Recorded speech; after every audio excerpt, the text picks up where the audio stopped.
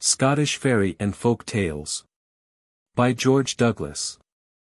Introduction. It is only within comparatively recent years that the homely stories in the mouths of the country people have been constituted a branch of learning, and have had applied to them, as such, the methods and the terminology of science. No doubt a very noteworthy gain to knowledge has resulted from this treatment. A curious department of research has been opened up, and light has been cast upon various outside things of greater importance than the subject of study itself. But, side by side with this gain to knowledge, is there not, involved in the method of treatment indicated, a loss to the stories themselves? Classified, tabulated, scientifically named, they are no longer the wild free product of nature that we knew and loved. They are become, so to speak, a collection of butterflies in a case, an album of pressed wild flowers. No doubt they are still very interesting, and highly instructive, but their poetry, their brightness, the fragrance which clung about them in their native air, their native soil, is in large measure gone.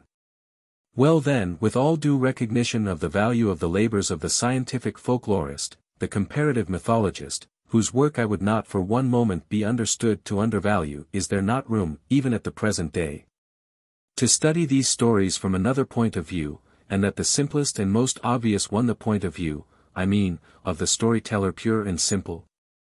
One would hope that the time had not yet come when the old tales, considered on their own merits, have entirely ceased to charm.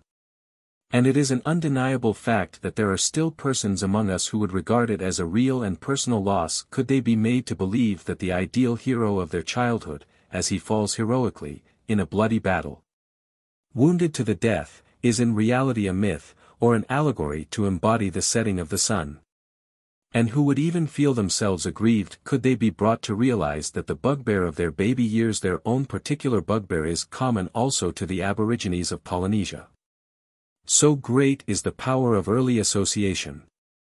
Well then, my proposal is to consider the tales of the Scottish peasantry simply from the literary, critical, or storyteller's point of view, from the point of view, that is, of persons who actually tell them, to whom they are actually told. I suppose that most nations, whilst their life has remained primitive, have practiced the art of storytelling, and certainly the Scotch were no exceptions to the rule. Campbell of Isla, who wrote about 30 years ago, records that in his day the practice of storytelling still lingered in the remote western islands of Barra, where, in the long winter nights, the people would gather in crowds to listen to those whom they considered good exponents of the art. At an earlier date, but still, at that time, within living memory, the custom survived at Polwy in Rossshire, where the young people were used to assemble at night to hear the old ones recite the tales which they had learned from their forefathers.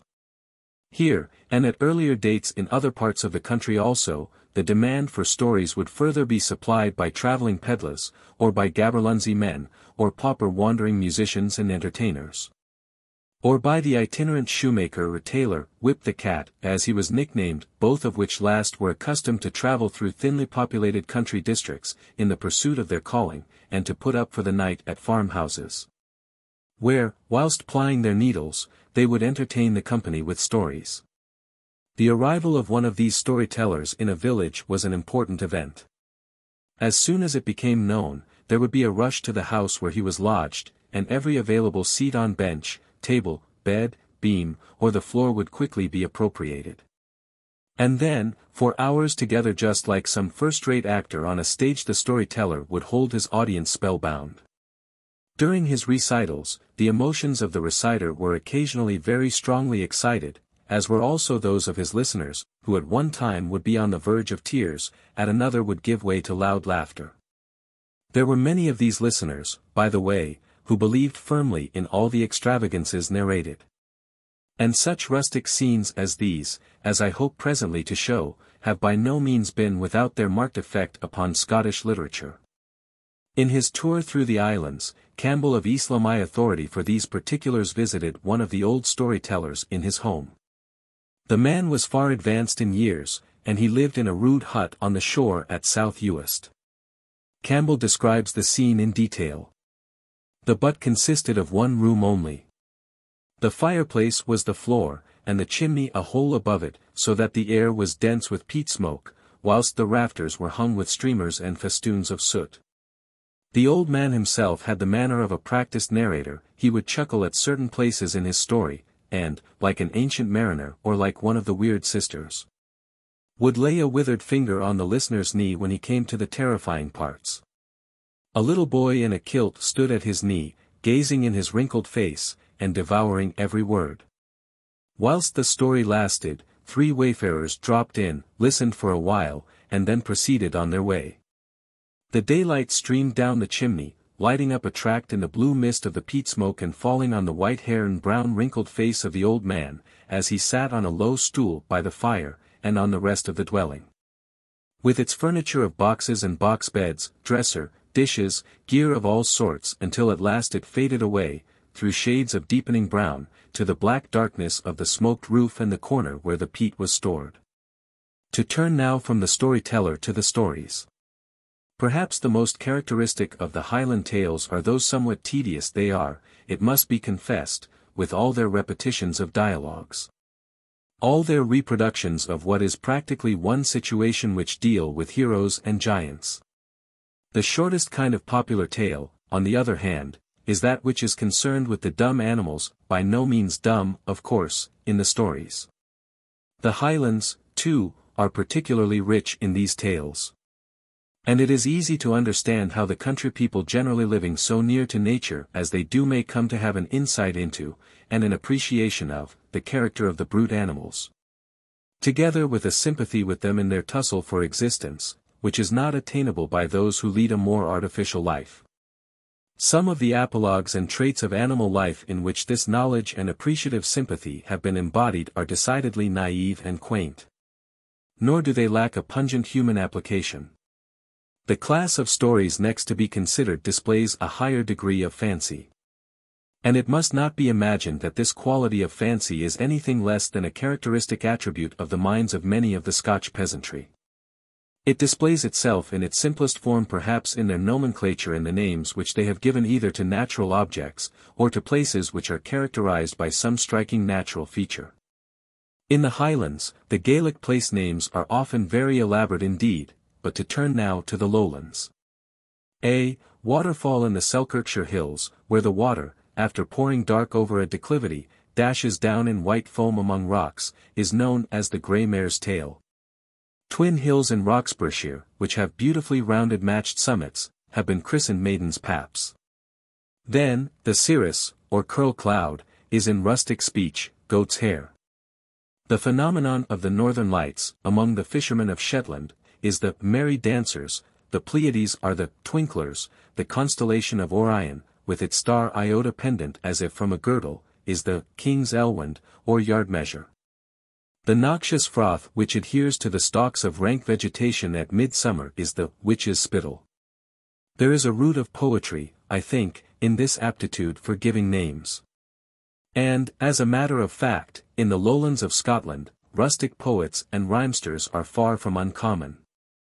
Nor are the peasantry, in their name-giving, wanting in literary elusiveness, that is, to the only book which has ever obtained universal currency among them.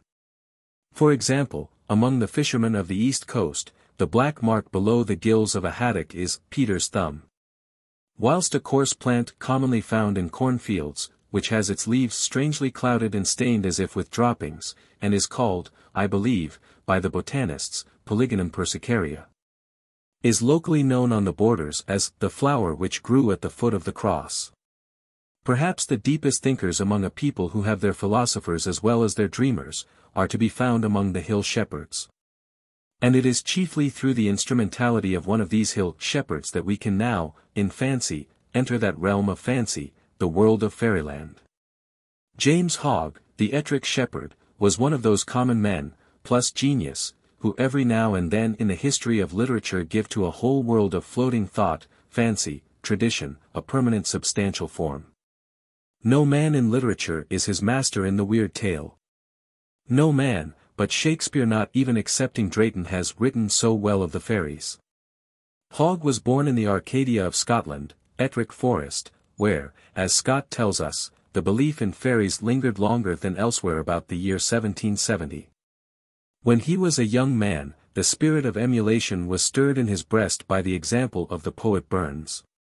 And so, as he wandered through the pastoral solitudes, keeping his sheep, he carried an inkhorn slung from his neck, and taught himself to write, and so committed his first poem to paper. And as he thus wandered and mused, he is said to have fallen asleep one day, upon a green hillside, to dream the dream of Kilmeny, and to bear her image in his heart for ever after. The story of Kilmeny is that of a girl of poetic nature, a lover of solitude, who, wandering alone at twilight, disappears in a wild glen among the hills. She is sought for by her friends at first hopefully, at last despairingly. No trace of her is found.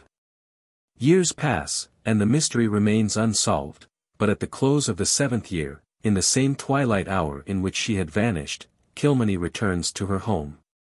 She has been rapt away by fairies, with whom the intervening years have been spent. But in the midst of fairyland, her heart still yearns tenderly to her home. And when 7 years have expired, and the fairies have no longer power to detain her against her will, she chooses to leave the life of pleasure which she leads among them, to return to the common earth. Such is an outline of the story. But the story is the least part of the poem. Its charm lies in its exquisitely flowing melodious verse, in its suggestion of the twilight world, and of a world of shadows, a land where all things are forgotten, in its wistful tenderness, in a word. In the unique and perfect aptness of the style to the subject. So magical, indeed, are the fairy touches throughout the writings of the Ettrick shepherd, that one might almost be tempted to dream that the experience with which tradition credits Thomas the Rhymer had been shared by this rhymer of a later day. As in England, tales of fairies caught sight of on the country green, at twilight or by moonlight, of services rendered by mortals to fairies and gratefully and gracefully repaid, find a place among the fables of the Scottish peasantry. But it is by no means in such airy, gracious, and harmless if not beneficent, creations as this that the genius of the Scottish nation finds its fancies most congenial food. That genius is upon the whole essentially a sombre one relieved, indeed, by a rough humour but tending most to an affinity with gloom. The hostility of nature, its permanence as contrasted with the transient character of man, its victoriousness in the never-ending battle waged against it by man, a battle in which he fights for life. In which he gains a few trifling and temporary advantages. But in which he must recognize from the first that he fights against impossible odds. These are facts which a barren soil and a bleak and stormy climate have thrust forcibly upon the Scottish popular imagination. And which have impressed themselves deeply upon it. The shepherd battling for his life, and for the lives of his flock, against the force and darkness of driving snow, is a far more characteristic Scottish figure than that of James Hogg asleep on the hillside, dreaming of fairyland. This gloomy view of nature has tinged the superstitious beliefs, and through them the stories of the Scottish peasantry. And upon the back of this gloomy view of nature has come a sense, stronger perhaps than is felt by any other nation, of fate and doom, of the mystery of life and death, of the cruelty of the inevitable, the pain of separation. The darkness which enshrouds the whole. In this sense the Scotch are a nation of pessimists. They have found their religious vocation in Calvinism, the gloomiest and most terrible of creeds. And the spirit which embraced Calvinism like a bride informs their mythology and their fireside tales. Their tendency to devil worship to the propitiation of evil spirits is illustrated by the hideous usage of the good man's croft, a plot of ground near a village which was left untilled, set apart for, and dedicated to, the powers of evil. In the hope that their malignity might be appeased by the sacrifice, and that so they might be induced to spare the crops on the surrounding fields. Of the state of superstitious dread in which some Scotch men passed their lives, Mrs. Grant, of Laggan, gives a further curious illustration when she tells us that, in the Highlands of her day, to boast, or to congratulate a friend, was to rashly court retribution. Whilst to praise a babe upon the nurse's arm was to incur suspicion of wishing to bring down ill upon its head. Holding such beliefs as these, it is not to be wondered at if, in their stories, the Scotch are the past masters of the weird. Their very nursery tales, many of them, would appear to have been conceived with a view to educating, for some strange purpose or other, the passions of horror and sorrow in the child to whom they are told.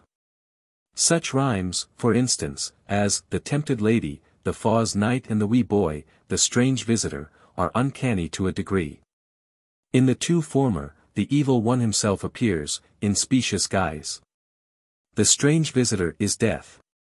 The nursery ballad of the Croodin Doo, a term of affection applied to a child, is as full of combined piteousness and sinister suggestion of underhand wickedness as any little tragedy of its length could well be. The suggestion is that of a man's childless, lawful wife bearing a bitter grudge against another woman who has borne him a child. The babe returns from a day's outing, and is questioned by his slighted mother as to where he has been, and what he has done. But he is tired, and cries out to be put to bed. The jealous woman, however, persists in her interrogatory, and asks him what he has had for dinner. He replies that he has dined on a little four-footed fish. The eft, or newt, is, like the toad, in the common superstition, venomous. And what was done with the bones of this singular fish, asks the woman. They were given to the lapdog. And what did the dog do? After eating them, he shot out his feet and died. There, with admirable art, the ballad ends. Its effect is immensely heightened by a burden, or refrain, in which, at the close of every verse, the child, with wearisome iteration, and with childlike importunity, cries out to his mother to make his bed soon. This little song of child life is queer fare to set before a child. Stoddart, the tourist, long ago pointed out the contrast between the fairies of the English popular mythology and those of the Scotch. And certainly the delicate, joyous, tricksy, race of moonlight revellers whom we meet in the pages of Shakespeare are scarcely to be recognized as belonging to the same family with the soulless, man-stealing creations of the Scottish peasant's fancy.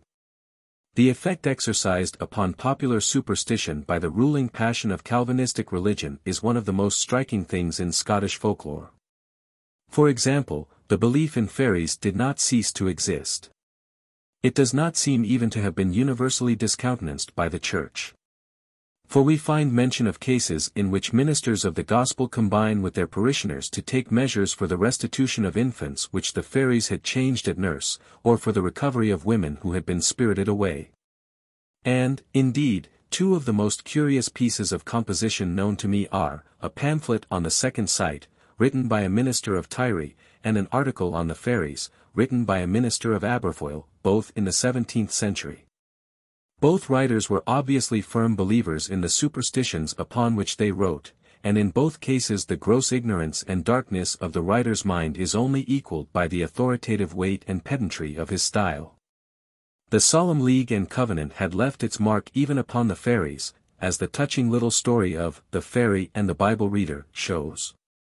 The fairies, and that rough, grotesque, humorsome, but good-natured figure, the Brownie, occupy, however, but a small space in the popular mythology in comparison with such shapes of awe, of terror, or of ill omen, as the ghosts.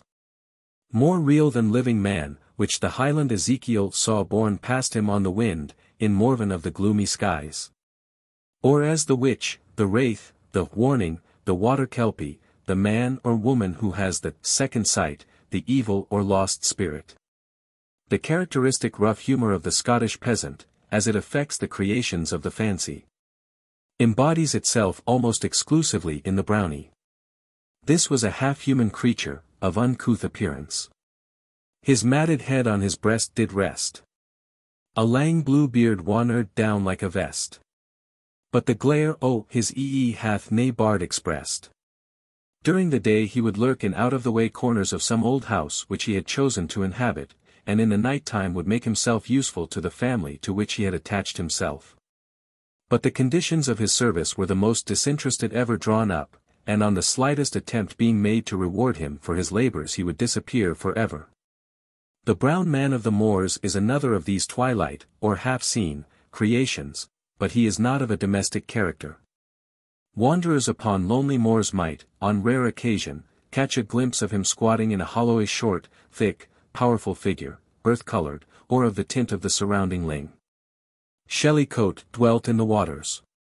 He was accustomed to appear decked out with the spoils of the sea, his coat being hung with shells, which clattered as he moved. And his delight was in mischief, such as, for instance, like the spunky, or will-o'-the-wisp, in leading travellers astray.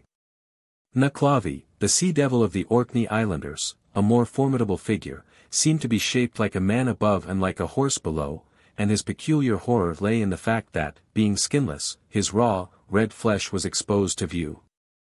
Then there was the river horse, a supernatural being supposed to feed, in the shape of a horse, on the shores of Loch Lothian, and when disturbed to plunge into its waters. The river bull emerged from the lake to visit the cow pastures. And there were cowherds who pretended that they could distinguish the calves of which he was the sire. Most of these creatures of the fancy are peculiar to the Scotch. And one cannot help fondly speculating as to the poetic use which Shakespeare would have made of them, had they happened to be among the associations of his childhood. But a more subtle water spirit than any of those yet mentioned was the Kelpie, whose appearances were generally timed either to give warning of death by drowning, or to lure men to a watery grave. The Kelpie story of the doomed rider, to be found in the present collection, admirably illustrates the sentiment of fatalism inherent in the Scottish peasant's mind. In illustration of the kindred feeling of the malevolence of nature, inherent there also. The poet Alexander Smith has aptly quoted the following popular rhyme dialogue in which two rivers are supposed to be the speakers. Said Tweed to Till, "What gars ye rin sae still?" Said Till to Tweed, "Though ye rin wi' speed, and I rin slaw, for every ane that ye drun, I drun twa." Here it appears that the elements are our enemies, and war against us to the death. But, beyond a doubt, the most valuable element in the peasant tales, considered from the poetic standpoint, is not the fanciful or the imaginative element, but the human. This is, in some cases, brought out in extraordinary strength by the juxtaposition of the supernatural. Space allows me to cite but a single instance. By far the strangest, the most startling, and to us the most incomprehensible, of all the Scottish superstitions is the belief in the periodical return of the dead to their former homes, not as night-walking ghosts, encountered only by solitary persons in the dark, but as social beings, come back to join the family circle, and share in its festivities, in short, in the old phrase, come back, to dine and dance with the living. How anything so incredible should ever have come to be believed we may well be at a loss to understand. Yet believed it seems to have been. There are two of the old ballads which are concerned with the belief, and they are two of the most beautiful which have come down to us. The fragment entitled The Wife of Ushers well sets forth how a thriving countrywoman made provision for her 3 sons by sending them to sea.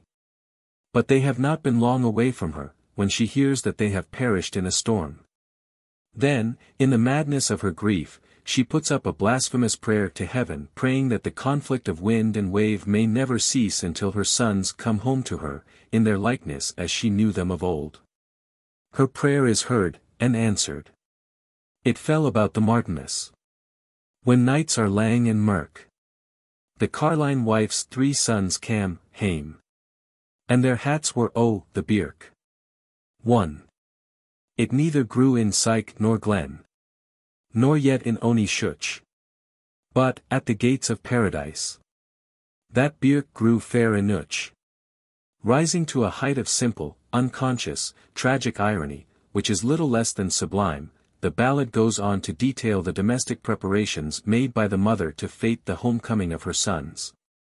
In a fever of happiness over the restoration of her lost ones, she issues her orders to her maids. The fatted calf is slain, and so on, and a brief hour of joy goes by. Then, as it grows late, the young men betake themselves to rest. The mother has prepared their bed with her own hands. But the dawn draws neat, the period of their sojourn is almost up. The cock crows, and they recognize the signal for their departure. Up then crew the red cock. And up and crew the grey. The eldest to the youngest said, "'Tis time we were away." The cock he hadna crawed but ance, nor clapped his wings at a. When the youngest to the eldest said, "Brother, we must awa. The cook doth craw, the day doth daw. The channerin worm doth chide. Gin we be missed out o' our place, a sair pain we maun bide." Then, fare ye weel, my mither dear. Farewell to barn and byre. And fare ye weel, the bonny lass. That kinless my mither's fire. In this instance, the superstition of the return of the dead to their homes, to visit their friends, is complicated with the idea of punishment for a rash utterance or impious prayer. But in the other ballad which deals with the same theme, the Clerk's Twa's Sons o' Ausenford, the fundamental idea appears in its simplest form. In other respects the two stories resemble each other. Except that, in the second case, the young men, 2 in number, are represented as paying the penalty of death like the cavaliers of the Tour de Nesle, for a little of dear-bouched love, and that their homecoming is timed at Christmas. These two tales are probably the wildest in the whole range of Scottish popular story, but, wild as they are, they contain, I think, a distinct and deep human significance. It will be observed that, in either case, the homecoming of the dead is placed at a season of relaxation and festivity at Martinmas, namely, in the one case, and at Christmas in the other. At such seasons as these, the thoughts of the working people, set free for a space from their daily occupations, are at liberty to wander. Whilst it is a fact that the annual recurrence of such red-letter days, or landmarks in time, with their familiar accompaniment of ceremonies and usages, bring bygone years before the mind with a peculiar clearness, or, at least, brings them before the minds of people who lead simple, monotonous lives, with few events to vary them. Nothing is commoner at such seasons than to hear people refer to the friends whom they have lost since that time last year, dwelling, as they do so, upon the characters, ways, and particular acts of the departed. Well, from this peculiar vividness of mental realization, it is, for a bold and poetic imagination, but a single step to conjure up the actual bodily presence of the lost ones. Hence may have arisen these wild stories.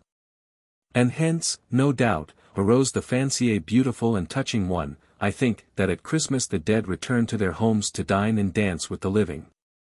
The few specimens at which we have now glanced must suffice to illustrate for us the more striking characteristics of the Scottish peasant tales generally, these characteristics being, as I take it, first, an ever lively and inventive fancy. Secondly, a powerful imagination. The Scottish peasant storyteller is, like Homer, epsilon phi alpha nu tau alpha sigma omega tau omicron, ca sibi res, voces, actus, secundum verum, optimi fingit, as Quintilian hath it, we should say, perhaps, that he had poetic vision. But the phrase does not cover quite the same ground.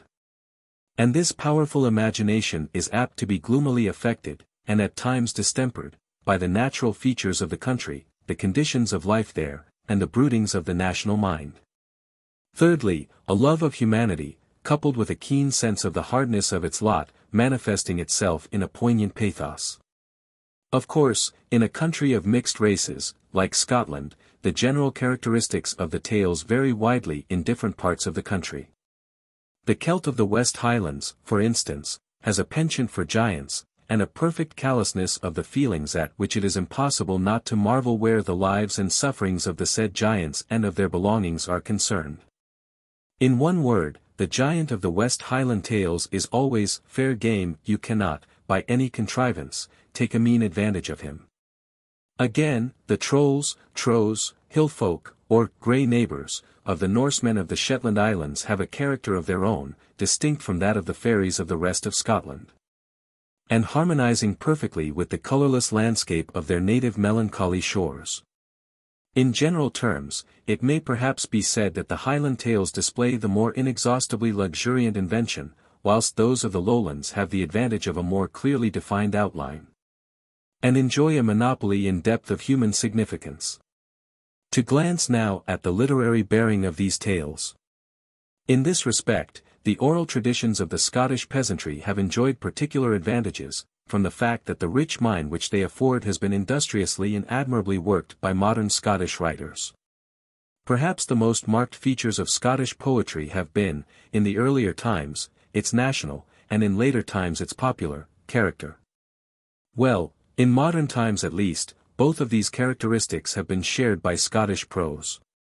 This may not indeed be true, or at least not without large reservations, of the writings of Smollett, but, from Smollett's day onward, the Scottish prose belles lettres have been essentially a growth of the soil. And the Scotch men who have laboured the field of popular tradition have been far from working it upon the lines of such writers as, for instance, Musaeus, Tieck, and La Motte Fouqué, making the popular tale a mere foundation upon which to rear their own structures of philosophy or fancy, and often transforming it almost, if not quite, beyond recognition. Neither have they worked in the spirit of such a writer as Théophile Gautier, who, though he would sometimes use the popular tale as material to work on, had, in this regard, nothing national about him. Being before all things a stylist, an artist, pure and simple, indifferent, isolated from ties of country, from ties of kindred, almost from ties of humanity. The Scottish writers, on the other hand, are, in the first case, objective, and, in the second, highly national. First and foremost among these writers ranks, of course, Sir Walter Scott. Neglected as, in comparison with his other books, his border minstrelsy has been, the fact remains that he produced no more highly characteristic work. Whilst of that great literature of fiction of which he afterwards became the author, the best and most vital parts may, I think, truly be said to have their roots in the hearts of the people. And the further he departs from that source of his inspiration, the less valuable his work becomes. Though not born in the peasant class himself, Sir Walter knew the Scottish peasantry, in his own way, as few men have known them, and he lived on terms of friendly intimacy with his valued Tom Purdys and Swanstons, and of close literary confidence with such men as William Laidlaw and Joseph Train. The two writers who rank next in the group alluded to were, however, peasants born. James Hogg has already been spoken of. Allan Cunningham, born in 1784, was a son of the land steward on the estate on which Robert Burns occupied a farm, a circumstance which, no doubt, had its effect in stimulating the poetic impulse that was in him. On growing up, he adopted the trade of a mason. An antiquarian, Cromek by name, was at that time engaged in forming a collection of remains of Galloway and Nithsdale song, on the model of Percy's relics. And he applied to young Cunningham to collect old poems for him. Honest Allan, as his friend Thomas Carlyle styled him, was not successful in his quest. But, nothing daunted, he set to work to compose songs and ballads which, if they could not in the nature of things possess the quality of age, should at least be as good as old, or better if possible. These he transmitted to his employer, without explanation. Cromek's love for antiquity would appear to have been a pure passion, inasmuch as he seems to have loved it for the sake of any chi delta omicron or profit, which was to be derived from the attachment, and for no other reason. He was delighted with his young correspondent's contributions to the remains of Galloway and Nithsdale song, and Cunningham's literary career was thus begun. His traditional tales of the English and Scottish peasantry are perhaps the best of the many books which he wrote, and are especially distinguished by the sweetness of his style, and by the picturesque traits of old-fashioned country life and the exquisite touches of fresh nature painting in which they abound. After Cunningham comes Campbell of Isla, born in 1822. He was of gentle birth, but understood, and sympathized with the peasantry. A proficient in the Gaelic language, he went about on foot among the people of the West Highlands and Islands like a sort of Romany Rye, or like Cat Skin, the wandering young gentleman of the Garland, and got them to tell him stories, which he accurately noted down. In his writings, therefore, we get the stories as nearly as possible in the exact words in which they were told. He died about 6 or 7 years ago. Then there is Dougal Graham, the chapbook writer, who has been called the Scottish Rabelais. He began life as a chapman, and came in course of time to be Skelett Bellman of Glasgow. His magnum opus is a metrical narrative of the Jacobite Rising of '45, in which he himself took part. And to him are also attributed the invention of Turnhamspike, and John Cheap, and the history of the witty exploits of George Buchanan, the King's Jester. Then, after Graham, come Robert Chambers, whose fame as a publisher has somewhat obscured his well-earned fame as a writer, Hugh Miller, the geologist, and, among men of merely local reputation, James Telfer, of Sawtrey, and many others. Literature takes the life of tradition, and then embalms the dead body. What stories, then, have taken the place, as genuine peasant tales, though belonging to a period of decadence, of the old stories which introduced the supernatural and have ceased to be believed. Well, there are a variety, which do not tax the power of credulity quite too far. Stories of old local battles, for instance, and of how some neighboring stream, or river, ran discolored with blood for 3 whole days after the fighting. Stories of buried treasures. There is the English knight whom Jock of Heaviside slew, and who lies buried, in his silver armour, not far from Agricola's camp at Pennymuir. Then there is a neighbouring treasure which lies, wrapped in a bullock's hide, buried in a hill. It is said, circumstantially enough, to have been concealed by 2 brothers, in time of war. But is described, with judicious vagueness, as lying exactly midway between 2 places, only one of which is known. A third treasure is more particularly localized. The field in which it lies buried is well known. But if any man set spade in that field to dig for it, the sky, we are told, will ere long grow dark, and a muttering of thunder will be heard, and a flash of lightning seen. This story certainly does trench perilously near to superstition. Then, again, there are other treasures, with which even if one did happen to light upon one of them it would not be safe to meddle. They are supposed to have been buried in a time of the plague, perhaps as sacrifices to appease some unknown power, and the infection of the pestilence is supposed to have been buried with them. So that, were they to be unearthed, the plague would probably break out again. On the sea-coast sunken treasure ships take the place of buried treasures. Then there are the stories of mysterious caverns, into which people enter, but from which they do not come out. There is one cave of this kind into which a huntsman and a pack of hounds are said to have pursued a hunted fox. But from which neither fox, hounds, huntsman, nor horse, were ever known to emerge again. Then there is another cave into which a piper penetrated, playing upon his pipes. He never came out either. His music was listened to for a long time by persons at the mouth of the cavern. At first it was loud and cheerful, then it grew fainter and fainter, more plaintive and more plaintive, until at last it died away in the bowels of the earth. Then, there are kindred stories of subterranean passages of great length, sometimes said to have been fashioned by the monks uniting ancient castles or religious establishments. Then, there are modern varieties of the hero tale, stories of fights, and of adventures by flood and field. A favorite one is that of a prodigious leap taken by the hero in escaping from pursuit. There are, also, stories of remarkable local characters, that desperate ones being preferred. There is, for instance, the skeptical country gentleman, who, having led a merry life and scoffed at the minister, preserved at least the virtue of consistency by leaving directions in his will that he was to be buried, in a vaulted chamber. Seated at a table, with a churchwarden pipe in his mouth, and a bottle and a glass before him. Or else there is that other reprobate, who, when lands were gone and money spent, resolved to put an end to his life. So he blindfolded a favourite mare, mounted her, and rode towards the cliff heads. There he put her to the gallop, and prepared for a leap into space. But, just as she reached the brink, by some instinct the blind mare swerved and turned. He set her at the frightful leap again, and again she refused. And, after a third failure, he is said to have seen the error of his ways, and to have ridden home, and from that day to have led a reformed life. Then, lastly, there is the murder tale, the narrative of some desperate deed. It must not be hastily classed with the literature of the penny dreadful and the shilling shocker order. For, whatever may be the shortcomings of Arcady, vulgarity at least is not one of them, and the peasant tales never sink to so low a level as that. Blood may be spilt in them, and spilt freely it often is. But there are always present redeeming touches of fancy, of poetry, of character painting, of the picturesque, to raise the terrible histories from the rank of the sensation novel, to that of the poetic tragedy. What, in conclusion, is there in these rude old wives' tales, to justify their withdrawal from the limbo of forgotten things?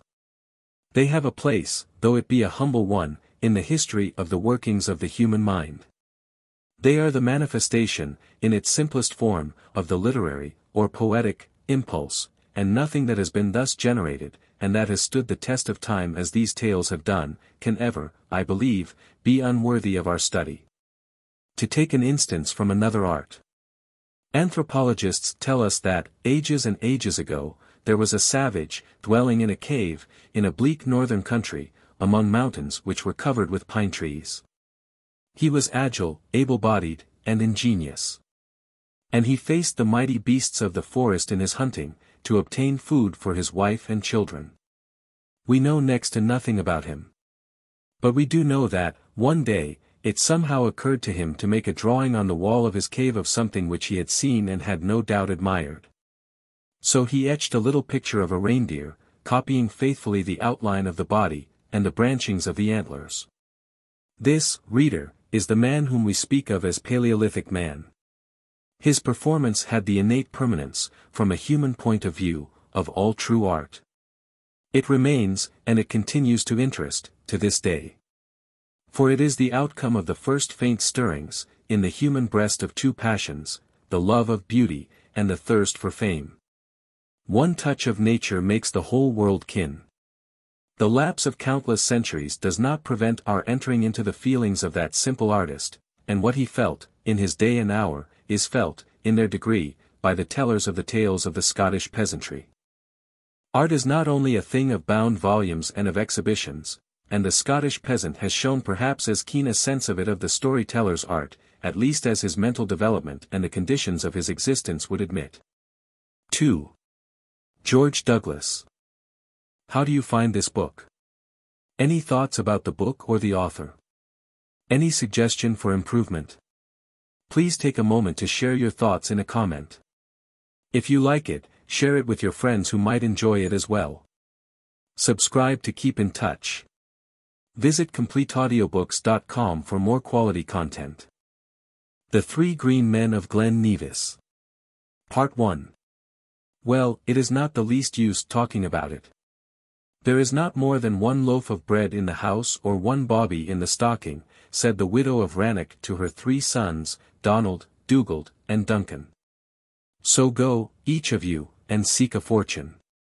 And if a fortune you get, don't forget your old mother, for she's tried to do her best by you for many a long day. And Donald, Dugald, and Duncan all agreed that she spoke the truth, and that the best thing they could do for her now was to go at once, returning as soon as good fortune would let them. So the widow of Rannoch divided the loaf into 4 portions and gave a bit to each, putting it in their wallets, and keeping 1 bit for herself. Then she gave them her blessing, and off they started. Now, they set their faces towards the west, where lay the great ocean. Perchance they would get a passage there in a ship to the south, where the bright gold lay for the gathering, and that would be much better than making for the east, where every one was as poor as themselves, they knew already, only too well. Over the moor they trudged, and Donald sang a song to cheer Dugald and Duncan, and, when he was tired, Dugald told a story to while away the time for Donald and Duncan. When his story came to an end, Duncan was just going to show them some other kind of diversion, when he stopped, seized both of his brothers by the arms, and, pushing them before him into a peat-hole, bade them for their life's sake bide among the high hags at its side, and not utter a syllable, or make the slightest sound. For, said he, I see the witch of Ben E. Breek coming in the distance towards us. And, sure enough, there she was, coursing over the moor in a direct line with them, waving her magic staff. As she strode over the pools, the water splashed upwards in brown foam before her. As she clambered over the peat hags, the divots and turves flew away on every side. As she swept along the dry path, the dust and clouds whirled behind her like an attendant spirit. So she passed by them, without a thought of human creatures being so near to her.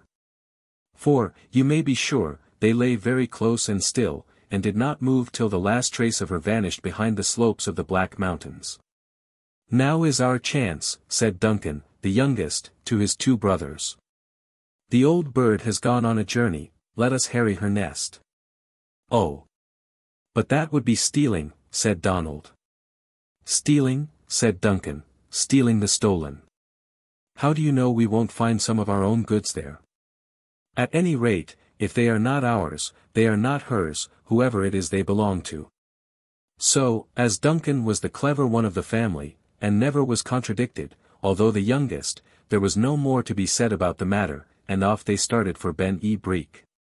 It did not take them long to arrive at the summit where the witch's home was, and where her well can be seen to this day, for they were anxious to get through the business as soon as possible before the good lady should return. And they were brave lads and had stout hearts for a stiff bray, and fear gave them an extra toe to each foot, as the saying is.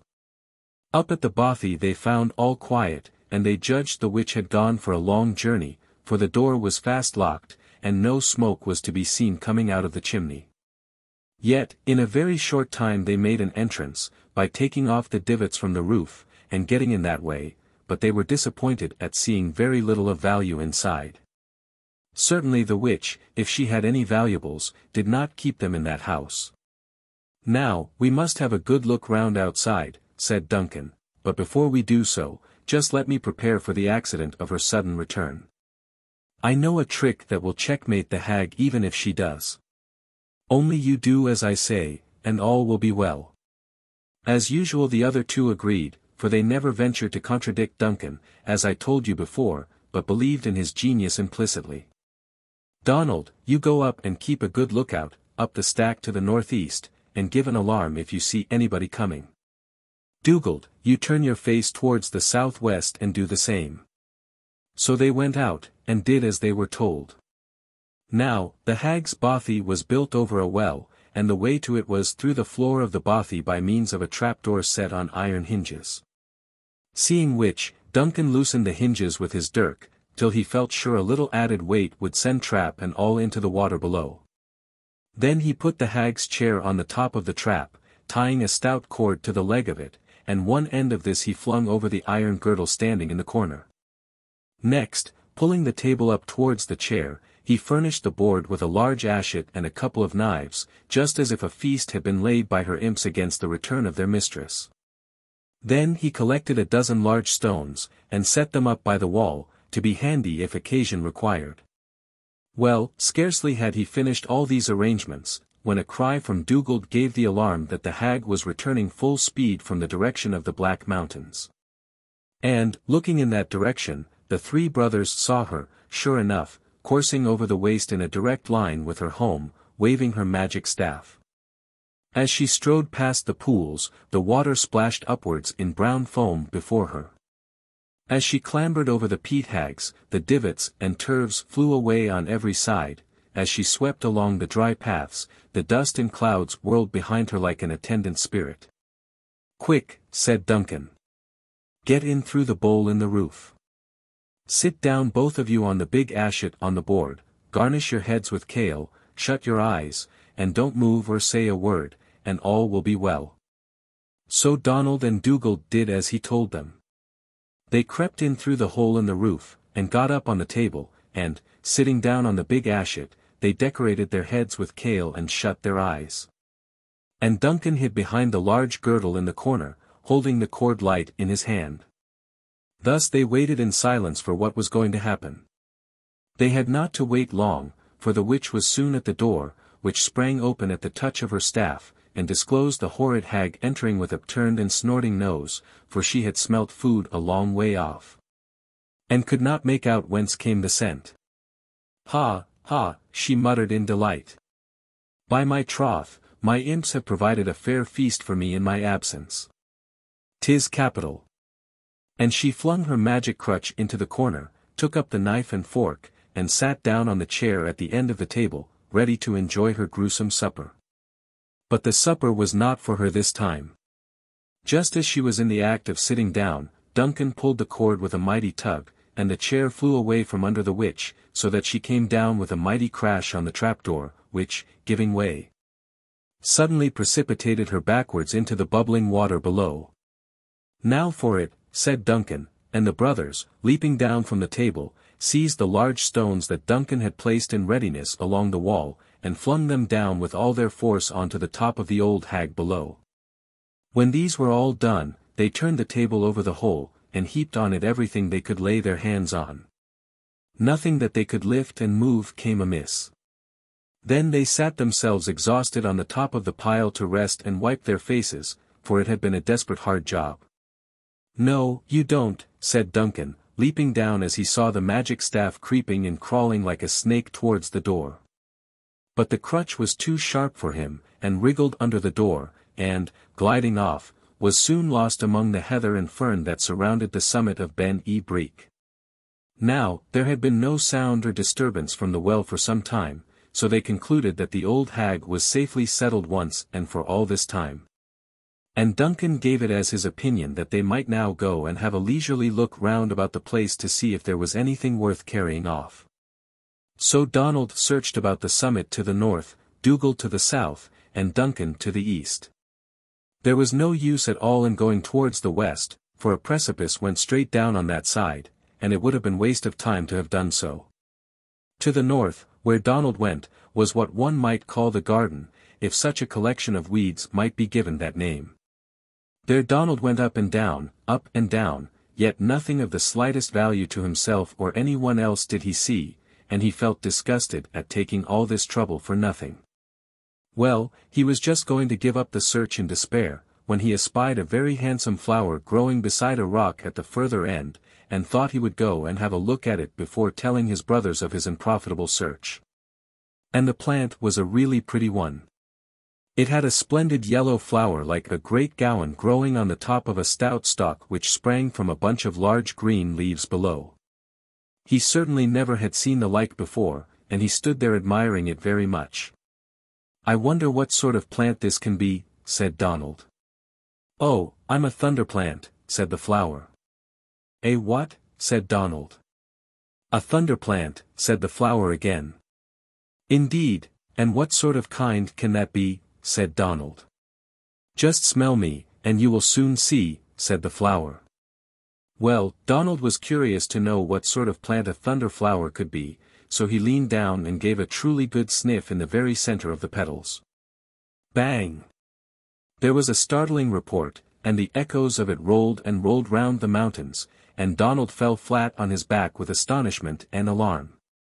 "Well, we live and learn something new every day, certainly," said Donald as he got up rubbing his legs and elbows. "I'm not sure but that you would be a good companion in a pinch, if you could always do that when you were asked." "I don't object to going with you as a companion," said the flower. "Dig me up carefully, and put me in your wallet. I may be of some use to you on the way." So Donald dug the thunder plant up carefully with his knife and put it in his wallet. "At any rate I shall not go home empty. A plant is better than nothing," quoth he, "though of what use a thunder plant may be to me I assuredly do not know at present." "Time will show that," said the thunder plant. "I will it," said Donald. In the meantime Dougal, the second brother, had gone to seek for treasure on the south side of the bothy. Here at first he sought most carefully, but could discover nothing of even the smallest value, and, like Donald, getting tired of seeking, he was almost giving up the hunt in despair, when he heard, or thought he heard, a strange, weird chuckle, like laughter, proceed from behind a heap of rank grass in the shade of the wall. Examining more closely, he discovered the cause of the noise in a queer-looking grey hen, seated amongst the rubbish. She had a bright red comb and a yellow beak, and from her eyes came such a strange look, unusual in an ordinary fowl, as she fixed them upon the stranger, that Dougal at once understood the bird was something decidedly out of the common. "Dear me," said Dougal, "what sort of fowl are you?" "A thunder fowl," said the bird. "What?" said Dougal. "I believe I answered loud enough," remarked the bird, "a thunder fowl." "Oh, I beg your pardon," said Dougal. "You did so, but my good mother has kept poultry for many a long year at home, and I have never seen the sort before, and that astonished me. Put the coop over my head, and leave me in the dark for a short space. Then take it off suddenly, and you will soon find out all about it," said she. Well, Dougal did not like to refuse so civil-spoken a request, especially as it was owing to his curiosity the bird suggested the proceeding. So he put the coop over her head, and counted maybe 20, and then lifted the coop off again. To say that he was astonished at the terrific crow the fowl emitted is not an adequate expression, he was startled out of his wits. No thunder could produce so mighty a report, or echoes more loud among the mountains, than the sound which came up under his nose when once more the light shone upon the red hackles of the thunderfowl. And Dugald fell flat on his back with astonishment and alarm. "What do you think of that?" said the fowl. "You don't belie your name," said Dugald, getting up and rubbing his legs and elbows. "Don't do that again without giving me warning. Still, you would not be a bad companion at a pinch, if you could trumpet like that whenever you were asked." "Well, take me with you as a comrade," said the fowl. "It's cold enough and lonely enough living up here, anyway." "I can carry you in my wallet, if you don't mind," said Dugald. "Capital," said the fowl, "only, don't cover my head, or you may be startled when you least expect it." So Dugald put the thunderfowl in his wallet, and her head looked out through a hole in the top, and, quite pleased with his discovery, he went to seek his brothers. Now, as for Duncan, the youngest brother, he went as was arranged to the east side of the mountain, to see what he could find in the way of a treasure, and, like the others, it was not long before he got dead tired of searching.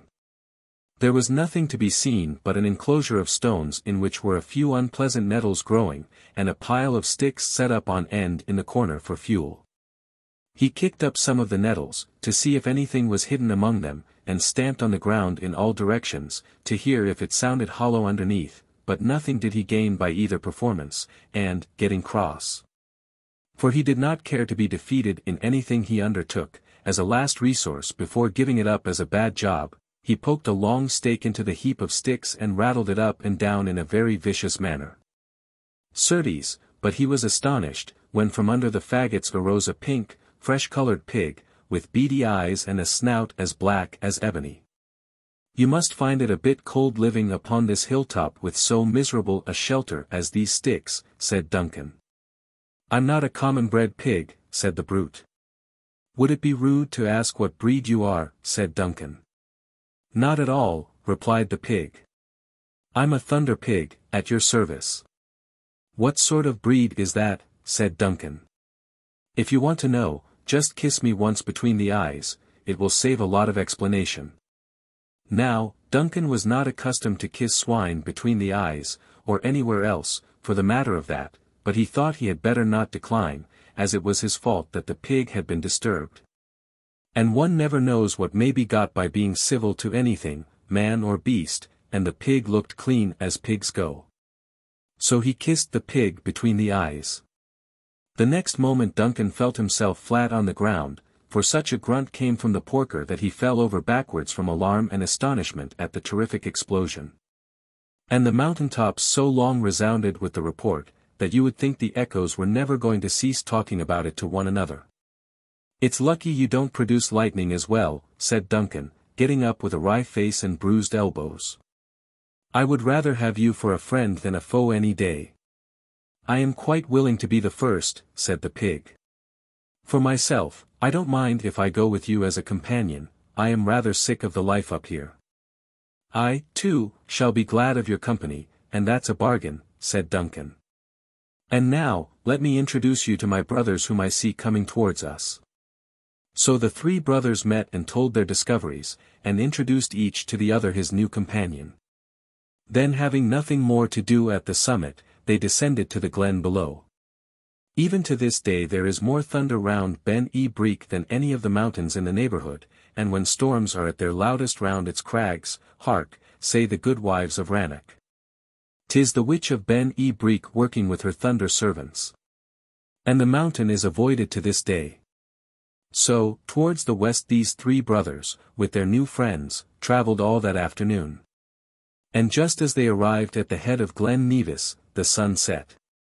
So they rested for the night under the shadow of Benny Beg, since not for all the world would they have ventured to pass through that glen after nightfall for fear of the three green men who inhabited it. And who were reported savage and fierce to all travellers. Part 2. It was very early the next morning that the three brothers arose, for Dugald had put the thunderfowl under his plaid when they went to sleep, quite forgetting what would happen if he took it off suddenly in the morning sunshine.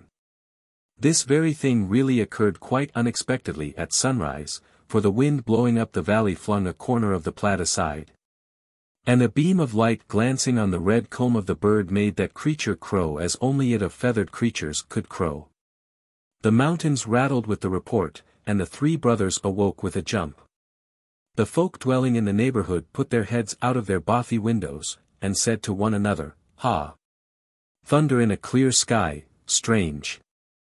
And a good many things, both man and beast, awoke that morning earlier than their usual. But our heroes knew better by this time what it was. And so they arose, and slung their wallets over their backs, and, with the Thunder Pig trotting beside Duncan, they proceeded on their way.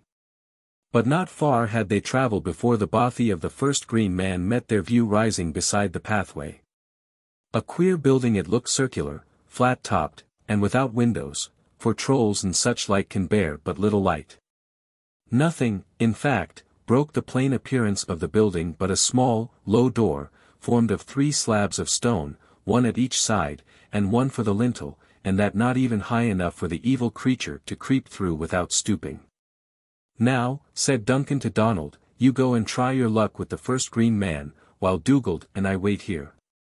When you give us a call, or require assistance, we shall be at hand." Donald did not dispute the matter with Duncan, for, though the youngest, he was the cleverest. "But I told you that before." So, taking up his wallet, which contained the thunder plant, he went to the bothy of the green man and gave a good rap at the door. "There is nobody at home," said the troll within, "go away." "But it is just that nobody I want to see," said Donald, and he gave the door a kick and crept in. There he saw an ugly troll, squatting by a turf fire, and that troll had green eyes and a green plaid mantle cast over his shoulders, and green hair twisted in plaits hung down behind. "That's a very vulgar trick to play in another man's house," said the troll. "What is your business?" "Oh, I am come about a situation, perhaps you may want a servant," said Donald. "No, no, go away," said the troll. "I have enough to do to find room for myself." "But just listen," said Donald, "I am a first-rate gardener, and could put your kale patch in order in a jiffy. It is desperate untidy, and I am sure it wants tidying badly." "Oh. Very well, then, go and dig your fill in the garden," said the troll, with more urbanity than Donald expected. "Go along and dig, go along and delve."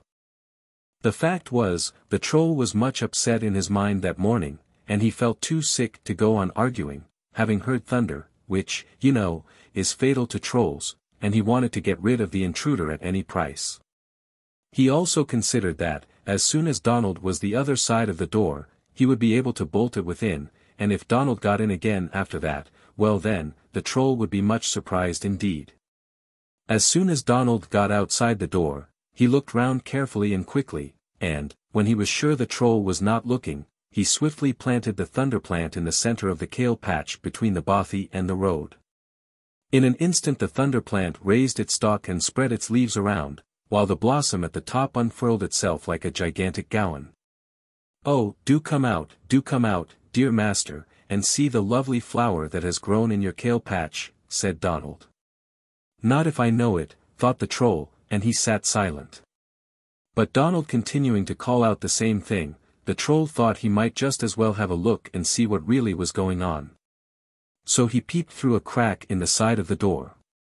And astonished he was at the size and beauty of the plant. He could not make out for the life of him how the plant got there, he had not seen it before.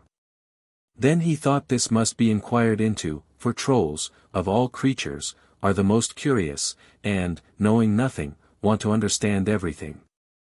So the troll forgot all about the thunderstorm, and opened the door, putting his ugly head through the aperture. "What's the use of that plant?" said the troll. "Oh. It has the most lovely smell you ever smelt in the world for one thing," said Donald. "Come out and smell it." "Smell it yourself," said the troll. "I have already done so," said Donald, and was so astonished. Which was anything but a story on his part, you will readily admit. "Bring the plant here," said the troll, "for I won't come out for you or any plant." "Oh, then," said Donald, "I shall carry it down the glen somewhere else, if you don't think it worth coming out even to smell it." Now to think anything of his was being carried off made the troll very angry. Also he was seized with a desire to smell the plant, so he persuaded himself there was no danger in going out just this little way. Throwing open the door, he crawled out, waddled up to the thunder plant, and took a good long sniff with his ugly snout. Bang! And you know what happened then. But the troll, thinking that the thunder was bursting under his very nose, as in truth it was, fled helter-skelter back to his bothy so swiftly, that, forgetting to bob his head on entering the low doorway, he dashed his brains out on the lintel and fell dead on the threshold, and that was the end of him. Then Donald cried out to his brothers, and they came running up, and these three together ransacked the bothy, finding, as they expected, gems and jewels, silver and gold, hidden in the four corners. Besides a lump of fiery-colored crystal above price, stowed away below the hearthstone. Now, Donald, do you stay here, said Duncan. Keep what you have fairly earned, while I and Dugald go a bit further on and try our luck with the other two green men of the glen. So Donald stopped behind and waved a farewell to his two brothers as they went down the valley under the shade of Ben Nevis. And it was not long before they saw a round tower like the first, built in the middle of the glen close to the roadside. That's the bothy of the second green man, said Duncan. Go you, Dugald, and try your luck. I will wait for you here with the thunder pig till I hear you call out. So off Dugald went with the thunderfowl looking out of his wallet. Is any one within? Said Dugald, rapping with his stick at the little, low door. No, said a harsh voice, which he knew was the troll's, go about your business. A word with you first, said Dugald. That word will be your last, then, said the troll, if you don't move on. Flatly, I won't move on, said Dugald, I must and will speak to you. In the name of all that's ugly, tell your business, then. Said the troll, opening the door and showing his hideous green face to Dugald. Well, said Dugald, I am a master cook, and cook broth out of nothing, and I am on the lookout for a situation. Now the troll considered for a moment. He had not had a good meal for a day or two, owing to the thundery weather, especially to the violent reports heard both yesterday and that very morning, and being unable to go out and procure food, and feeling really very hungry. The thought of broth made his chops water. Besides, said he, what need have I to be afraid of this intruder? If he fails in his cooking me the broth, it won't take long to destroy him and stew him into broth instead. So he said aloud, broth, indeed. Well, cook it and serve it. But if you fail, and it proves not savory to my taste, cook or no cook, off goes your head in a trice, and he scraped and scrubbed a long dirk on the threshold to sharpen it and to give point to his words. Oh! You'll find it savory enough to last for a long time, said Dugald. Give me that kale pot with the cover on it that I see lying behind the door.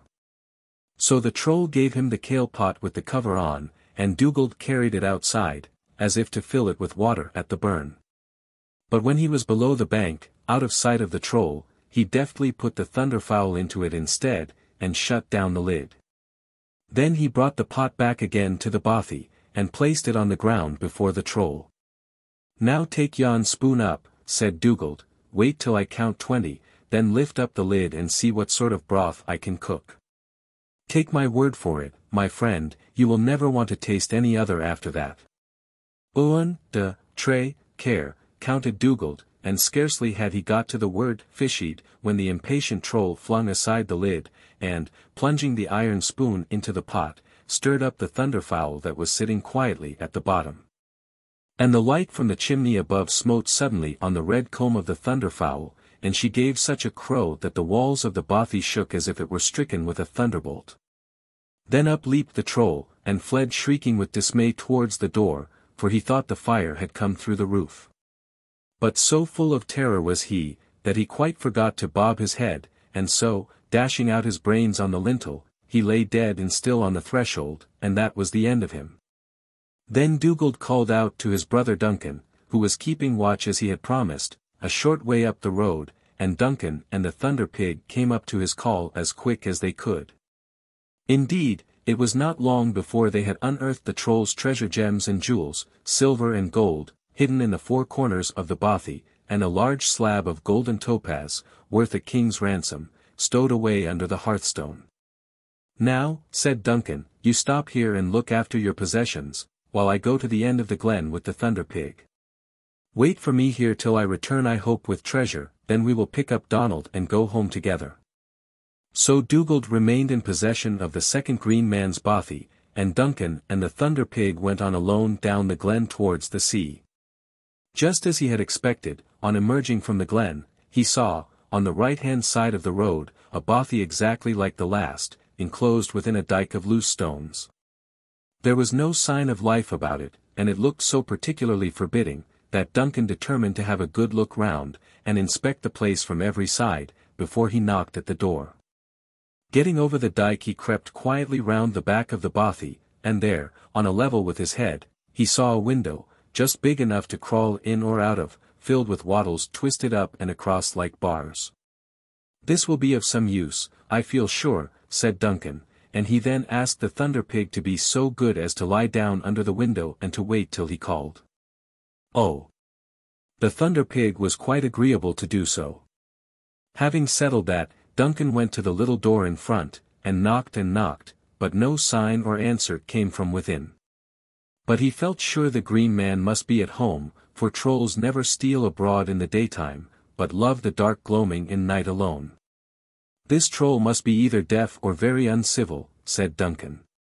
And so saying, he took a short run and gave the door such a fierce kick that he sent it crashing inwards, bolts and fastenings flying into the middle of the chamber. "How dare you intrude in my bothy, you good-for-nothing scamp, you!" said the troll, for, of course, as soon as he saw there was no further use of concealment, the ill-omened creature emerged from behind a heap of turf in the corner. "How dare you kick my furniture about in that way? Where are your manners? I tell you, if your parents ever taught you any, they taught you them upside down." "Oh," said Duncan, putting on an air of complete composure, "I heard you were a bit lonely, and so I came in to call on you in a friendly sort of way in passing." "Who told you I was lonely?" "I'm not lonely, d'ye hear?" screamed the troll, "I'm not lonely. And I don't care if she never comes back again." "Oh ho," thought Duncan.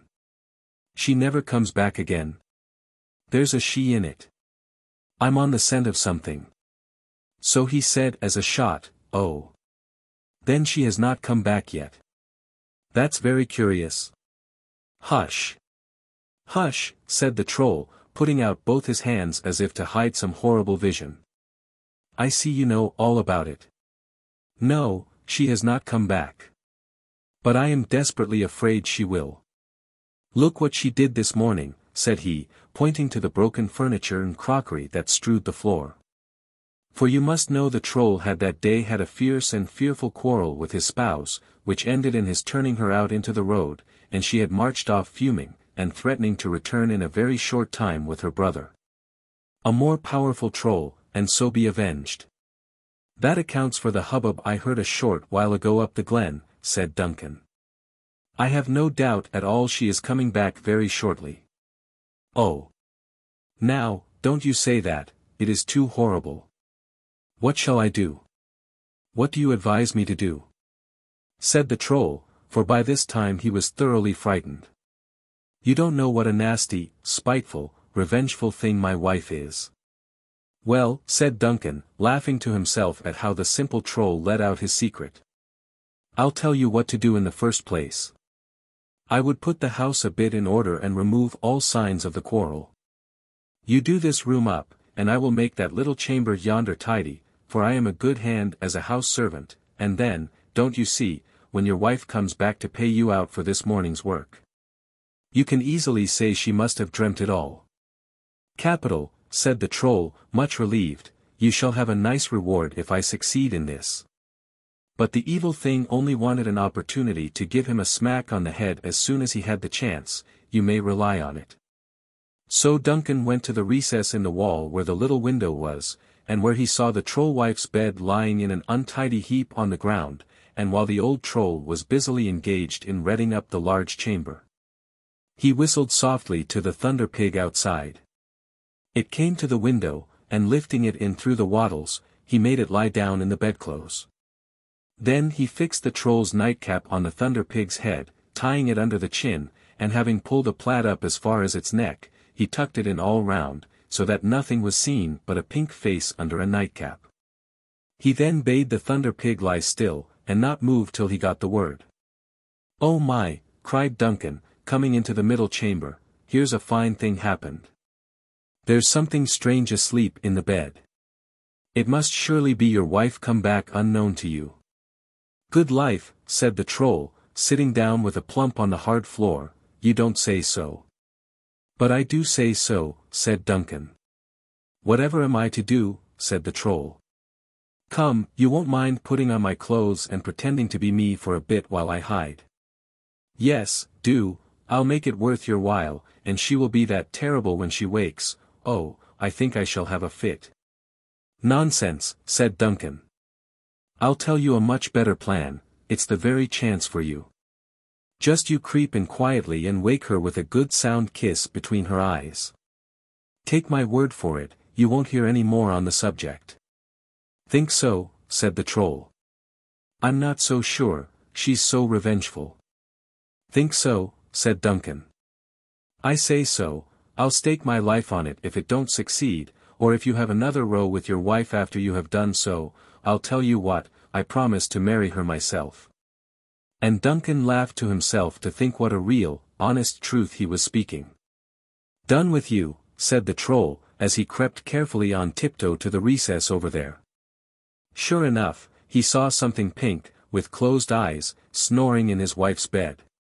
So without more ado or further investigation, for now he was alarmed to think his wife might wake up before he gave her the peacemaking caress, he bent over the sleeping figure and gave it a good sound kiss between the eyes.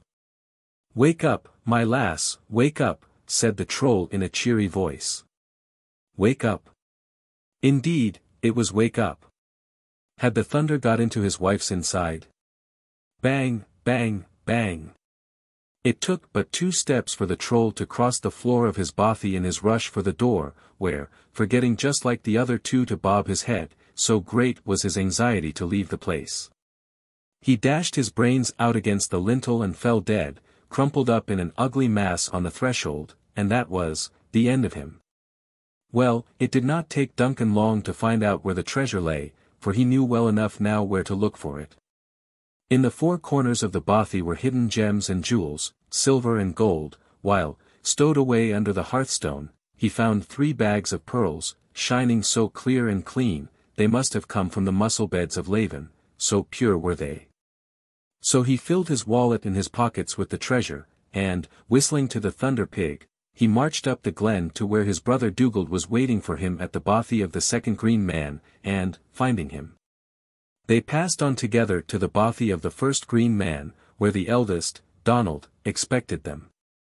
Then with mutual congratulations, and in cheerful companionship, they all went up the glen homewards to Rannoch, and on the way Duncan could not help boasting of how cleverly he had managed the whole proceedings in this way and that way. And the 2 elder brothers did not contradict him, because, though Duncan was the youngest, he was so much the cleverest, and so but I beg your pardon. I have told you all that before.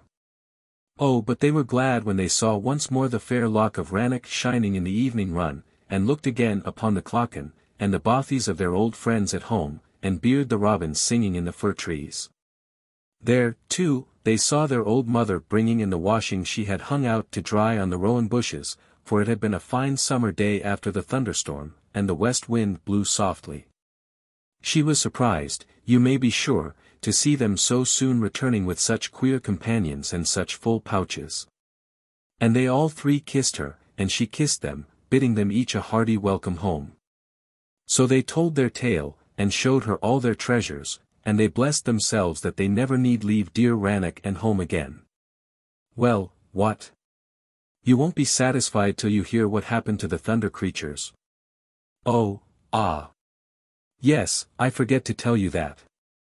The very next morning, when Duncan and his brothers went to the byre behind the bothy where they had lodged their companions for the night, what was their surprise to see a handsome young man, clad in tartan, standing by the door. And 2 fair maidens seated by him on the cheese-press. "Your servant, sir," said the young man. "May I introduce myself as Macsully of Glenmuick, and these are my 2 sisters, Flora and Fula, both of whom you remember, I am sure, as the Thunderplant and Thunderfowl. I need hardly add, am the Thunderpig, at your service. We were enchanted by the Witch of Ben y Breek, from which thraldom you have released us, for which receive our thanks."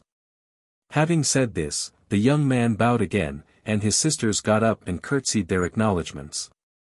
And Donald went up to Flora, and Dugald went up to Fula, and begged them to remain and be their wives, and both Flora and Fula said, "Thank you kindly, we will." But Duncan, hearing all this, turned round on his heel and went back into the bothy, and sitting down by his mother, hid his face in her apron, and refused to say a word to anybody. Then both Donald and Dugald laughed to themselves, because for the first time Duncan had made a mistake, and they had got sweet wives, and Duncan had got none, for all his cleverness. But he looked so very unhappy about it, that Macsully came up to him and said, "Cheer up, I have a sister at home as beautiful as Flora or Fula. I will send for her, and she will make you a good wife, and you will be as happy as the others." So it came to pass, and they were all married on the same day, Macsully giving his sisters away, and the wedding feast was a splendid one, for had not they the troll's treasure to buy provisions with? One thing I do hope that the brides and their brother forgot their old tricks of thunder-making, nor played any such games on the wedding guests. I am certain it would have disturbed much the whole proceedings.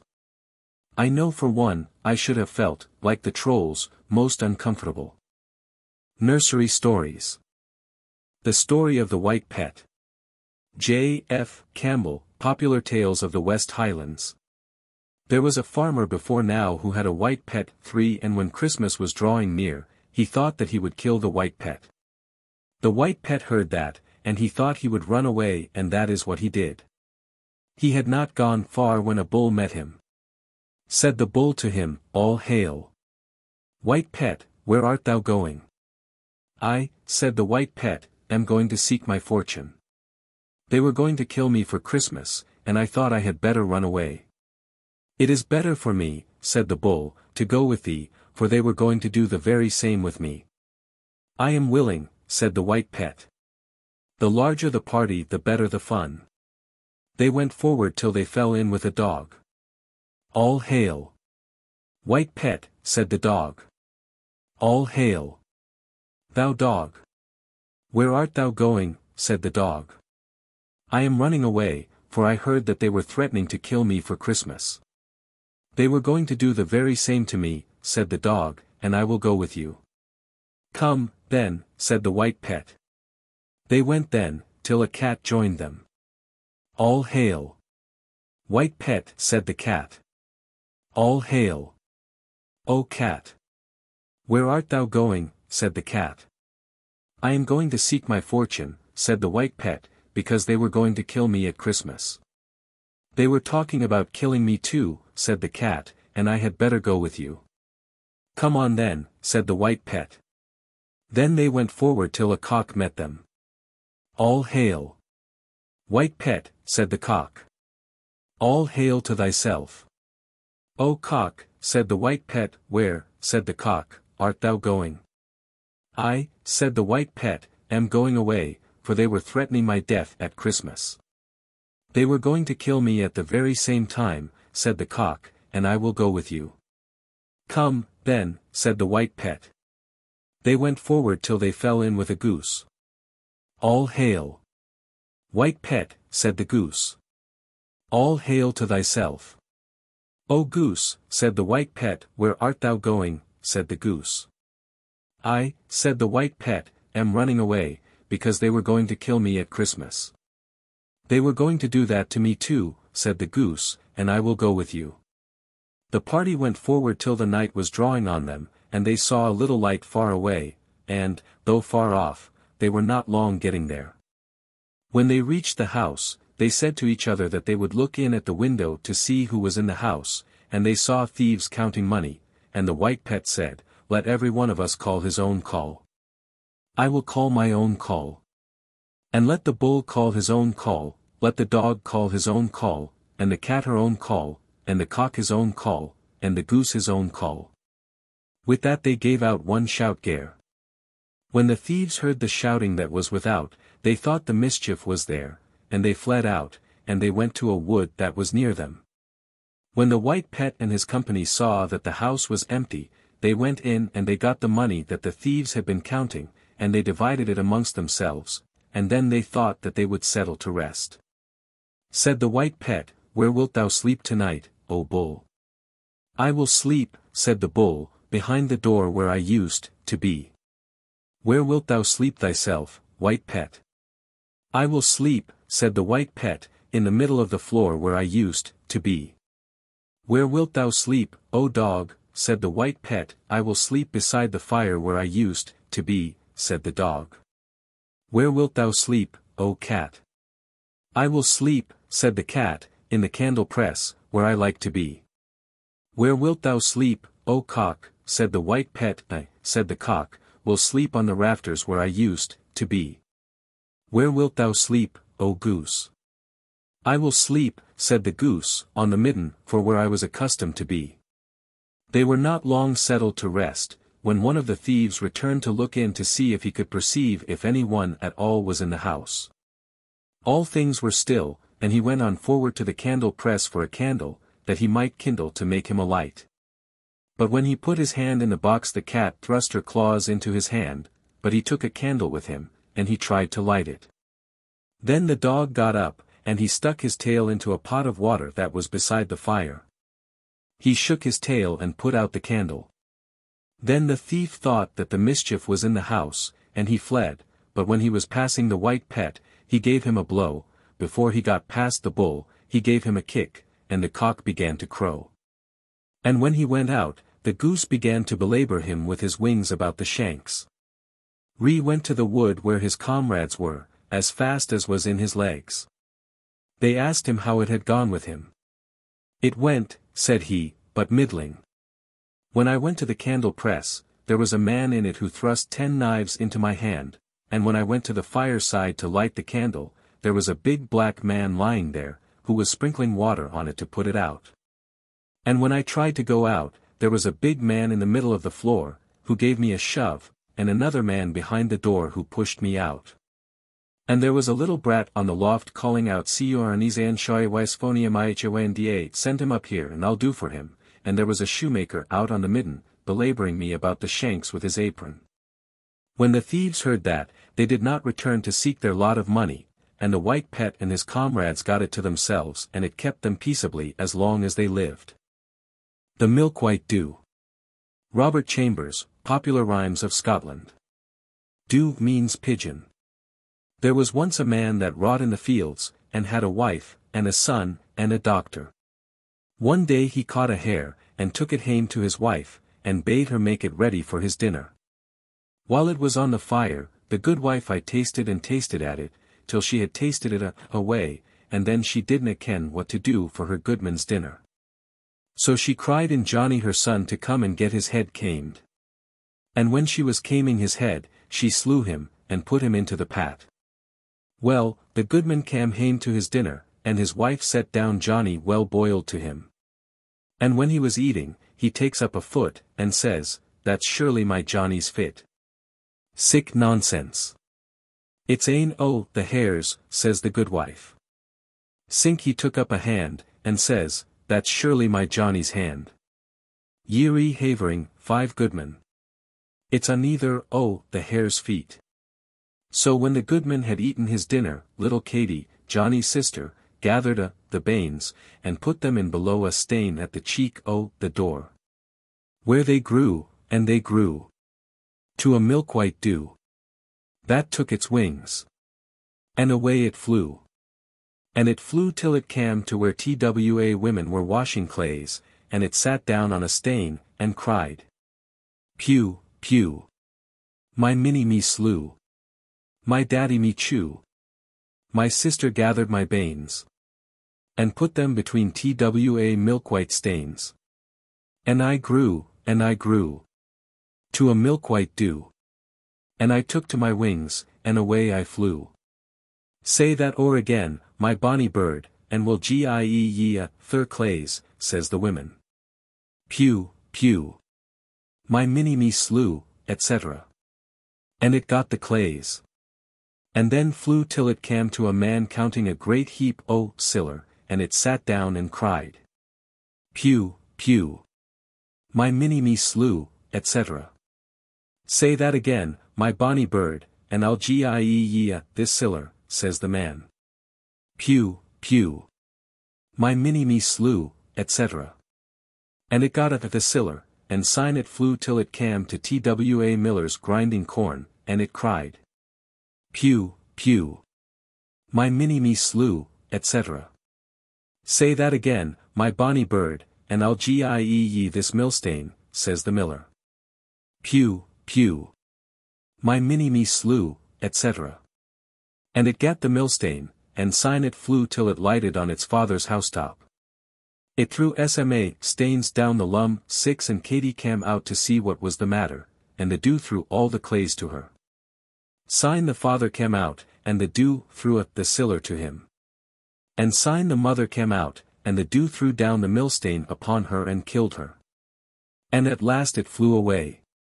And the goodman and his doctor after that lived happy, and died happy. And never drank out of a dry cappy. The Croodin Doo. A term of endearment applied to a child, literally, cooing dove. Chambers, Popular Rhymes of Scotland. Where hae ye been a' the day? My bonny wee Croodin Doo. Oh, I hae been at my stepmother's house. Make my bed, mammy, now. Make my bed, mammy, now. Where did ye get your dinner? My bonny wee Croodin Doo. I got it in my stepmother's. Make my bed, mammy, now, now, now. Make my bed, mammy, now. What did she gie ye to your dinner? My bonny wee Croodin Doo. She gie me a little 4-footed fish. Make my bed, mammy, now, now, now. Make my bed, mammy, now. Where got she the 4-footed fish? My bonny wee Croodin Doo. She got it down in yon well strand. Oh, make my bed, mammy, now, now, now. Make my bed, mammy, now. What did she do the banes oat?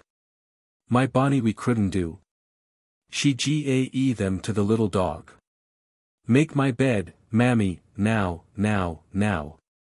Make my bed, mammy, now. Oh, what became the little dog? My bonny wee Croodin Doo. Oh, it shot out its feet and died. Oh, make my bed, mammy, now, now, now. Oh, make my bed, mammy, now. The catty sits in the kiln-ring spinning. Chambers, Popular Rhymes of Scotland. The catty sits in the kiln-ring. Spinning, spinning. And by came a little wee mousie. Rinang, rinang. Oh, what's that you're spinning, my loesome? Loesome lady. I'm spinning a sark 7 to my young son. Said she, said she. Weel mot he brook it, my loesome. Loesome lady. Jiv he dinna brook it weel, he may brook it ill. Said she, said she. I soup it ate my house, my loesome. Loesome lady. 'Twas a sign ye didna sit amang dirt then. Said she, said she. I fan 12 pennies, my winsome. Winsome lady. 'Twas a sign ye worna sillerless, 9. Said she, said she. I gied to the market, my loesome. Loesome lady. 'Twas a sign ye didna sit at hame then. Said she, said she. I coughed 10 a sheep's head, my winsome. Winsome lady. 'Twas a sign ye worna kitchenless. Said she, said she. I put it in my pot to boil, my loesome. Loesome lady. 'Twas a sign ye didna eat it raw. Said she, said she. I put it in my winnock 11 to cool, my winsome. Winsome lady. 'Twas a sign ye didna burn your chaffs 12 then. Said she, said she. By came a catty, and ate it up, my lonesome lady. And sae will I you worry, Nash, said she. Marriage of Robin Redbreast and the Wren. Chambers, Popular Rhymes of Scotland. There was an auld grey pousie Bodrins, 13 and she gied awa, down by a waterside, and there she saw a wee Robin Redbreast hap pin on a briar. And pousie Bodrins says, Where's to gone, wee Robin? And wee Robin says, I'm gone awa, to the king to sing him a sang this guid yule morning. And pousie Bodrins says, Come here, wee Robin, and I'll let you see a bonny white ring round my neck. But wee Robin says, Na. Grey pousie Bodrins, na. Ye worried the wee mousie, but ye se no worry me. So wee Robin flew awa, till he came to a fail fall dyke, 14 and there he saw a grey greedy gled 15 sitting. And grey greedy gled says, Where's to gone, wee Robin? And wee Robin says, I'm gone awa, to the king to sing him a sang this guid yule morning. And grey greedy gled says, Come here, wee Robin, and I'll let you see a bonny feather in my wing. But wee Robin says, Na. Grey greedy gled, na. Ye pook it 16 the wee lintai, 17 but ye se no pook me. So wee Robin flew awa, till he came to the clook o' a craig, 18 and there he saw Slee Todd Lowry 19 sitting. And Slee Todd Lowry says, Where's to gone, wee Robin? And wee Robin says, I'm gone awa, to the king to sing him a sang this guid yule morning. And Slee Todd Lowry says, Come here, wee Robin, and I'll let ye see a bonny spot on the tap o' my tail. But wee Robin says, Na. Slee Todd Lowry. Na. Ye worried the wee lammie, but ye se no worry me. So wee Robin flew awa, till he came to a bonny burnside, and there he saw a wee collant 20 sitting. And the wee collant says, Where's to gone, wee Robin? And wee Robin says, I'm gone awa, to the king to sing him a sang this guid yule morning. And the wee collant says, Come here, wee Robin, and I'll gie ye a ween grand mullins 21 out o' my pooch. But wee Robin says, Na. Wee collant, na. Ye speldert the goud spink, but ye se no spelder me. So wee Robin flew awa, till he came to the king, and there he sat on a winnock sole, 22 and sang the king a bonny sang. And the king says to the queen, What'll we gie to wee Robin for singing us this bonny sang? And the queen says to the king, I think we'll gie him the wee Ran to be his wife. So wee Robin and the wee Ran were married, and the king, and the queen, and the court danced at the wad din, syne he flew awa, hame to his ain waterside, and hap pit on a briar. The Tempted Lady. Chambers, Popular Rhymes of Scotland. No, lasses, ye should never be o'er proud, for ye see there was Ance a leddy, and she was I fond o' being broader than other folk. So she gied awa, to take a walk ae day, her and her brother, so she met a gentleman but it was nae gentleman in reality, but auld Nick himsel, who can change himsel, brawly into a gentleman but the cloven feet. But he keepit them out o' sight. So he began to make love to the young leddy. I'll gie you a pennyworth o' preens 23. That's the way that love begins. If ye'll walk with me, leddy. If ye'll walk with me, leddy. I'll no hae your pennyworth o' preens. That's no the way that love begins. And I'll no walk with you. And I'll no walk with you. Oh Johnny, what can the matter be? That I love this leddy, and she loves na me. And for her sake I must die. And for her sake I must die. I'll gie you a bonny silver box. With 7 silver hinges, and 7 silver locks. If ye'll walk, etc. I'll no hae your bonny silver box. With 7 silver hinges, and 7 silver locks. And I'll no walk, etc. Oh Johnny, as in 3rd verse. But I'll gie you a bonnier silver box, with 7 golden hinges, and 7 golden locks. If ye'll walk, etc. I'll know hey, as in 5th verse. O Johnny, as in 3rd verse. I'll gie you a pair o' bonny shoon, the tane made in Sodom, the tother in Rome. If ye'll walk, etc. I'll know hey, as in 5th verse. O Johnny, as in 3rd verse. I'll gie you the half o' Bristol town, with coaches rolling up and down. If ye'll walk, etc. I'll know hey, as in 5th verse. O Johnny, as in 3rd verse. I'll gie you the hale o' Bristol town, with coaches rolling up and down. If ye'll walk with me, Letty, Letty. If ye'll walk with me, Letty. If ye'll gie me the hale o' Bristol town, with coaches rolling up and down. I will walk with you, and I will walk with you. And af he flew why, her. No oh, lasses, ye see mon I mind that. The Faw's Knight and the Wee Boy. Chambers, Popular Rhymes of Scotland. Oh, where are ye gone? Quo, the Faw's Knight upon the road. I'm gone to the shule. Quo, the wee boy, and still he stewed. What is that upon your back? Quo, the Faw's Knight upon the road. A tweel it is my books. Quo, the wee boy, and still he stewed. What's that ye've got in your arm? Quo, the Faw's Knight upon the road. A tweel it is my peat, 24. Quo, the wee boy, and still he stewed. Was aught they sheep? Quo, the Faw's Knight upon the road. They're mine and my mother's. Quo, the wee boy, and still he stewed. How mony o' them are mine? Quo, the Faw's Knight upon the road. They that hae blue tails. Quo, the wee boy, and still he stewed.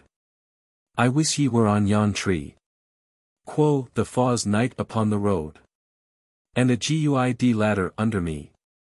Quo, the wee boy, and still he stewed. And the ladder for to break. Quo, the Faw's Knight upon the road. And you for to fa down. Quo, the wee boy, and still he stewed. I wish ye were in yon sea. Quo, the Faw's Knight upon the road. And a guid bottom under me. Quo, the wee boy, and still he stewed. And the bottom for to break. Quo, the Faw's Knight upon the road. And ye to be drowned. Quo, the wee boy, and still be stewed. 25. The Strange Visitor. Chambers, Popular Rhymes of Scotland. A wife was sitting at her reel ae night. And I she sat, and I she reeled, and I she wished for company. In came a pair o' braid sauls, and sat down at the fireside. And I she sat, etc. In came a pair o' SMA legs, and sat down on the braid sauls. And I she sat, etc. In came a pair o' muckle knees, and sat down on the SMA legs. And I she sat, etc. In came a pair o' SMA these, and sat down on the muckle knees. And I she sat, etc. In came a pair o' muckle hips, and sat down on the SMA these. And I she sat, etc. In came a SMA waist, and sat down on the muckle hips. And I she sat, etc. In came a pair o' braid shouters, and sat down on the SMA waist. And I she sat, etc. In came a pair o' SMA arms, and sat down on the braid shouters. And I she sat, etc. In came a pair o' muckle hands, and sat down on the SMA arms. And I she sat, etc. In came a SMA neck, and sat down on the braid shouters. And I she sat, etc. In came a great big head, and sat down on the SMA neck. What way hae ye sick braid feet, quo the wife. Muckle ganging, gruffly. What way hae ye sick sma legs? Avich, late and wee mowl, whiningly. What way hae ye sick muckle knees?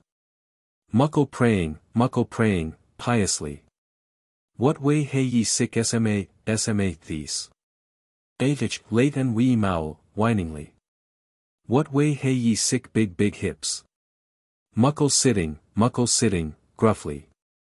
What way hae ye sick a sma waist? Avich. Late and wee mowl, whiningly. What way hae ye sick braid shout hers? Why, carrying broom, gruffly. What way hae ye sick sma arms?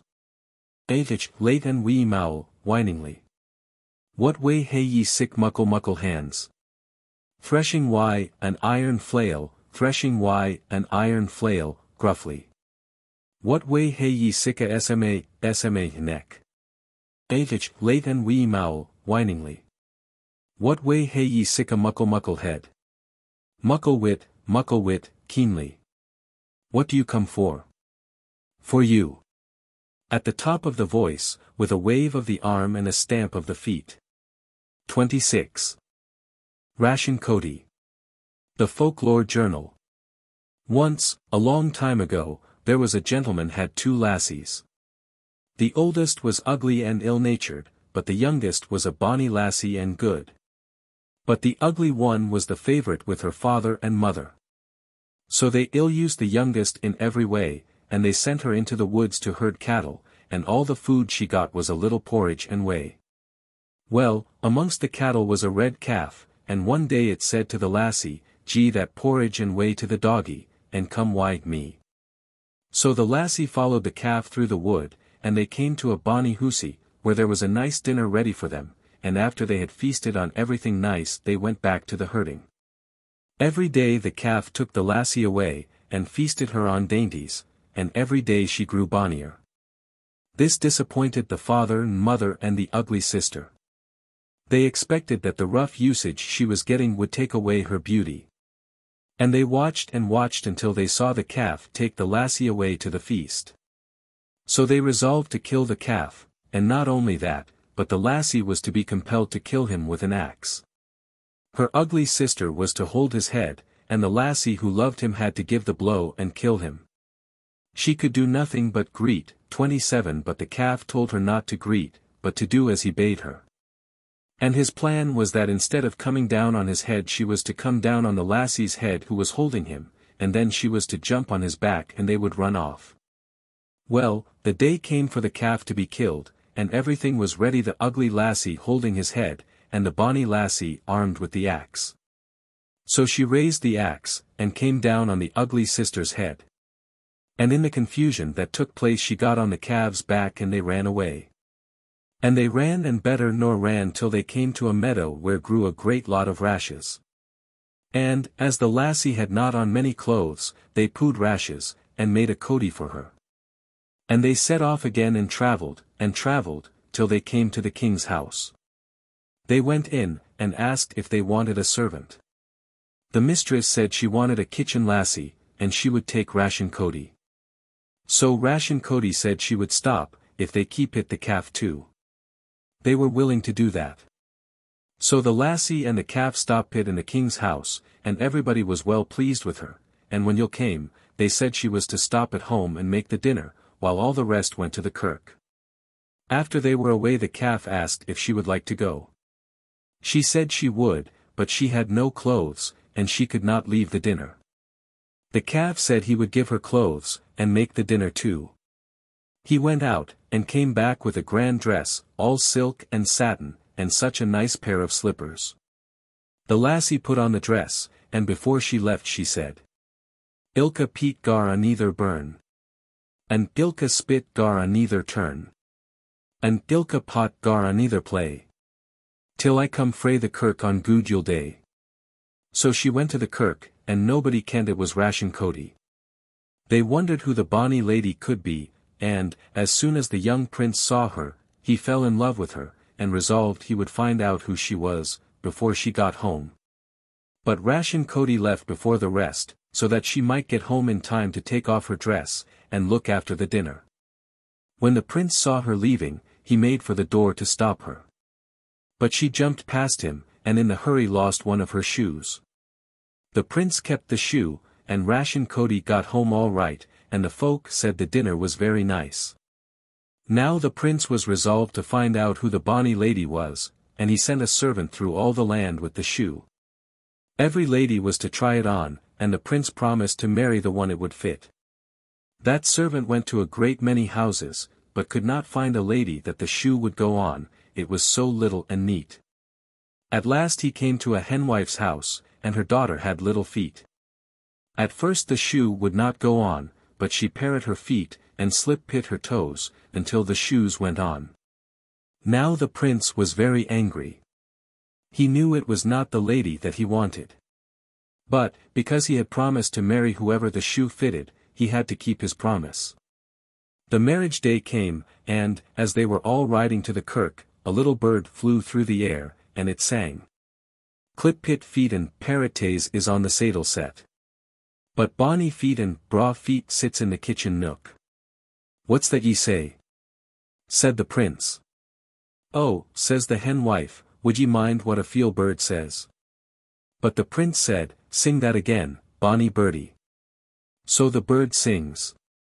Clip-pit feet and parrottays is on the saddle set. But bonny feet and braw feet sits in the kitchen nook. The prince turned his horse and rode home, and went straight to his father's kitchen, and there sat Rashin-Coatie. He kent her at once, she was so bonny. And when she tried on the shoe it fitted her, and so the prince married Rashin-Coatie, and they lived happy, and built a house for the red calf, who had been so kind to her. Stories of Animals. The Fox Outwitted. J. F. Campbell, Popular Tales of the West Highlands. One day the fox succeeded in catching a fine fat goose asleep by the side of a loch. He held her by the wing, and making a joke of her cackling, hissing, and fears, he said, "Now, if you had me in your mouth as I have you, tell me what you would do." "Why," said the goose, "that is an easy question. I would fold my hands, shut my eyes, say a grace, and then eat you." "Just what I mean to do," said Rory, 28, and folding his hands, and looking very demure, he said a pious grace with his eyes shut. But while he did this the goose had spread her wings, and she was now halfway over the loch, so the fox was left to lick his lips for supper. "I will make a rule of this," he said in disgust, "never in all my life to say a grace again till after I feel the meat warm in my belly." The fox troubled with fleas. The fox is much troubled by fleas, and this is the way in which he gets rid of them. He hunts about till he finds a lock of wool, and then he takes it to the river, and holds it in his mouth, and so puts the end of his brush into the water, and down he goes slowly. The fleas run away from the water, and at last they all run over the fox's nose into the wool, and then the fox dips his nose under and lets the wool go off with the stream. 29. The Fox and the Bagpipes. The fox, being hungry one day, found a bagpipe, and proceeded to eat the bag, which is generally, or was till lately, made of hide. There was still a remnant of breath in the bag, and when the fox bit it the drone gave a groan, when the fox, surprised but not frightened, said, "Here is meat and music." 30. The Fox's Stratagem. The fox is very wise indeed.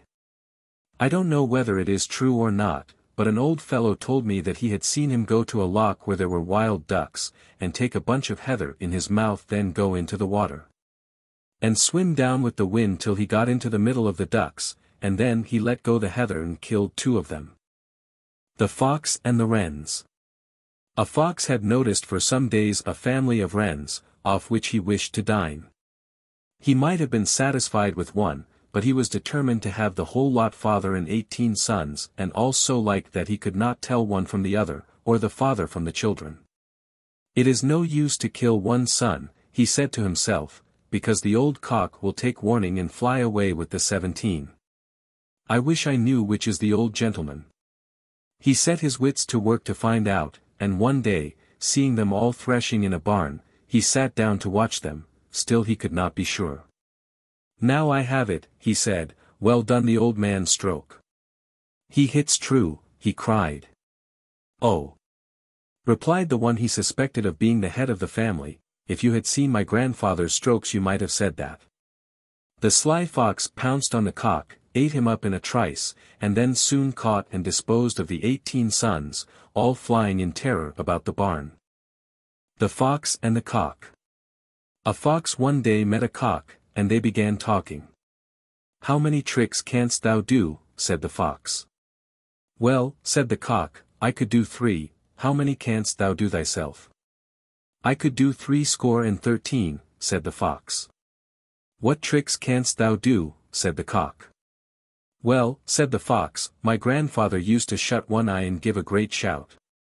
"I could do that myself," said the cock. "Do it," said the fox. And the cock shut one eye and crowed as loud as ever he could, but he shut the eye that was next the fox, and the fox gripped him by the neck and ran away with him. But the wife to whom the cock belonged saw him and cried out, "Let go the cock. He's mine." "Say thou, Semo coilich fina thann, it is my own cock," said the cock to the fox. Then the fox opened his mouth to say as the cock did, and he dropped the cock, and he sprung up on the top of a house, and shut one eye and gave a loud crow, and that's all there is of that skill act. 31. How the Wolf Lost His Tail.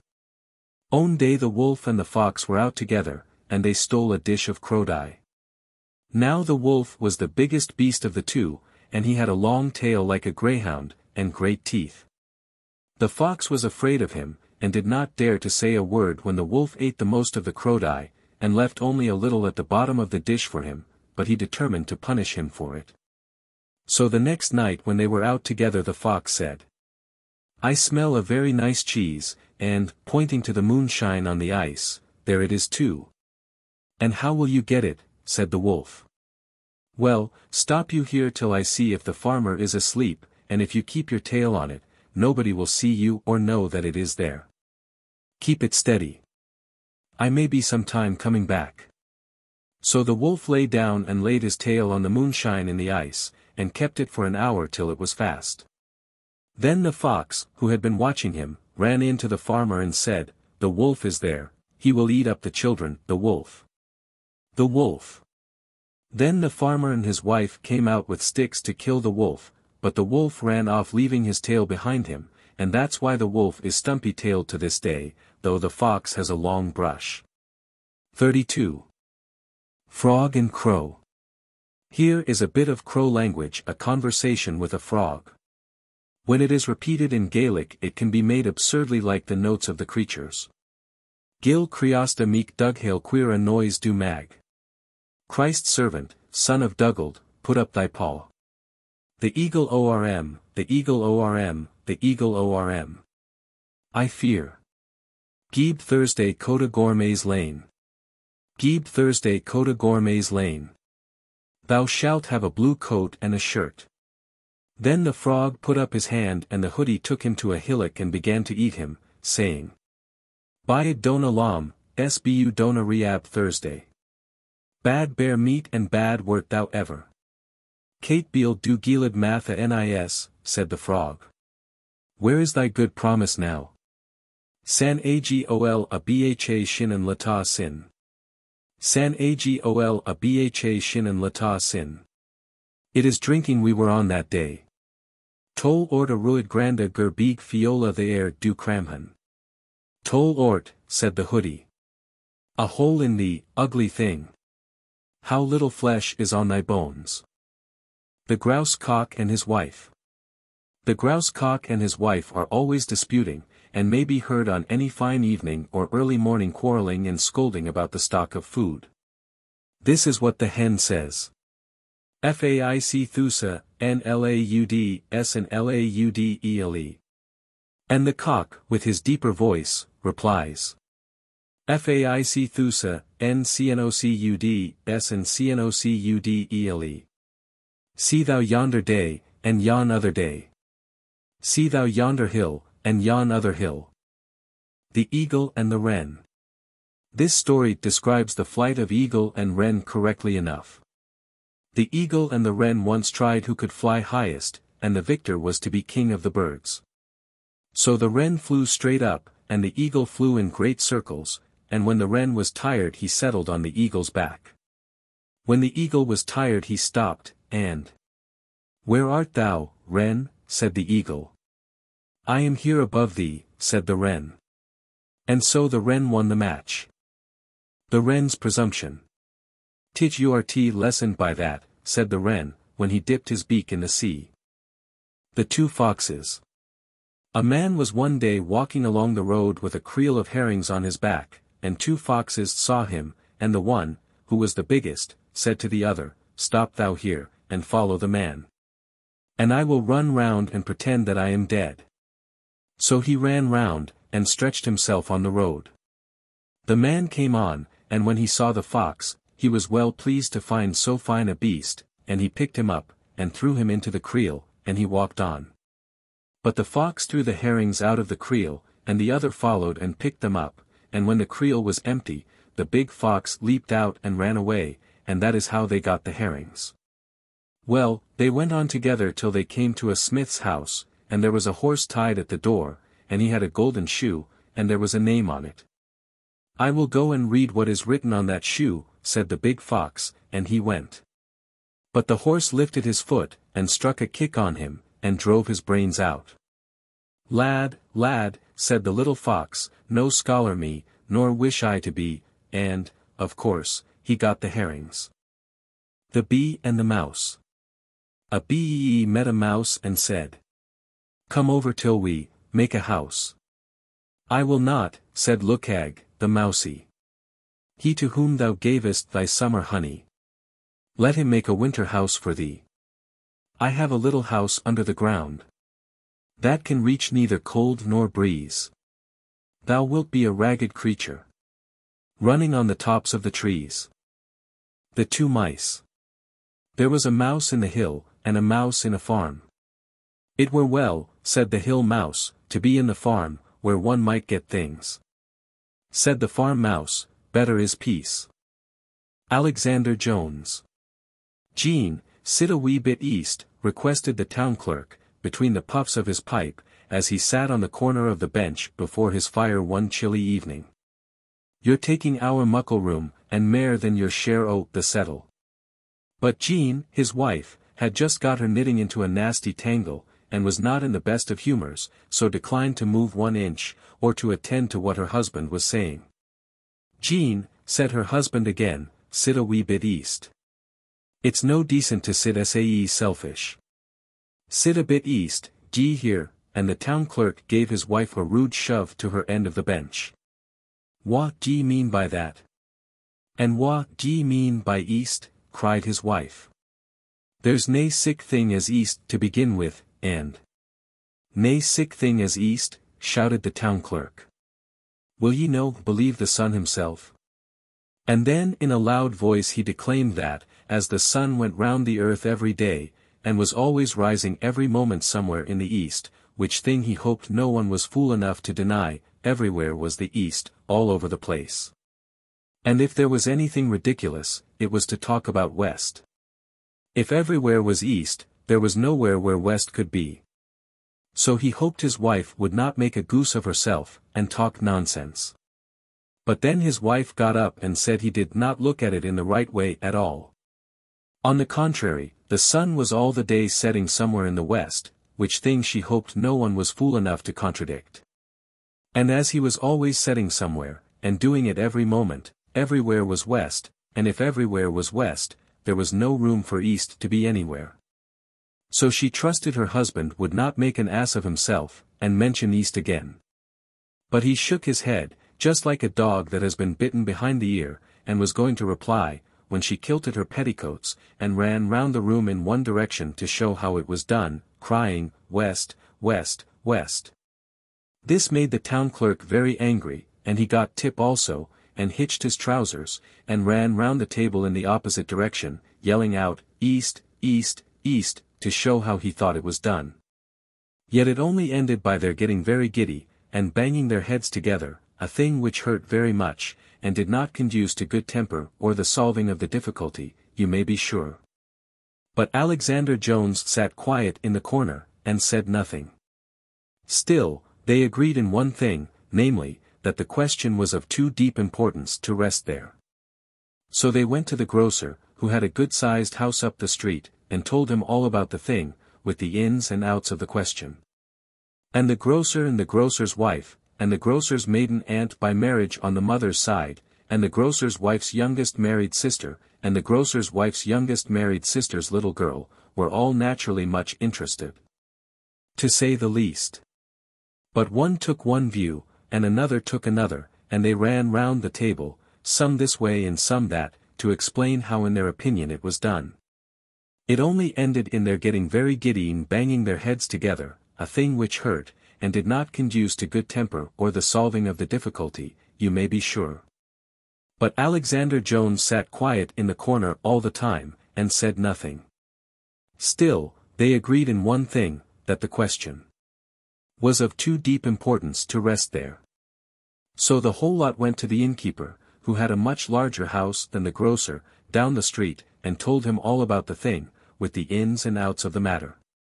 And the innkeeper, and the innkeeper's wife, and the innkeeper's maiden aunt by marriage on the mother's side, and the innkeeper's wife's youngest married sister, and the innkeeper's youngest married sister's little girl, were all naturally much interested, to say the least.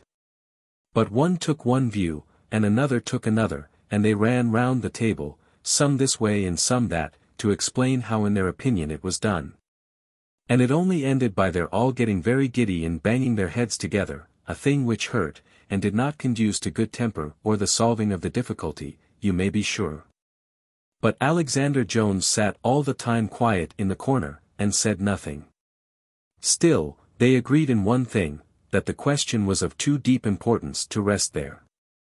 So the whole lot went to the chief magistrate, who had the very largest house in the burg, in the middle of the street by the marketplace, and they told him all about the thing, and the ins and outs of the matter. And the magistrate, and the magistrate's wife, and the magistrate's maiden aunt by marriage on the mother's side, and the magistrate's wife's youngest married sister, and the magistrate's wife's youngest married sister's little girl, were all naturally much interested in the matter, to say the least. But one took one view, and another took another, and they ran round the magistrate's table, some this way and some that, to explain how in their opinion it was done.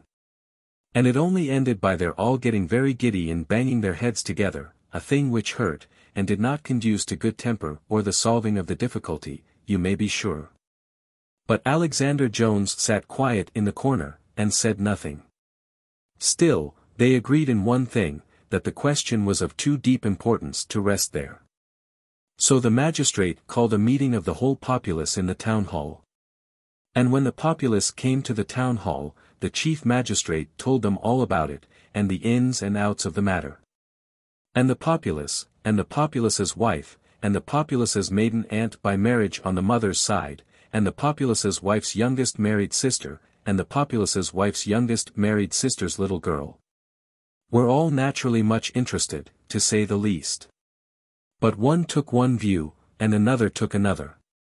And they all wanted then to run round a table to explain how each thought it was done, but here a difficulty arose, for, alas, there was no table in the town hall to run round, and what then were they to do?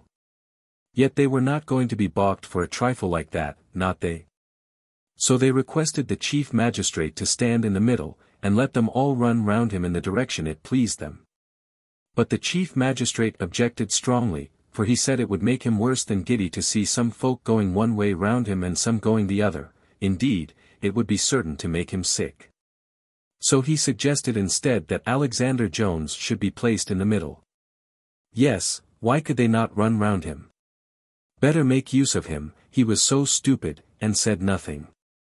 Besides, the chief magistrate wanted to run round with the best of them himself, and why should he be cut out more than anyone else? No, no, cried they all. Alexander Jones is too small, and would be certain to be trod upon. It would not do at all, and the chief magistrate must really do what he was asked. Hadn't they, only the other day, given him an imitation gold badge to wear on his Stomwell, never mind, and he must do something for them in return, or they'd take it away, that they would.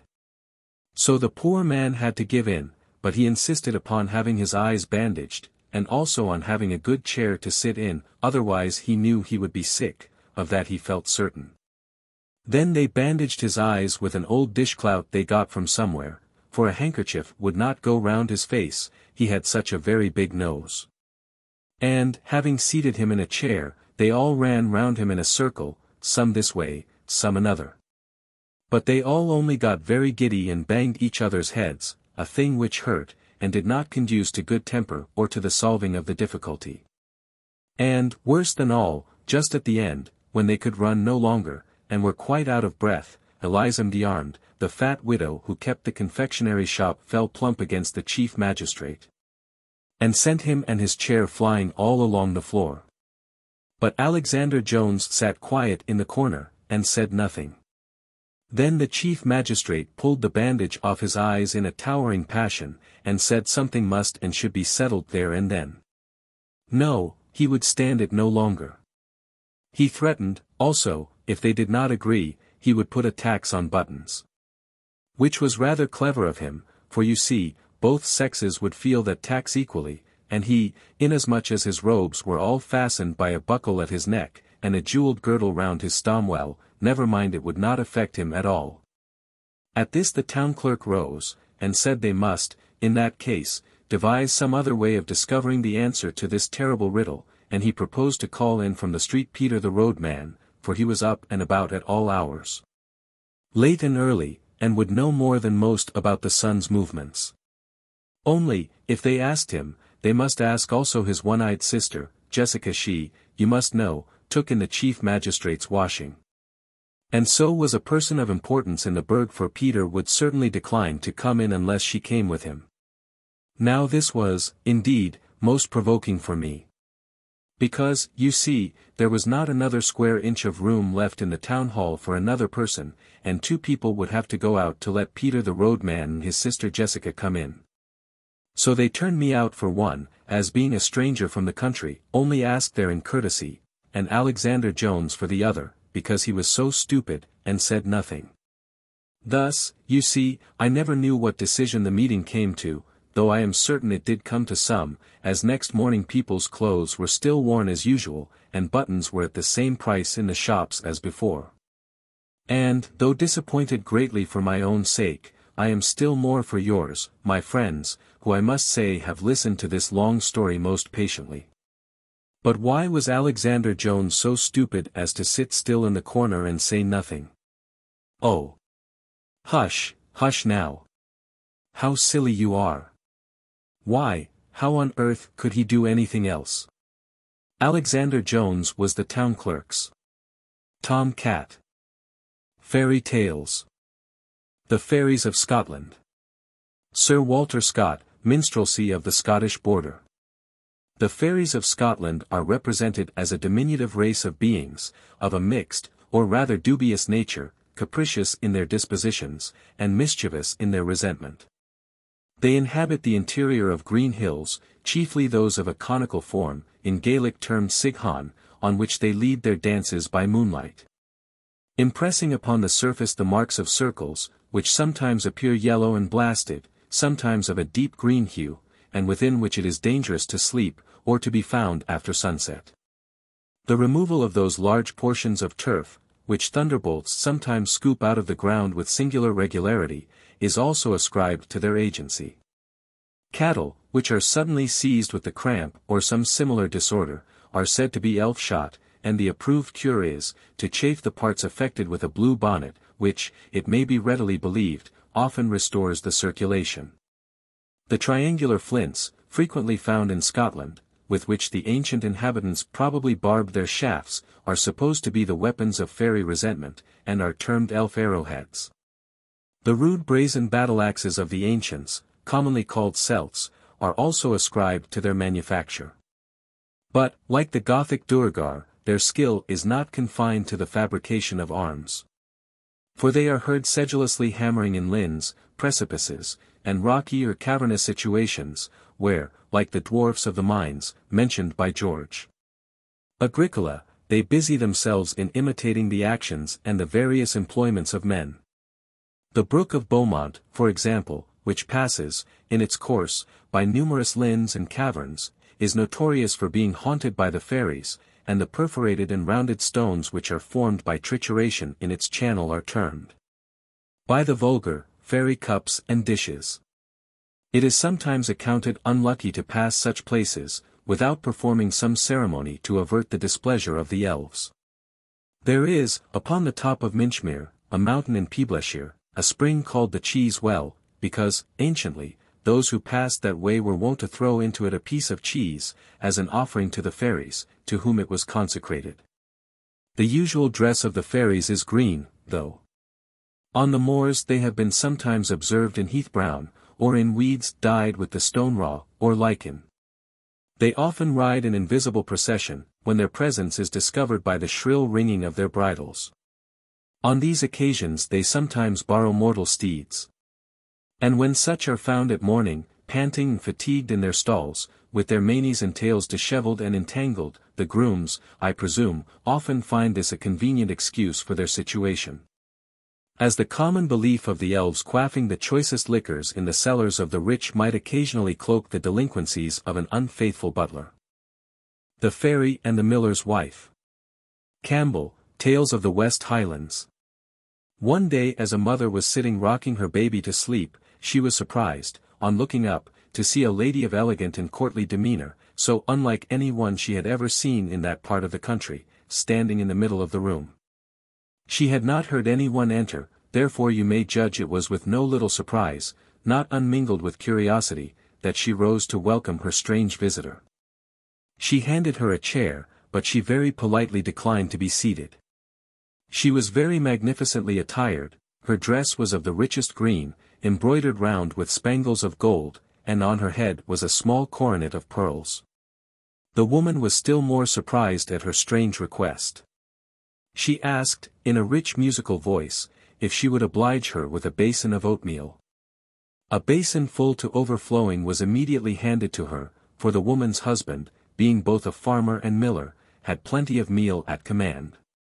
The lady promised to return it, and named the day she would do so. One of the children put out her hand to get hold of the grand lady's spangles, but told her mother afterwards that she felt nothing.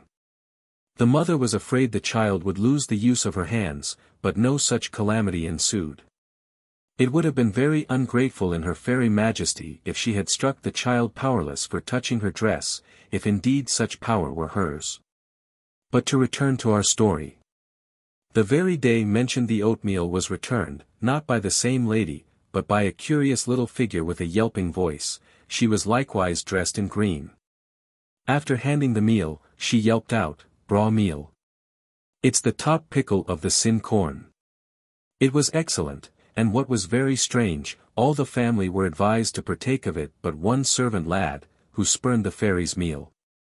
And he dying shortly after, the miller and his wife firmly believed it was because he refused to eat of the meal. They also firmly believed their first visitor was no less a personage than the Queen of the Fairies, who, having dismissed her court, had not one maid of honor in waiting to obey her commands.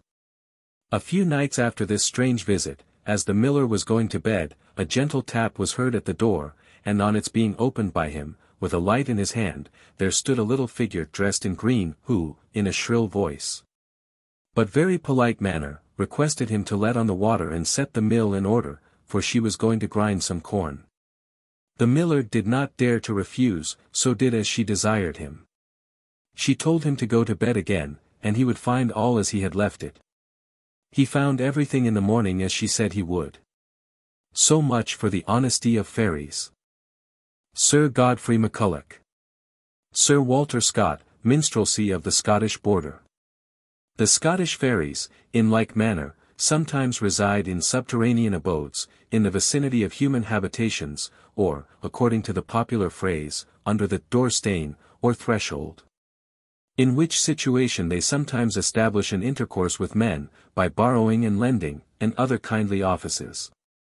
In this capacity they are termed the good neighbours, from supplying privately the wants of their friends, and assisting them in all their transactions, while their favours are concealed. Of this the traditionary story of Sir Godfrey Macculloch forms a curious example. As this Galavidian gentleman was taking the air on horseback, near his own house he was suddenly accosted by a little old man arrayed in green, and mounted upon a white palfrey. After mutual salutation, the old man gave Sir Godfrey to understand that he resided under his habitation, and that he had great reason to complain of the direction of a drain, or common sewer, which emptied itself directly into his chamber of dais 33. Sir Godfrey Macculloch was a good deal startled at this extraordinary complaint, but, guessing the nature of the being he had to deal with, he assured the old man, with great courtesy, that the direction of the drain should be altered, and caused it to be done accordingly. Many years afterwards Sir Godfrey had the misfortune to kill, in a fray, a gentleman of the neighbourhood. He was apprehended, tried, and condemned. The scaffold upon which his head was to be struck off was erected on the Castle Hill of Edinburgh, but hardly had he reached the fatal spot when the old man, upon his white palfrey, pressed through the crowd with the rapidity of lightning. Sir Godfrey, at his command, sprung on behind him, the good neighbour spurred his horse down the steep bank, and neither he nor the criminal was ever again seen. The Laird O Co. Chambers, Popular Rhymes of Scotland. In the days of yore, the proprietors of Colzian, in Ayrshire, were known in that county by the title of Lairds O Co, a name bestowed on Colzian from some coes, or coves, in the rock underneath the castle. One morning, a very little boy, carrying a small wooden can, addressed the laird near the castle gate, begging for a little ale for his mother, who was sick. The laird directed him to go to the butler and get his can filled. So away he went as ordered. The butler had a barrel of ale on tap, but about half full, out of which he proceeded to fill the boy's can, but, to his extreme surprise, he emptied the cask, and still the little can was not nearly full. The butler was unwilling to broach another barrel. But the little fellow insisted on the fulfilment of the laird's order, and a reference was made to him by the butler, who stated the miraculously large capacity of the tiny can, and received instant orders to fill it if all the ale in the cellar would suffice. Obedient to this command, he broached another cask, but had scarcely drawn a drop, when the can was full, and the dwarf departed with expressions of gratitude. Some years afterwards, the laird, being at the wars in Flanders, was taken prisoner, and for some reason or other, probably as a spy, condemned to die a felon's death. The night prior to the day appointed for his execution, being confined in a dungeon strongly barricaded, the doors suddenly flew open, and the dwarf reappeared, saying, "Laird O Co. Rise and go." A summons too welcome to require repetition. On emerging from prison, the boy caused him to mount on his shoulders, and in a short time set him down at his own gate, on the very spot where they had first met, saying, "Aeguid turn deserves anither. Tak ye that for being sae kind to my auld mither." And vanished. Habit rot. From the Wilkie MS. In the old days, when spinning was the constant employment of women, the spinning wheel had its presiding genius or fairy. Her border name was Habit Rot, and Mr. Wilkie tells the following legend about her. A Selkirkshire matron had one fair daughter, who loved play better than work, wandering in the meadows and lanes better than the spinning wheel and distaff. The mother was heartily vexed at this taste, for in those days no lassie had any chance of a good husband unless she was an industrious spinster. So she cajoled, threatened, even beat her daughter, but all to no purpose. The girl remained what her mother called her, an idle cuddy. At last, one spring morning, the good wife gave her 7 heads of lint, saying she would take no excuse, they must be returned in 3 days spun into yarn. The girl saw her mother was in earnest, so she plied her distaff as well as she could, but her little hands were all untaught, and by the evening of the 2nd day a very small part of her task was accomplished.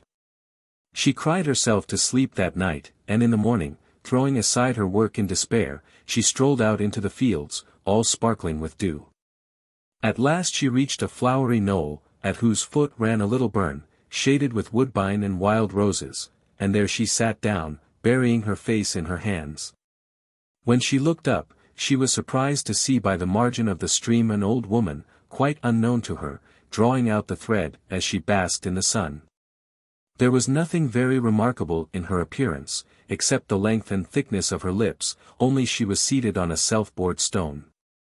The girl rose, went to the good dame, and gave her a friendly greeting, but could not help inquiring what made her so long-lipped. "Spinning thread, ma hinny," said the old woman, pleased with her friendliness, and by no means resenting the personal remark. It must be noticed that spinners used constantly to wet their fingers with their lips, as they drew the thread from the rock or distaff. "Ah," said the girl, "I should be spinning too, but it's to no purpose, I sall ne'er do my task." On which the old woman proposed to do it for her. Overjoyed, the maiden ran to fetch her lint, and placed it in her new friend's hand, asking her name, and where she should call for the yarn in the evening, but she received no reply. The old woman's form passed away from her among the trees and bushes, and disappeared. The girl, much bewildered, wandered about a little, sat down to rest, and finally fell asleep by the little knoll. When she awoke she was surprised to find that it was evening. The glories of the western sky were passing into twilight grey. Causleen, the evening star, was beaming with silvery light, soon to be lost in the moon's increasing splendor. While watching these changes, the maiden was startled by the sound of an uncouth voice, which seemed to issue from below a self-bored stone, close beside her. She laid her ear to the stone, and distinctly heard these words, "Little kens the wee lassie on yon brae head that my name's Habitrot." Then, looking down the hole, she saw her friend, the old dame, walking backwards and forwards in a deep cavern among a group of spinsters all seated on colluddy stones, a kind of white pebble found in rivers, and busy with distaff and spindle. An unsightly company they were, with lips more or less disfigured by their employment, as were old Habitrots. The same peculiarity extended to another of the sisterhood, who sat in a distant corner reeling the yarn. And she was marked, in addition, by grey eyes, which seemed staring from her head, and a long hooked nose. As she reeled, she counted thus, "Ae cribby, twa cribby, haith cribby thou same. Ae cribby, twa cribby, haith cribby thous twa," and so on. After this manner she continued till she had counted a cut, hank slip, a cribby being once round the reel, or a measure of about 3 feet, the reel being about 18 inches long. While the girl was still watching, she heard Habitrot address this singular being by the name of Scantlie Mab, and tell her to bundle up the yarn, for it was time the young lassie should give it to her mother.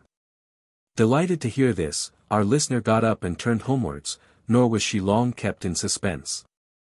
Habitrot soon overtook her, and placed the yarn in her hands. "Oh, what can I do for ye in return?" exclaimed she, in delight. "Naething, naething," replied the dame, "but dinna tell your mither way spun the yarn." Scarcely crediting her good fortune, our heroine went home, where she found her mother had been busy making sausters, or black puddings, and hanging them up in the lum to dry, and then, tired out, had retired to rest. Finding herself very hungry after her long day on the knoll, the girl took down pudding after pudding, fried and ate them, and at last went to bed too. The mother was up first the next morning, and when she came into the kitchen and found her sausters all gone, and the 7 hanks of yarn lying beautifully smooth and bright upon the table, her mingled feelings of vexation and delight were too much for her. She ran out of the house wildly, crying out, "Ma daughter's spun sen, sen, sen. Ma daughter's eaten sen, sen, sen." And all before daylight. A laird, who chanced to be riding by, heard the exclamation, but could not understand it. So he rode up and asked the good wife what was the matter, on which she broke out again. "Ma daughter's spun sen, sen, sen. Ma daughter's eaten sen, sen, sen." Before daylight, and if ye dinna believe me, why come in and see it. The laird's curiosity was groused, he alighted and went into the cottage, where he saw the yarn, and admired it so much, he begged to see the spinner. The mother dragged in the blushing girl. Her rustic grace soon won his heart, and he avowed he was lonely without a wife, and had long been in search of one who was a good spinner.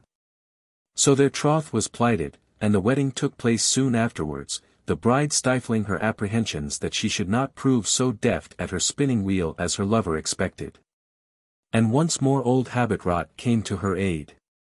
Whether the good dame, herself so notable, was as indulgent to all idle damsels does not appear. Certainly she did not fail this little pet of hers. "Bring your bonny bridegroom to my cell," said she to the young bride soon after her marriage. "He shall see what comes o' spinning, and never will he tie you to the spinning wheel." Accordingly the bride led her husband the next day to the flowery knoll, and bade him look through the self-bored stone. Great was his surprise to behold Habit-rot dancing and jumping over her rock, 34 singing all the time this ditty to her sisterhood, while they kept time with their spindles. "We who live in dreary den are both rank and foul to see, hidden frae the glorious sun that teems the fair earth's canopy. Ever must our evenings lone be spent on the Colludie stone, cheerless in the evening grey, when Cosleen hath died away. But ever bright and ever fair are they who breathe this evening air, and lean upon the self-bored stone, unseen by all but me alone." The song ended, Scantlie Mab asked Habit-rot what she meant by her last line, "unseen by all but me alone." "There is ane," replied Habit-rot, "whom I bid to come here at this hour, and he has heard my song through the self-bored stone." So saying she rose, opened another door, which was concealed by the roots of an old tree, and invited the bridal pair to come in and see her family. The laird was astonished at the weird-looking company, as he well might be, and inquired of one after another the cause of the strange distortion of their lips. In a different tone of voice, and with a different twist of the mouth, each answered that it was occasioned by spinning. At least they tried to say so, but one grunted out, "Nakasind," and another "Aukasand," while a third murmured "Oa-send." All, however, conveyed the fact to the bridegroom's understanding, while Habit-rot slyly hinted that if his wife were allowed to spin, her pretty lips would grow out of shape too, and her pretty face get an uxom look. So before he left the cave he protested his little wife should never touch a spinning wheel, and he kept his word. She used to wander in the meadows by his side, or ride behind him over the hills, and all the flax grown on his land was sent to old Habit-rot to be converted into yarn. The Tollman. Campbell, Popular Tales of the West Highlands. There was a woman in Bale Thangisdale, and she was out seeking a couple of calves, and the night and lateness caught her, and there came rain and tempest, and she was seeking shelter. She went to a knoll with the couple of calves, and she was striking a tether peg into it. The knoll opened. She heard a gleegashing as if a pothook were clashing beside a pot. She took wonder, and she stopped striking the tether peg. A woman put out her head and all above her middle, and she said, "What business hast thou to be troubling this Tollman in which I make my dwelling? I am taking care of this couple of calves, and I am but weak. Where shall I go with them?" "Thou shalt go with them to that breast down yonder. Thou wilt see a tuft of grass. If thy couple of calves eat that tuft of grass, thou wilt not be a day without a milk cow as long as thou art alive, because thou hast taken my counsel." As she said, she never was without a milk cow after that, and she was alive 15 years after the night she was there. The Isle of Pabaidh. Campbell, Popular Tales of the West Highlands. There came a woman of peace, a fairy, the way of the house of a man in the island of Pabaidh, and she had the hunger of motherhood on her. He gave her food, and that went well with her. She stayed that night. When she went away she said to him, "I am making a desire that none of the people of this island may go in childbed after this. None of these people, and none others that would make their dwelling in the island, ever departed in childbed from that time." Santry. Campbell, Popular Tales of the West Highlands. There was a herd's wife in the island of Santry, and she had a kettle. A woman of peace would come every day to seek the kettle. She would not say a word when she came, but she would catch hold of the kettle. When she would catch the kettle, the woman of the house would say, "A smith is able to make Cold iron hot with coal. The dew of a kettle is bones. And to bring it back again whole. The woman of peace would come back every day with the kettle, and flesh and bones in it. On a day that was there, the housewife was for going over the ferry to bail a chase-stile, and she said to her man, If thou wilt say to the woman of peace as I say, I will go to Bale Castle. Ooh! I will say it. Surely it's I that will say it. He was spinning a heather rope to be set on the house. He saw a woman coming and a shadow from her feet, and he took fear of her. He shut the door. He stopped his work. When she came to the door she did not find the door open, and he did not open it for her. She went above a bowl that was in the house. The kettle gave 2 jumps, and at the 3rd leap it went out at the ridge of the house. The night came, and the kettle came not. The wife came back over the ferry, and she did not see a bit of the kettle within, and she asked, Where was the kettle? Well, then, I don't care where it is, said the man. I never took such a fright as I took at it. I shut the door, and she did not come any more with it. Good-for-nothing wretch, what didst thou do? There are 2 that will be ill off thyself and I. She will come tomorrow with it. She will not come. She hasted herself and she went away. She reached the knoll, and there was no man within. It was after dinner, and they were out in the mouth of the night. She went in. She saw the kettle, and she lifted it with her. It was heavy for her with the remnants that they left in it. When the old carle that was within saw her going out, he said, Silent wife, silent wife. That came on us from the land of chase. Thou man on the surface of the Bruth. Loose the black, and slip the fierce. The 2 dogs were let loose. And she was not long away when she heard the clatter of the dogs coming. She kept the remnant that was in the kettle, so that if she could get it with her, well, and if the dogs should come that she might throw it at them. She perceived the dogs coming. She put her hand in the kettle. She took the board out of it, and she threw at them a quarter of what was in it. They noticed it there for a while. She perceived them again, and she threw another piece at them when they closed upon her. She went away walking as well as she might. When she came near the farm, she threw the mouth of the pot downwards, and there she left them all that was in it. The dogs of the town struck up a barking when they saw the dogs of peace stopping. The woman of peace never came more to seek the kettle. Water Fairies. Sir Walter Scott, Minstrelsy of the Scottish Border. The Dracy are a sort of water spirits who inveigle women and children into the recesses which they inhabit, beneath lakes and rivers, by floating past them, on the surface of the water, in the shape of gold rings or cups. The women thus seized are employed as nurses, and after 7 years are permitted to revisit earth. Gervas of Tilbury mentions one woman in particular who had been allured by observing a wooden dish, or cup, float by her, while she was washing clothes in the river.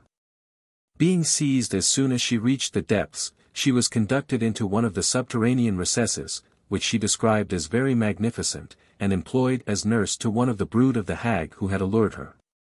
During her residence in this capacity, having accidentally touched one of her eyes with an ointment of serpent's grease, she perceived, at her return to the world, that she had acquired the faculty of seeing the Dracy, when they intermingle themselves with men. Of this power she was, however, deprived by the touch of her ghostly mistress, whom she had one day incautiously addressed.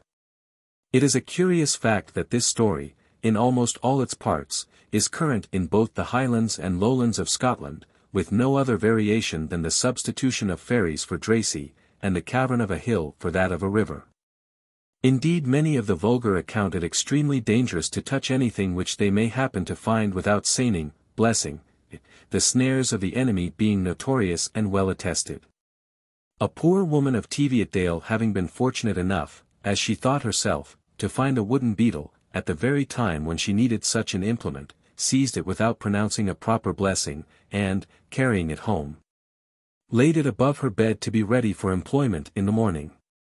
At midnight the window of her cottage opened, and a loud voice was heard calling up someone within by a strange and uncouth name.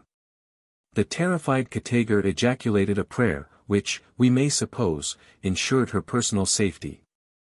While the enchanted implement of housewifery, tumbling from the bedstead, departed by the window with no small noise and precipitation. Fairy transportation. Sir Waiter Scott, minstrelsy of the Scottish border. The power of the fairies was not confined to unchristened children alone. It was supposed frequently to be extended to full-grown persons, especially such as in an unlucky hour were devoted to the devil by the execration of parents and of masters. Or those who were found asleep under a rock, or on a green hill, belonging to the fairies, after sunset, or, finally, to those who unwarily joined their orgies.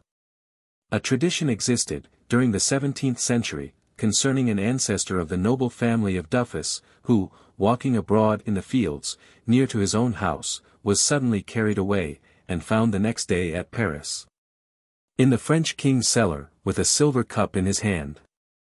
Being brought into the king's presence, and questioned by him who he was, and how he came thither, he told his name, his country, and the place of his residence.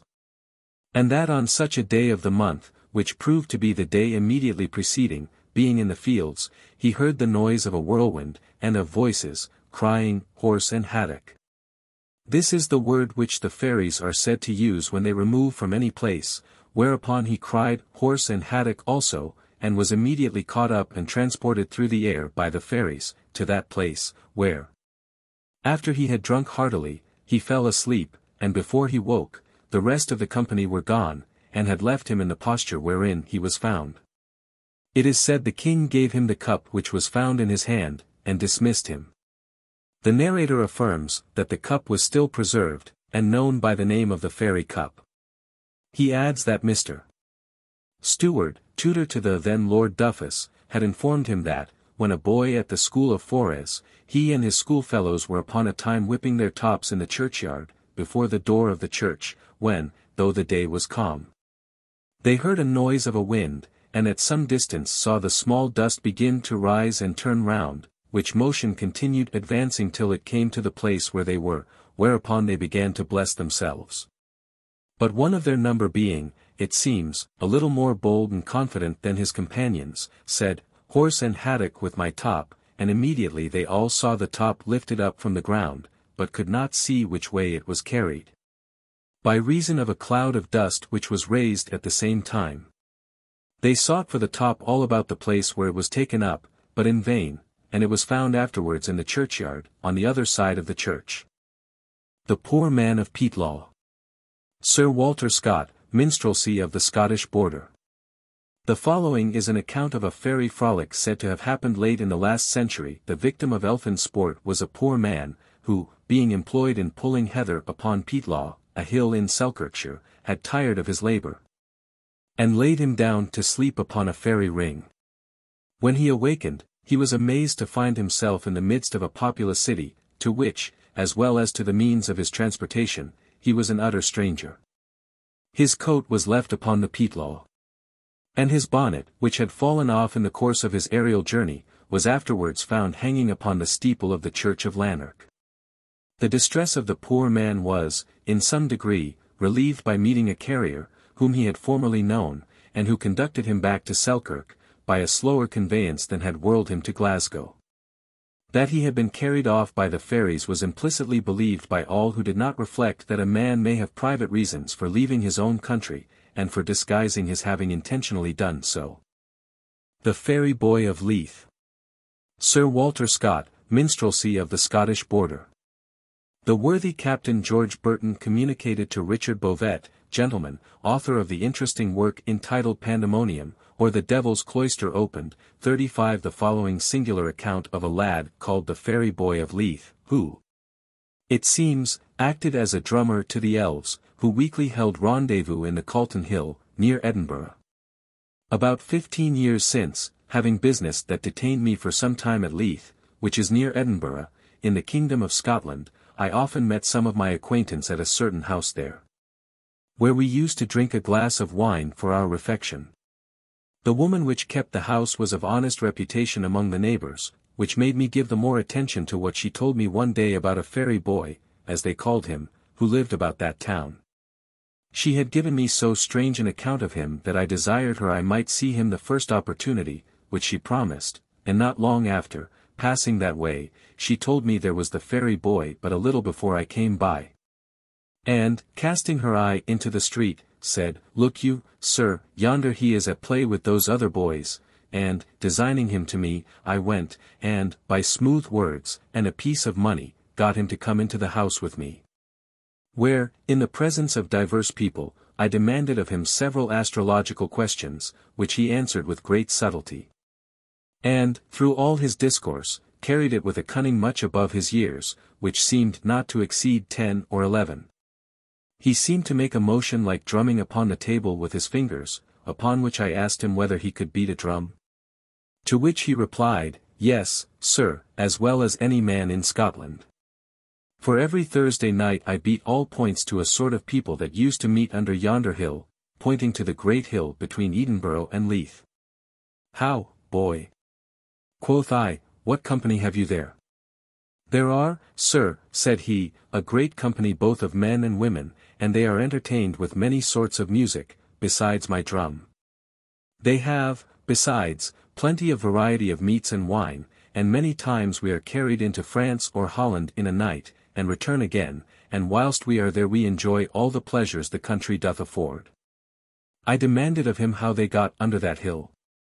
To which he replied that there was a great pair of gates that opened to them, though they were invisible to others. And that within there were brave large rooms, as well accommodated as most in Scotland. I then asked him how I should know what he said to be true. Upon which he told me he would read my fortune, saying I should have 2 wives, and that he saw the forms of them sitting on my shoulders, that both would be very handsome women. As he was thus speaking, a woman of the neighborhood, coming into the room, demanded of him what her fortune should be. He told her that she had 2 bastards before she was married, which put her in such a rage that she desired not to hear the rest. The woman of the house told me that all the people in Scotland could not keep him from the rendezvous on Thursday night. Upon which, by promising him some more money, I got a promise of him to meet me at the same place, in the afternoon, the Thursday following, and so dismissed him at that time. The boy came again, at the place and time appointed, and I had prevailed with some friends to continue with me, if possible, to prevent his moving that night. He was placed between us, and answered many questions, until, about 11 of the clock, he was got away unperceived by the company, but I, suddenly missing him, hasted to the door, and took hold of him, and so returned him into the same room. We all watched him, and, of a sudden, he was again got out of doors. I followed him close, and he made a noise in the street as if he had been set upon, but from that time I could never see him. George Burton. Mind the Crooked Finger. Mr. J. G. Ollison's M.S. Bill Robertson, A.E.T. 71, residing in Lerwick, soberly narrated this troey story. My midder, God rest her soul, told me this, and she nettier could nor wid ha, told me a lee. Shoe wis staying why, freens at Kirkgoodwisdale, and nicked about de huming, twilight, de gidman was sair fashed, for de honest wife haid just haid a purie baby. And no, my lamb at ye ir, what said he here juist as he was gane, ta leave the lamb house, but 3 most unearthly knocks, de sam as it haid a been fray onder de grund.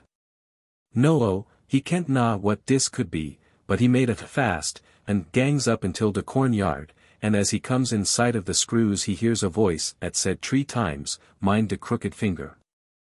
No, his wife haid a crooked finger, and he kent our wheel at something wis gain ta happen, for his grey neighbours wis upon de watch for de helpless infant, or midder, or baith. So he comes into de hoose, and licks a candle, taks doon de Bible, and a steel knife. He opens de bick and de knife, when such a roaring and trolling, any wonderfully stamping and rattling, and confusion comes frae de byre as made de whole whose shack. And a body fell a waking, quaking. No, he taks de open Bible, and max for de byre, and dem, at wis eye, de whose follows him trembling and waking, only de wise woman bein left with de poor wife and infant. No, when he gets ta de door, he heaves in de Bible afore him, sticks de open knife in his mouth, edge outwards, and de lowen candle in een o his hands. The instant yon was doon de trullen and noise and din ceased all of a sudden, and the image at had been prepared for top pit de place de poor wife and innocent pury lamb was at was left de buyer. Weel, says de Gidman, as he gripped in his arms de very likeness o his wife, at de trows had left de buyer, I've ta'en d, and I'll use d. Weel, he tuck in ta de who's de image left by de trows, and it had every joint and part of a woman. And my midare told me shoo saw it, and de honest folk for mony a year, and der children after dem, sat upon de stock, or image, or likeness. And things was set on it, and wood was sawn on it. And that's as true as I'm speaking to you, and no a borrowed or handed story, for my midare told me it why, her own lips, and she would know a told me a lee. The Two Young Ploughmen. Campbell, Popular Tales of the West Highlands. You have been often at the gatehouse, said Johnny Nicholson. Well, you'll mind a flat piece of land near in Rick Farm. Well, that was once a large loch. A long way down from there is still the ruin of a mill, which at that time was fed from this loch. Well, one night about the Halloween times, two young ploughmen went to a smithy to get their socks, of their ploughs, and coulters repaired, and in passing the said mill on their way home again they heard music and dancing, and fiddling, and singing, and laughing, and talking. So one of the lads would be in to see what was going on, the other waited outside for hours, but his companion never came out again, so he went home, assured that the brownies had got hold of him. About the same time the following year, the same lad went again to the smithy on the same errand, and this time he took another lad with him, but had the precaution to put the Bible in his pocket. Well, in passing the mill the second time, he heard the same sounds of music and dancing. This time, having the Bible in his hand, he ventured to look in, when who should he see but his companion whom he had left standing there that day 12 months. He handed him the Bible, and the moment he did so the music and dancing ceased, the lights went out, and all was darkness. The Smith and the Fairies. Campbell, Popular Tales of the West Highlands. Years ago there lived in Crossbrig a smith of the name of Macculloch. This man had an only child, a boy of about 13 or 14 years of age, cheerful, strong, and healthy. All of a sudden he fell ill, took to his bed, and moped whole days away. No one could tell what was the matter with him, and the boy himself could not, or would not, tell how he felt. He was wasting away fast, getting thin, old, and yellow, and his father and all his friends were afraid that he would die. At last one day, after the boy had been lying in this condition for a long time, getting neither better nor worse, always confined to bed, but with an extraordinary appetite one day while sadly revolving these things, and standing idly at his forge, with no heart to work, the smith was agreeably surprised to see an old man, well known to him for his sagacity and knowledge of out-of-the-way things, walk into his workshop. Forthwith he told him the occurrence which had clouded his life. The old man looked grave as he listened, and after sitting a long time pondering over all he had heard, gave his opinion thus: "It is not your son you have got.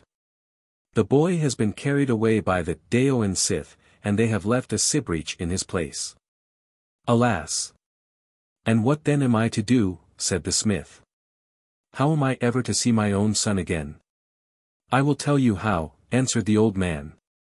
"But first, to make sure that it is not your own son you have got, take as many empty eggshells as you can get, go with them into the room, spread them out carefully before his sight, then proceed to draw water with them, carrying them two and two in your hands as if they were a great weight, and arrange when full, with every sort of earnestness, round the fire." The smith accordingly gathered as many broken eggshells as he could get, went into the room, and proceeded to carry out all his instructions. He had not been long at work before there arose from the bed a shout of laughter, and the voice of the seeming sick boy exclaimed, "I am now 800 years of age, and I have never seen the like of that before." The smith returned and told the old man.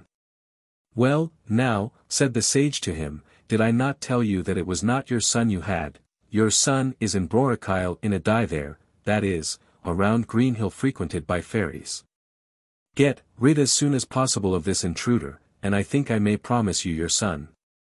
You must light a very large and bright fire before the bed on which this stranger is lying. He will ask you, what is the use of such a fire as that? Answer him at once, you will see that presently, and then seize him, and throw him into the middle of it. If it is your own son you have got, he will call out to save him, but if not, this thing will fly through the roof. The smith again followed the old man's advice, kindled a large fire, answered the question put to him as he had been directed to do, and seizing the child flung him in without hesitation. The Sibreach gave an awful yell, and sprung through the roof, where a hole was left to let the smoke out. On a certain night the old man told him the green round hill, where the fairies kept the boy, would be open. And on that night the smith, having provided himself with a Bible, a dirk, and a crowing cock, was to proceed to the hill. He would hear singing and dancing and much merriment going on, but he was to advance boldly. The Bible he carried would be a certain safeguard to him against any danger from the fairies. On entering the bill he was to stick the dirk in the threshold, to prevent the hill from closing upon him. And then, continued the old man, on entering you will see a spacious apartment before you, beautifully clean, and there, standing far within, working at a forge, you will also see your own son. When you are questioned, say you come to seek him, and will not go without him. Not long after this the time came round, and the smith sallied forth, prepared as instructed. Sure enough, as he approached the hill, there was a light where light was seldom seen before. Soon after a sound of piping, dancing, and joyous merriment reached the anxious father on the night wind. Overcoming every impulse to fear, the smith approached the threshold steadily, stuck the dirk into it as directed, and entered. Protected by the Bible he carried on his breast, the fairies could not touch him. But they asked him, with a good deal of displeasure, what he wanted there. He answered, I want my son, whom I see down there, and I will not go without him. Upon hearing this the whole company before him gave a loud laugh, which wakened up the cock he carried dozing in his arms, who at once leaped up on his shoulders, clapped his wings lustily, and crowed loud and long. The fairies, incensed, seized the smith and his son, and, throwing them out of the hill, flung the dirk after them, and in an instant all was dark. For a year and a day the boy never did a turn of work, and hardly ever spoke a word. But at last one day, sitting by his father and watching him finishing a sword he was making for some chief, and which he was very particular about, he, suddenly exclaimed, that is not the way to do it. And, taking the tools from his father's hands, he set to work himself in his place, and soon fashioned a sword the like of which was never seen in the country before. From that day the young man wrought constantly with his father, and became the inventor of a peculiarly fine and well-tempered weapon, the making of which kept the two smiths, father and son, in constant employment, spread their fame far and wide, and gave them the means in abundance, as they before had the disposition, to live content with all the world and very happily with one another. The Lothian Farmer's Wife. Sir Walter Scott, Minstrelsy of the Scottish Border. The wife of a farmer in Lothian had been carried off by the fairies, and, during the year of probation, repeatedly appeared on Sunday, in the midst of her children, combing their hair. On one of these occasions she was accosted by her husband. When she related to him the unfortunate event which had separated them, instructed him by what means he might win her, and exhorted him to exert all his courage, since her temporal and eternal happiness depended on the success of his attempt. The farmer, who ardently loved his wife, set out on Halloween, and, in the midst of a plot of firs, waited impatiently for the procession of the fairies.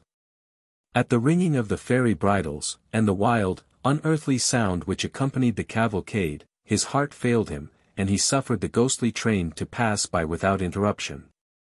When the last had rode past, the whole troop vanished, with loud shouts of laughter and exultation, among which he plainly discovered the voice of his wife, lamenting that he had lost her for ever.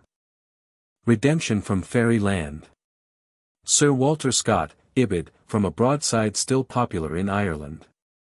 Near the town of Aberdeen, in Scotland, lived James Campbell, who had one daughter, named Mary, who was married to John Nelson, a young man of that neighbourhood. Shortly after their marriage, they being a young couple, they went to live in the town of Aberdeen, where he followed his trade, being a goldsmith. They lived loving and agreeable together until the time of her lying in, when there was female attendance prepared suitable to her situation. When near the hour of 12 at night they were alarmed with a dreadful noise, at which of a sudden the candles went out, which drove the attendants in the utmost confusion. Soon as the women regained their half-lost senses, they called in their neighbours who, after striking up lights, and looking towards the lying-in woman, found her a corpse, which caused great confusion in the family. There was no grief could exceed that of her husband, who, next morning, prepared ornaments for her funeral. People of all sects came to her wake, amongst others came the Reverend Mr. Dodd, who, at first sight of the corpse, said, "It's not the body of any Christian, but that Mrs. Nelson was taken away by the fairies, and what they took for her was only some substance left in her place." He was not believed, so he refused attending her funeral. They kept her in the following night, and the next day she was interred. Her husband, one evening after sunset, being riding in his own field, heard a most pleasant concert of music, and soon after espied a woman coming towards him dressed in white. She being veiled, he could not observe her face, yet he rode near her, and asked very friendly who she was that chose to walk alone so late in the evening. At which she unveiled her face, and burst into tears, saying, "I am not permitted to tell you who I am." He, knowing her to be his wife, asked her in the name of God, what disturbed her, or what occasioned her to appear at that hour. She said her appearing at any hour was of no consequence, for though you believe me to be dead and buried, I am not, but was taken away by the fairies the night of my delivery. You only buried a piece of wood in my place. I can be recovered if you take proper means. As for my child, it has 3 nurses to attend it, but I fear it cannot be brought home. The greatest dependence I have on any person is my brother Robert, who is a captain of a merchant ship, and will be home in 10 days hence. Her husband asked her what means he should take to win her. She told him he should find a letter the Sunday morning following, on the desk in his own room, directed to her brother, wherein there would be directions for winning her. Since my being taken from you I have had the attendance of a queen or empress, and if you look over my right shoulder you will see several of my companions. He then did as she desired, when, at a small distance, he saw a king and queen sitting, beside a moat, 36 on a throne, in splendor. She then desired him to look right and left, which he did, and observed other kings on each side of the king and queen, well guarded. He said, "I fear it is an impossibility to win you from such a place." "No," says she, "were my brother Robert here in your place, he would bring me home, but let it not encourage you to attempt the like, for that would occasion the loss of me for ever. There is now severe punishment threatened to me for speaking to you. But, to prevent that, do you ride up to the moat, where, suppose you will see no person, all you now see will be near you, and do you threaten to burn all the old thorns and brambles that is round the moat. If you do not get a firm promise that I shall get no punishment, I shall be forgiven," which he promised.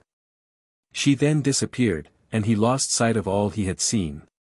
He then rode very resolutely up to the moat, and went round it, vowing he would burn all about it if he would not get a promise that his wife should get no hurt. A voice desired him to cast away a book that was in his pocket, and then demand his request. He answered he would not part with his book, but grant his request, or they should find the effect of his rage. The voice answered, that upon honor she should be forgave her fault, but for him to suffer no prejudice to come to the moat, which he promised to fulfill, at which he heard most pleasant music. He then returned home, and sent for the Reverend Mr. Dodd, and related to him what he had seen. Mr. Dodd stayed with him till Sunday morning following, when as Mr. Nelson looked on the desk in his room, he espied a letter, which he took up, it being directed to her brother, who in a few days came home. On his receiving the letter he opened it, wherein he found the following. "Dear brother, my husband can relate to you my present circumstances. I request that you will, the first night after you see this, come to the moat where I parted from my husband. Let nothing daunt you, but stand in the center of the moat at the hour of 12 at night, and call me, when I, with several others, will surround you. I shall have on the whitest dress of any in company, then take hold of me, and do not forsake me. All the frightful methods they shall use let it not surprise you, but keep your hold. Suppose they continue till cock crow, when they shall vanish all of a sudden, and I shall be safe, when I will return home and live with my husband. If you succeed in your attempt, you will gain applause from all your friends, and have the blessing of your ever-loving and affectionate sister, Mary Nelson. No sooner had he read the letter than he vowed to win his sister and her child, or perish in the attempt. He returned to the ship, and related to his sailors the contents of the letter. He delayed till 10 at night, when his loyal sailors offered to go with him, which he refused, thinking it best to go alone. As he left his ship a frightful lion came roaring towards him. He drew his sword and struck at the lion, which he observed was of no substance, it being only the appearance of one, to terrify him in his attempt. It only encouraged him, so that he proceeded to the moat, in the center of which he observed a white handkerchief spread, on which he was surrounded with a number of women, the cries of whom were the most frightful he ever heard. His sister being in the whitest dress of any round him, he seized her by the right hand, and said, with the help of God, I will preserve you from all infernal imps, when of a sudden, the moat seemed to be on fire around him. He likewise heard the most dreadful thunder could be imagined, frightful birds and beasts seemed to make towards him out of the fire, which he knew was not real. Nothing daunted his courage. He kept hold of his sister for the space of 1 hour and 3/4, when the cocks began to crow, then the fire disappeared, and all the frightful imps vanished. He held her in his arms, and fell on his knees, and gave God thanks for his proceedings that night. He, believing her clothing to be light, put his outside coat on her. She then embraced him, saying she was now safe. As he put any of his clothing on her, he then brought her home to her husband, which occasioned great rejoicing. Her husband and he began to conclude to destroy the moat in revenge of the child they had away, when instantly they heard a voice, which said, You shall have your son safe, and well, on condition that you will not till the ground within 3 perches of the moat, nor damage bushes or brambles round that place, which they agreed to, when, in a few minutes, the child was left on his mother's knee, which caused them to kneel and return thanks to God. The circumstance of this terrifying affair was occasioned by leaving Mrs. Nelson, the night of her lying in the care of women who were mostly intoxicated with liquor. The Fairy and the Bible Reader. Campbell, Popular Tales of the West Highlands. On a still Sabbath evening in summer, an old man was seated, reading his Bible in the open air, at a quiet spot upon the Ross-shire coast. A beautiful little lady, clad in green, drew near, and addressing him in a silvery voice, sought to know if for such as she Holy Scripture held out any hope of salvation. The old man spoke kindly to her, but said that in those pages there was no mention of salvation for any but the sinful sons of Adam. On hearing this, the fairy flung her arms despairingly above her head, and with a shriek plunged into the sea. Thom and Willie. Arranged from Mr. J. G. Ollison's MS. Thom and Willie, 2 young fishermates of Lunna, in Shetland, were rivals for the hand of the fair Osla, daughter of Jarm. Now it so happened that, one October afternoon, they took their hand-lines and went out fishing together in their boat. Towards dusk the wind rose, and it soon blew so hard as to compel the young men to run for the nearest shelter haven in the islet of Linga in Walsey Sound, which they happily reached in safety. The islet was uninhabited, and the fishermen had with them neither food nor the means of kindling a fire. They had, however, a roof over their heads. For there was a hut, or lodge, on the island, used by fishermen in the fair weather season, but deserted since the close of that period. For 2 days the storm raged without ceasing, and at last the situation of the castaways began to grow very serious. However, on the morning of the 3rd day, a little before daybreak, Willie, who was awake before his companion, discovered that the weather had fared, and that the wind blew in a favoring direction. Upon this, without rousing Tom, he proceeded to the boat, which lay safely hauled up upon the shore, and by dint of great exertion managed to launch her single-handed. Meantime Tom had awoke. And, at last, as Willie did not come back, he followed him to the naust, or place where boats are drawn up. And here a sight met his view which filled him with dismay. The yawl had disappeared from her place.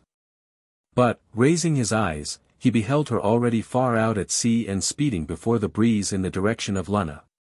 At this sight poor Tom gave way to despair. He realized that his comrade had basely and heartlessly deserted him. He knew that it was not likely that the islet would be visited until the fishing season should have come round again. And he had small hopes of help from any exertions on his behalf which might be made by his friends, seeing that they would be in ignorance where to look for him. Amid melancholy thoughts and forebodings the day passed slowly, and at nightfall he betook himself to his shakedown of straw within the lodge. Darkness closed in, and he slept. But, towards the small hours of the morning, he was suddenly awakened. When great was his astonishment to see that the hut was lighted up with a strange illumination, whilst a queer inhuman hum and chatter, accompanied by the patter of many pairs of little feet and the jingle of gold and silver vessels, smote upon his ear. A fairy banquet was, in fact, in course of preparation in the lodge. Tom raised himself noiselessly upon his elbow, and watched the proceedings. With infinite bustle and clatter, the table was at last laid. Then there entered a party of trolls, who bore between them in a chair, or litter, a female fairy, to whom all appeared to pay honor. The company took seats, and the banquet was on the point of commencing, when in a moment the scene of festivity was changed to one of wild alarm and confusion. A moment more, and Tom learnt to his cost the cause of the sudden change. The presence of a human being had been detected, and at a word from their queen the grey people, swarming together, were about to rush upon the intruder. But in this trying juncture Tom did not lose his presence of mind. His loaded fowling piece lay by his side, and, as the fairies rushed upon him, he raised it to his shoulder and fired. In an instant the light was extinguished, and all was darkness, silence, and solitude. Let us now return to the perfidious Willie. Reaching Lunna in safety, he related a tragic tale, which he had invented on the voyage, to account for the absence of his comrade. And, finding that his story was believed, he began anew, without much loss of time, to urge his suit with the fair Osla. Her father, Jarm, regarded him with favour, but the maiden herself turned a deaf ear to all his entreaties. She felt that she could not love him, and, besides, she was haunted by a suspicion that Tom, in whose welfare she felt a tender interest, had been the victim of foul play. Pressure was, however, put upon her, and in spite of her objections, an early day was fixed for the wedding. The poor girl was in great distress. However, one night, when she had cried herself to sleep, she dreamed a dream, the result of which was that next morning she proceeded to the house of Tom's parents, and begged them to join her in a search for their missing son. This, notwithstanding their love for him, they were somewhat reluctant to do. Arguing that, even supposing him to have been abandoned, as she divined, upon one of the rocky islets of the coast, he must ere now have perished from exposure and starvation. But the girl persisted in her entreaties, which at last prevailed. A boat was manned, and by Osla's direction was steered towards Linga, upon approaching which, sure enough, as the girl had predicted, it was discovered that the islet had a human tenant. Tom met his friends on the beach, and when the first eager greetings had passed, surprise was expressed at the freshness and robustness of his appearance. But this surprise increased tenfold when, in recounting his adventures, he explained that, during the latter days of his isolation, he had supported life upon the remains of the scarcely tasted fairy banquet. Adding that never in his life before had he fared so delicately. On their return to Lunna, the party were received with rejoicings, and it is scarcely necessary to add that Tom and Osla were soon made man and wife. From that time forward Willie prospered no more. The loss of his health and fortune followed that of his good name, and he sank ere long into an early and unregretted grave. The Gloaming Bucht. Old friends with new faces. Field and tour. Speakin' o' fairies, quoth Robbie Oliver, an old shepherd, who lived at South Dean in Jedwater, and died about 1830, I can tell ye about the vera last fairy that was seen hereaway. When my faither, Peter Oliver, was a young man, he lived at Hindley, and heard at the Brocklaw. Weel, it was the custom to milk the youse in they days, and, my faith there was bucked 37 the brock law youse to tway young, lish, clever hissies any nicked the gloamin. Nay little daffin, and gabbin, 38 geed on amang the threesome, se warrant ye, till at last, just as it chanced to get darkish, my faither chanced it to loik along the Leah at the head o' the Bucht. And, what did he see but a wee little creaturey clad green, and lang hair, yellow as gowd, hingin round its shoulders, comin' straight for him, whiles G a wink o' a greet 39 and I atween its hands raisin' a queer, unearthly cry. Hae ye seen Hughie Milburn? Oh! Hae ye seen Hughie Milburn? Instead of answering the creature, my faither sprang o'er the Bucht flake, 40 to be near the lasses, saying, Bliss us what's that? Ha, ha! Paddy lad, quo Bessie Elliot, a free-spoken Liddesdale hempie. Thou're a wife commed for ye the nicht, Paddy lad. A wife, said my faither. May the Lord keep me frae sic a wife as that, and he confessed till his deein day, he was in sic a fear that the hairs o' his head stood up like the hearses of a hurchin. 41. The creature was nae bigger than a 3-year-old lassie, but feet and tight, lithe o' limb, as ony grown woman, and its face was the downright perfection o' beauty. Only there was something wild and unearthly in its e'en that couldna be looked at, for less describe it didna molest them, but I tigilt 42 on about the Bucht, now and then repeatin' its cry, Hae ye seen Hughie Milburn? Sae they cam, to nae ither conclusion than that it had tint 43 its companion. When my faither and the lasses left the Bucht, it followed them hame to the Hindley kitchen, where they offered it yo bros, but it wad na tak a nithing, till at last a ne'er-do-weel Collant made as if he wad grip it a pair o' reed het tangs. And, it appeared to be offended, and gied awa doon the burnside, cryin' its auld cry eerier and wasomer than ever, and disappeared in a bush o' segs. 44. The Fairies' Song. The song is taken from a poem founded upon the above story, and entitled The Gloaming Bucht. The author was James Telfer, schoolmaster at Sawtrey, in Liddesdale, born 1800, died 1862. Oh, where is tiny Hew? And where is little Len? And where is bonny Lou? And Meanie of the Glen? And where's the place of rest? The ever-changing hame? Is it the Gowan's breast? Or 'neath the bells of fame? I Lou Lawn Dil Yu. The fairest rose you find may have a taint within. The flower of womankind may not be free from sin. The foxglove cup go bring the tale of shooting stern, and round our grassy ring we'll pledge the pith o' fern. I Lou Lawn Dil Yu. And when the yellow moon is gliding down the sky, on wings of wishes bound, our band to her can fly. Her highest horn will ride, and quaff her honey dew. Then in her shadowy side, our gambolings renew. I Lou Lawn Dil Yu. The Faithful Purse-Bearer. A tale of the times of old. Far away in the north, where the purple heath spreads as thick on the hills in summer as the snow lies white in winter, where the streams flowed down the granite-strewn corries of the mountains, brown gold as the topaz lying hid in their bosoms. A powerful chief ruled his clan.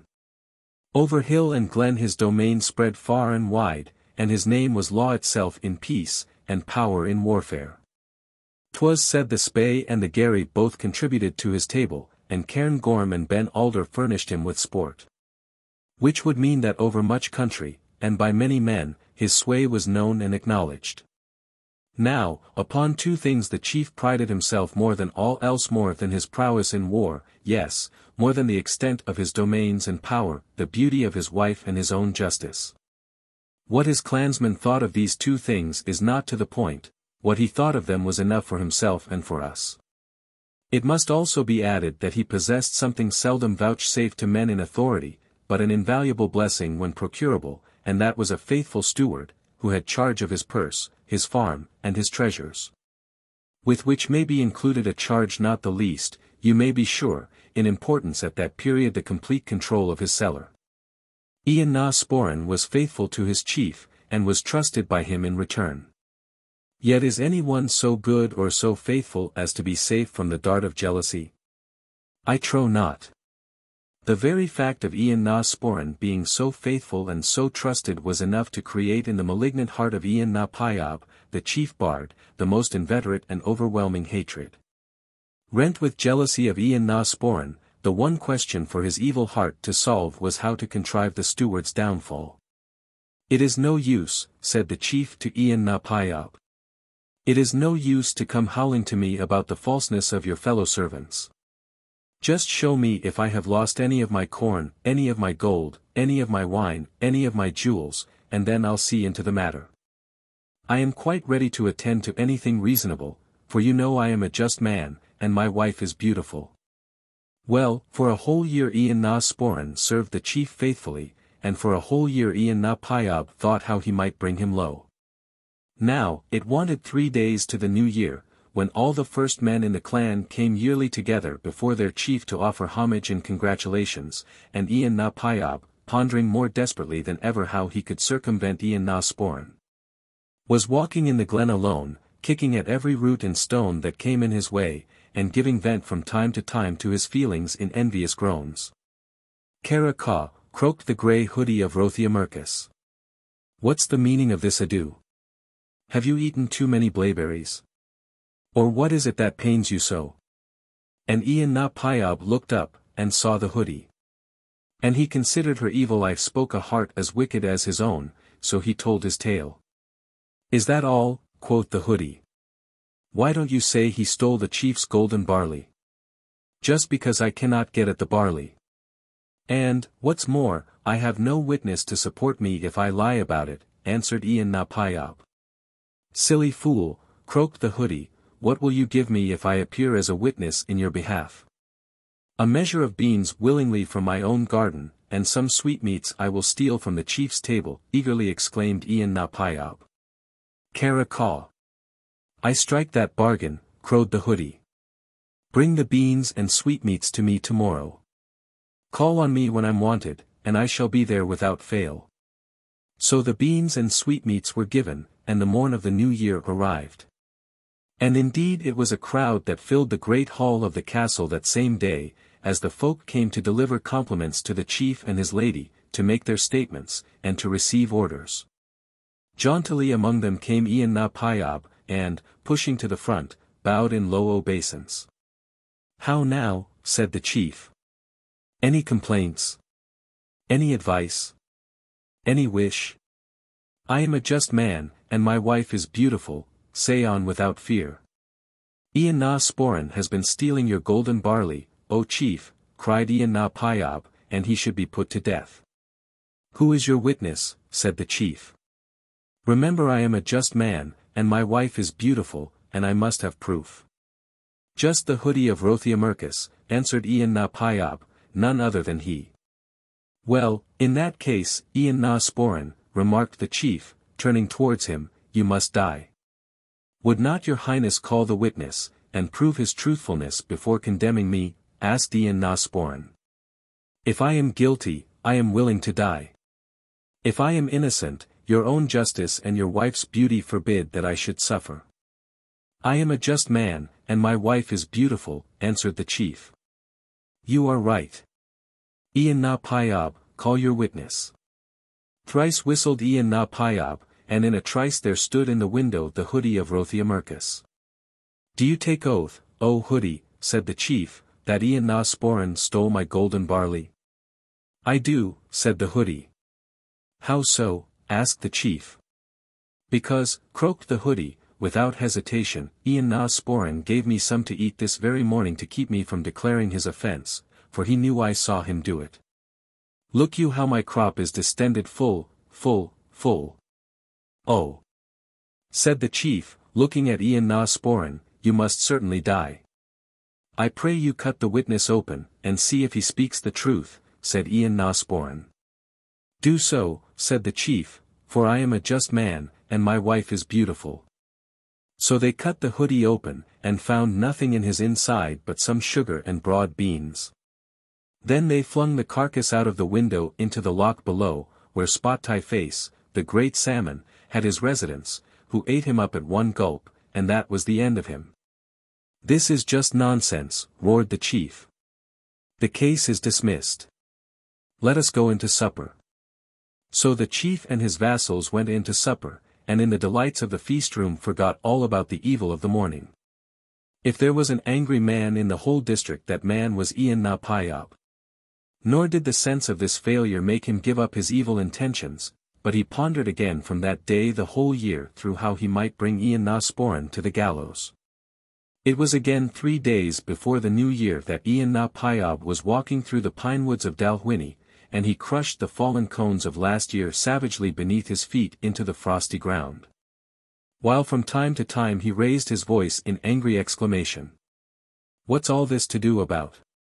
said the Black Witch of Lochiricht, as she sat at the entrance of the dark cave, blinking with her red een in the blue reek of the peat fire that whirled in puffs out of the cavern, like smoke from some fell dragon's jaws. At that Ian na Paidh looked up, and thinking she appeared as black and as evil as himself, he lost no time in telling her his tale. "Why don't you say he stole the chief's gold?" "That's easy enough, I'm sure," said she. "Because I can't get at the gold, and I have no witness to swear for me, should I need one." "Silly rabbit," scornfully cried the witch. "What will you give me if the sun appears as your witness?" "My best," said Ian na Paidh. "Well, if we want the sun," answered she, "I must brew troll's broth to attract him. Give me the little toe of your right foot and the little toe of your left foot, and I will do the trick." Now it must be confessed that Ian na Paidh was grieved to lose any of his limbs, and to suffer pain, but what will not ail envious man do or suffer to get the better of an enemy? So he cut off the little toe from his right foot, and the little toe from his left foot, and gave them to the Witch of Lochiricht to make troll's broth. "Now," said Ian na Paidh, "I can't walk." "Pooh! Nonsense," replied the witch. "You shall have my crutch and get on well enough with it." Then he gave a grunt, and snorted twice like a trumpet, and at that a queer thing came out from behind the juniper bushes, and gave him the hag's crutch. "Now, come here, again tomorrow, and the broth will be brewed. Then take it on New Year morning, and, walking with her shins round the standing stones of Triumph, cast it on the ground as the sun rises, and he will come that day as a witness to the council." So the witch went into the cave, and Ian na Paidh hobbled away lame. Let us hope the vision of revenge was a good plaster to his sore feet. The next morning he came very, very early, you may be sure, and called on the witch, and the queer thing came out from behind the juniper bushes and gave him the bowl filled with troll's broth. And he took it away and did just as the old hag directed him. Oh, there was no doubt at all that it was a large crowd which came at the new year, and gathered together in the hall of the castle, to offer congratulations to their chief and his wife, and to taste good things at his board. And after many had spoken, and much business had been transacted, Ian na Paidh, seeing his turn had come, hobbled forward, leaning on the crutch he had received from the old hag. "How now, Ian na Paidh," said the chief. "If you have anything to say, say on. I am wearying for my supper, so be quick about it." "Oh," answered Ian na Paidh, "that fellow over there Ian na Sporan has been at it again. He has stolen your golden coins, and he should die. I am a just man, and my wife is beautiful, so I can't take your word for it alone, you know. Any witnesses?" "No hoodies, or any of that crew, for me this time, mind that." "Sir, my witness is none other than the sun himself," answered Ian na Paidh. "Oh," said the chief, turning to Ian na Sporan, "if that is so, you certainly must have your head chopped off." "Sir," said Ian na Sporan humbly, "order him, I beg, to produce his witness. If I am guilty, then let me die. I am a just man, and my wife is, what the plague are you hobbling about in that way for?" said the chief to Ian na Paidh, breaking off suddenly in the middle of the well-known sentence. "Frostbite," grunted Ian na Paidh. "But follow me, chief and gentlemen all, to the chamber that looks towards the southwest, and then I will prove my accusation true." Why to the chamber at the southwest? Asked the chief. Because, replied Ian na Paibh, there the stolen money lies, and my witness shall attend. Lead on, cried the chief, and be quick about it, for I am very hungry indeed.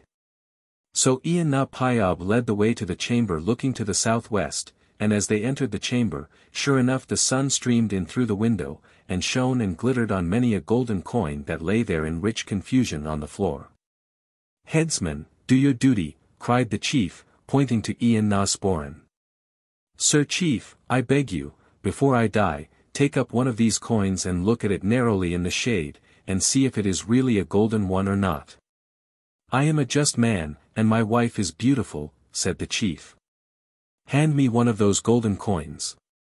So they handed him a coin, and taking it into a corner out of the sunlight, he saw it was a common coin, and not a golden one at all. If I had yon witness in my power, said the chief to Ian na Paibh, I'd thrash him. As for you, your punishment shall come after supper. Then the chief took the arm of Ian na Sporen, and hurried away to the banqueting hall, for he was very hungry indeed, and would brook no more delay. And for that time again Ian na Paibh got off his well-merited punishment, for in the delights of the feast the evil of the morning was forgotten, and indeed, the whole thing was so silly, it was scarcely worth noticing or remembering. How savage Ian na Paibh was at this second failure, you who are now acquainted with him can well imagine. He had gained nothing in the war of revenge, and had lost 2 toes into the bargain. I'll have it out with that old witch at any rate, said he. If she won't help me again better than last time, she shall be burnt, or my name isn't what it is. So as the next new year came round, when, he knew, was his only opportunity, he sought the cavern, and called loudly on the witch, but when she answered, and came to the mouth of the cave, she looked so evil that his courage oozed out of his fingertips, he had not toes enough for it to ooze out at that end, and his angry words dwindled away to a feeble whine of complaint. Well, quoth the hag, what brings you here again? The wretched failure of your scheme, sobbed Ian na Paibh, and he then told her all that had occurred. And whose fault was that, I should like to know, growled she. I can't think of another plan fit for such a goose as you. Stay, though no. You're so great a fool, it would be no good, so be off, I shan't take any more trouble. Tell me your plan, I beseech you. Cried Ian na Paibh, all pain and disappointment lost in the expectation of revenge. I'll give anything to bring Ian na Sporen to a bad end. Well, you must bring me some more sweetmeats from the chief's table, and we will prove that he stole the chief's wine this time. But I've no witness, wailed he. The hoodie is dead, and the sun is no use at all, what am I to do? Silly rabbit, grunted the witch. We'll get the moon to come, but we must brew her troll's broth, or it can't be managed at all. Give me the big toe off your right foot, and the big toe off your left foot, and I will do the trick. Or else be off, and don't bother. Well, Ian na Paibh thought that as he had lost his little toes, his big ones might just as well go the game road, so he cut them off and gave them to the witch. Wow, wow, wow, he squealed in pain. There now, I can't walk, no, not even with the crutch, and he sat down on the ground and waved his toeless feet in the air. Now, said the hag, don't lie here roaring like a baby. And she gave a grunt and snorted twice like a trumpet, and the queer thing came from behind the juniper bushes, and handed him a long, broad petticoat made of stiff hog bristles, and when he had tied it round his middle with some leather thongs, it supported him on all sides. You look vastly pretty, said the hag, with a horrid leer. I wish you were made just as pretty yourself, said he, as he waddled down the road as best he could. I shall come tomorrow before sunset for the broth. And that morrow's evening, before the shadows crept out of the fir wood, and spread over the hillsides, Ian na Paibh was at the cavern mouth again. And the queer thing came from behind the juniper bushes, and gave into his hands the bowl of troll's broth that the hag had in the meantime prepared. Go to the rock of Ossen, said the hag, where the withered pine spreads its bare branches to the sky. There, as the moon rises, walk 3 times with her shins round the riven trunk, and cast the broth on the ground before her. And Ian na Piab painfully went away to the rock of Ossen, carrying the bowl of broth in one hand, and struggling with the crutch in the other, his body supported by the bristle petticoat. And he did as the hag bade him, and as the moon rose over the crags of Brariac, he cast the broth on the ground before her, bidding her come the next day at even to be his witness when he should call. The next day, when the new year came, and all the retainers and vassals flocked to the castle to give greeting and receive advice, Lon na Piab came with them, clad in his petticoat of hog bristles, looking his worst and thinking his cruelest. "What mountebank have we here?" quoth the chief, as, at the end of the council, Ian na Piab tottered forward to make his statement. "Alas! Noble sir, 'tis the frostbite has taken possession of my limbs completely has gotten a bit higher up than last year. But regardless of the pain I am suffering, I have come here to denounce that villain Ian na Sporen, and demand, in the name of justice, that he be put to death at once." "How now?" cried the chief. "I am a just man, and my wife is beautiful, and I will not condemn a man without proof or witness." "Say on, but beware how you trifle with me this time." "He has stolen your wine, and I can prove it," said Ian na Piab. "Stolen my wine? Oh, indeed, that must be put a stop to, and you," said the chief, turning to Ian na Sporen, "must be put an end to." "Again, O chief," said Ian na Sporen, "will you listen to my enemy without certain proof?" "Nay," answered the chief, "that is to doubt my own justice and my wife's beauty." "Where is your witness?" continued he sharply, looking at Ian na Piab. "The moon," said he, "and none other. The deed was done during the night, and she will come at eventide and give proof of it." "The moon be praised," ejaculated the chief, "that she don't want to come now, and that I can have my supper first." So without more ado, the chief walked out of the hall to the chamber where the feast was laid out, and in the delight of the feast forgot soon the business of the morning. But when they had all drunk quite as much as was good for them, and had eaten, in my opinion, more than was necessary, Ian na Piab scrambled up to the chief, and begged him to step up to the chamber in the northwest tower. For there his witness was waiting to prove his accusation. "Oh, bother," said the chief. "Cut his head off. I don't care, and I don't want proof." "Noble master," said Ian na Sporen, "remember you are a just man, and your wife is beautiful." "Pest take the whole affair," roared the chief, getting up. "I can't even have my meals in peace. I suppose, then, I must. But whoever trifles with me now is a dead man." So, in a fume, he bounced off after Ian na Piab, kicking him occasionally from behind to make him move faster, and followed by his lady and the rest of the vassals, who were all agog to see what would happen now. Well, when they arrived at the northwest tower, and had entered the room, there, sure enough, were basins and goblets and beakers set about the floor and tables, and filled to overflowing with dark red wine. No doubt about it at all, for the moon was shining in at the window, and it was almost as bright as noonday. "I have seen enough," cried the chief. "Ian na Sporen, down on your knees, and, sword-bearer, give me my claymore. You'll take my drink, will you? I'll have your head off, you won't feel thirsty much longer." "I beseech you, my lord," said Ian na Sporen, falling on his knee, "taste but a drop of that wine. Grant me this one last request before I die. I will make no resistance to your demands, only grant me this one little boon." "Well, you don't deserve it, but I will do that," replied the chief, taking up one of the cups, and placing it to his lips, "for I am a just man, and my wife is, auk, few, bach." And with a fearful grimace he spat the liquid out all over the floor. "Give me some water, wine, bros, anything to take the taste out of my mouth. Oh, ach. Phew. I'm poisoned as sure as death," yelled the chief, rushing out of the room, and scattering them all on this side and on that in his wild dart at the door. "Secure Ian na Piab. He shall die tomorrow before cockcrow." And he was down the stairs and his nose into a beaker of brose before anyone could say, "How d'ye do, or had recovered from the start he had given them. But the chief was not poison at all, for it was only brown burn water that Ian na Paibh had poured into the goblets, and that looked so purple in the moonlight.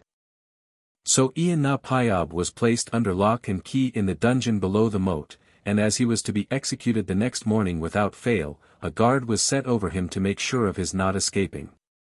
But, somehow, Ian na Paibh contrived to get a message sent to the chief's lady that he had something of great moment to confide to her ear alone, saying that, though he must die, it was a real pity so great a secret should be lost.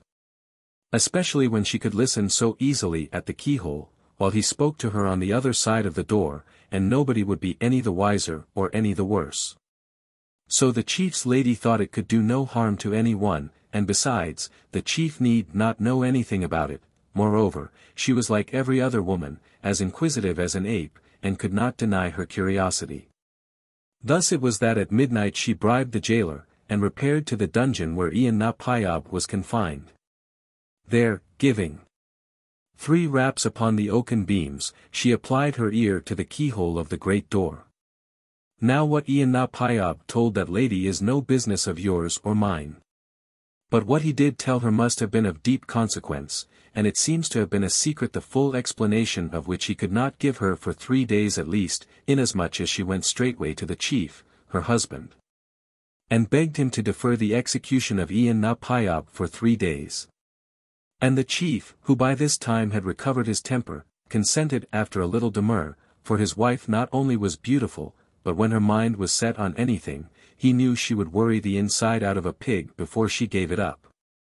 Yes, poor man, he knew this only too well, from long experience. Hence his consent. And it happened, since it was impossible for Ian na Paibh to escape with the frostbite in his limbs, as he said he had, the jailer allowed him to go about the castle at liberty.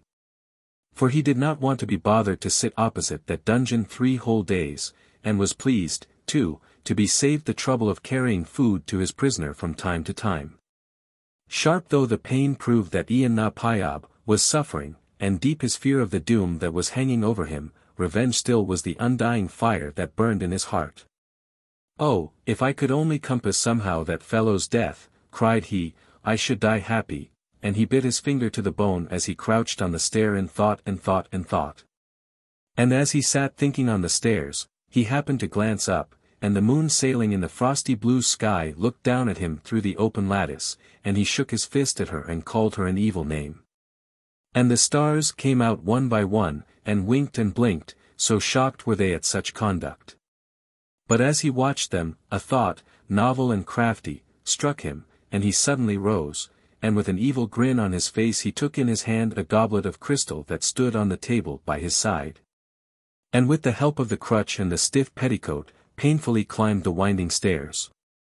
Then, making his way to a chamber that looked towards the south, he went in, and after locking the door on the inside, he sat down on a stool in front of the open windows. Then he closed the pine shutters that hung on each side of the casement, and taking a sharp-pointed awl from his pouch, for 2 hours by the dial without ceasing he labored to bore holes through them, some large, some small. He pierced them in straight lines and circles, so as to portray, as best he could, the sets of stars he had noticed often in the winter heavens. Next, he broke the goblet of crystal with his crutch into small pieces, and strewing them on the table beneath the closed window, and on the floor below, he left the room with a self-satisfied grimace, shutting the door behind him, locking it, and taking the key away with him. "Now for the key," muttered he. "Spot thy face. Spot thy face. Spot thy face," he cried, getting up as best he could on the sill of the passage window, and stretching his neck out as far as possible over the water of the loch below. "Spot thy face, come hither." And Spot thy face, the great salmon that had its residence in the pool below, looked up, expecting some food to be thrown him from above. "Spot thy face. Oh, spot thy face," continued Ian na Paibh, "if I give you some sweetmeats from the chief's table, will you do me a favor?" Now Spot thy face was a nasty, cruel thing, and did not like doing favors for anybody. But you remember it was winter, and there was not much food going or any green meat on the banks, and so he put his nose above the water and waved assent with his tail. Then take this key, and cast it up on the bank below the window of Ian na Sporran. You know it is on the other side of the castle. This is not much to ask, you must allow. And I will throw the sweetmeats out of this window after the chief has left the banqueting hall in the evening. So Lon na Paeob threw the key out to Spot Tai Face, and went his way down the staircase. But Spot Tai Face, when he had seized the key, found it bitter cold to the jaws, for the frost had kissed the chill metal, and he spat it up again onto the bank just where he received it, and there it lay. A dark object on the frozen snow under Ian na Paeob's own window. And Spot Tai Face sank to the bottom of the pool. Now the fatal day arrived when Ian na Paeob was to suffer for his evil deception of the chief, and the jailer came, and led him into the hall of the castle, where all were assembled. And the chief and his wife sat in state to see the sentence carried out. I am a just man, and my wife is beautiful, spoke the chief. You deceived me, and you tried to poison me, you shall die now, that's settled. A boon I crave, one boon before I die, cried Ian na Paeob. Let me but whisper a secret of utmost value into your lady's ear. Nothing of the sort, roared the chief. Go and have your head cut off. I won't hear of any delay. But his good lady was not going to miss knowing that secret, whatever it might be, for she had been thinking about it for the last 2 days, and had fretted herself a good deal, besides, on the subject. So she gave her husband one of her looks, and he knew too well to say no when she looked yes. Then Ian na Paeob whispered in her ear. What? What? My jewels, my shining jewels. Screamed that lady, and, clenching her fists, she ran up to Ian na Sporran and, shaking them in his astonished face, cried, Give me my jewels back, you thieving villain, you! I give back my shining jewels that you have stolen. What's all this fuss about? Asked the chief, jumping up with a bounce from his chair of state. Why, Ian na Paeob says that Ian na Sporran has stolen my jewels. Oh husband dear! You must send Ian na Sporran at once to the gallows. Hush, softly, my love, said he. You are beautiful, but remember, be just as well. In fact, I don't believe a word you're saying, and as to Ian na Paeob, witness or no witness, I'll never put trust in him again, that's flat. How many witnesses would make you believe my word, said Ian na Paeob. Will 10 please you? No, roared the chief.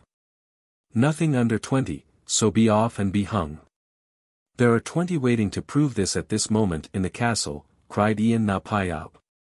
Then the chief found he was caught, and knew that if he would keep up his character for justice, he must consent to hear the case. And who may these witnesses be? Growled he. None other than the stars of heaven, answered Ian na Paeob. That's a low trick to escape your doom till the evening, said the chief. Nay, but they are waiting you at this very moment in the south chamber, said Ian na Paeob, and what's more, the jewels are there too, whispered he in the lady's ear.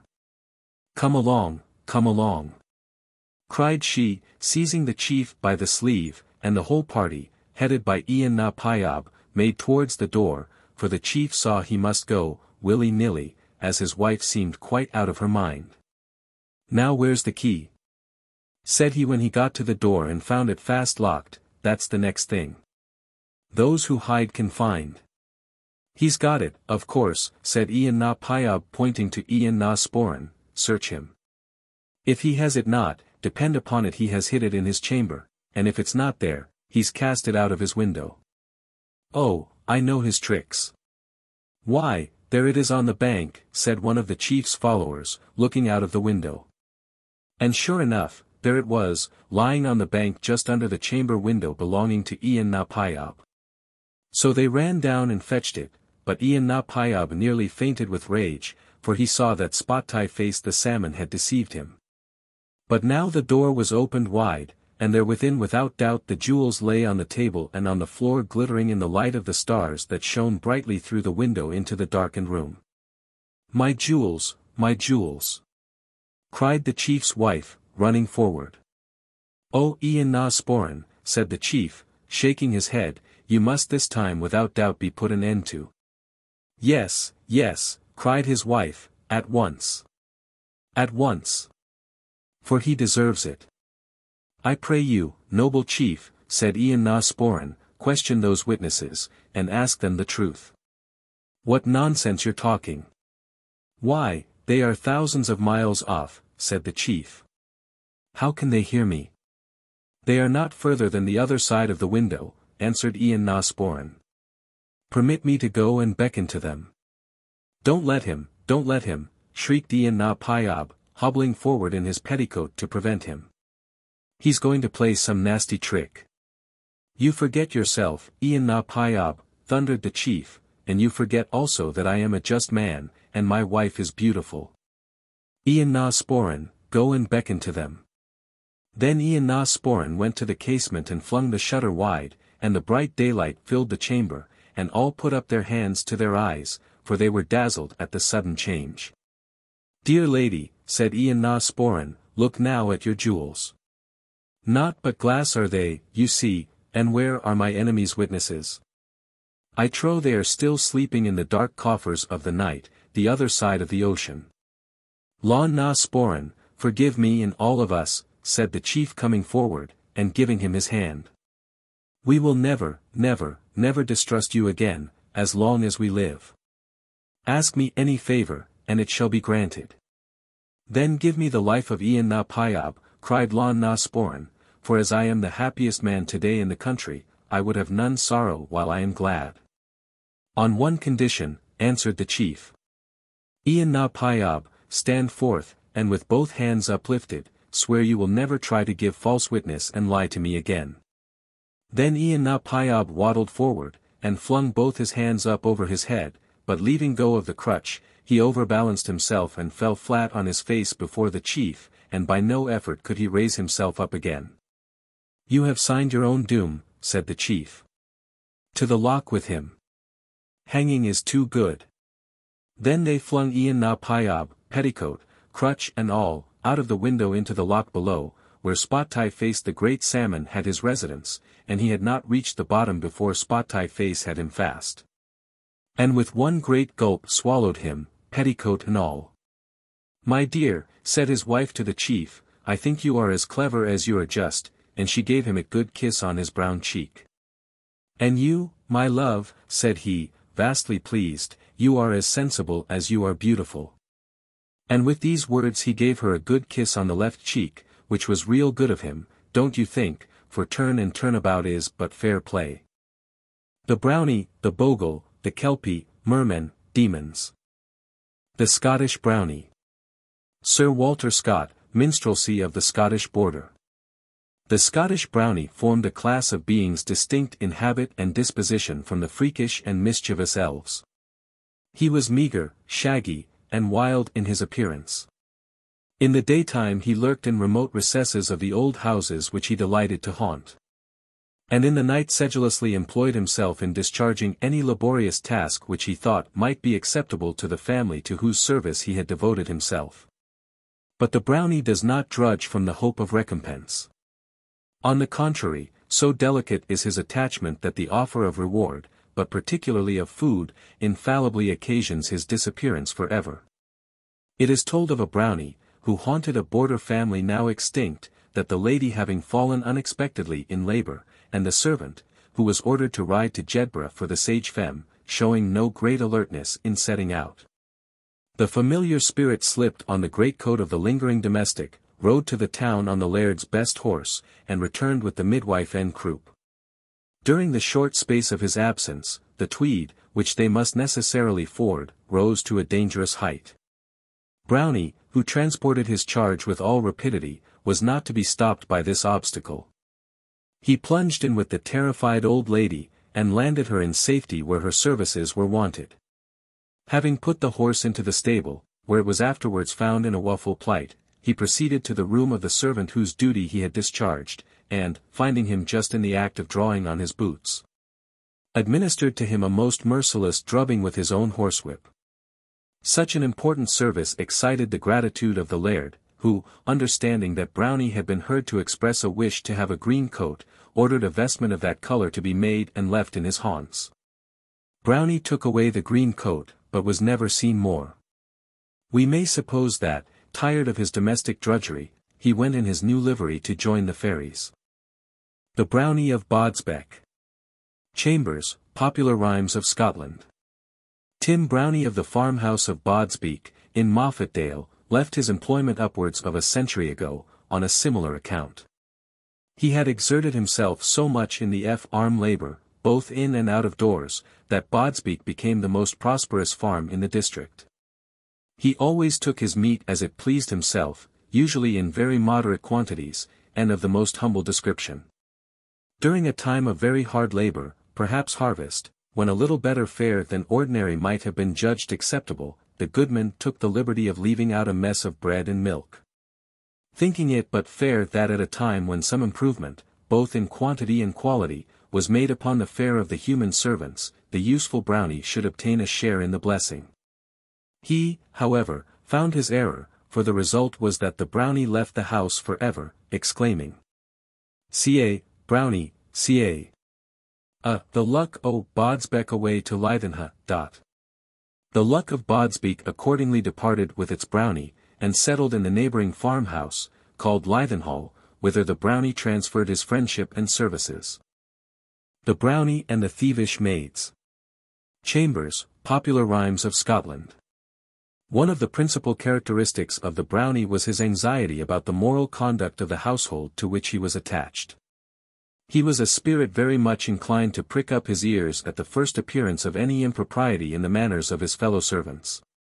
The least delinquency committed either in barn, or cow-house, or larder, he was sure to report to his master, whose interests he seemed to consider paramount to every other thing in this world, and from whom no bribe could induce him to conceal the offences which fell under his notice. The men, therefore, and not less the maids, of the establishment usually regarded him with a mixture of fear, hatred, and respect. And though he might not often find occasion to do his duty as a spy, yet the firm belief that he would be relentless in doing so, provided that he did find occasion, had a salutary effect. A ludicrous instance of his zeal as guardian of the household morals is told in Peeblesshire. Two dairymaids, who were stinted in their food by a too frugal mistress, found themselves one day compelled by hunger to have recourse to the highly improper expedient of stealing a bowl of milk and a bannock, which they proceeded to devour. As they thought, in secret. They sat upon a form, with a space between, whereon they placed the bowl and the bread, and they took bile and sip alternately, each putting down the bowl upon the scat for a moment's space after taking a draught, and the other then taking it up in her hands, and treating herself in the same way. They had no sooner commenced their mess than the Brownie came between the two, invisible, and whenever the bowl was set down upon the scat took also a draught. By which means, as he devoured fully as much as both put together, the milk was speedily exhausted. The surprise of the famished girls at finding the bowl so soon empty was extreme, and they began to question each other very sharply upon the subject, with mutual suspicion of unfair play, when the Brownie undeceived them by exclaiming, with malicious glee, "Ha! Ha! Ha! Brownie hast a eye." The Bogle. Sir Walter Scott, Minstrelsy of the Scottish Border. This is a freakish spirit, who delights rather to perplex and frighten mankind than either to serve or seriously to hurt them. Shellycoat, a spirit who resides in the waters, and has given his name to many a rock and stone the Scottish coast, belongs to the class of Bogles. When he appeared, he seemed to be decked with marine productions, and in particular with shells, whose clattering announced his approach. From this circumstance he derived his name. One of his pranks is thus narrated: 2 men, on a very dark night, approaching the banks of the Ettrick, heard a doleful voice from its waves repeatedly exclaim, "Lost! Lost!" They followed the sound, which seemed to be the voice of a drowning person, and, to their infinite astonishment, they found that it ascended the river. Still they continued, during a long and tempestuous night, to follow the cry of the malicious sprite. And arriving, before morning's dawn, at the very sources of the river, the voice was now heard descending the opposite side of the mountain in which they arise. The fatigued and deluded travellers now relinquished the pursuit, and had no sooner done so than they heard Shellycoat applauding, in loud bursts of laughter, his successful roguery. The spirit was supposed particularly to haunt the old house of Goranberry, situated on the river Hermitage, in Liddesdale. The Doomed Rider. Folklore and Legends, Scotland. W. W. Gibbings. Tin Conan is as bonny a river as we hae in the North Country. There's mony a sweet sunny spot on its banks, and mony a time and aft hae I waded through its shallows, one a boy, to set my little scotting line for the trouts and the eels, or to gather the big pearl mussels that lie aye thick in the fords. But its bonny wooded banks are places for enjoying the day in no for passing the nicht. I kenna how it is. It's non aol your wild streams that wander desolate through a desert country, like the Avon, or that come rushing down in foam and thunder, our broken rocks, like the Foyers, or that wallow in darkness, deep, deep in the bowels o' the earth. Like the few old ground. And yet no ane o' these rivers has mair or frightfuler stories connected wi' it than the Conan. Ane can hardly saunter out half a mile in its course, frae where it leaves Conton till where it enters the sea, without passing out the scene o' some frightful auld legend o' the Kelpie or the water wraith. And ane o' the most frightful looking o' these places is to be found among the woods of Conan House. Ye enter a swampy meadow that waves white flags and rushes like a cornfield in harvest, and see a hillock covered wi' willows rising like an island in the midst. There are thick mirk woods on ilka side. The river, dark and awesome, and whirling round and round in mossy eddies, sweeps away behind it, and there is an auld burying ground, why, the broken ruins o' an auld papist kirk on the tap. Ane can see amang the rougher stains the rose-wrought mullions of an arched window, and the trough that ants held the holy water. About twa 100 years ago a wee mair maybe, or a wee less, for ane canna be very sure o' the date o' they old stories the building was entire, and a spot near it, where the wood now grows thickest, was laid out in a cornfield. The marks o' the furrows may still be seen amang the trees. A party o' Highlanders were busily engaged, ae day in harvest, in cutting down the corn o' that field. And, just aboot noon, when the sun shone brightest and they were busiest in the work, they heard a voice frae the river exclaim, "The hour but not the man has come." Sure enough, on looking round, there was the Kelpie stan in what they see a Faw's Ford, just fornint the auld kirk. There is a deep black pool baith abune and below, but the ford there's a bonny ripple, that shows, as ane might think, but little depth o' water, and just the middle o' that, in a place where a horse might swim, stood the Kelpie. And it again repeated its words, "The hour but not the man has come," and then flashing through the water like a drake, it disappeared in the lower pool. When the folk stood wondering what the creature might mean, they saw a man on horseback come spurring down the hill in hot haste, making straight for the Faw's Ford. They could then understand her words at ance. And for the stoutest o' them sprang oot frae amang the corn to warn him o' his danger, and keep him back. And sae they told him what they had seen and heard, and urged him either to turn back and tack on either road, or stay for an hour or sae where he was. But he just wadna hear them, for he was baith unbelieving and in haste, and wald hae ta'en the ford for they could say, hadna the Highlanders, determined on saving him whether he would or no, gathered round him and pulled him frae his horse. And then, to mak sure of him, locked him up in the auld kirk. Weel, when the hour had gone by the fatal hour the Kelpie they flung open the door, and cried to him that he might no gang on his journey. But there was nae answer, though, and sae they cried a second time, and there was nae answer still. And then they went in, and found him lying stiff and cold on the floor, why, his face buried in the water o' the very stone trough that we may still see amang the ruins. His hour had come. And he had fallen in a fit, as 'twould seem, head foremost amang the water o' the trough, where he had been smothered, and saec the prophecy o' the Kelpie availed naething. Graham of Morphy. Chambers, Popular Rhymes of Scotland. The old family of the Grahams of Morphy was in former times very powerful, but at length they sunk in fortune, and finally the original male line became extinct. Among the old women of the Mearns, their decay is attributed to a supernatural cause.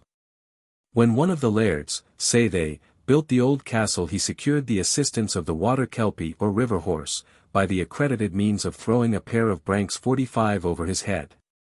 He then compelled the robust spirit to carry prodigious loads of stones for the building, and did not relieve him till the whole was finished.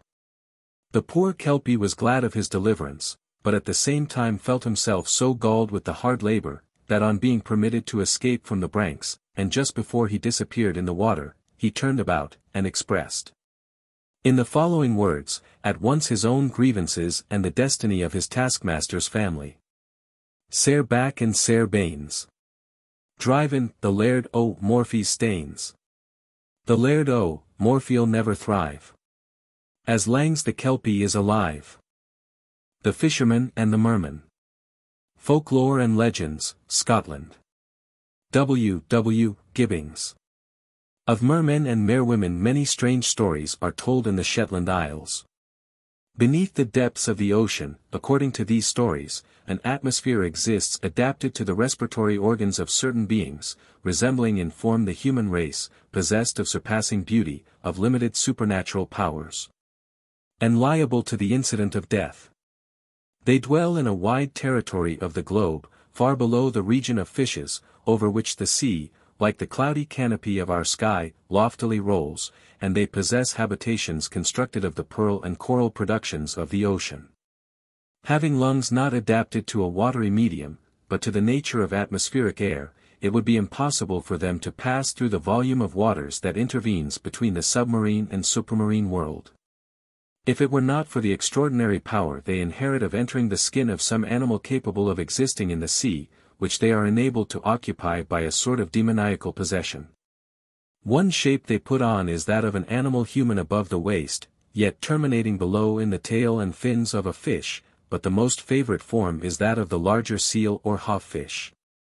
For, in possessing an amphibious nature, they are enabled not only to exist in the ocean, but to land on some rock, where they frequently lighten themselves of their sea dress, resume their proper shape, and with much curiosity examine the nature of the upper world belonging to the human race. Unfortunately, however, each merman or merwoman possesses but one skin, enabling the individual to ascend the seas, and if, on visiting the abode of man, the garb be lost, the hapless being must unavoidably become an inhabitant of the earth. A story is told of a boat's crew who landed for the purpose of attacking the seals lying in the hollows of the crags at one of the stacks. The men stunned a number of the animals, and while they were in this state stripped them of their skins, with the fat attached to them. Leaving the carcasses on the rock, the crew were about to set off for the shore of Papa Stour, when such a tremendous swell arose that every one flew quickly to the boat. All succeeded in entering it except one man, who had imprudently lingered behind. The crew were unwilling to leave a companion to perish on the skerries 46, but the surge increased so fast that after many unsuccessful attempts to bring the boat close into the stack the unfortunate wight was left to his fate. A stormy night came on, and the deserted Shetlander saw no prospect before him but that of perishing from cold and hunger, or of being washed into the sea by the breakers which threatened to dash over the rocks. At length he perceived many of the seals, who in their flight had escaped the attack of the boatmen, approached the skerry, disrobed themselves of their amphibious hides, and resumed the shape of the sons and daughters of the ocean. Their first object was to assist in the recovery of their friends, who, having been stunned by clubs, had, while in that state, been deprived of their skins.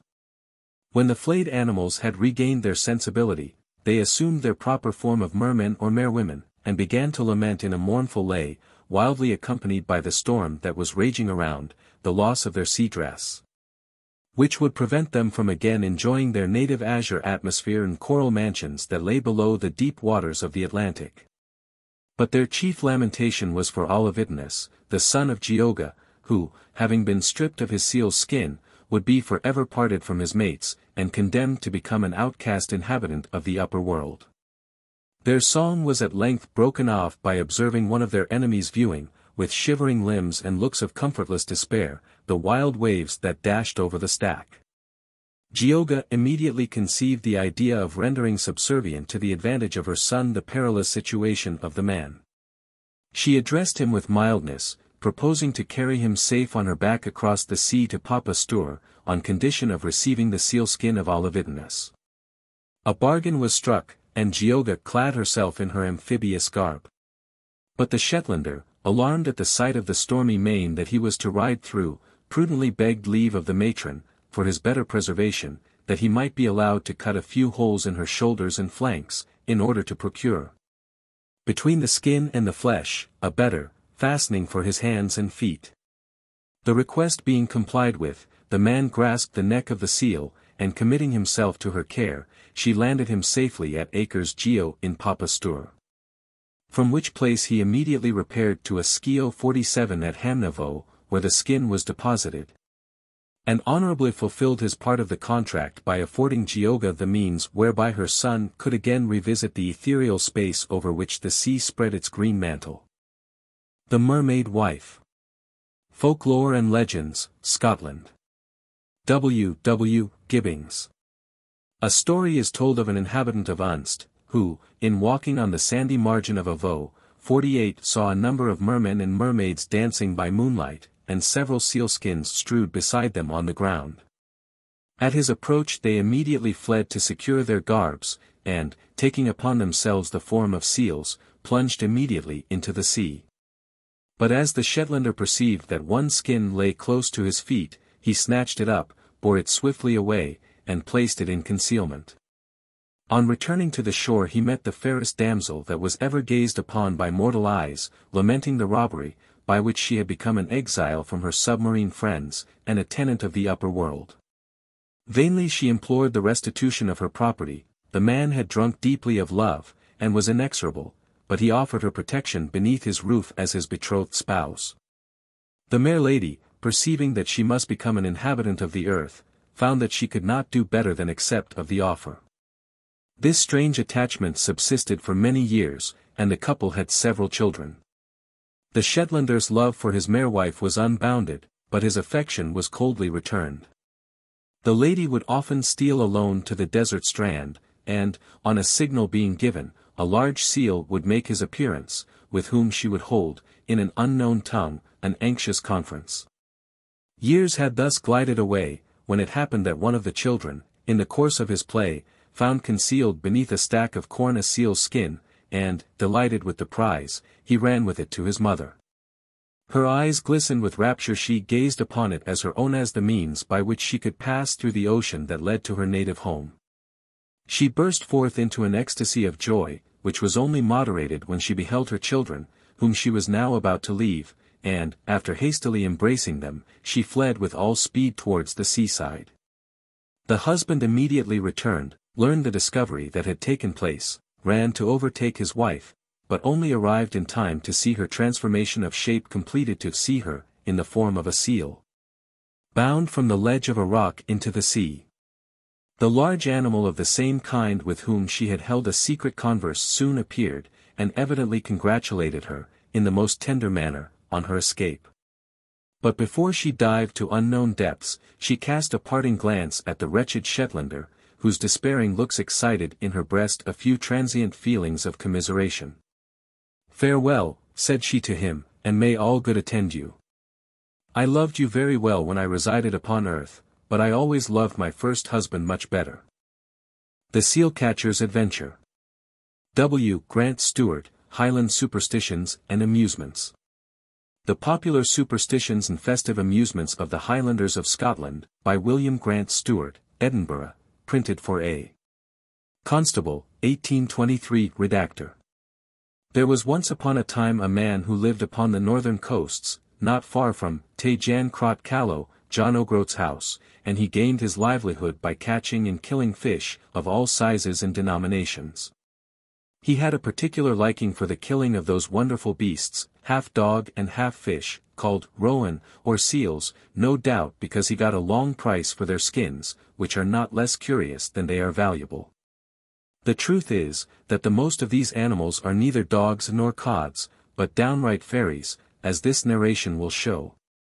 It happened one day, as this notable fisher had returned from the prosecution of his calling, that he was called upon by a man who seemed a great stranger, and who said he had been dispatched for him by a person who wished to contract for a quantity of seal skins, and that the fisher must accompany him, the stranger, immediately to see the person who wished to contract for the skins, as it was necessary that he should be served that evening. Happy in the prospect of making a good bargain, and never suspecting any duplicity, he instantly complied. They both mounted a steed belonging to the stranger, and took the road with such velocity that, although the direction of the wind was towards their backs, yet the fleetness of their movement made it appear as if it had been in their faces. On reaching a stupendous precipice which overhung the sea, his guide told him they had now reached their destination. "Where is the person you spoke of?" inquired the astonished seal-killer. "You shall see that presently," replied the guide.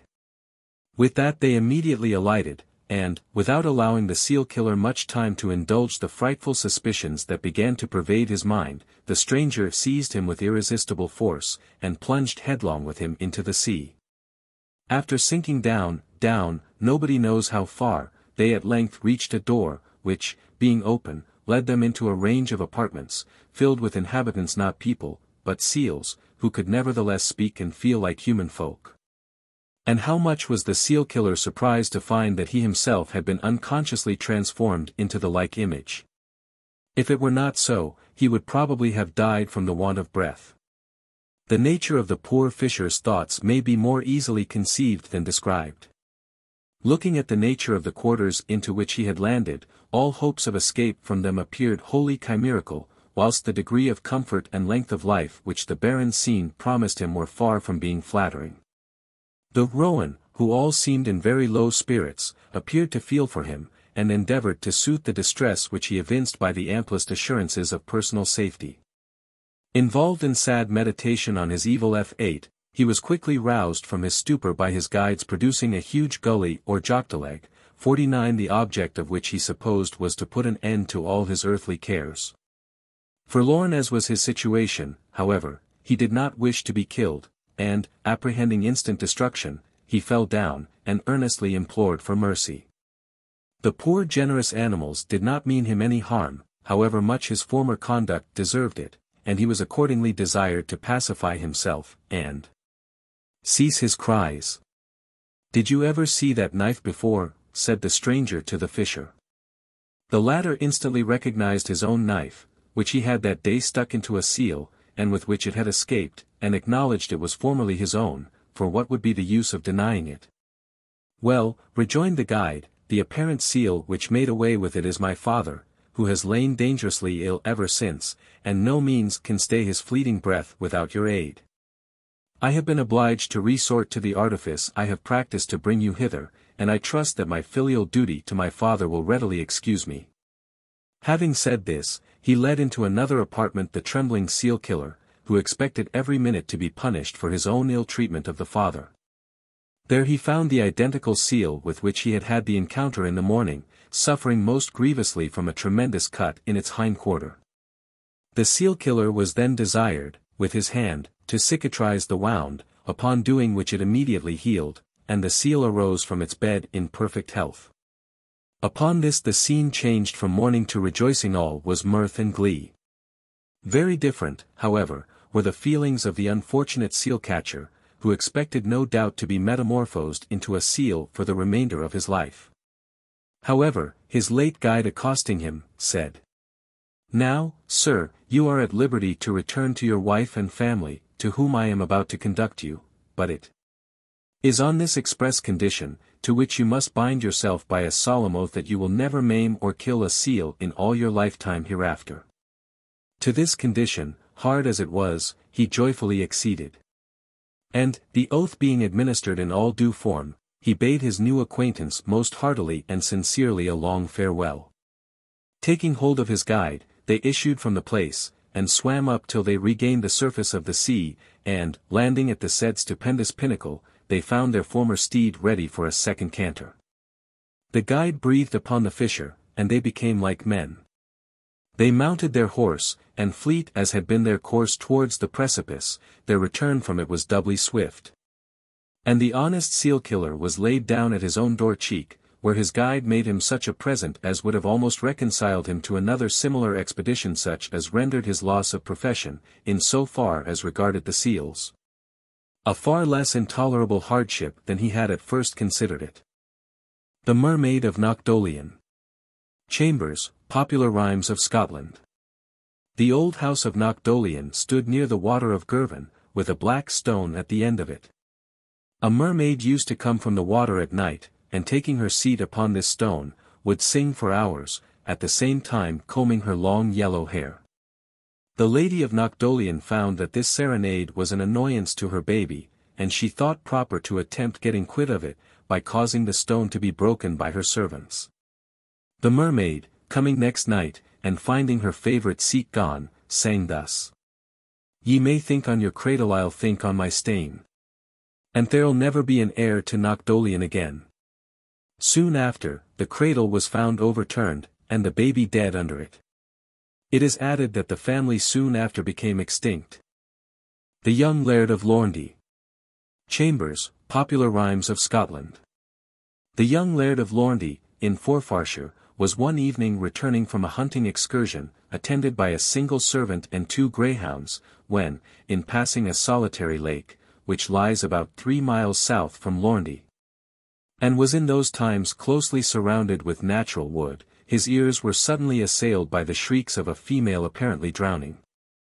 Being of a fearless character, he instantly spurred his horse forward to the side of the lake, and there saw a beautiful female struggling with the water, and, as it seemed to him, just in the act of sinking. "Help, help, Lorndy," she exclaimed. "Help, Lorndy, help, Lor," and the waters seemed to choke the last sounds of her voice as they gurgled in her throat. The laird, unable to resist the impulse of humanity, rushed into the lake, and was about to grasp the long yellow locks of the lady, which lay like hanks of gold upon the water, when he was suddenly seized behind and forced out of the lake by his servant, who, farther-sighted than his master, perceived the whole affair to be the feint of a water-spirit. "Bide, Lorndy, bide a blink," cried the faithful creature, as the laird was about to dash him to the earth, "that walling madam was nae other, God sauf us." Then the mermaid. Lorndy instantly acknowledged the truth of this asseveration, which, as he prepared to mount his horse, was confirmed by the mermaid raising herself half out of the water, and exclaiming, in a voice of fiendish disappointment and ferocity, "Lornty, Lornty!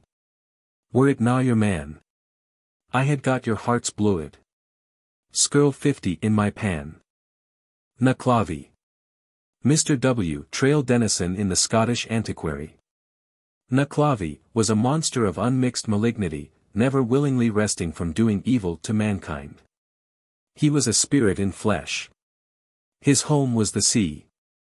And whatever his means of transit were in that element, when he moved on land he rode a horse as terrible in aspect as himself. Some thought that rider and horse were really one, and that this was the shape of the monster. Knockdolion's head was like a man's, only 10 times larger, and his mouth projected like that of a pig, and was enormously wide. There was not a hair on the monster's body, for the very good reason that he had no skin.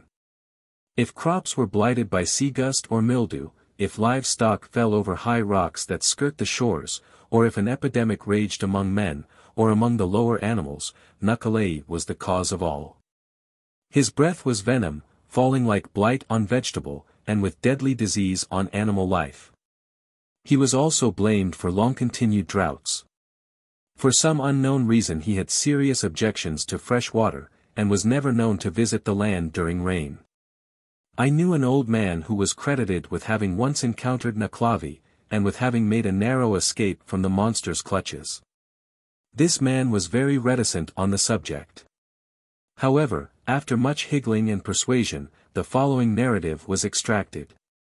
Tamaz, like his namesake Tam o' Shanter, was out late one night. It was, though moonless, a fine starlit night. Tamaza's road lay close by the seashore, and as he entered a part of the road that was hemmed in on one side by the sea, and on the other by a deep freshwater loch, he saw some huge object in front of, and moving towards him. What was he to do? He was sure it was no earthly thing that was steadily coming towards him. He could not go to either side, and to turn his back to an evil thing he had heard was the most dangerous position of all.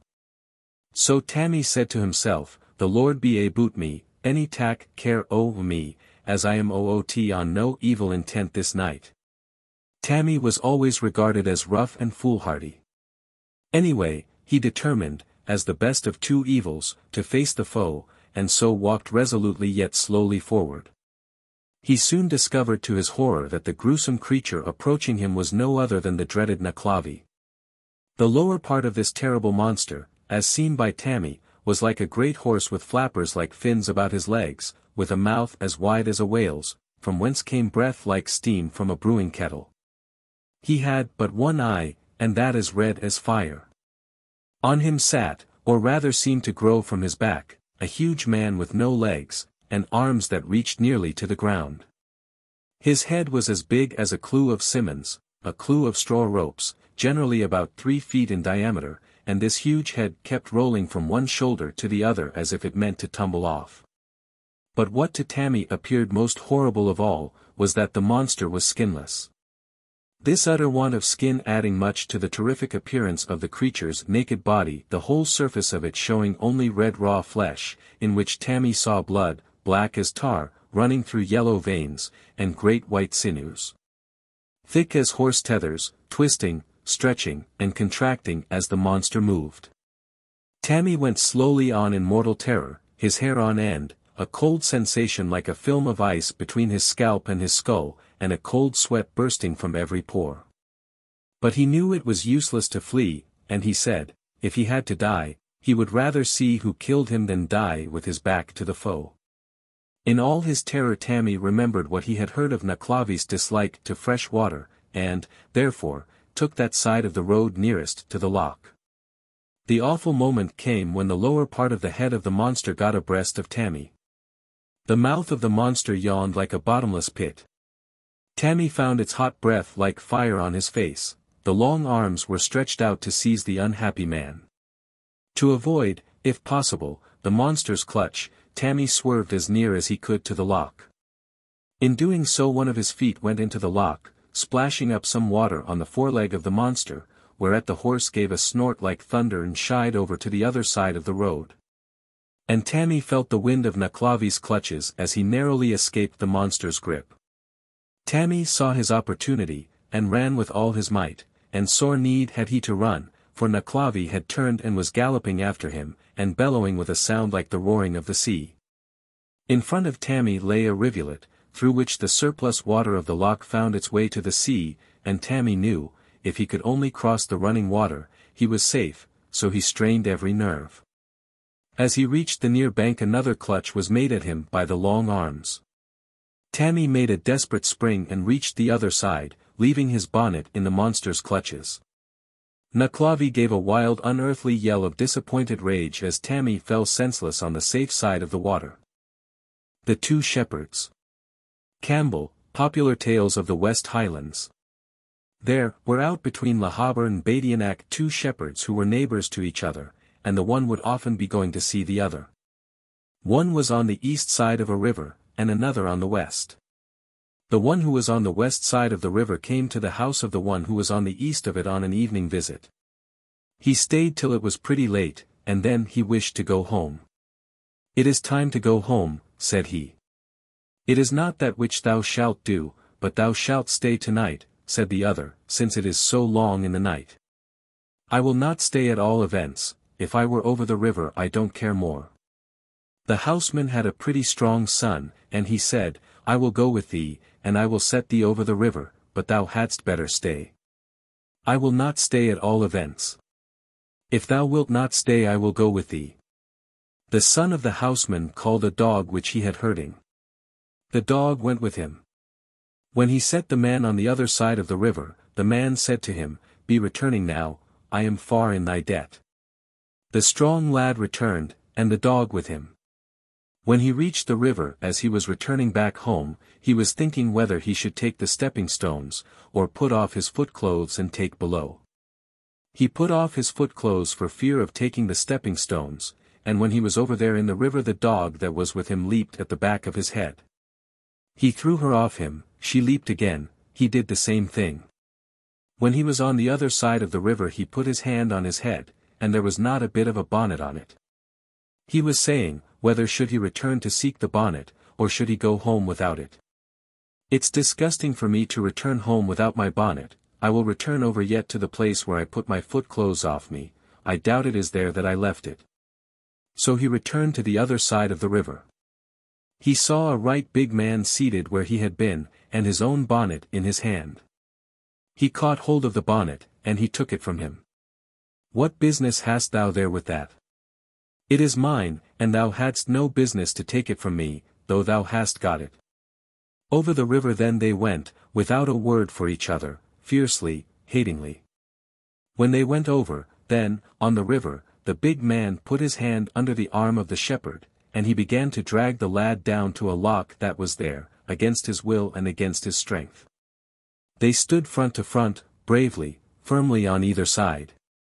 In spite of the strength of the shepherd's son, the big man was about to conquer. It was so that the shepherd's son thought of putting his hand about an oak tree that was in the place. The big man was striving to take him with him, and the tree was bending and twisting. At last the tree was loosening in the earth. She loosened all but one of her roots. At the time when the last root of the tree slipped, the cocks that were about the wood crowed. The shepherd's son understood when he heard the cocks crowing that it was on the short side of day.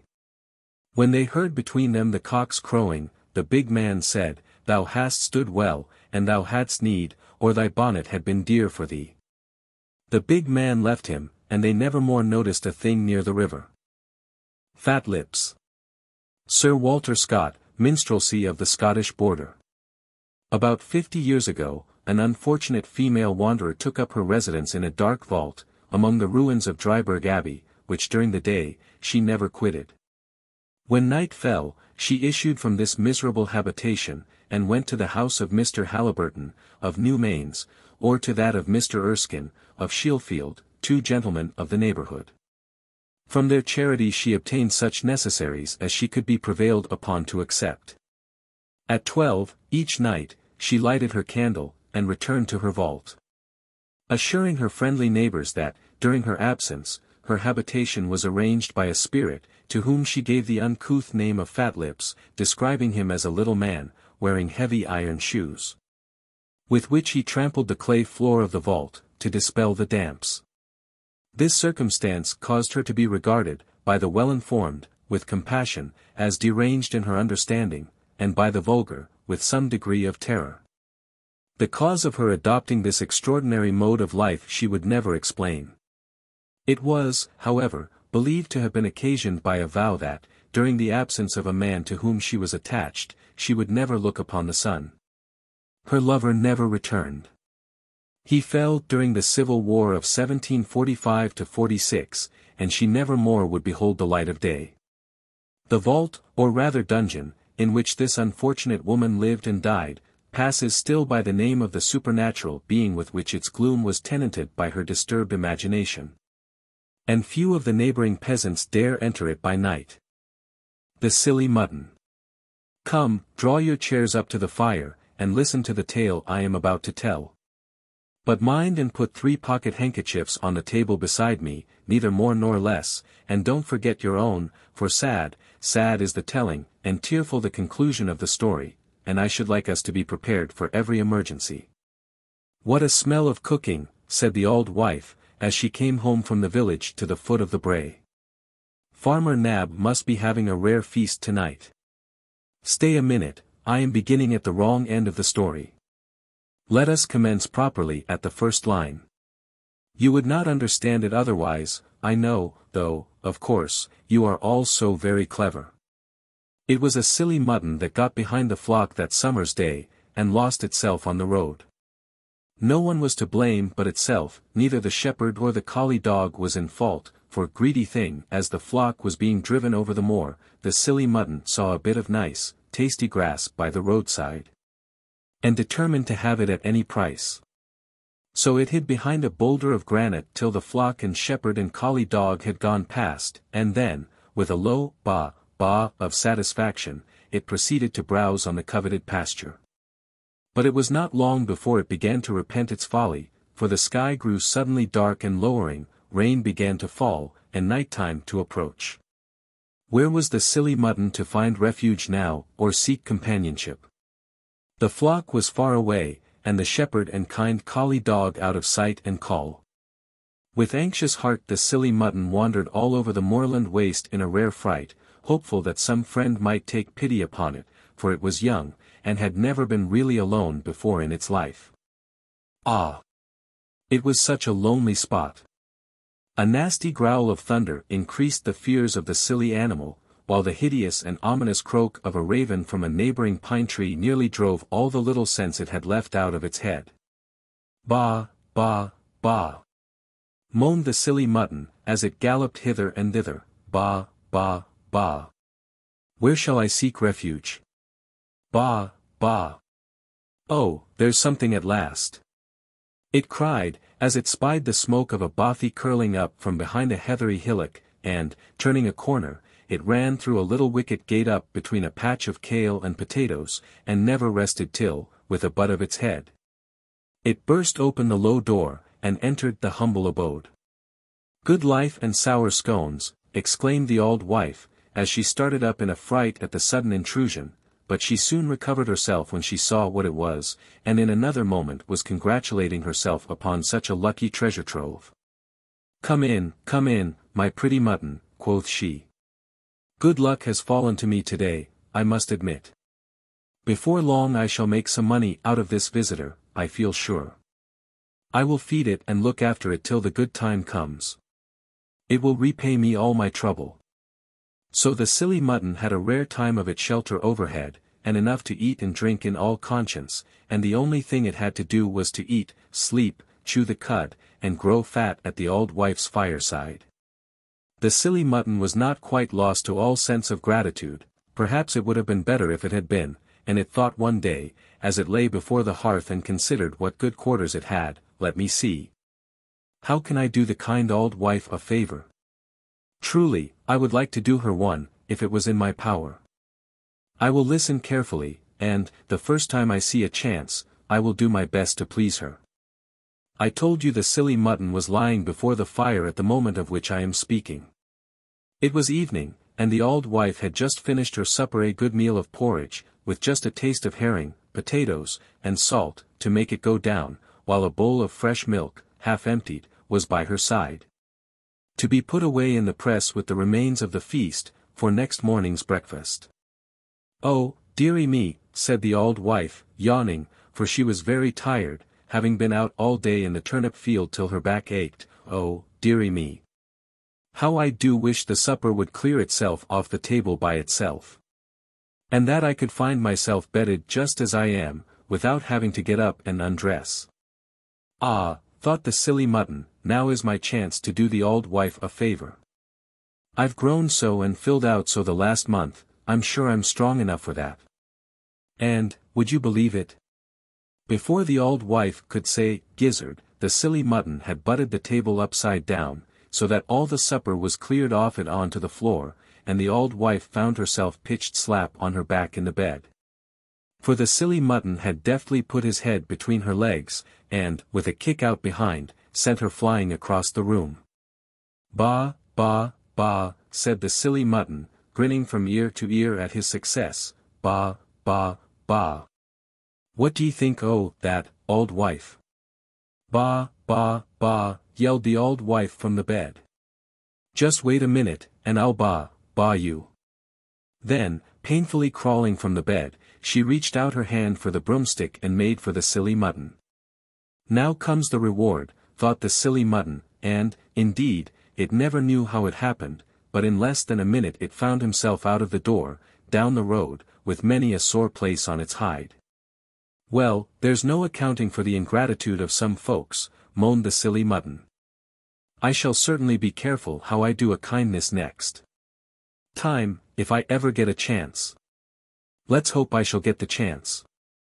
And it disconsolately wandered along the moorland road. Bah, bah, bah. Will no one take pity upon a poor silly mutton that has lost its way?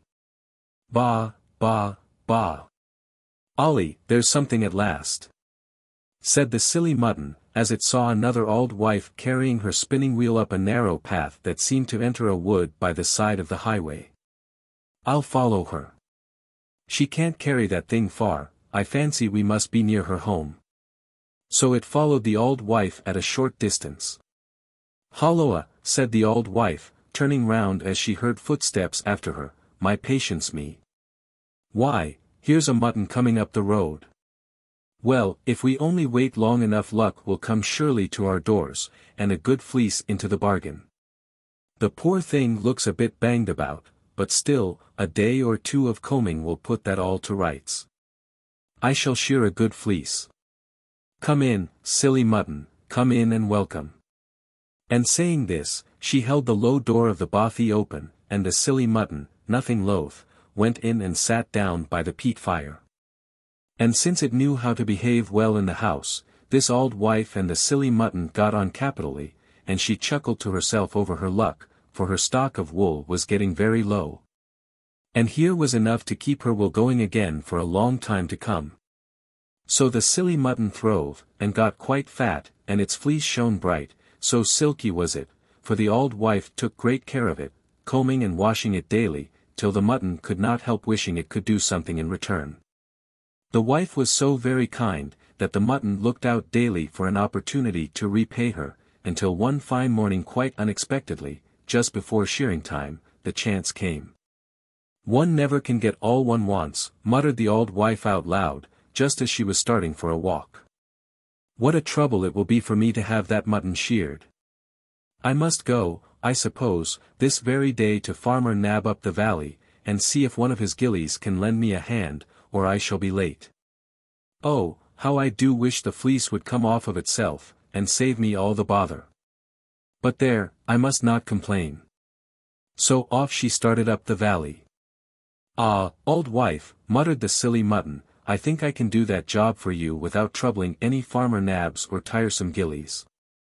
You really have been so kind, that, however much it hurts, I will try my very best, and, when I get my fleece off, it will be nice and cool, the weather is so sultry, so I shall gain too by the good action, I'm sure. The garden of the old wife, I may tell you, was full of grosset bushes, there was also a quickset hedge round the patch, and some very prickly old whins one side the fence. This is the very thing for me, said the silly mutton. And there and then it rolled about on the top of the whins, it capered in and out of the quickset hedge, and it danced the flowers of Edinburgh round and between the grosset bushes. In less than 10 minutes there were left on the silly mutton's back but a few wretched shreds of wool, hanging down in a miserable tangle here and there, while with scratches and cuts from head to tail it presented a most deplorable appearance. And there on the whins, the hedge, and the grosset bushes hung scraps of fleece in festoons of every length, till a west wind springing up sent a good half of them flying along the road like bits of foam.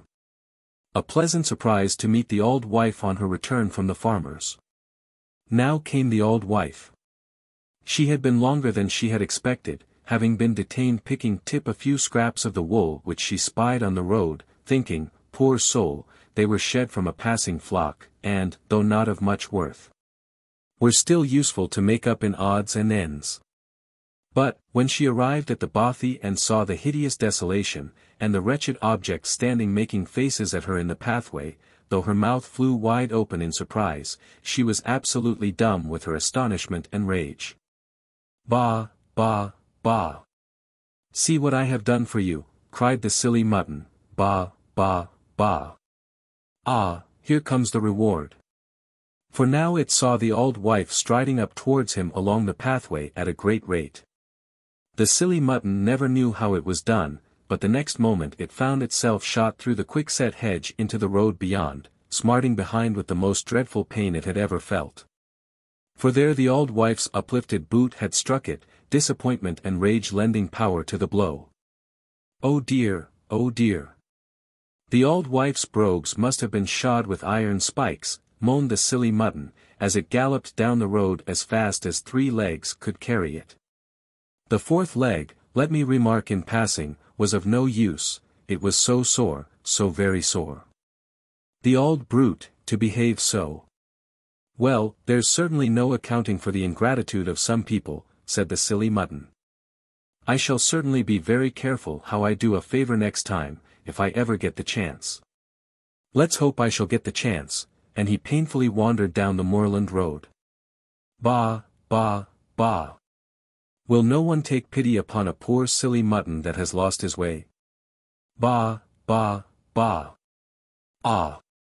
There's something at last, surely, as he saw another old wife picking up sticks in a little copse beside the way. I'll just sit down in the ditch here till she's finished her gathering, and then follow her home. And the silly mutton had not long to wait, for the old wife's bundle was soon gathered, and, as she toddled off home, the silly mutton followed at a respectful distance until she arrived at her bothy. And, just as she opened the door, it slipped past her quickly and lay down by the peat fire. Oh! It knew how to behave prettily by this time, you may take that for sure. Holloa, said the old wife, a mutton in my bothy. Where in the wide world did that come from? Can it be Farmer Nab has sent it to me for my larder during the winter? At any rate, I'll think so until he, or whoever it belongs to, sends for it, which, I do hope sincerely, will never be. Oh, mercy me! What a state the poor thing is in! But it is fat, for all that, and that's all I want.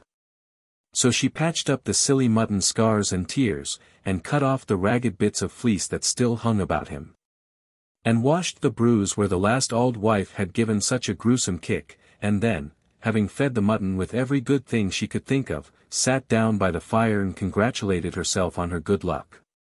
And from day to day she fed the silly mutton on all there was good and nourishing, and the silly mutton grew fat and sleek, so that now it barely cared to move from his seat by the hearth, but ate and slept and ate all day long.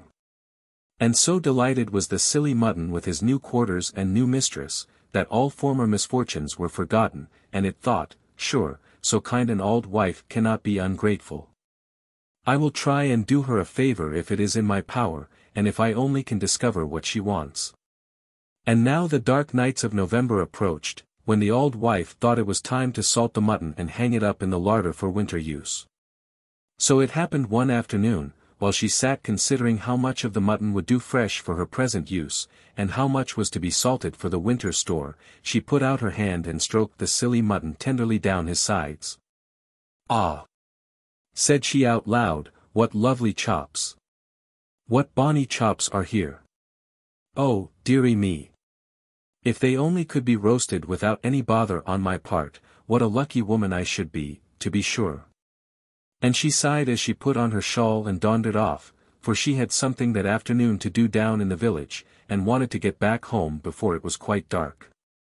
Now, I must tell you, when the old wife put out her hand and stroked the silly mutton, though she did it very tenderly and softly, it awoke, and, looking up, heard the old wife's last words.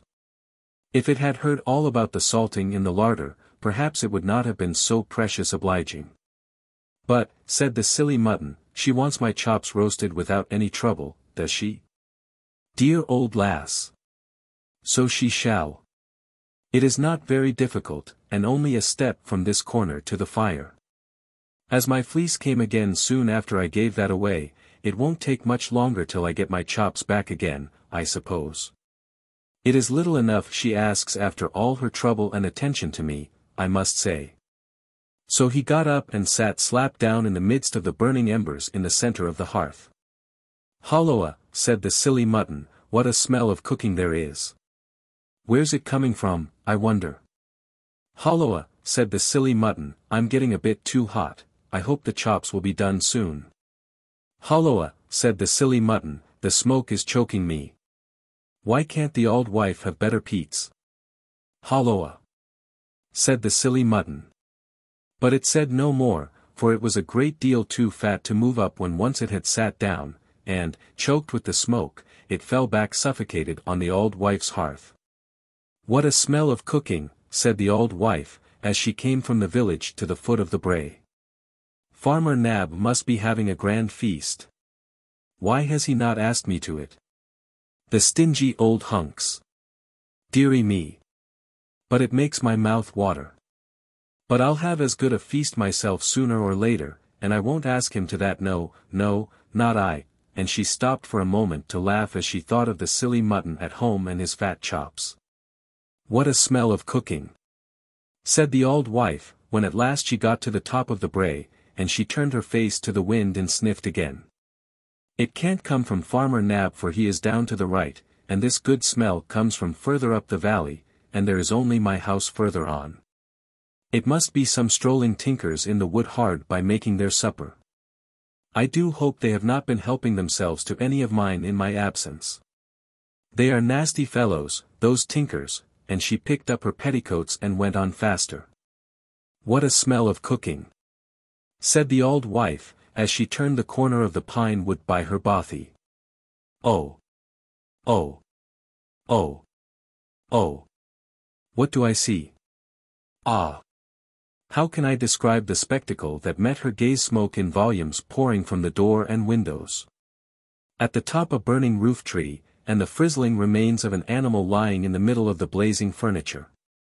And then it was, believe me, the old wife opened her mouth and began. No, I won't tell you what she said. It won't make the story any better to listen to, or the conclusion any less sad to relate. Suffice it to say it was neither pretty nor polite. But, as the silly mutton said, there is no accounting for the ingratitude of some folk. And that's not such a silly remark if you look at it sideways, is it? Witchcraft. Macculloch of Rossay. W. Grant Stewart, Highland Superstitions. John Garve Macculloch of Rossay was an ancient hero of great celebrity. Distinguished in the age in which he lived for the gallantry of his exploits, he has often been selected by the bard as the theme of his poems and songs. Along with a constitution of body naturally vigorous and powerful, Rossay was gifted with all those noble qualities of the mind which a true hero is supposed to possess. And what reflected additional luster on his character was that he never failed to apply his talents and powers to the best uses. He was the active and inexorable enemy of the weird sisterhood, many of whom he was the auspicious instrument of sending to their black inheritance much sooner than they either expected or desired. It was not therefore to be supposed that, while those amiable actions endeared Rossay to all good people, they were at all calculated to win him the regard of those infernal hags to whom he was so deadly a foe. As might be naturally expected, they cherished towards him the most implacable thirst of revenge, and sought, with unremitting vigilance, for an opportunity of quenching it. That such an opportunity did unhappily occur, and that the meditated revenge of these hags was too well accomplished, will speedily appear from this melancholy story. It happened upon a time that Rossay and a number of friends planned an expedition to the island of Lewis, for the purpose of hunting the deer of that place. They accordingly embarked on board the chieftain's yacht, manned by the flower of the young men of Rossay, and in a few hours they chased the fleet bounding hart on the mountains of Lewis. Their sport proved excellent. Hart after hart, and hind after bind, were soon levelled to the ground by the unerring hand of Rossay. And when night terminated the chase they retired to their shooting quarters, where they spent the night with joviality and mirth, little dreaming of their melancholy fate in the morning. In the morning of next day, the chief of Rossay and his followers rose with the sun, with the view of returning to Rossay. The day was squally and occasionally boisterous, and the billows raged with great violence. But Rossay was determined to cross the channel to his residence, and ordered his yacht to prepare for the voyage. The more cautious and less courageous of his suite, however, urged on him to defer the expedition till the weather should somewhat settle, an advice which Rossay, with a courage which knew no fear, rejected.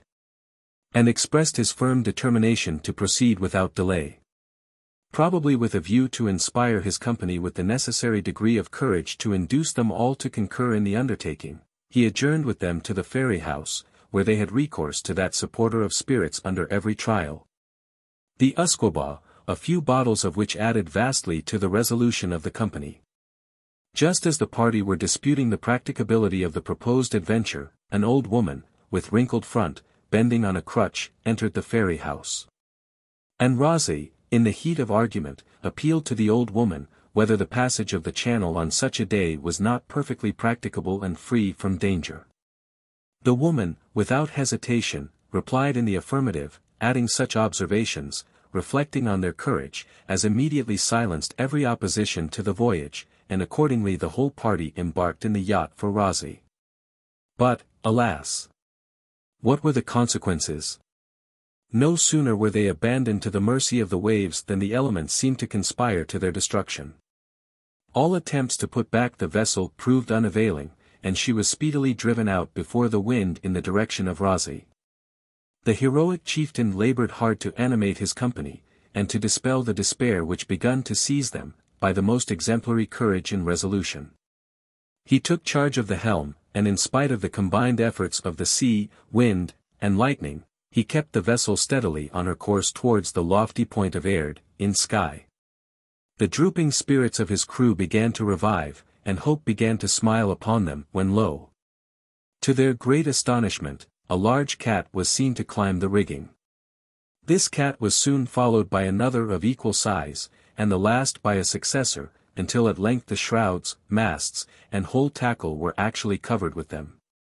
Nor did the sight of all those cats, although he knew well enough their real character, intimidate the resolute Rosie, until a large black cat, larger than any of the rest, appeared on the masthead, as commander-in-chief of the whole legion. Rosie, on observing him, instantly foresaw the result. He, however, determined to sell his life as dearly as possible, and immediately commanded an attack upon the cats, but, alas! It soon proved abortive. With a simultaneous effort the cats overturned the vessel on her leeward whale, and every soul on board was precipitated into a watery grave. Thus ended the glorious life of Jan Garb MacGillicallum, of Rosie, to the lasting regret of the brave clan Laird and all good people, and to the great satisfaction of the abominable witches who thus accomplished his lamentable doom. The Witch of Laggan. W. Grant Stewart, Highland Superstitions.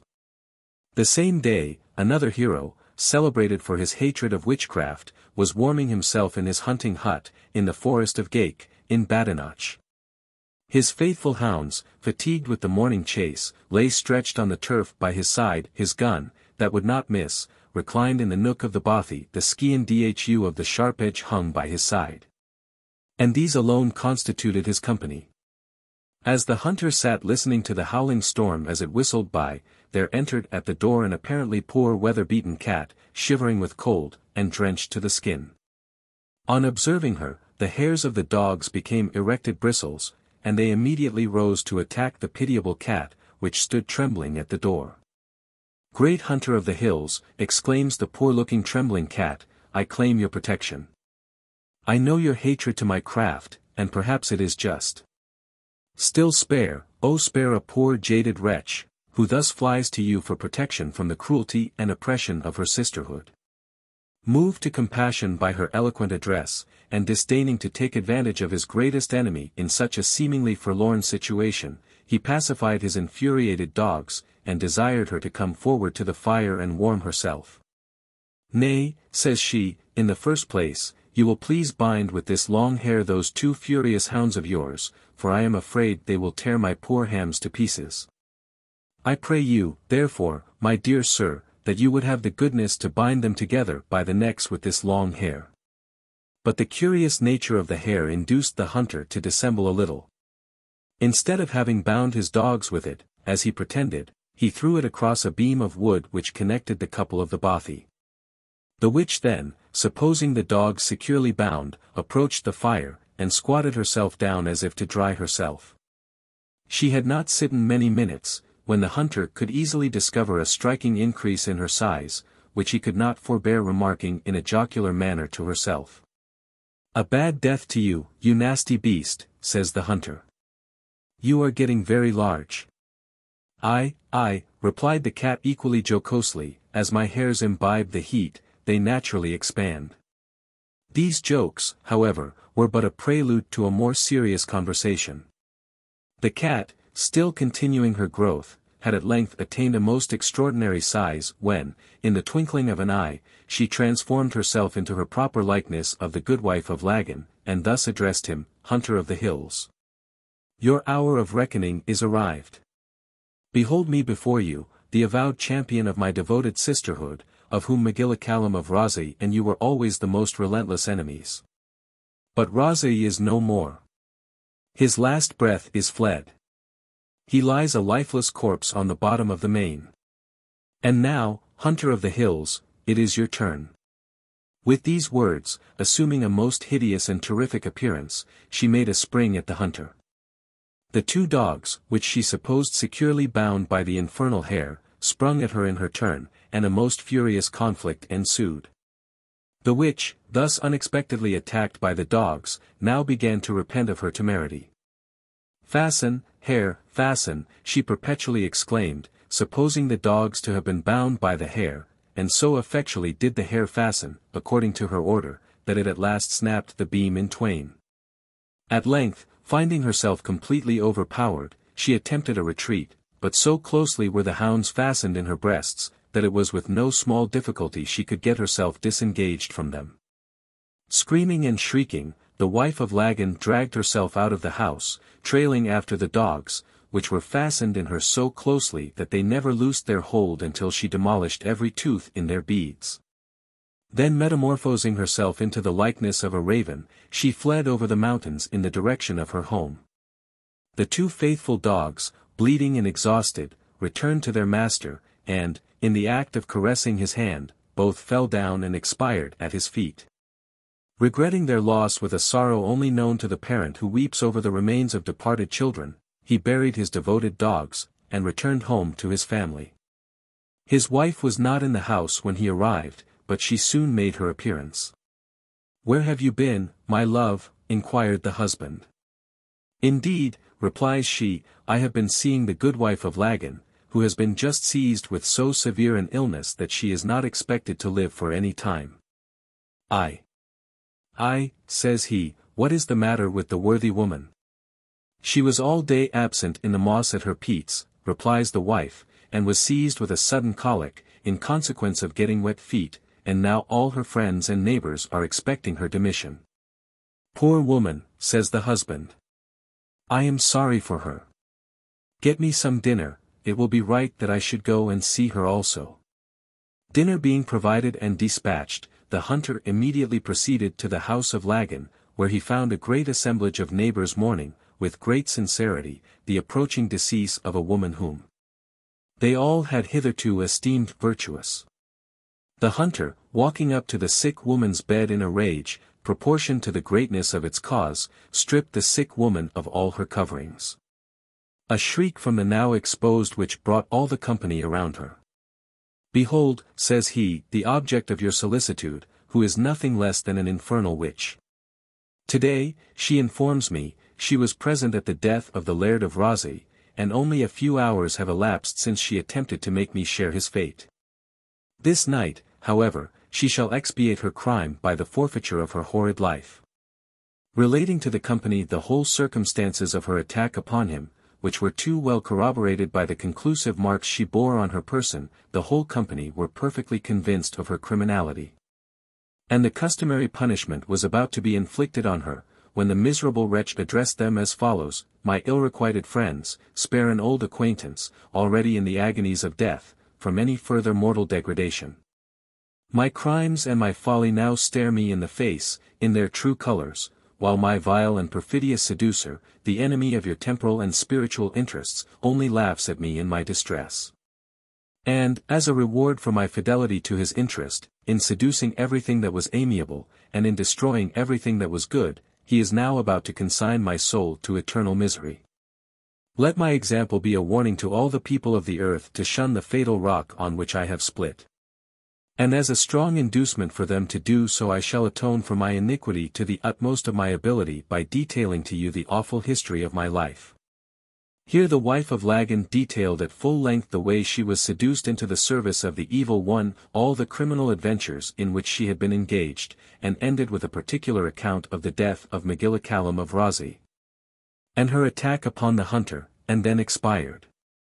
Meanwhile a neighbour of the wife of Laggan was returning home late at night from Strathdown, where he had been upon some business, and had just entered the dreary forest of Monalea, in Badenoch, when he met a woman dressed in black, who ran with great speed, and inquired of the traveller, with great agitation, how far she was distant from the churchyard of Dalhousie, and if she could be there by 12 o'clock.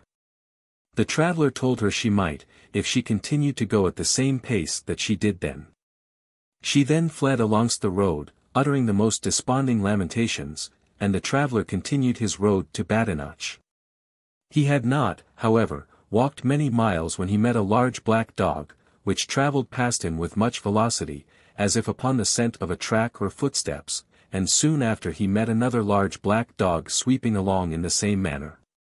The last dog, however, was scarcely past, when he met a stout black man on a fine fleet black courser, prancing along in the same direction after the dogs. "Pray," says the rider to the traveller, "did you meet a woman as you came along the hill?" The traveller replied in the affirmative. "And did you meet a dog soon after?" rejoined the rider. The traveller replied he did. "And," added the rider, "do you think the dog will overtake her ere she can reach the church of Dalhousie?" "He will, at any rate, be very close upon her heels," answered the traveller. Each then took his own way. But before the traveller had got the length of Glenbanker, the rider overtook him on his return, with the foresaid woman before him across the bow of his saddle, and one of the dogs fixed in her breast, and another in her thigh. "Where did you overtake the woman?" inquired the traveller. "Just as she was entering the churchyard of Dalhousie," was his reply. On the traveller's return home, he heard of the fate of the unfortunate wife of Laggan, which soon explained the nature of the company he had met on the road. It was, no doubt, the spirit of the wife of Laggan flying for protection from the infernal spirits, to whom she had sold herself, to the churchyard of Dalhousie, which is so sacred a place that a witch is immediately dissolved from all her ties with Satan on making a pilgrimage to it, either dead or alive. But it seems the unhappy wife of Laggan was a stage too late. The blacksmith's wife of Yarrowfoot. William Henderson, Folklore of the Northern Counties.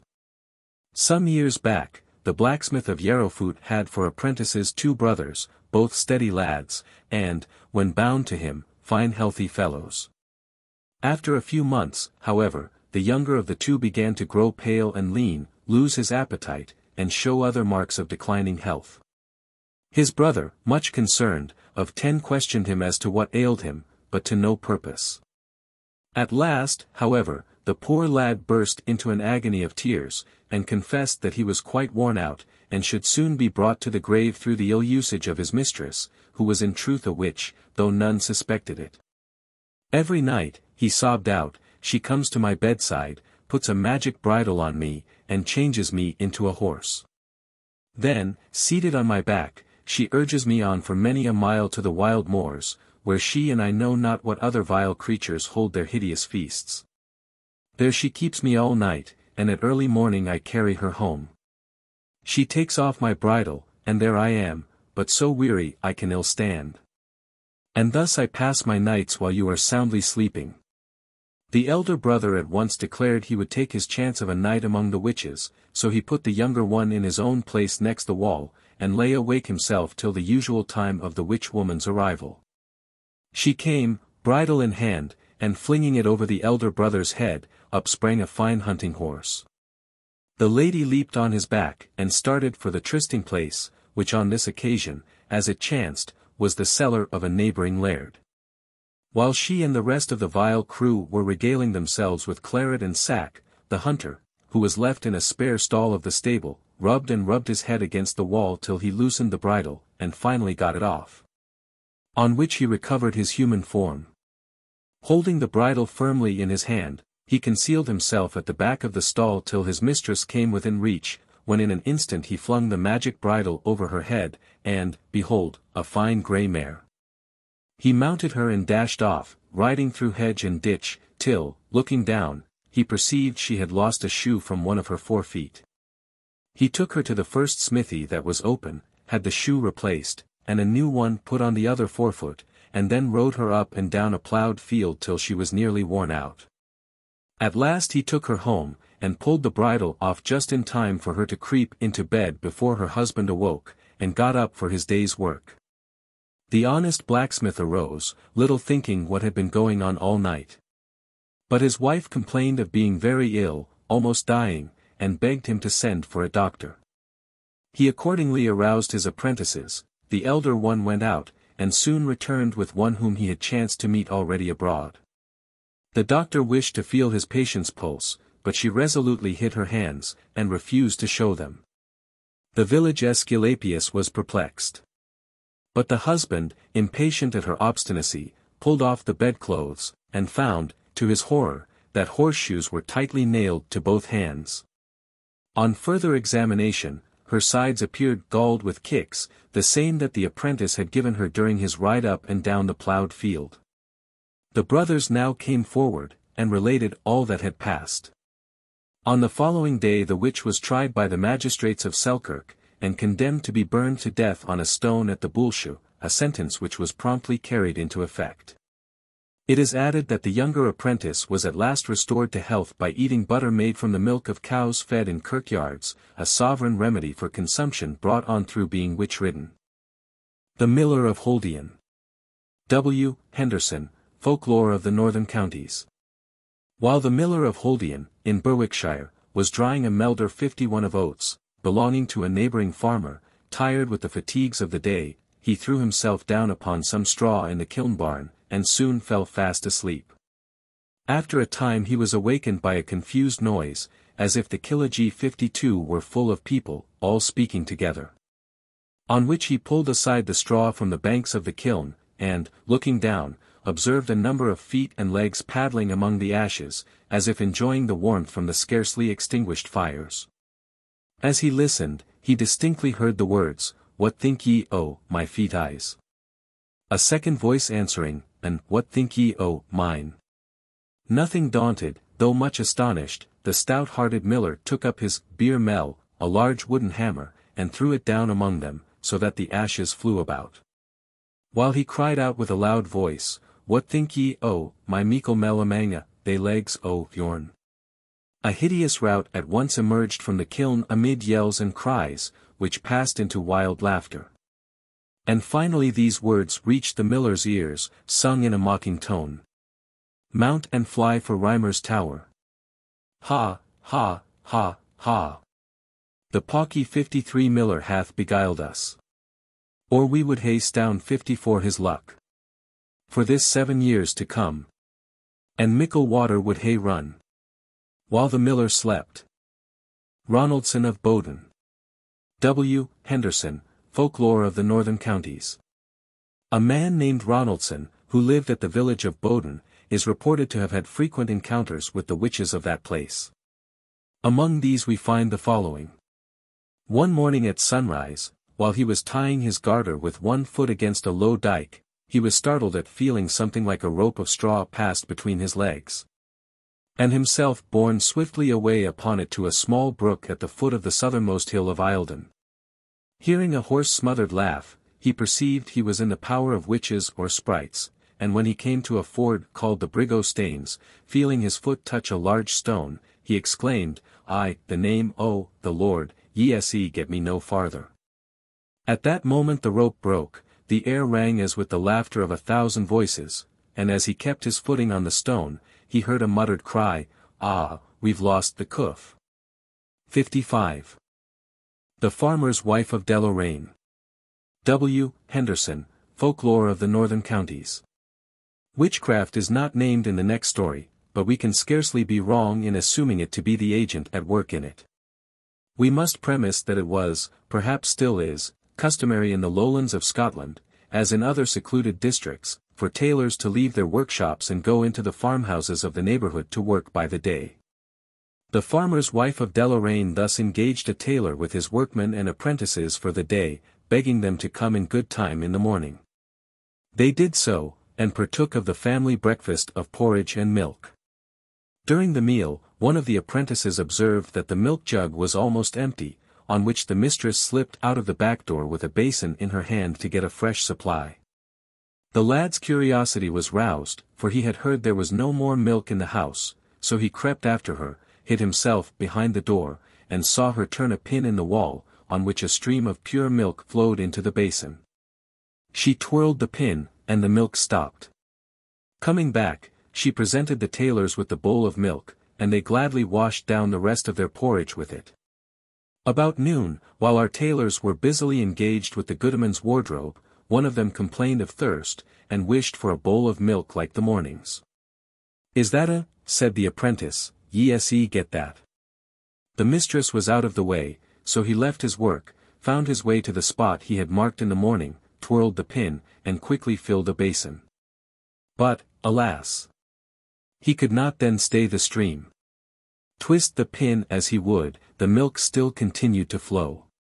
He called the other lads, and implored them to come and help him, but they could only bring such tubs and buckets as they found in the kitchen, and these were soon filled. When the confusion was at its height, the mistress appeared among them, looking as black as thunder, whilst she called out, in a mocking voice, "I loons. Ye hae drawn all the milk fra every coo between the head o' yarrow and the foot o't. This day ne'er a coo will gie her maester a drop o' milk, though he were going to starve." The tailors slunk away abashed, and from that day forward the wives of Deloraine have fed their tailors on nothing but chap-pit, toddies and kale. Laird Harry Gillis. W. Henderson, Folklore of the Northern Counties. The Laird Harry Gillis of Littledean was extremely fond of hunting. One day, as his dogs were chasing a hare, they suddenly stopped, and gave up the pursuit, which enraged him so much that he swore the animal they had been hunting must be one of the witches of Maxton. No sooner had he uttered the word than hares appeared all round him, so close that they even sprang over the saddle before his eyes, but still none of his hounds would give them chase. In a fit of anger he jumped off his horse and killed the dogs on the spot, all but one black hound, who at that moment turned to pursue the largest hare. Remounting his horse, he followed the chase, and saw the black hound turn the hare and drive it directly towards him. The hare made a spring as if to clear his horse's neck, but the laird dexterously caught hold of one of her forepaws, drew out his hunting knife, and cut it off, after which the hares, which had been so numerous, all disappeared. Next morning Laird Harry heard that a woman of Maxton had lost her arm in some unaccountable manner. So he went straight to her house, pulled out the hare's foot, which had changed in his pocket to a woman's hand and arm, and applied it to the stump. It fitted exactly. She confessed her crime, and was drowned for witchcraft the same day in the well, by the young men of Maxton. The Missing Web. W. Henderson, Folklore of the Northern Counties, from the narrative of the Reverend R. O. Bromfield, of Sprowston. Some time since, when calling at the house of one of my oldest parishioners, who had been a handloom weaver, he fell to speak of other days. And, amongst other things, he told me of the disappearance, some years back, on a fine summer's evening, of a web of linen which had been laid to bleach by the riverside at the foot of the glebe. The fishermen, it seems, were burning the water 56 in the skerry, and the man who had charge of the web went off to see the salmon blistered, and on his return the web was gone. Of course there was a sensation. The story was soon in everybody's mouth, with abundant suspicions of as many persons as there were yards in the web of linen. The web belonged to a very important personage, no less than the Howdye, or old village midwife, who was not disposed to sit down quietly under her loss. So she called in the aid of a wise man from Leithome, and next day told her friend the weaver, my informant, that she had found the thief, for the wise man had turned the key. The weaver being anxious to see something of diablerie, the Howdye brought the wise man to his house, and the door being locked on all within, for in number, the magician proceeded as follows. He took a small key, and attached it to a string, which he tied into the family Bible at a particular place, leaving the key hanging out. Next he read 2 chapters from the Bible, one of which was the history of Saul and the Witch of Endor. He then directed the Howdye and another person to support the key between them, on the tips of their forefingers, and in that attitude the former was told to repeat the names of all the suspected parties. Many persons were named, but the key still hung between the fingers, when the wise man cried out, "Why don't you say Jock Wilson?" This was accordingly done, and immediately the key dropped, i.e., turned off the finger ends. So the news spread far and wide that the thief was discovered, for the key had been turned and Jock Wilson was the man. He proved, however, not to be the man to stand such imputations, and being without doubt an honest fellow, he declared he wadna be made a thief by the devil. So he went to consult a lawyer, but after many long discussions the matter died away. And my authority, the weaver, says it was believed the lawyer was bribed, for I like it a dram. The Witches of Delnabo. W. Grant Stewart, Highland Superstitions. In the time of my grandmother, the farm of Delnabo was proportionally divided between 3 tenants. At first equally comfortable in their circumstances, it was in the course of some time remarked by all, and by none more forcibly than by one of the said 3 portioners, that, although superior in point of industry and talent to his 2 fellow portioners, one of the tenants was daily lapsing into poverty, while his 2 neighbors were daily improving in estate. Amazed and grieved at the adverse fortune which thus attended his family, compared to the prosperous condition of his neighbors, the wife of the poor man was in the habit of expressing her astonishment at the circumstance. Not only to her own particular friends, but likewise to the wives of her neighbors themselves. On one of these occasions, the other 2 wives asked her what would she do to ameliorate her condition, if it were in her power. She answered them she would do anything whatever. Here the other wives thought they had got a gudgeon that would snap at any bait, and immediately resolved to make her their confidante. Well, then, says one of the other 2 wives, if you agree to keep our communications strictly secret and implicitly obey our instructions, neither poverty or want shall ever assail you more. This speech of the other wife immediately impressed the poor man's wife with a strong suspicion of their real character. Dissembling all surprise at the circumstance, she promised to agree to all their conditions.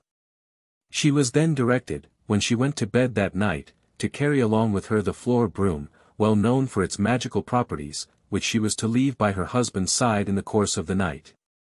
And which would represent her so exactly that the husband could not distinguish the difference in the morning. They at the same time enjoined her to discard all fears of detection, as their own husbands had been satisfied with those lovely substitutes, the brooms, for a great number of years. Matters being thus arranged, she was desired to join them at the hour of midnight, in order to accompany them to that scene which was to realize her future happiness. Promising to attend to their instructions, the poor man's wife took leave of her neighbors, full of those sensations of horror which the discovery of such depravity was calculated to produce in a virtuous mind. Hastening home to her husband, she thought it no crime to break her promise to her wicked neighbors, and, like a dutiful and prudent wife, to reveal to the husband of her bosom the whole particulars of their interview. The husband greatly commended his wife's fidelity, and immediately entered into a collusion with her, which displays no ordinary degree of ingenuity. It was agreed that the husband should exchange apparel with the wife, and that he should, in this disguise, accompany the wives to the place appointed, to see what cantrips they intended to perform. He accordingly arrayed himself in his wife's habiliments, and, at the hour of midnight, joined the party at the place appointed. The bride, as they called him, was most cordially received by the 2 ladies of the broom, who warmly congratulated the bride upon her good fortune, and the speedy consummation of her happiness. He was then presented with a fir torch, a broom, and a riddle, articles with which they themselves were furnished. They directed their course along the banks of the rolling Avon, until they reached Crackpolnane, or the Craig of the Bird's Pool. Here, in consequence of the steepness of the Craig, they found it convenient to pass to the other side of the river. This passage they effected without the use of the navy, the river being fordable at the place. They then came in sight of Polnane, and lo! What human eye ever witnessed such a scene before? The pool appeared as if actually enveloped in a flame of fire.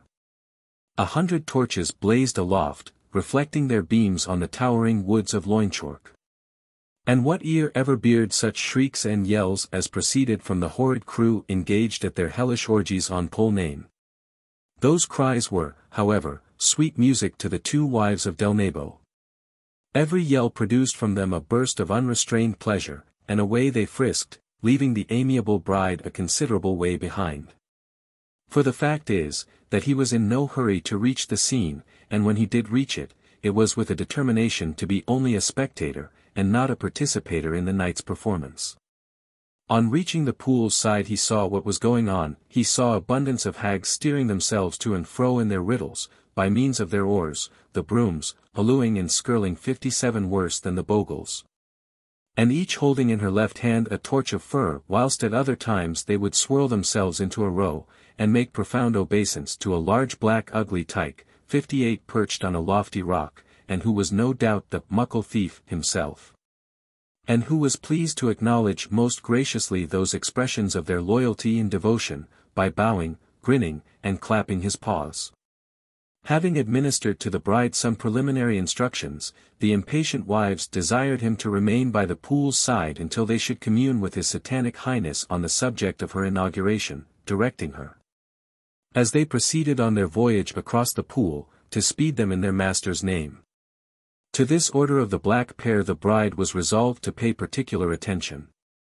As soon as they were embarked in their riddles, and had wriggled themselves, by means of their brooms, into a proper depth of water, "Go," says he, "in the name of the best." A horrid yell from the witches announced their instant fate. The magic spell was now dissolved. Crash went the riddles, and down sank the two witches, never more to rise. Amidst the shrieks and lamentations of the old thief and all his infernal crew, whose combined power and policy could not save them from a watery end. All the torches were extinguished in an instant, and the affrighted company fled in different directions, in such forms and similitudes as they thought most convenient for them to adopt. And the wily bride returned home at his leisure, enjoying himself vastly at the clever manner in which he had executed the instructions of his deceased friends.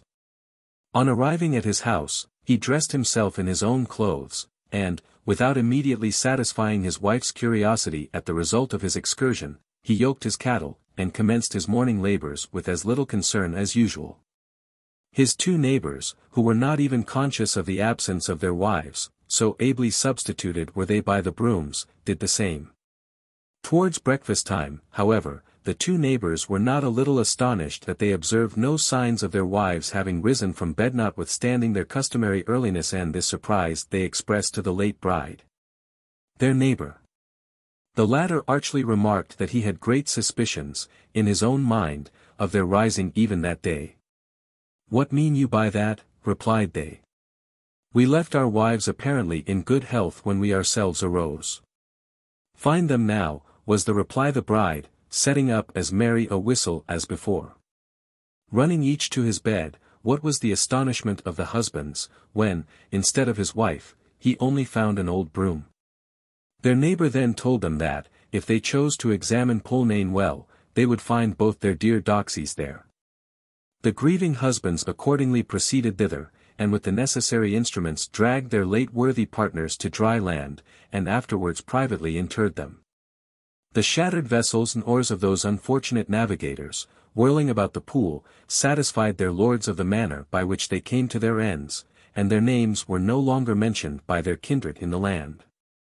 It need scarcely be added that the poor man gradually recovered his former opulence, and that, in the course of a short time, he was comparatively as rich as he was formerly poor.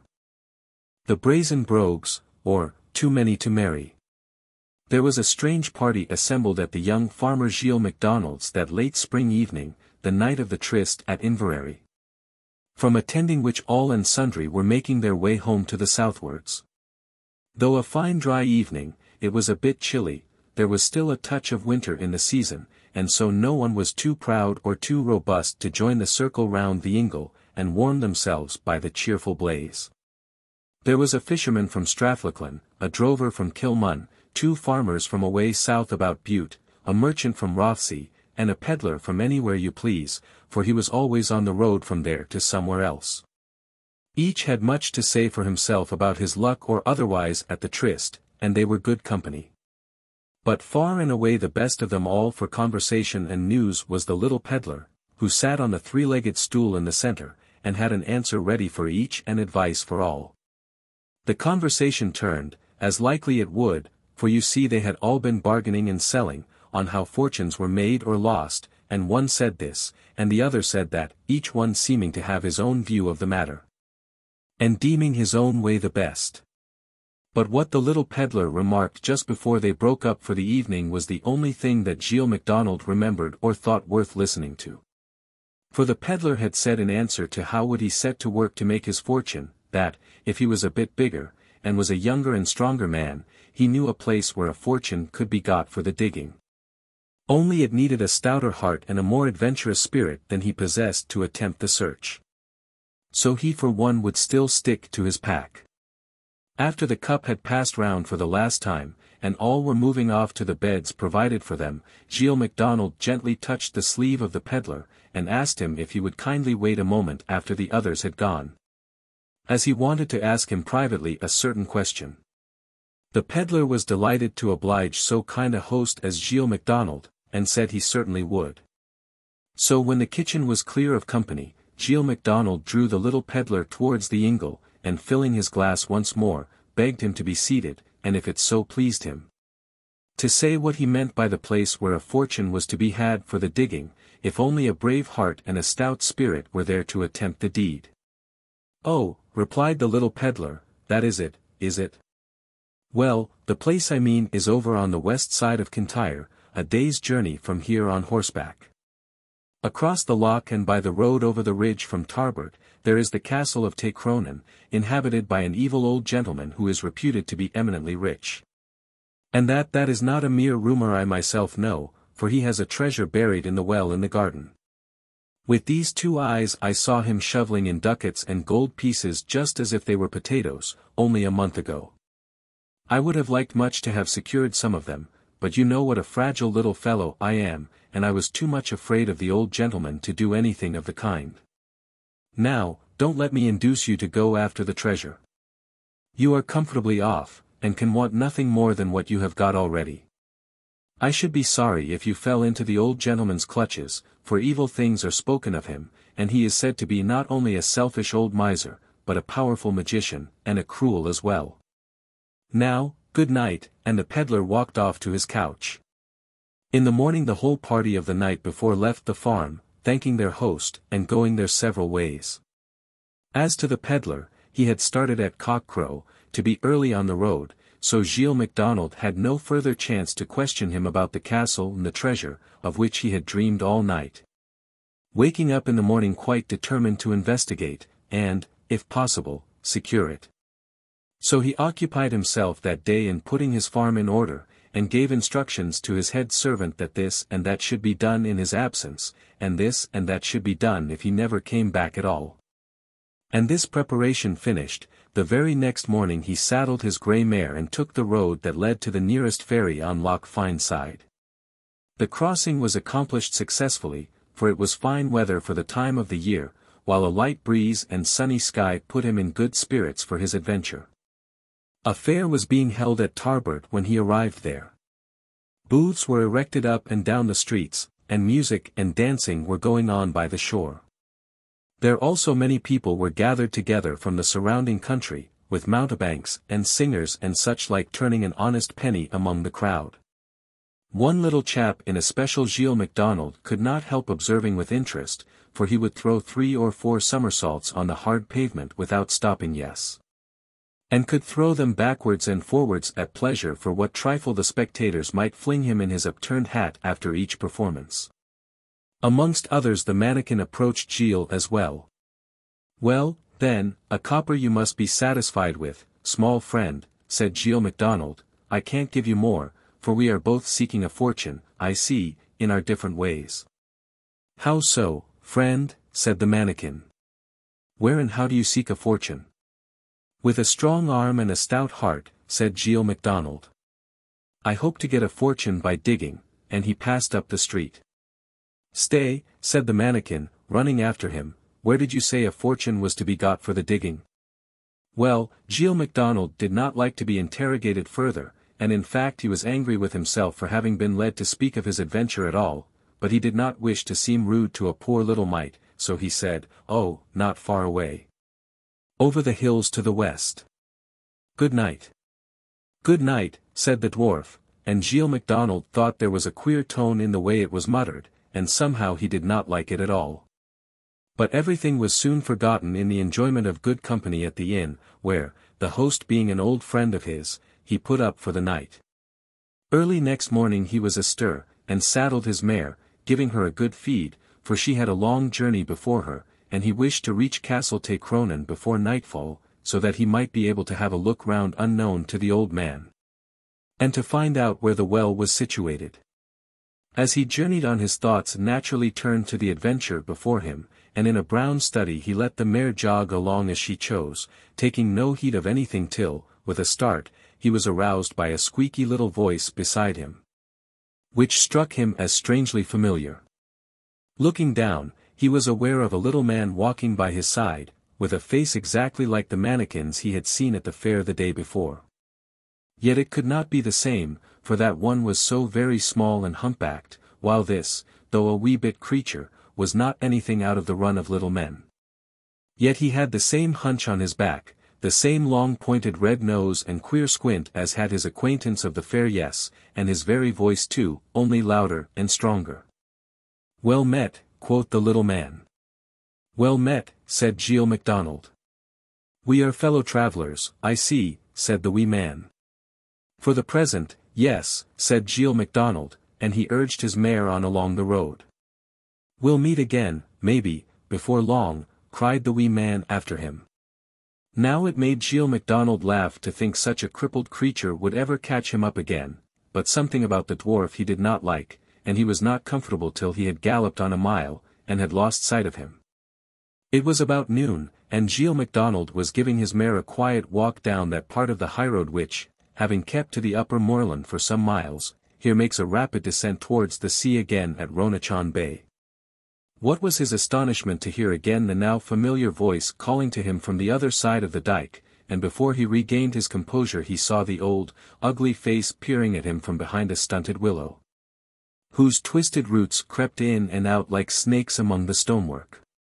"Well met," quoth the creature, and this time that which accosted him was a full-grown man just about his own size, and Gilles MacDonald was not a small man by any means. Gilles MacDonald could not believe his eyes.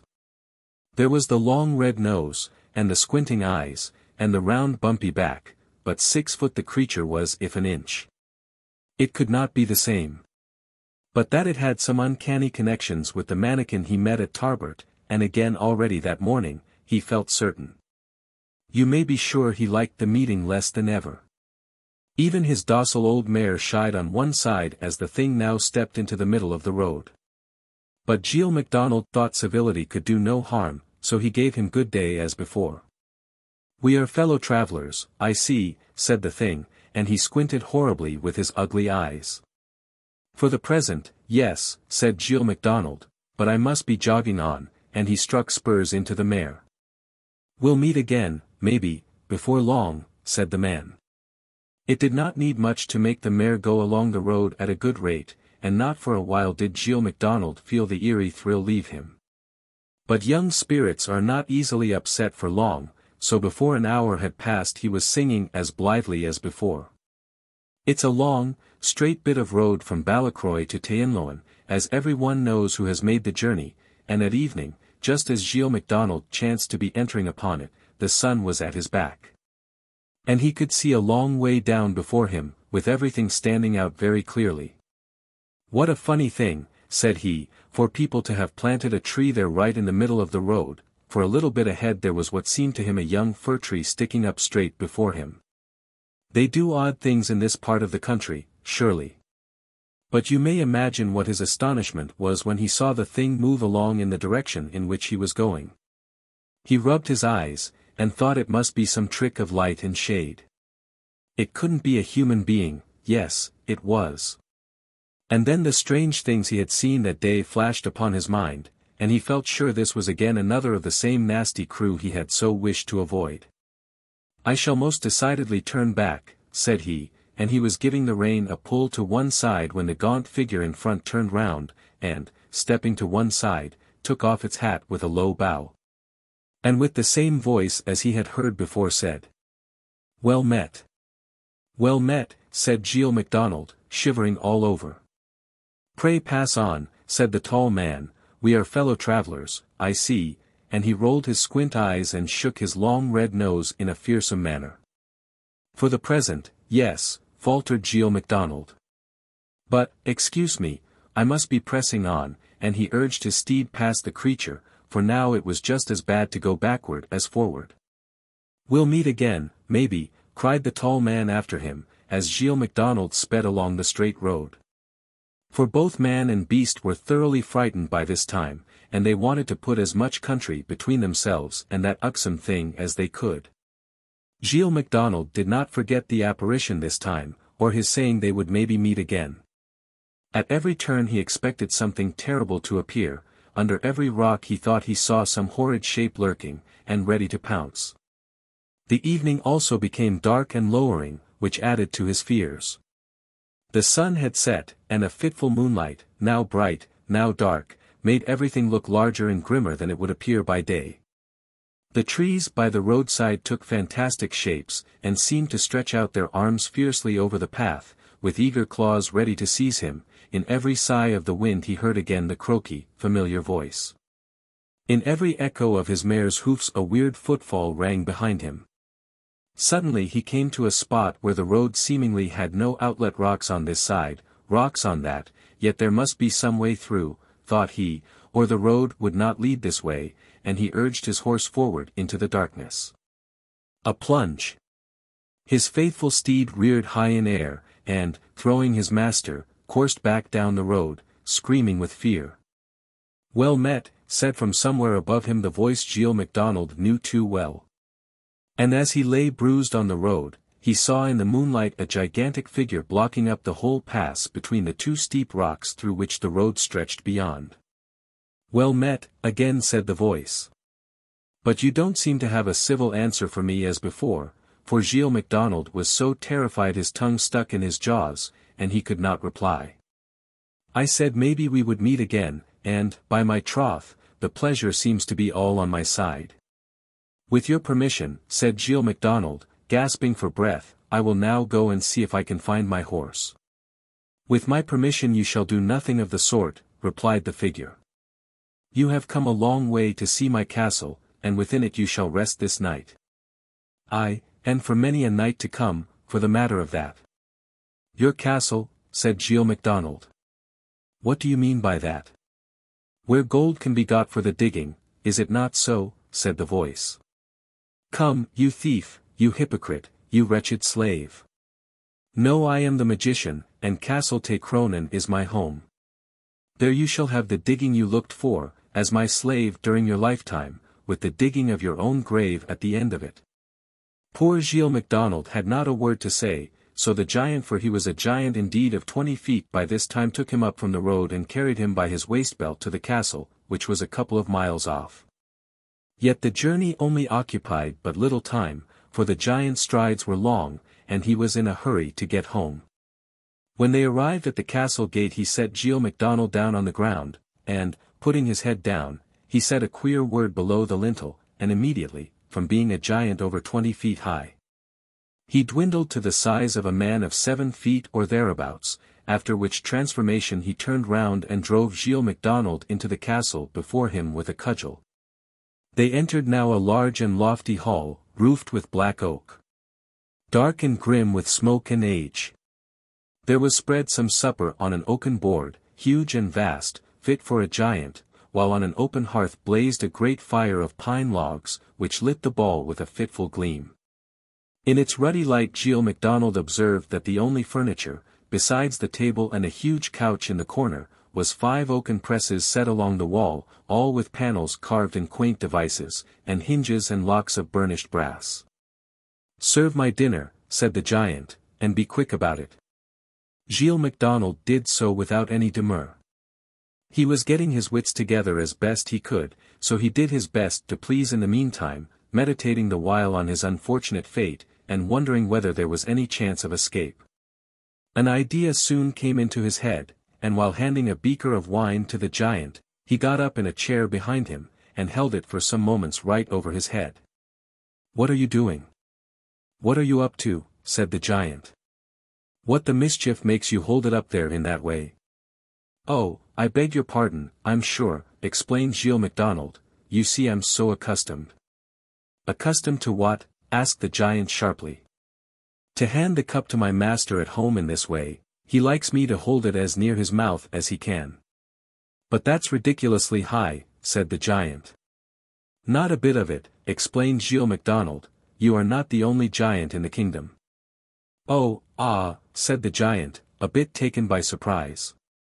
Then, recovering himself, he said, he must be a queer creature, but see you, I won't have any of your silly tricks here, so behave. You won't be troubled with them very long, said Gilles. What do ye mean by that? Said the giant.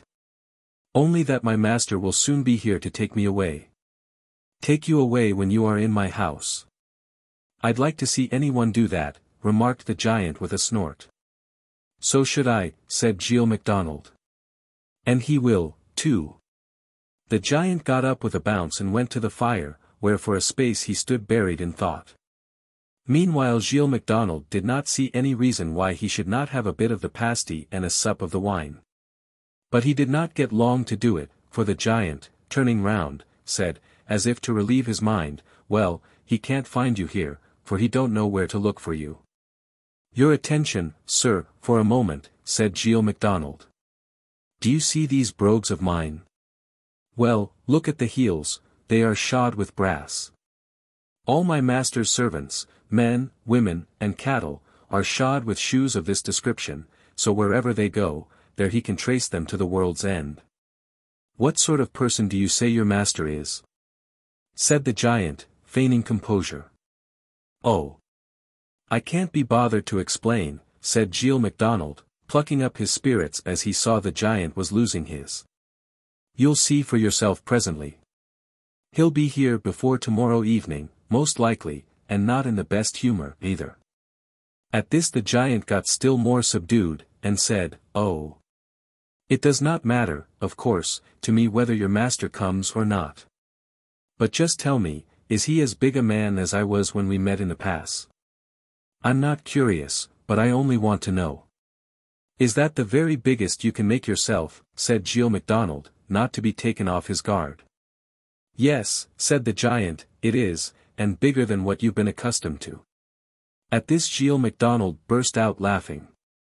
You'll excuse me, said he, but you'll be like a baby beside him, if that's all you can do. At this the giant, in a great state of trepidation, again strode to the fireplace, and kicked the blazing logs about from one side of the hearth to the other in a most vicious manner, just to hide the fright he was now in. I think you had better be off at once, said he. I wish I had never seen your ugly face. That's not very civil, said Gilles MacDonald, especially as you were so very anxious for my acquaintance on the road here.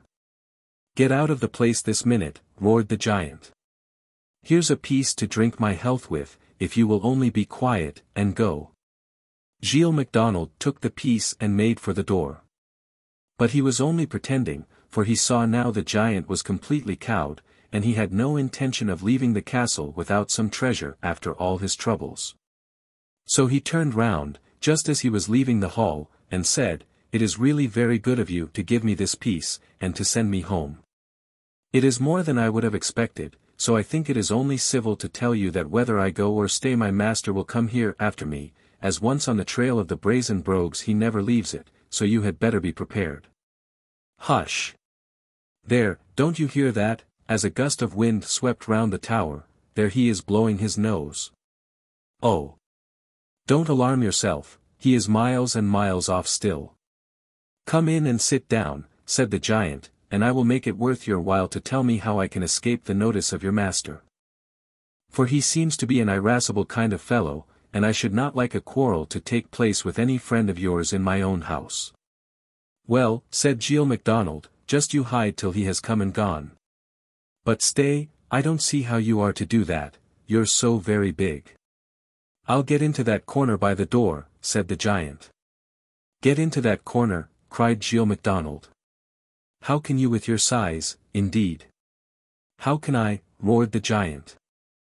I'd have you to know there is no can or cannot in this house for me, and he went behind the door and said a very queer word, and there the giant was about 5 feet high instantly, just the right size for the hiding place. "Oh," said Gilles MacDonald, "that won't do at all, my master will be poking about all over the place. That's the worst of him, he is so curious, and will be certain to find you out." "Rot his curiosity," said the giant. "Then under the table will do," and he put his head under the table and said a very, very queer word, and in an instant there he was, just small enough to stand under the table. "That's better," said Gilles MacDonald, and he walked to the end of the hall. "But no, I can see you easily from here, and my master has such plaguey sharp eyes." "Plaguey sharp eyes. Plague take them and you too. I won't diminish another inch to please anybody." "Hush, hush," said Gilles MacDonald, as a louder gust of wind whirled round the castle. "There he is, still a good mile off, but coming fast, and oh, what a cold he's got in his nose. Just make the best of it. But don't blame me if he wrings your neck." Then the giant rushed out from under the table and said a very, very, very queer word under the footstool, and there he was, sure enough, 6 inches high, a tiny mannikin squinting at Gilles MacDonald from between its 2 legs. "I really think we cannot see you there," said Gilles MacDonald, "though he is most inquisitive, and does kick things about, so let's see, to make quite sure," and saying this, he gave the footstool a kick with his foot. "No, it won't do. I saw you then quite clearly when the stool moved. Can't you get under something smaller?" "No, not for you or for your vile master," squeaked the mannikin. "I won't, I won't, I won't." "Then take the consequences. There he is at the door," as a fierce gust of wind roared down the chimney. "His nose will be as red as yours if he goes on blowing it at that rate." Without a word the mannikin crawled out from under the footstool, and scrambling to the hearth, he said a very, very, very, very queer word under the hearthstone, and there he was in a moment, as small as a black beetle. "Where have you got to?" said Gilles MacDonald. "Under the hearthstone," chirped the mannikin. "Nonsense, I can see you still under the footstool," replied Gilles MacDonald. "You can't," said the mannikin. "I'm under the hearthstone." "Don't tell me lies," said Gilles MacDonald, "or I'll tell my master." "Then will this satisfy you?" squeaked the mannikin, and a little, ugly black beetle crawled out from under the hearthstone. "Do you see me now? Are you satisfied now?" said he. "I'm perfectly satisfied," said Gilles MacDonald, and he put his foot on the beetle, and squish, scrunch. There was nothing but a black patch seen on the floor. "Well, that's over," and Gilles MacDonald sank with a sigh of relief into the giant's chair. But with a bang all the 5 doors of the 5 presses opened, and before he could say with your leave or by your leave, Gilles MacDonald found himself surrounded by 5 maidens in sea-green-colored attire, who clasped him round the neck and arms, kissing, tickling, and nearly throttling him, all the time laughing and giggling like wild lunatics. "Have done. Be off. Away with you, saucy wenches. Get off, I say," choked Gilles MacDonald, struggling to be free, but the more he pushed and kicked the closer they hung round about him and embraced him. What would have been the end of it I don't know, if he had not, with a violent effort, got clear, and, flying to the corner of the hall, he stood at bay with the giant's footstool held out before him in defense. "Keep your distance," cried he. "I'll give the first one who comes within a foot of me a nasty smack, I vow I will," and he whirled the footstool round and round in a circle in front of him. And there were the 5 maidens dancing, laughing, kissing their hands to him, and kicking up their legs in a manner he had never seen before. "Come out of the corner, you coward you," cried they. "You call yourself a man, and go on in that way? Bah! Ugh! And oh! What faces they made when they said, ugh! "I'll not come out or put the stool down," said Gilles MacDonald, "till you promise to behave, that's flat." "What is your business? Tell me, go about it, and let me go about mine." "That's just where it is, your business is ours," said they, "and whatever you have to go about, we must go about too. You've got to marry us all, so it is no use fretting about what must be." "What can't be, you mean," said he. "All of you, did you say? What's the meaning of that?" And don't all speak at once, for they began screeching and screaming together in return. Well, said the eldest, look here. Now can we or you help it? We are the King of Loch Lynn's daughters, and we have been locked up in those cupboards for 3 mortal years, because we vowed we would not marry that giant. And we must marry you, because we also vowed that whoever let us out should be our husband. You would not have us forswear ourselves, would you? Well, if that's the case, said Gilles MacDonald, sit down quietly at that table, and we'll talk over the matter seriously, but mind, any misbehavior, and I will bang each of you over the head. So they promised to sit quietly at the table if he came out and sat at the end. So they did, and so he did, but he kept the stool easy reach of his hand, all the same. After a great deal of arguing he explained that it was quite impossible for him to marry them all, but that they must choose which of the 5 should represent the others, and then he would see if anything could be done. Then it was decided that the green maidens should play for a husband, and whoever won should be his wife. So they took the giant's dambrod from the top of the chimney-piece, and for 2 hours did they play.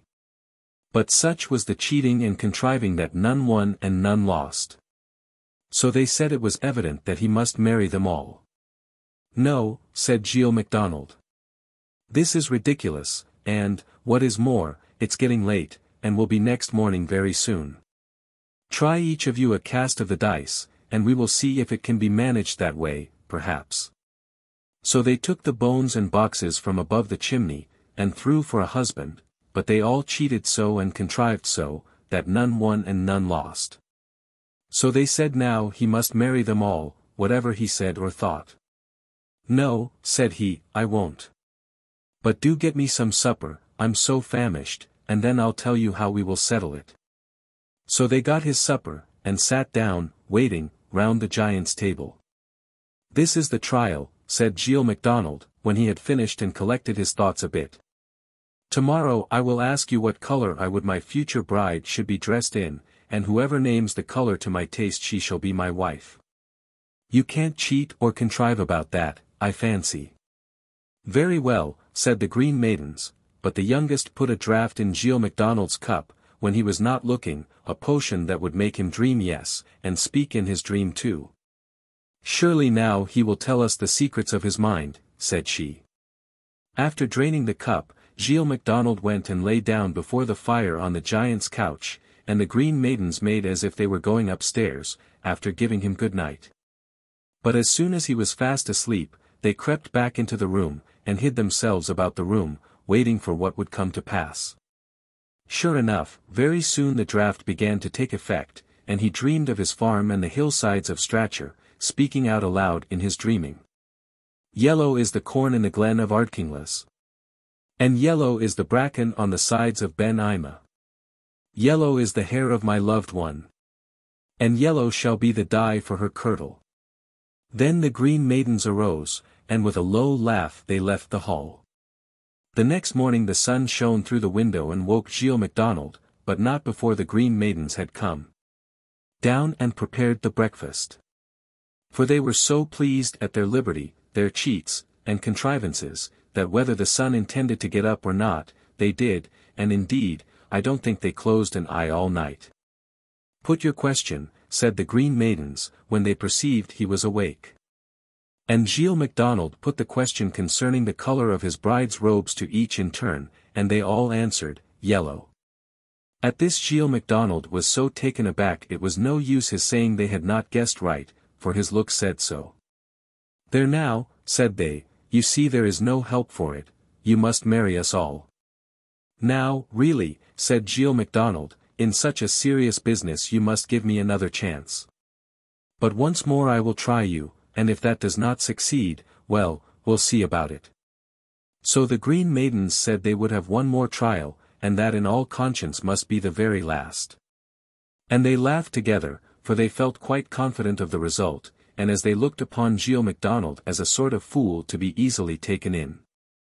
Well, listen, said he. Whoever can tell me what favour it was the codfish of Ardmanish asked of the widow woman of Gia, that one I shall marry. Then they said, we must go out into the garden and think about the answer for a moment. Do so, said Gilles MacDonald, and I will give you 5 hours for consideration." So off they went.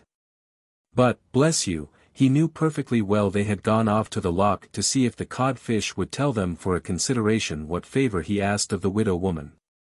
"Now is my chance," quoth Gilles MacDonald, and he went without loss of time to the well in the garden, where he found, sure enough, the treasure the old pedlar had told him about. Having filled his wallet, without good day or with your leave or by your leave to anything or anybody, he went straight out of the door and took the road home. "Oh, if I could only find my dear old grey mare," he sighed, "how pleased I should be. Ah, then I should feel safe from these bold wenches." Scarcely were the words out of his mouth, when, turning a corner, he saw his old grey mare grazing by the roadside, and at his call she came whinnying up to him. And I can't say which of the two was the gladder to meet with the other. On her back he vaulted, and away towards Tarbert they galloped. His heart was as light as his wallet was full. And the mare's head being turned homewards, both were in a hurry, so there was no need for whip or spur. Nor did he wait at Tarbert that evening, but for a large sum, what was money to him now, begot the ferryman to take him across there and then. And by midnight he was at his own hearthside, with his mare in her cosy stable. Next morning he was out and about with his servants, so eager was he to begin improving his farm with his new wealth, and he worked, and kept his gillies working, till the evening star came and winked at the sun setting over Ben Dirge.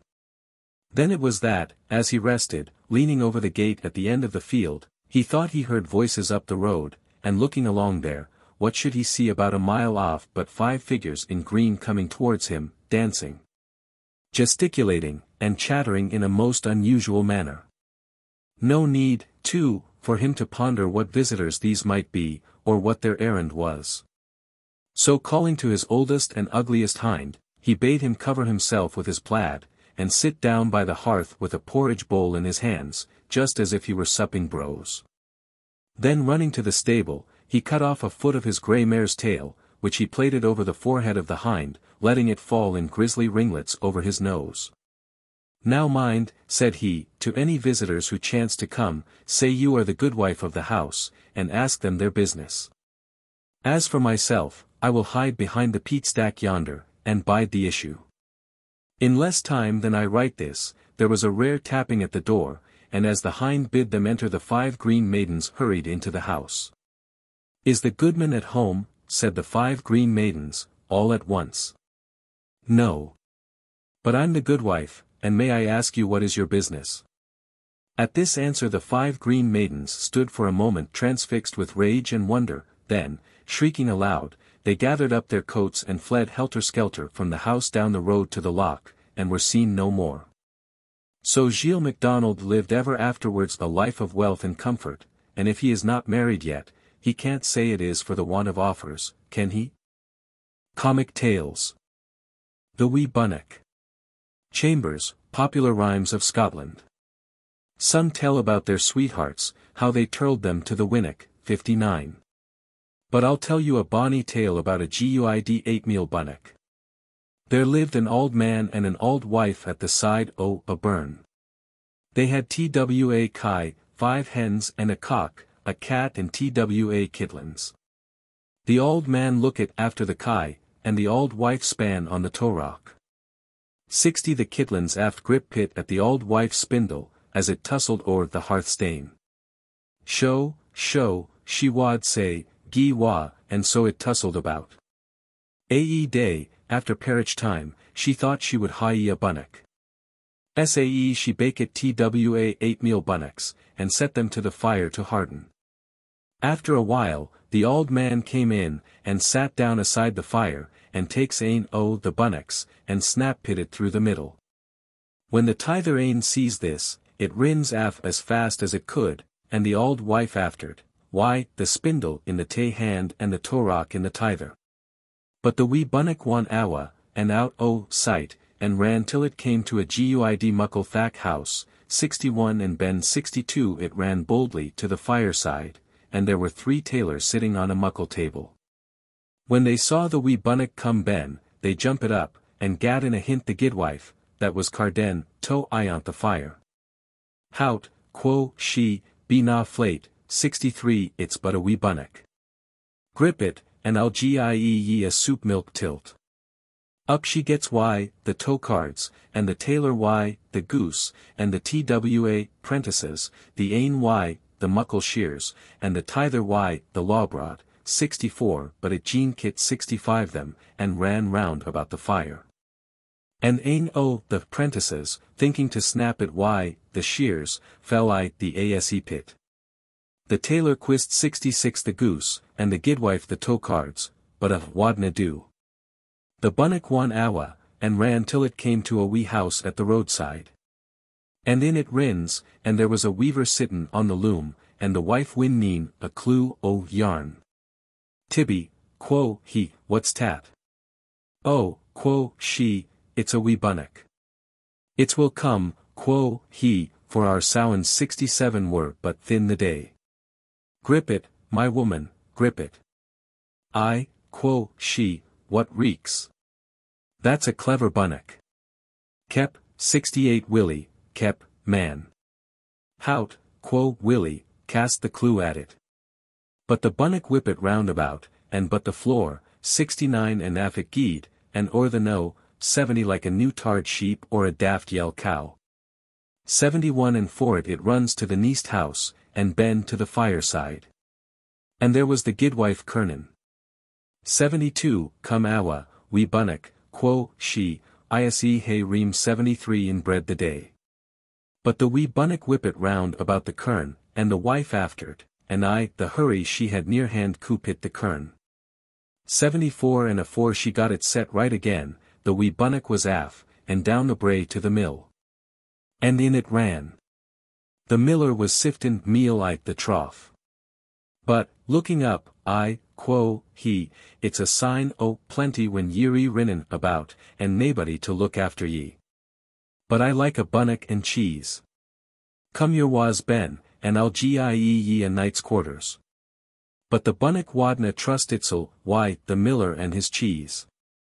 Sae it turned and ran its was out, but the miller didna fash his head white. 75 so it toddled awa, and ran till it came to the smithy. And in it rins, and up to the study. 76 the smith was making horse nails. Quo he, I like a bicker o' guid yill 77 and a wheel toasted bunnock. Come your was in by here. But the bunnock was frightened when it heard about the yill, and turned and aff as hard as it could, and the smith after't, and quist the hammer. But it whirlt awa, and out o' sight in a crack, and ran till it came to a farmhouse why, a guid muckle peat stack at the end o't. Ben it rins to the fireside. The guidman was cloven, line, 78 and the guidwife hecklin. 79, oh, Janet, quo he, there's a wee bunnock, se hie the hoff oat. Wheel, John, I see hie the tither hoff. Hit it o'er the back why, the clove. But the bunnock plate jink about. 80 hout tout, quo the wife, and gart the heckle flee at it. 81 but it was o'er clever for her. And aff and up the burn it ran to the neast house, and whirlt its was ben to the fireside. The guidwife was stirrin' the sowens, and the guidman pletin' spret binnings for the kye. 82, ho, Jock, quo the guidwife, come here. Thou's I crying about a wee bunnock. Here's ane. Come in, haste ye, and I'll help thee to grip it. Aye, mither, war is't. See there. Rin o'er that side. But the bunnock ran in a hint the guidman's chair. Jock fell among the sprits. The guidman quist a binning, and the guidwife the spurtle point 83 but it was o'er clever for Jock and her baith. It was aff and out sight in a crack, and through among the winds, 84, and down the road to the neast house, and in, and ben to the fireside. The folk were just sittin' down to their sowens, and the guidwife scart in the pat. 85 Losh, quo she, there's a wee bunnock come into warm itsel, at our fireside. Steek 86 the door, quo the guidman, and we'll try to get a grip o't. When the bunnock heard that, it ran but the house, and they after't why, their spuns, and the guidman quist his bun nat. 87 but it whirlt awa, and ran, and better ran, till it came to another house. And when it gied ben, the folk were just gone to their beds. The guidman was castin aff his breeks, and the guidwife rackin the fire. What's tat, quo he. Oh, quo she, it's a wee bunnock. Quo he, I could eat the half oat, for the bros I hae sup pit. Grip it, quo the wife, and I'll hae a bit too. Cast your breeks at it kep.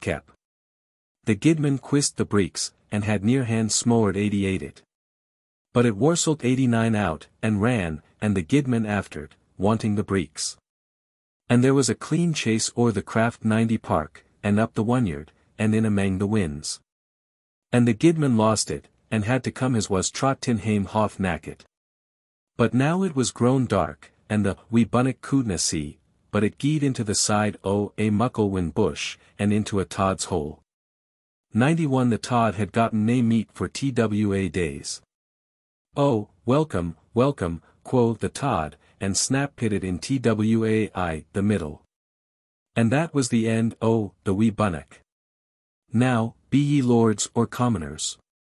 Ye needna laugh nor sneer. For ye'll be the tod's hole. In less than 100 year. The Tale of the Shifty Lad, the Widow's Son. Campbell, Popular Tales of the West Highlands.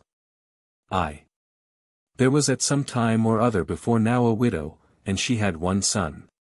She gave him good schooling, and she was wishful that he should choose a trade for himself, but he said he would not go to learn any art, but that he would be a thief.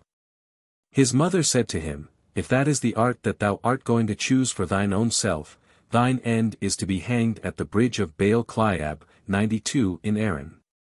But it was no matter, he would not go to any art, but to be a thief.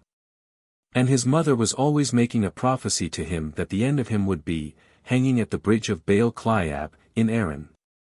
On a day of the days, the widow was going to the church to hear the sermon, and was asking the shifty lad, her son, to go with her, and that he should give over his bad courses, but he would not go with her.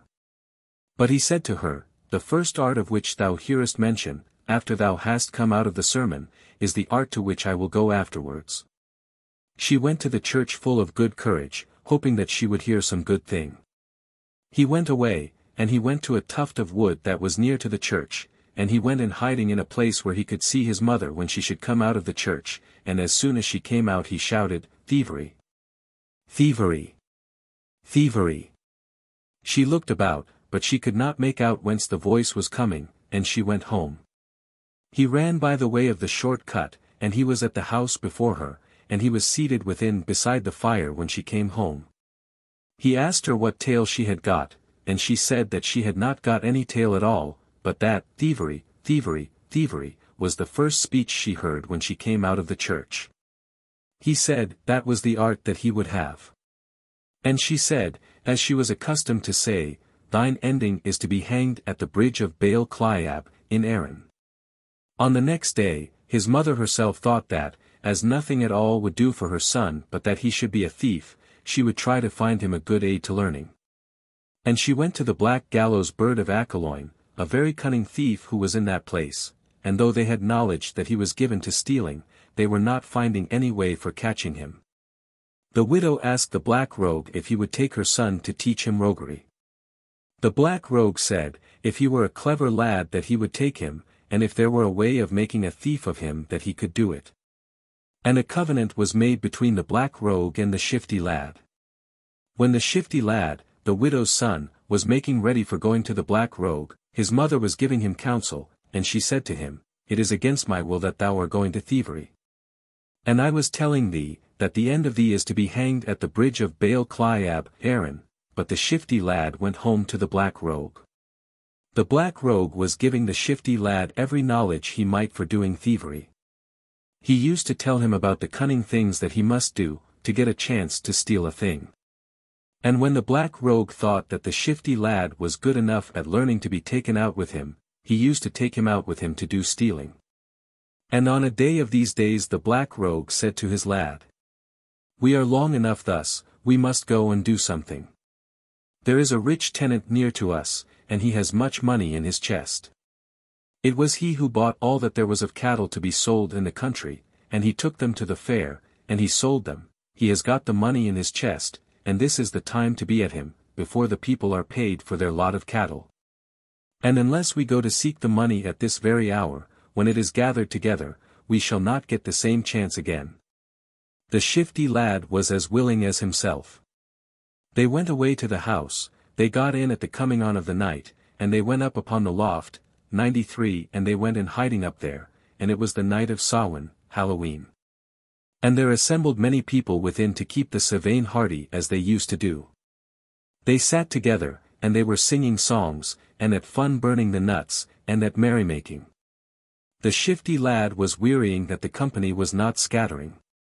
He got up and he went down to the byre, and he loosed the bands off the necks of the cattle, and he returned and he went up upon the loft again. The cattle began goring each other in the byre, and roaring. All that were in the room ran to keep the cattle from each other till they could be tied again. And in the time while they were doing this, the shifty lad went down to the room and he stole the nuts with him, and he went up upon the loft again, and he lay down at the back of the black rogue. There was a great leathern hide at the back of the black rogue, and the shifty lad had a needle and thread, and he sewed the skirt of the black rogue's coat to the leathern hide that was at his back. And when the people of the house came back to the dwelling room again, their nuts were away, and they were seeking their nuts. And they thought that it was someone who had come in to play them a trick that had taken away their nuts, and they sat down at the side of the fire quietly and silently. Said the shifty lad to the black rogue, I will crack a nut. Thou shalt not crack one, said the black rogue, they will hear thee, and we shall be caught.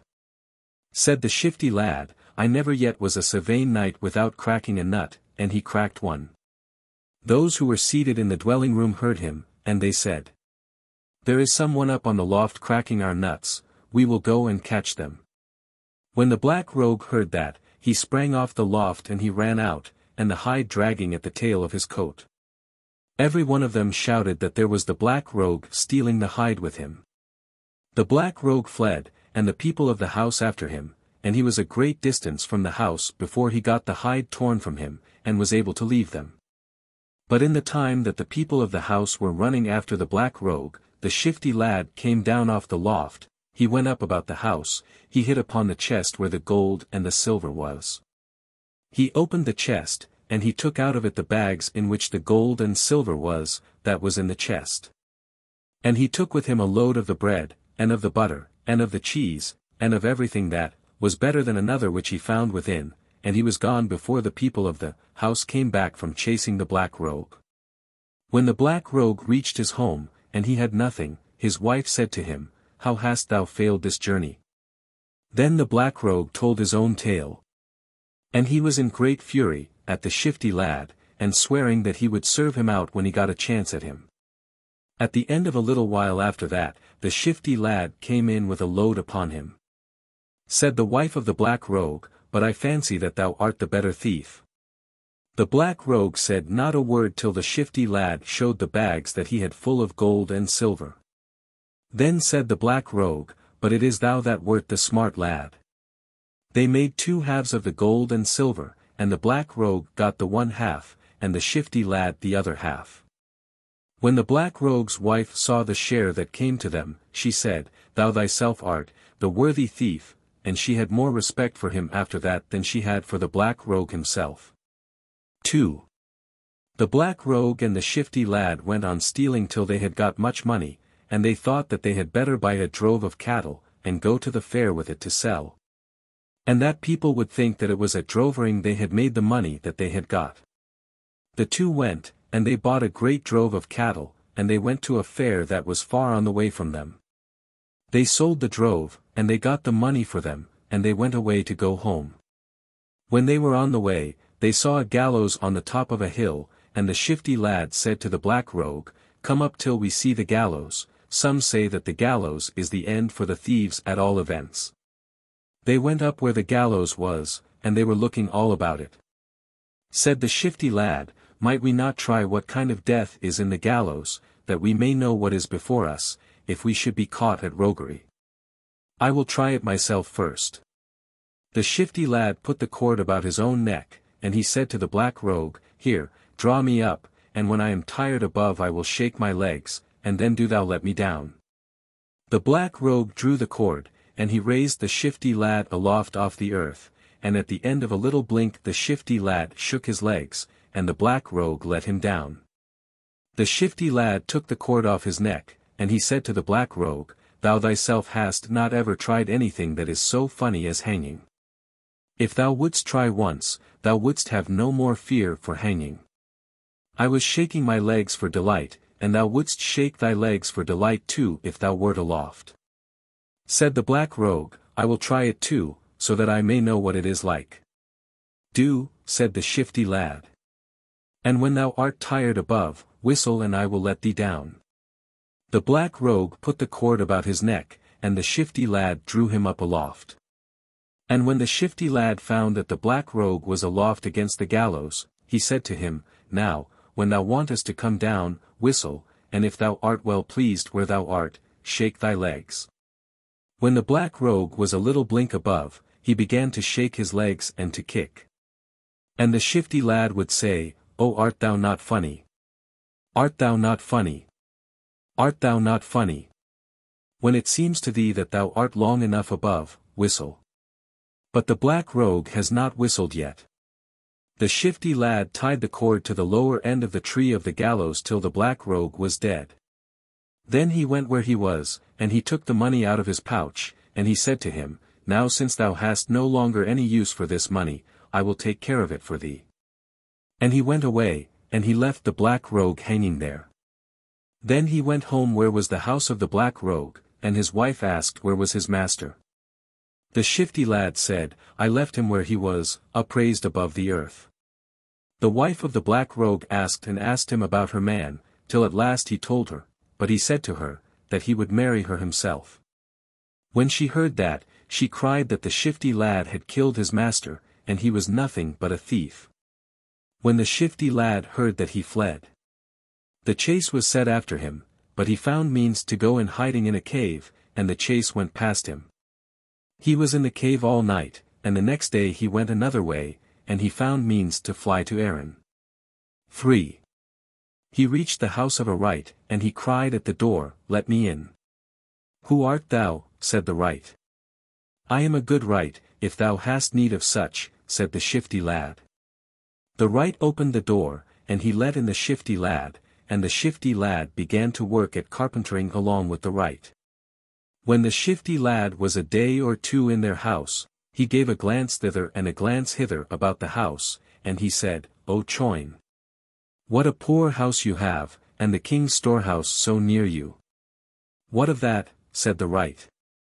"It is," said the shifty lad, "that you might get plenty from the king's storehouse if you yourselves were smart enough." The wight and his wife would say, "They would put us in prison if we should begin at the like of that." The shifty lad was always saying that they ought to break into the king's storehouse, and they would find plenty in it, but the wight would not go with him. But the shifty lad took with him some of the tools of the wight, and he went himself and he broke into the king's storehouse, and he took with him a load of the butter and of the cheese of the king, and he took it to the house of the wight. The things pleased the wife of the wight well, and she was willing that her own husband should go there the next night. The wight himself went with his lad the next night, and they got into the storehouse of the king, and they took with them great loads of each thing that pleased them best of all that was within in the king's storehouse. But the king's people missed the butter and the cheese and the other things that had been taken out of the storehouse, and they told the king how it had happened. The king took the counsel of the senegal about the best way of catching the thieves, and the counsel that the senegal gave them was that they should set a hogshead of soft pitch under the hole where they were coming in. That was done, and the next night the shifty lad and his master went to break into the king's storehouse. The shifty lad put his master in before him, and the master went down into the soft pitch to his very middle, and he could not get out again. The shifty lad went down, and he put a foot on each of his master's shoulders, and he put out his 2 loads of the king's butter and of the cheese at the hole. And at the last time when he was coming out, he swept the head off his master, and he took the head with him, and he left the trunk in the hogshead of pitch, and he went home with the butter and with the cheese, and he took home the head. And he buried it in the garden. When the king's people went into the storehouse, they found a body without a head into the hogshead of pitch, but they could not make out who it was. They tried if they could find anyone at all that could know him by the clothes, but his clothes were covered with pitch so that they could not make him out. The king asked the council of the Senegal about it. And the counsel that the Senegal gave was, that they should set the trunk aloft on the points of the spears of the soldiers, to be carried from town to town, to see if they could find any one at all that would take sorrow for it. Or to try if they could hear any one that would make a painful cry when they should see it, or if they should not see one that should seem about to make a painful cry when the soldiers should be going past with it. The body was taken out, of the hogshead of pitch, and set on the points of the spears, and the soldiers were bearing it aloft on the points of their long wooden spears, and they were going from town to town with it. And when they were going past the house of the wright's wife made a tortured scream, and Swift the shifty lad cut himself with the adze, and he kept saying to the wright's wife, "The cut is not as bad as thou thinkest."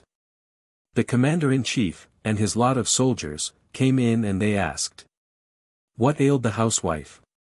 Said the shifty lad, "It is that I have just cut my foot with the adze, and she is afraid of blood." And he would say to the wife of the wright, "Do not be so much afraid, it will heal sooner than thou thinkest." The soldiers thought that the shifty lad was the wright, and that the wife whom they had seen was the wife of the shifty lad. And they went out, and they went from town to town, but they found no one besides, but the wife of the wright herself, that made cry or scream when they were coming past her. They took the body home to the king's house. And the king took another counsel from his Senegal, and that was to hang the body to a tree in an open place, and soldiers to watch it that none should take it away. And the soldiers to be looking if any should come the way that should take pity or grief for it. The shifty lad came past them, and he saw them, he went and he got a horse, and he put a keg of whiskey on each side of the horse in a sack, and he went past the soldiers with it, as though he were hiding from them. The soldiers thought that it was so, or that he had taken something which he ought not to have, and some of them ran after him, and they caught the old horse and the whiskey, but the shifty lad fled, and he left the horse and the whiskey with them. The soldiers took the horse and the kegs of whiskey back to where the body was hanging against the mast. They looked what was in the kegs. And when they understood that it was whiskey that was in them, they got a drinking cup, and they began drinking until at last every one of them was drunk, and they lay and they slept. When the shifty lad saw that, the soldiers were laid down and asleep and drunk, he returned and took the body off the mast. He set it crosswise on the horse's back, and he took it home. Then he went and he buried the body in the garden where the head was. When the soldiers awoke out of their sleep, the body was stolen away, they had nothing for it but to go and tell the king. Then the king took the counsel of the Senegal. And the Senegal said to them, all that were in his presence, that his counsel to them was, to take out a great black pig that was there, and that they should go with her from town to town. And when they should come to any place where the body was buried, that she would root it up. They went and they got the black pig, and they were going from farm to farm with her, trying if they could find out where the body was buried. They went from house to house with her, till at last they came to the house where the shifty lad and the wright's widow were dwelling. When they arrived they let the pig loose about the grounds. The shifty lad said that he himself was sure that thirst and hunger was on them, that they had better go into the house, and that they should get meat and drink. And that they should let their weariness from off them, in the time when the pig should be seeking about his place. They went in, and the shifty lad asked the wright's widow that she should set meat and drink before the men.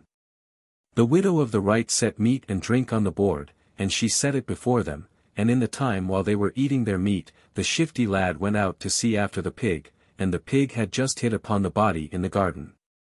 And the shifty lad went and he got a great knife and he cut the head off her, and he buried herself and her head beside the body of the wright in the garden. When those who had the care of the pig came out, the pig was not to be seen. They asked the shifty lad if he had seen her. He said that he had seen her, that her head was up and she was looking upwards, and going 2 or 3 steps now and again. And they went with great haste to the side where the shifty lad said the pig had gone. When the shifty lad found that they had gone out of sight, he set everything in such a way that they should not hit upon the pig. They on whom the care of the pig was laid went and they sought her every way that it was likely she might be. Then when they could not find her, they had nothing for it but to go to the king's house and tell how it had happened. Then the counsel of the Senegal was taken again, and the counsel that the Senegal gave them was, that they should set their soldiers out about the country at free quarters. And at whatsoever place they should get pig's flesh, or in whatsoever place they should see pig's flesh, unless those people could show how they had got the pig's flesh that they might have, that those were the people who killed the pig. And that had done every evil that had been done. The counsel of the Senegal was taken, and the soldiers sent out to free quarters about the country. And there was a band of them in the house of the wright's widow where the shifty lad was. The wright's widow gave their supper to the soldiers, and some of the pig's flesh was made ready for them, and the soldiers were eating the pig's flesh, and praising it exceedingly. The shifty lad understood what was the matter, but he did not let on. 94 the soldiers were set to lie out in the barn, and when they were asleep the shifty lad went out and he killed them. Then he went as fast as he could from house to house, where the soldiers were at free quarters, and he set the rumour afloat amongst the people of the houses, that the soldiers had been sent out about the country to rise in the night and kill the people in their beds. And he found means to make the people of the country believe him, so that the people of each house killed all the soldiers that were asleep in their barns. And when the soldiers did not come home at the time they should, some went to see what had happened to them, and when they arrived, it was so that they found the soldiers dead in the barns where they had been asleep. And the people of each house denied that they knew how the soldiers had been put to death, or who had done it. The people who were at the ransacking for the soldiers went to the king's house, and they told how it had happened. Then the king sent word for the Senegal to get counsel from him. The Senegal came, and the king told him how it had happened, and the king asked counsel from him. This is the counsel that the Senegal gave the king, that he should make a feast and a ball, and invite the people of the country. And if the man who did the evil should be there, that he was the man who would be the boldest who would be there, and that he would ask the king's daughter herself to dance with him. The people were asked to the feast and the dance. And amongst the rest the shifty lad was asked. The people came to the feast, and amongst the rest came the shifty lad. When the feast was past, the dance began, and the shifty lad went and he asked the king's daughter to dance with him. And the Senegal had a vial full of black stuff, and the Senegal put a black dot of the stuff that was in the vial on the shifty lad. But it seemed to the king's daughter that her hair was not well enough in order, and she went to a side chamber to put it right, and the shifty lad went in with her. And when she looked in the glass, he also looked in it, and he saw the black dot that the Senegal had put upon him. When they had danced till the tune of music was finished, the shifty lad went and he got a chance to steal the vial of the Senegal from him unknown to him, and he put 2 black dots on the Senegal, and 1 black dot on 20 other men besides. And he put the vial back again where he found it. Between that and the end of another while, the shifty lad came again and he asked the king's daughter to dance. The king's daughter had a vial also, and she put a black dot on the face of the shifty lad. But the shifty lad got the vial whipped out of her pocket, unknown to her, and since there were 2 black dots on him, he put 2 dots on 20 other men in the company, and 4 black dots on the Senegal. Then when the dancing was over, some were sent to see who was the man on whom were the 2 black dots. When they looked amongst the people, they found 20 men on whom there were 2 black dots, and there were 4 black dots on the Senegal.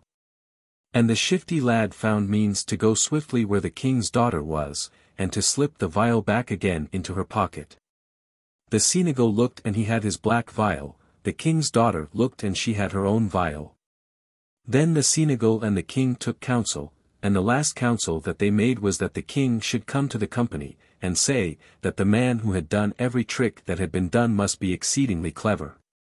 If he would come forward and give himself up, that he should get the king's daughter to marry, and the 1/2 of the kingdom while the king was alive, and the whole of the kingdom after the king's death. And every one of those who had the 2 black dots on their faces came and they said that it was they who had done every cleverness that had been done. Then the king and his high council went to try how the matter should be settled. And the matter which they settled was, that all the men who had the 2 black dots on their faces should be put together in a chamber, and they were to get a child, and the king's daughter was to give an apple to the child. And the child was to be put in where the men with the 2 black dots on their faces were seated, and to whatsoever one the child should give the apple, that was the one who was to get the king's daughter. That was done, and when the child went into the chamber in which the men were, the shifty lad had a shaving and a drone, and the child went and gave him the apple. Then the shaving and the drone were taken from the shifty lad, and he was seated in another place, and the apple was given to the child again, and he was taken out of the chamber, and sent in again to see to whom he would give the apple. And since the shifty lad had the shaving and the drone before, the child went where he was again, and he gave him the apple. Then the shifty lad got the king's daughter to marry. And shortly after that the king's daughter and the shifty lad were taking a walk to Baal Clyab, and when they were going over the bridge of Baal Clyab, the shifty lad asked the king's daughter what was the name of that place. And the king's daughter told him that it was the bridge of Baal Clyab, in Erin, and the shifty lad said, "Well, then, many is the time that my mother said to me, that my end would be to be hanged at the bridge of Baal Clyab, in Erin. And she made me that prophecy many a time when I might play her a trick." And the king's daughter said, "Well, then, if thou thyself shouldst choose to hang over the little side wall of the bridge, I will hold thee aloft a little space with my pocket napkin." And they were at talk and fun about it. But at last it seemed to the shifty lad that he would do it for sport, and the king's daughter took out her pocket napkin, and the shifty lad went over the bridge. And he hung by the pocket napkin of the king's daughter as she let it over the little side wall of the bridge, and they were laughing to each other. But the king's daughter heard a cry. "The king's castle is going on fire," and she started, and she lost her hold of the napkin, and the shifty lad fell down, and his head struck against a stone, and the brain went out of him. And there was in the cry but the sport of children, and the king's daughter was obliged to go home a widow. Lothian Tom. Dougal Graham, The Comical Tricks of Lothian Tom. Tom, being grown up to years and age of man, thought himself wiser and slyer than his father, and there were several things about the house which he liked better than to work. So he turned to be a dealer amongst brutes, a cooper of horses and cows, etc., and even wet ware, amongst the brewers and brandy shops, until he cowped himself to the tomb halter, and then his parents would supply him no more. He knew his grandmother had plenty of money, but she would give him none. But the old woman had a good black cow of her own, which Tom went to the fields one evening and catches, and takes her to an old waste 95 house which stood at a distance from any other, and there he kept her 2 or 3 days. Giving her meat and drink at night when it was dark, and made the old woman believe somebody had stolen the cow for their winter's mart, which was grief enough to the old woman, for the loss of her cow. However, she employs Tom to go to a fair that was near by, and buy her another. She gives him £3, which Tom accepts of very thankfully, and promises to buy her one as like the other as possibly he could get. Then he takes a piece of chalk, and brays it as small as meal, and steeps it in a little water, and therewith rubs over the cow's face and back, which made her baith brucket and rig get. 96. So Tom in the morning takes the cow to a public house within a little of the fair, and left her till the fair was over, and then drives her home before him. And as soon as they came home, the cow began to rout as it used to do, which made the old woman to rejoice, thinking it was her own cow, but when she saw her white, sighed and said, "Alas! Thou'll never be like the kindly brute my black lady, and ye rout as like her as ony ever I did hear."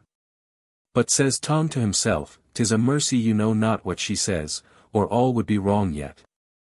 So in 2 or 3 days the old woman put forth her braw rig get cow in the morning with the rest of her neighbours' cattle, but it came on a sore day of heavy rain, which washed away all the white from her face and back. So the old woman's black lady came home at night, and her rig get cow went away with the shower, and was never heard of.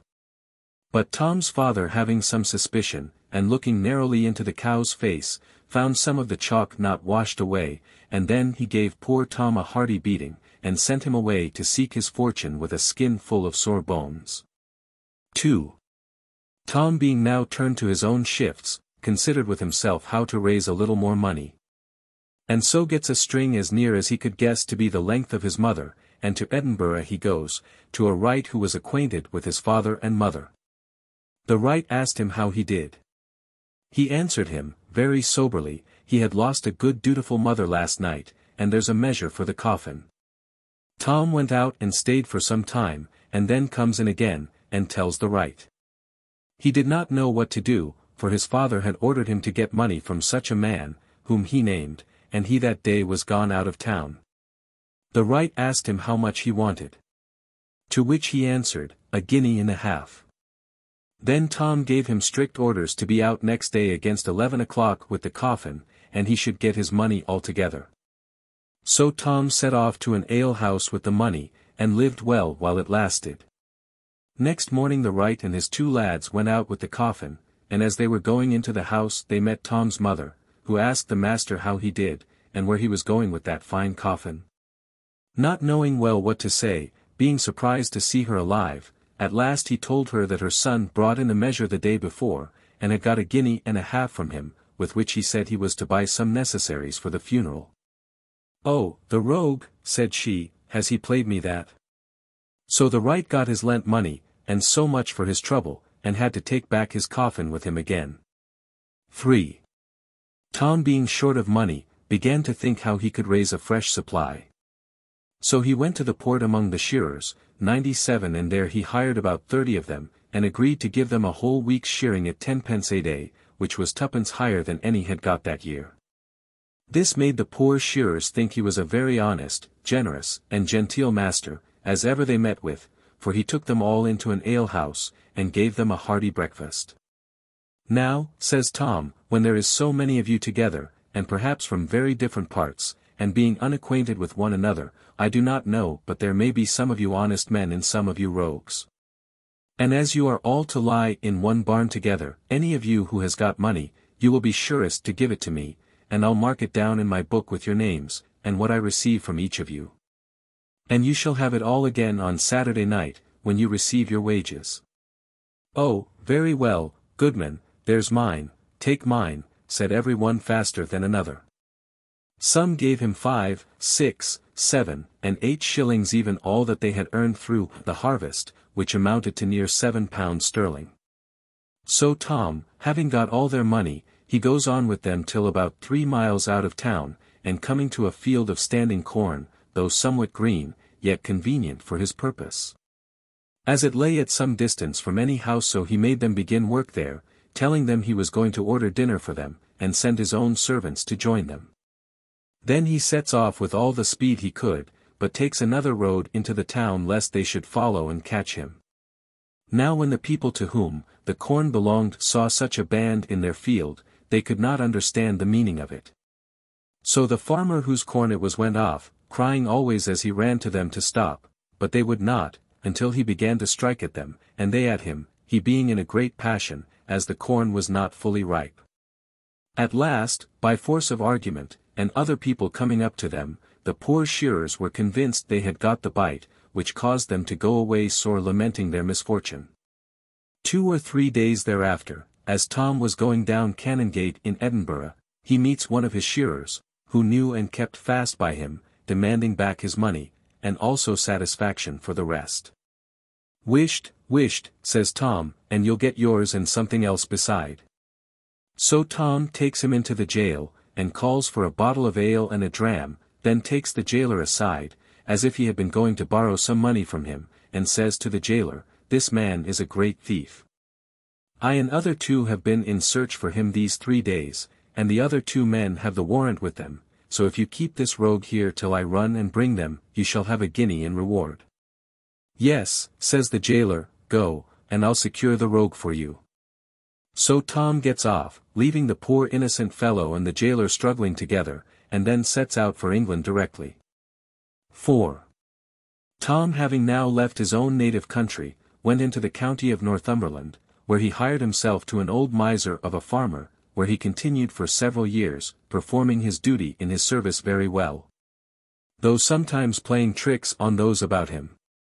But his master had a naughty custom, he would allow them no candle at night, to see with when at supper. So Tom one night sets himself next to his master, and as they were all about to fall on, Tom puts his spoon into the heart of the dish, where the crowdie was hottest, and claps a spoonful into his master's mouth. "A pox on you for a rogue," cried his master, "for my mouth is all burnt." "A pox on you for a master," says Tom, "for you keep a house as dark as purgatory, for I was going to my mouth with the soup and missed the way, it being so dark. Don't think, master, that I am such a big fool as to feed you while I have a mouth of my own." So from that night that Tom burnt his master's mouth with the hot crowdie, they always got a candle to show them light at supper, for his master would feed no more in the dark while Tom was present. There was a servant girl in the house, who always when she made the beds neglected to make Tom's and would have him do it himself. "Well, then," says Tom, "I have harder work to do, and I shall do that too." So next day when Tom was at the plough, he saw his master coming from the house towards him. He left the horses and the plough standing in the field, and goes away towards his master, who cried, "What is wrong? Or is there anything broke with you?" "No, no," said Tom, "but I am going home to make my bed, it has not been made these 2 weeks, and now it is about the time the maid makes all the rest, so I'll go and make mine too." "No, no," says his master, "go to your plough, and I'll cause it to be made every night. Then," says Tom, "I'll plough 2 or 3 furrows more in the time." So Tom gained his end. One day a butcher came and brought a fine fat calf from Tom's master, and Tom laid it on the horse's neck, before the butcher. When he was gone, "Now," says Tom, "what will you hold, master, but I'll steal the calf from the butcher before he goes 2 miles off." Says his master, "I'll hold a guinea you don't." "Done," says Tom. Into the house he goes, and takes a good shoe of his master's, and runs another way across a field, till he got before the butcher, near the corner of a hedge, where there was an open and turning of the way. Here Tom places himself behind the hedge, and throws the shoe into the middle of the highway. So, when the butcher came up riding, with his calf before him, "Hey," said he to himself, "there's a good shoe. If I knew how to get on my calf again, I would light for it, but what signifies one shoe without its neighbor?" So on he rides and lets it lie. Tom then slips out and takes up the shoe, and runs across the fields until he got before the butcher, at another open of a hedge, about half a mile distant, and throws out the shoe again on the middle of the road. Then up comes the butcher, and seeing it, says to himself, "Now I shall have a pair of good shoes for the lifting." And down he comes, lays the calf on the ground, and tying his horse to the hedge, runs back, thinking to get the other shoe, in which time Tom whips up the calf and shoe, and home he comes, demanding his wager, which his master could not refuse, being so fairly won. The poor butcher, not finding the shoe, came back to his horse, and missing the calf, knew not what to do. But thinking it had broke the rope from about its feet, and had run into the fields, the butcher spent the day in search of it amongst the hedges and ditches, and returned to Tom's master at night, intending to go in search again for it next day. And gave them a tedious relation how he came to lose it by a cursed pair of shoes, which he believed the devil had dropped in his way and taken the calf and shoes along with him, but he was thankful he had left his old horse to carry him home. Next morning Tom set to work, and makes a fine white face on the calf with chalk and water, then brings it out and sells it to the butcher, which was good diversion to his master and other servants, to see the butcher buy his own calf again. No sooner was he gone with it, but Tom says, "Now, master, what will you hold but I'll steal it from him again ere he goes 2 miles off." "No, no," says his master, "I'll hold no more bets with you, but I'll give you a shilling if you do it." "Done," says Tom, "it shall cost you no more," and away he runs through the fields, until he came before the butcher, hard by the place where he stole the calf from him the day before. And there he lies down behind the hedge, and as the butcher came past, he put his hand on his mouth and cries "Baw, baw," like a calf. The butcher hearing this, swears to himself that there was the calf he had lost the day before. Down he comes, and throws the calf on the ground, gets through the hedge in all haste, thinking he had no more to do but to take it up. But as he came in at one part of the hedge, Tom jumped out at another, and gets the calf on his back. Then goes over the hedge on the other side, and through the fields he came safely home, with the calf on his back, while the poor butcher spent his time and labour in vain, running from hedge to hedge, and hole to hole, seeking the calf. So the butcher returning to his horse again, and finding his other calf gone, he concluded that it was done by some invisible spirit about that spot of ground, and so went home lamenting the loss of his calf. When Tom got home he washed the white face off the stolen calf, and his master sent the butcher word to come and buy another calf, which he accordingly did in a few days after, and Tom sold him the same calf a third time. And then told him the whole affair as it was acted, giving him his money again. So the butcher got fun for his trouble. The Ploughman's Glory, or Tom's Song. As I was a-walking one morning in the spring, I heard a young ploughman so sweetly to sing. And as he was singing these words he did say, "No life is like the ploughman's in the month of May. The lark in the morning rises from her nest, and mounts in the air with the dew on her breast. And with the jolly ploughman she'll whistle and she'll sing. And at night she'll return to her nest back again. If you walk in the fields any pleasure to find, you may see what the ploughman enjoys in his mind. There the corn he sows grows and the flowers do spring. And the ploughman's as happy as a prince or a king, when his day's work is done that he has to do. Perhaps to some country walk he will go. There with a sweet lass he will dance and sing. And at night return with his lass back again. Then he rises next morning to follow his team, like a jolly ploughman so neat and so trim.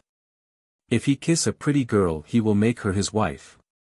And she loves her jolly ploughman as dear as her life. There's Molly and Dolly, Nellie and Sue. There's Ralph, John, and Willie, and young Tommy too. Each lad takes his lass to the wake or the fair. Adzooks! They look rarely I vow and declare. The witty exploits of Mr. George Buchanan, the King's Fool. John Cheap the Chapman's Library. By Dougal Graham. I.M.R. George Buchanan was a Scotsman born, and though of mean parentage, made great progress in learning. As for his understanding and ready wit, he excelled all men then alive in the age that ever proposed questions to him. He was servant or teacher to King James VI, and one of his private counsellors, but publicly acted as his fool. George happened one time to be in company with a bishop, and so they fell to dispute anent education, and he blanked the bishop remarkably, and the bishop himself owned he was worsted. Then one of the company addressed himself to him in these words, "Thou, Scot," said he, "should not have left thy country." "For what?" says he. "Because thou hast carried all the wisdom that is in it hither with thee." "No, no," says he. "The shepherds in Scotland will dispute with any bishop in London, and exceed them very far in education." The bishops then took this as an affront, and several noblemen affirmed it to be as the Scot had said. Bets were laid on each side, and 3 of the bishops were chosen, and sent away to Scotland to dispute it with the shepherds, accompanied with several others, who were to bear witness of what they should bear pass between them. Now George, knowing which way they went, immediately took another road and was in Scotland before them.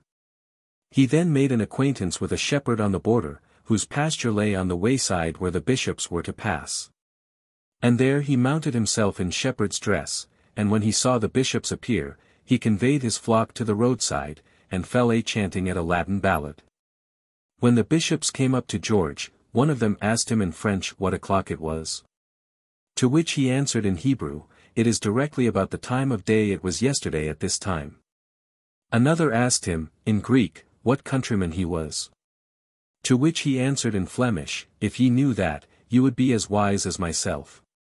A third asked him, in Dutch, "Where were you educated?" To which he answered, in Erse, "Herding my sheep between this and La Habor." This they desired him to explain into English, which he immediately did. "Now," said they one to another, "we need not proceed any farther." "What," says George, "are you butchers? I'll sell you a few sheep." To this they made no answer, but went away shamefully, and said they believed the Scots had been through all the nations in the world for their education, or the devil had taught them. Now, when George had ended this dispute with the bishops, he stripped off his shepherd's dress, and up through England he goes, with all the haste imaginable, so that he arrived at the place from whence they set out 3 days before the judges. And went every day asking if they were come, so that he might not be suspected. As soon as they arrived, all that were concerned in the dispute, and many more, came crowding in, to hear what news from the Scottish shepherds, and to know what was done. No sooner had the 3 gentlemen declared what had passed between the bishops and the shepherds, whom they found on the Scots border, but the old bishop made answer, and think you, said he, that a shepherd could answer these questions? It has been none else but the devil, for the Scots ministers themselves could not do it, they are but ignorant of such matters, a parcel of beardless boys. Then George thought it was time to take speech in hand. Well, my lord bishop, says George, you call them a parcel of ignorant, beardless boys. You have a great long beard yourself, my lord bishop, and if grace were measured by beards, you bishops and the goats would have it all, and that would be quite averse to Scripture. What, says the bishop, are you a Scot?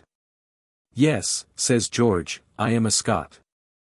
Well, says the bishop, and what is the difference between a Scot and a sot? Nothing at present, says George, but the breadth of the table, there being a table betwixt the bishop and George. So the bishop went off in a high passion, while the whole multitude were like to split their jaws with laughter. 2. One night a Highland drover chanced to have a drinking bout with an English captain of a ship, and at last they came to be very hearty over their cups, so that they called in their servants to have a share of their liquor. The drover's servant looked like a wild man, going without breeches, stockings, or shoes, not so much as a bonnet on his head, with a long peeled rung in his hand. The captain asked the drover how long it was since he catched him. He answered, It is about 2 years since I hauled him out of the sea with a net, and afterwards ran into the mountains, where I catched him with a pack of hounds. The captain believed it was so. But, says he, I have a servant, the best swimmer in the world. Oh, but, says the drover, my servant will swim him to death. No, he will not, says the captain, I'll lay 200 crowns on it. Then, says the drover, I'll hold it 1 to 1, and stake directly, the day being appointed when trial was to be made. Now the drover, when he came to himself, thinking on what a bargain he had made, did not know what to do, knowing very well that his servant could swim none.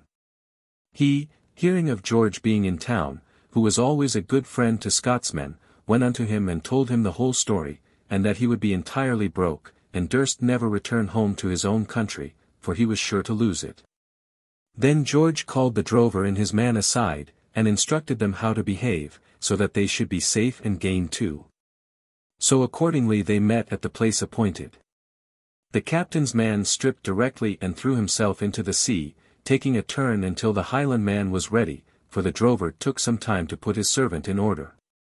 After he was stripped, his master took his plaid, and rolled a kebbuck of cheese, a big loaf and a bottle of gin in it, and this he bound on his shoulder, giving him directions to tell his wife and children that he was well. And to be sure he returned with an answer against that day as he night.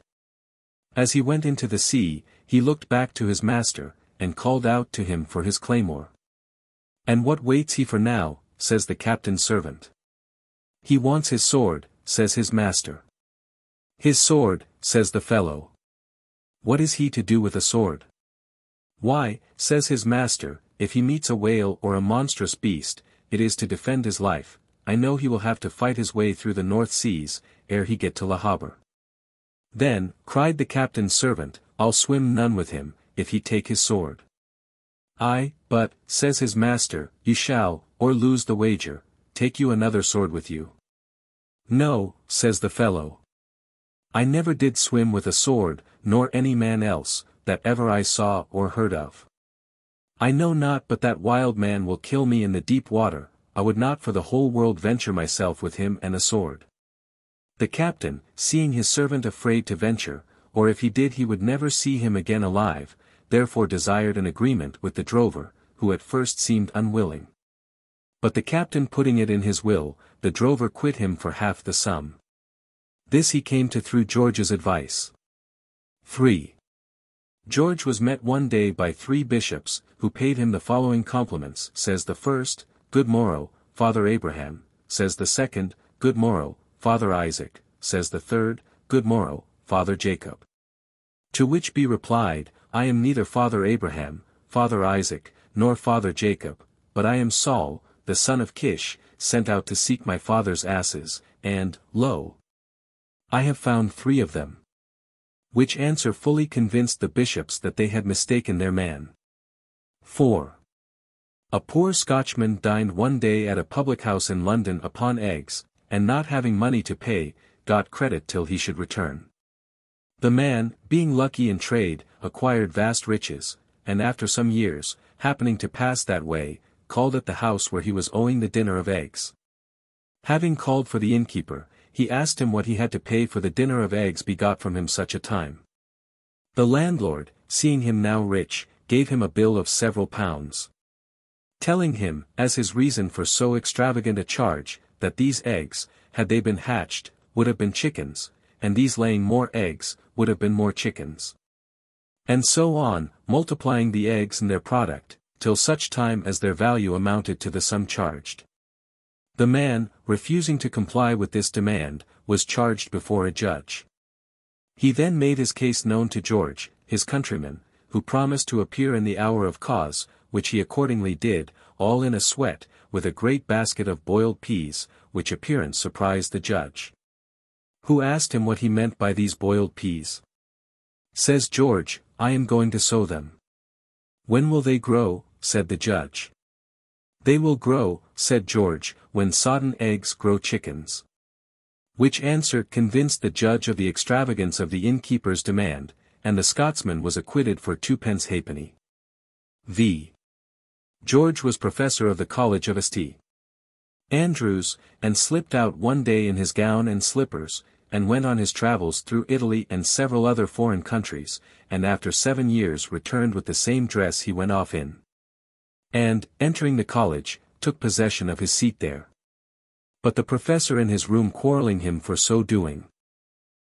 Says George, "It is a very odd thing that a man cannot take a walk out in his slippers, but another will take up his seat." And so set the other professor about his business. 6. 2 drunken fellows one day fell a beating one another on the streets of London, which caused a great crowd of people to throng together to see what it was. A tailor being at work up in a garret, about 3 or 4 stories high, and he hearing the noise in the street, looked over the window, but could not well see them. He began to stretch himself, making a long neck, until he fell down out of the window, and alighted on an old man who was walking on the street. The poor tailor was more afraid than hurt, but the man he fell on died directly. His son caused the tailor to be apprehended and tried for the murder of his father. The jury could not bring it in wilful murder, neither could they altogether free the tailor. The jury gave it over to the judges, and the judges to the king. The king asked George's advice on this hard matter. "Why," says George, "I will give you my opinion in a minute. You must cause the tailor to stand in the street where the old gentleman was when he was killed by the tailor, and then let the old gentleman's son, the tailor's adversary, get up to the window from whence the tailor fell, and jump down, and so kill the tailor as he did his father." The tailor's adversary hearing this sentence passed, would not venture to jump over the window, and so the tailor got clear off. Literary Tales. The Haunted Ships. The editor has adopted this term to denote popular tales, or tales founded upon popular superstition, which have received a literary clothing. Alan Cunningham, Traditional Tales of the English and Scottish Peasantry. Alexander Macharg, besides being the laird of 3 acres of peat moss, 2 kale gardens, and the owner of 7 good milch cows, a pair of horses, and 6 pet sheep, was the husband of one of the handsomest women in 7 parishes.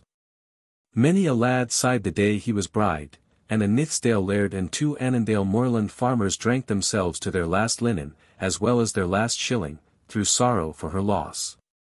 But married was the dame, and home she was carried, to bear rule over her home and her husband, as an honest woman should. Now ye maun ken that, though the flesh and blood lovers of Alexander's bonny wife all ceased to love and to sue her after she became another's, there were certain admirers who did not consider their claim at all abetted, or their hopes lessened by the Kirk's famous obstacle of matrimony. Ye have heard how the devout minister of Tynwald had a fair son carried away, and betted against his liking to an unchristened bride, whom the elves and the fairies provided. Ye have heard how the bonny bride of the drunken Laird of Succotup was stolen by the fairies out at the back window of the bridal chamber, the time the bridegroom was groping his way to the chamber door. And ye have heard, but why need I multiply cases? Such things in the ancient days were as common as candlelight. So ye'll no hinder certain water elves and sea fairies, who sometimes keep festival and summer mirth in these old haunted hulks, from falling in love with the Wheelford wife of Laird Macculloch. And to their plots and contrivances they went, how they might accomplish to sunder man and wife, and sundering such a man and such a wife was like sundering the green leaf from the summer, or the fragrance from the flower.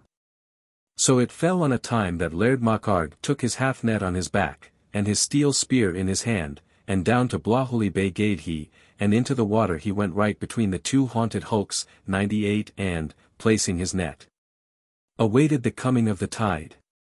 The night, ye maun ken, was mirk, and the wind lone, 99 and the singing of the increasing waters among the shells and the peebles was heard for sundry miles. All at once lights began to glance and twinkle on board the two haunted ships from every hole and seam, and presently the sound as of a hatchet employed in squaring timber echoed far and wide. But if the toil of these unearthly workmen amazed the laird, how much more was his amazement increased when a sharp shrill voice called out, "Ho! Brother, what are you doing now?" A voice still shriller responded from the other haunted ship, "I'm making a wife to Sandy Macculloch," and a loud quavering laugh, running from ship to ship, and from bank to bank, told the joy they expected from their labour. Now the laird, besides being a devout and a God-fearing man, was shrewd and bold, and in plot, and contrivance, and skill in conducting his designs, was fairly an overmatch for any dozen land elves. But the water elves are far more subtle. Besides, their haunts and their dwellings being in the great deep, pursuit and detection is hopeless if they succeed in carrying their prey to the waves. But ye shall hear. Home flew the laird, collected his family around the hearth, spoke of the signs and the sins of the times, and talked of mortification and prayer for averting calamity. And finally, taking his father's Bible, brass clasps, black print, and covered with calfskin, from the shelf, he proceeded without let or stint to perform domestic worship. I should have told ye that he bolted and locked the door, shut up all inlet to the house, threw salt into the fire, and proceeded in every way like a man skilful in guarding against the plots of fairies and fiends. His wife looked on all this with wonder, but she saw something in her husband's looks that hindered her from intruding either question or advice, and a wise woman was she. Near the mid-hour of the night the rush of a horse's feet was heard, and the sound of a rider leaping from its back, and a heavy knock came to the door, accompanied by a voice, saying, "The comer drinks 100 hot.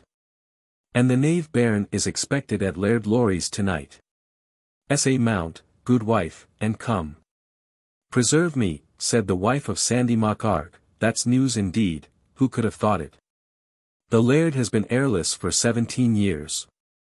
Now, Sandy, my man, fetch me my skirt and hood." But he laid his arm round his wife's neck, and said, "If all the lairds in Galloway go heirless, over this door threshold shall you not stir tonight.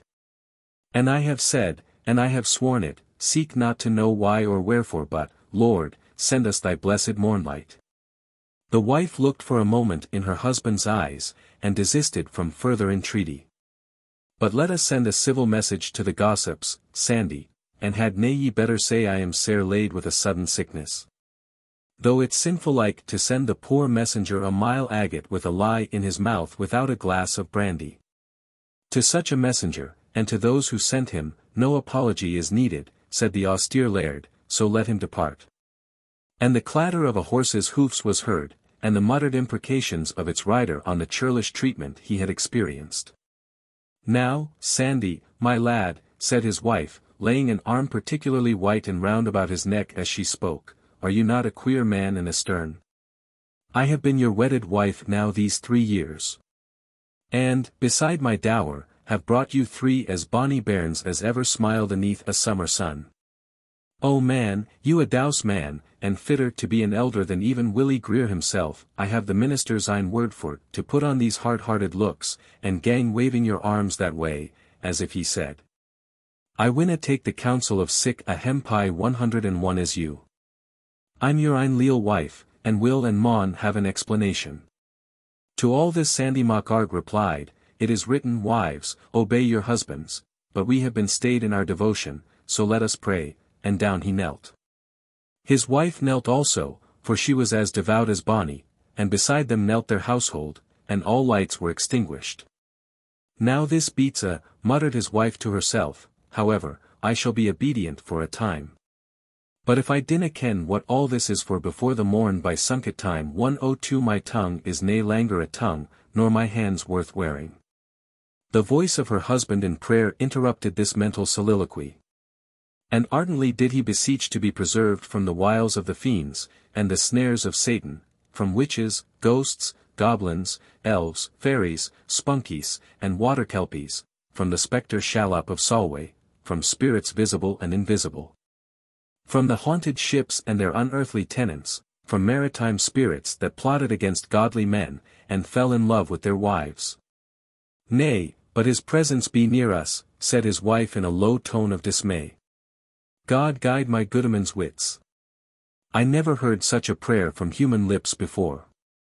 But, Sandy, my man, Lord Sake, rise, what fearful light is this, barn, and byre, and stable, maun be in a blaze. And Hawkie and Hurley, Dotty, and Cherry, and Damson Plum will be smoulred with reek, and scorched with flame. And a flood of light, but not so gross as a common fire, which ascended to heaven and filled all the court before the house, amply justified the good wife's suspicions. But, to the terrors of fire, Sandy was as immovable as he was to the imaginary groans of the barren wife of Laird Lorry.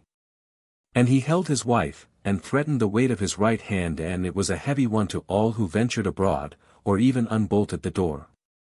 The neighing and prancing of horses, and the bellowing of cows, augmented the horrors of the night. And to anyone who only heard the din, it seemed that the whole onstead was in a blaze, and horses and cattle perishing in the flame. All wiles, common or extraordinary, were put in practice to entice or force the honest farmer and his wife to open the door. And when the like success attended every new stratagem, silence for a little while ensued, and a long, loud, and shrilling laugh wound up the dramatic efforts of the night.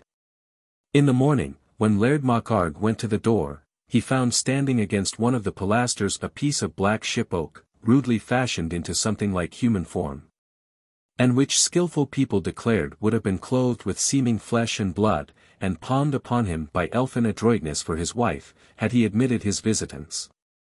A synod of wise men and women sat upon the woman of timber, and she was finally ordered to be devoured by fire, and that in the open air.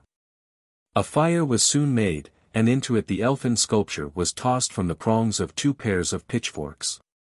The blaze that arose was awful to behold, and hissings, and burstings, and loud cracklings, and strange noises, were heard in the midst of the flame, and when the whole sank into ashes, a drinking cup of some precious metal was found. And this cup, fashioned no doubt by elfin skill, but rendered harmless by the purification with fire, the sons and daughters of Sandy MacArg and his wife drink out of to this very day. Bless all bold men, say I, and obedient wives. Elphin Irving. The Fairies' Cupbearer. Alan Cunningham, Traditional Tales of the English and Scottish Peasantry. The romantic vale of Corrywater, in Annandale, is regarded by the inhabitants, a pastoral and unmingled people, as the last border refuge of those beautiful and capricious beings, the fairies. Many old people yet living imagine they have had intercourse of good words and good deeds with the good folk. And continue to tell that in the ancient of days the fairies danced on the hill, and revelled in the glen, and showed themselves, like the mysterious children of the deity of old, among the sons and daughters of men. Their visits to the earth were periods of joy and mirth to mankind, rather than of sorrow and apprehension. They played on musical instruments of wonderful sweetness and variety of note, spread unexpected feasts, the supernatural flavor of which overpowered on many occasions the religious scruples of the Presbyterian shepherds. Performed wonderful deeds of horsemanship, and marched in midnight processions, when the sound of their elfin minstrelsy charmed youths and maidens into love for their persons and pursuits. And more than one family of Corey Water have the fame of augmenting the numbers of the elfin chivalry. Faces of friends and relatives, long since doomed to the battle trench or the deep sea, have been recognized by those who dared to gaze on the fairy march. The maid has seen her lost lover and the mother her stolen child. And the courage to plan and achieve their deliverance has been possessed by at least one border maiden. In the legends of the people of Corey Vale there is a singular mixture of elfin and human adventure, and the traditional story of the cupbearer to the Queen of the Fairies appeals alike to our domestic feelings and imagination. In one of the little green loops, or bends, on the banks of Corey Water, mouldered walls, and a few stunted wild plum trees and vagrant roses, still point out the site of a cottage and garden. A well of pure spring water leaps out from an old tree root before the door, and here the shepherds, shading themselves in summer from the influence of the sun, tell to their children the wild tale of Elphin Irving and his sister Phemy. And, singular as the story seems, it has gained full credence among the people where the scene is laid. When Elphin Irving and his sister Phemy were in their 16th year, for tradition says they were twins, their father was drowned in Corey Water, attempting to save his sheep from a sudden swell, to which all mountain streams are liable. And their mother, on the day of her husband's burial, laid down her head on the pillow, from which, on the 7th day, it was lifted to be dressed for the same grave. The inheritance left to the orphans may be briefly described: 17 acres of plough and pasture land, 7 milk cows, and 7 pot sheep. Many old people take delight in odd numbers. And to this may be added 7 bonnet pieces of Scottish gold, and a broadsword and spear, which their ancestor had wielded with such strength and courage in the Battle of Dryfe Sands, that the minstrel who sang of that deed of arms ranked him only second to the Scots and Johnstones. The youth and his sister grow in stature and in beauty. The brent bright brow, the clear blue eye, and frank and blithe deportment of the former gave him some influence among the young women of the valley, while the latter was no less the admiration of the young men, and at fair and dance, and at bridal, happy was he who touched but her hand or received the benediction of her eye. Like all other Scottish beauties, she was the theme of many a song.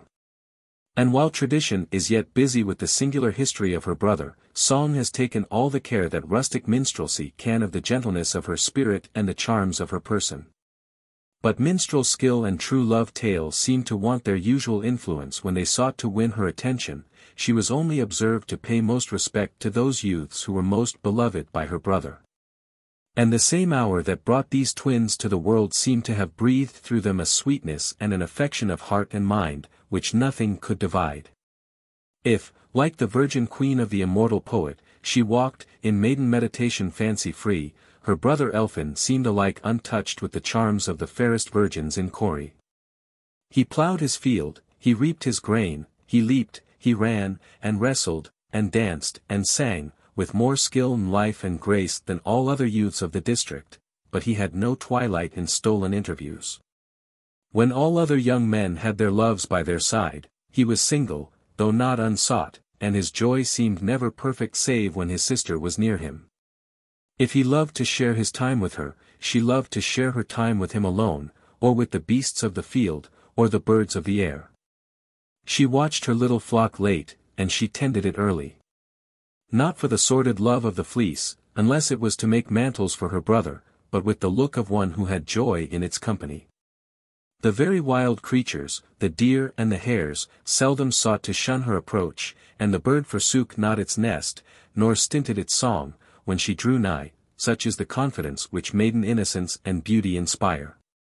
It happened one summer, about 3 years after they became orphans, that rain had been for a while withheld from the earth, the hillsides began to parch, the grass in the valleys to wither. And the stream of Corey was diminished between its banks to the size of an ordinary rill. The shepherds drove their flocks to moorlands, and marsh and tarn had their reeds invaded by the scythe to supply the cattle with food. The sheep of his sister were Elfin's constant care. He drove them to the moistest pastures during the day, and he often watched them at midnight, when flocks, tempted by the sweet dewy grass, are known to browse eagerly, that he might guard them from the fox, and lead them to the choicest herbage. In these nocturnal watchings he sometimes drove his little flock over the water of Corrie, for the fords were hardly ankle-deep, or permitted his sheep to cool themselves in the stream, and taste the grass which grew along the brink. All this time not a drop of rain fell, nor did a cloud appear in the sky. One evening, during her brother's absence with the flock, Phemy sat at her cottage door, listening to the bleatings of the distant folds and the lessened murmur of the water of Corrie, now scarcely audible beyond its banks.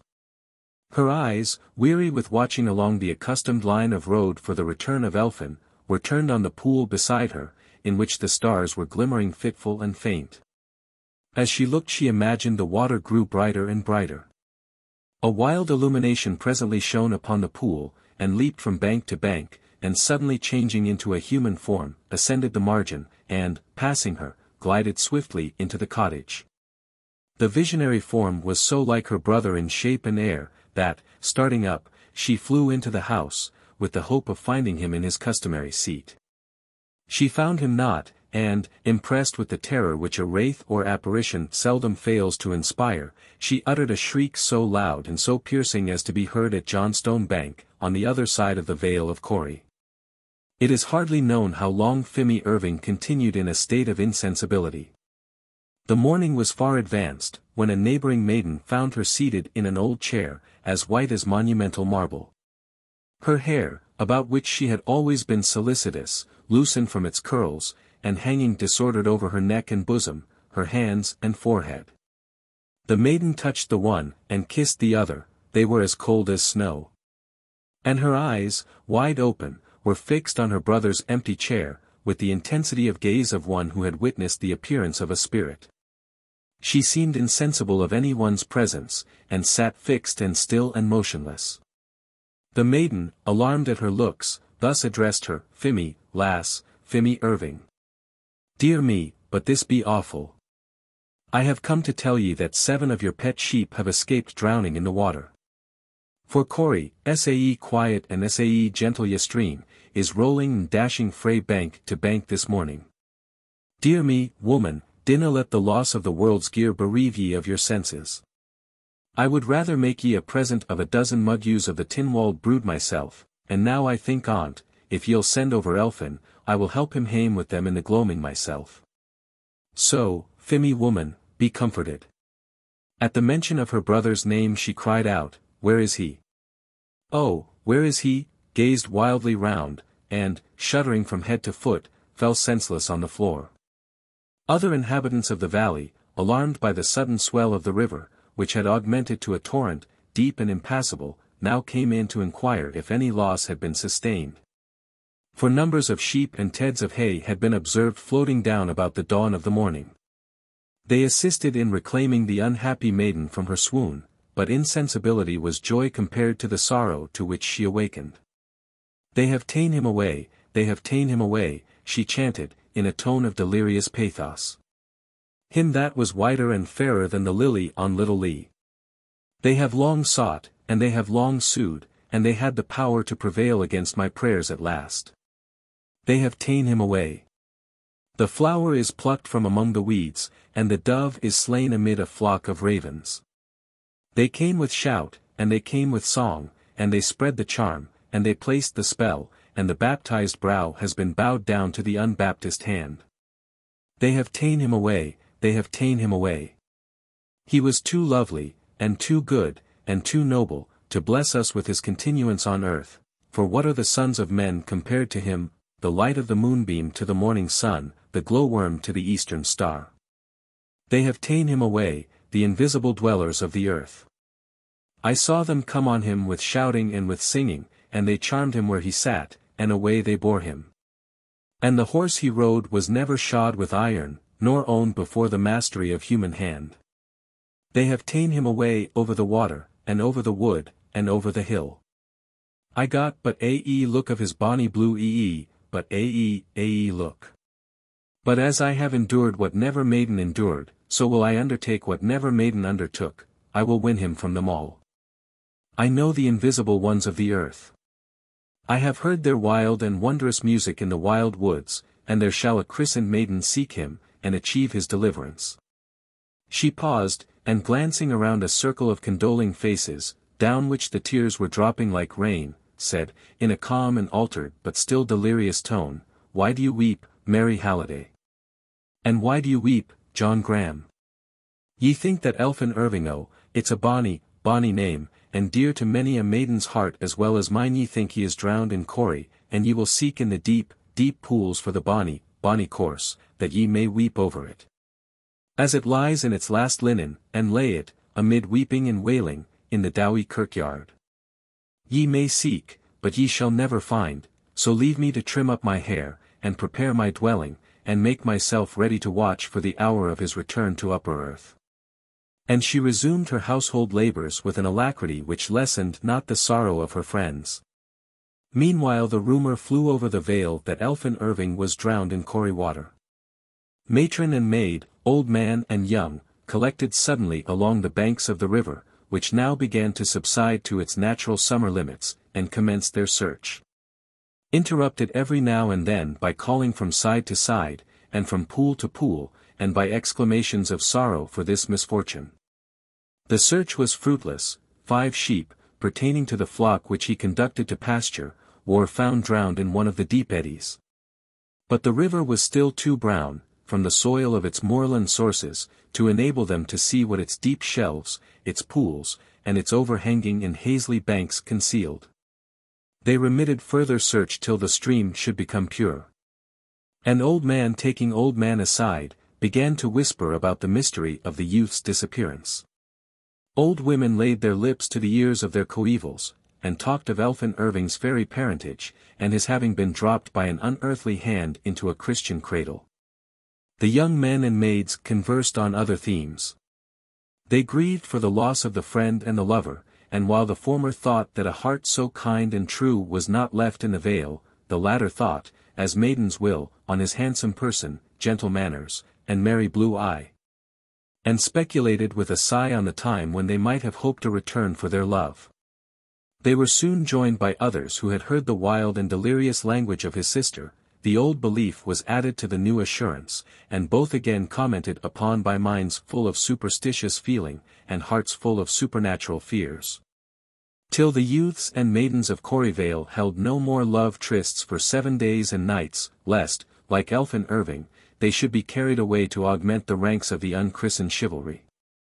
It was curious to listen to the speculations of the peasantry. "For my part," said a youth, "if I were sure that poor Elphin escaped from that perilous water, I would not give the fairies a pound of hiplock wool for their chance of him. There has not been a fairy seen in the land since Donald Cargill, the Cameronian, conjured them into the Solway for playing on their pipes during one of his nocturnal preachings on the hip of the Bunswick Hill." "Preserve me, bairn," said an old woman, justly exasperated at the incredulity of her nephew, "if ye winna believe what I both heard and saw at the moonlight end of Craigieburn Wood on a summer night, rank after rank of the fairy folk. Ye'll at least believe a douse man and a ghostly professor, even the late minister of Tinwaldkirk. His only son I mind the lad will, with his long yellow locks and his bonny blue eyes. When I was but a gill-pie of a lassie, he was stolen away from off the horse at his father's elbow, as they crossed that false and fearsome water. Even Locherbrigflow, on the night of the midsummer fair of Dumfries. I who can doubt the truth of that? Have not the godly inhabitants of Almsfield Town and Tinwaldkirk seen the sweet youth riding at midnight, in the midst of the unhallowed troop, to the sound of flute and of dulcimer, and though meikle they prayed, naebody tried to achieve his deliverance? I have heard it said by douse folk and sponsible," interrupted another, "that every 7 years the elves and fairies pay Cain, 103 or make an offering of one of their children, to the grand enemy of salvation. And that they are permitted to purloin one of the children of men to present to the fiend a more acceptable offering, I'll warrant, than one of their own infernal brood that are Satan's sib allies. And drink a drop of the deil's blood every May morning. And touching this lost lad, ye all ken his mother was a hawk of an uncanny nest, a second cousin of Kate Kimmer, of Barfloshan, as rank a witch as ever rode on ragwort. Aye, sirs, what's bred in the bone is ill to come out of the flesh. On these and similar topics, which a peasantry full of ancient tradition and enthusiasm and superstition readily associate with the commonest occurrences of life, the people of Corrie Vale continued to converse till the fall of evening, when each, seeking their home, renewed again the wondrous subject, and illustrated it with all that popular belief and poetic imagination could so abundantly supply. The night which followed this melancholy day was wild with wind and rain. The river came down broader and deeper than before, and the lightning, flashing by fits over the green woods of Corrie, showed the ungovernable and perilous flood sweeping above its banks. It happened that a farmer, returning from one of the border fairs, encountered the full swing of the storm.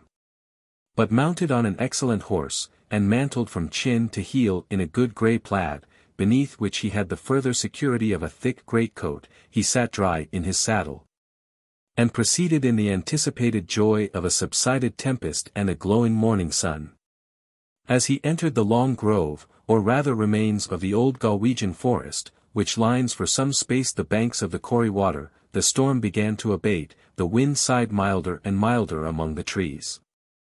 And here and there a star, twinkling momentarily through the sudden rack of the clouds, showed the river raging from bank to brae.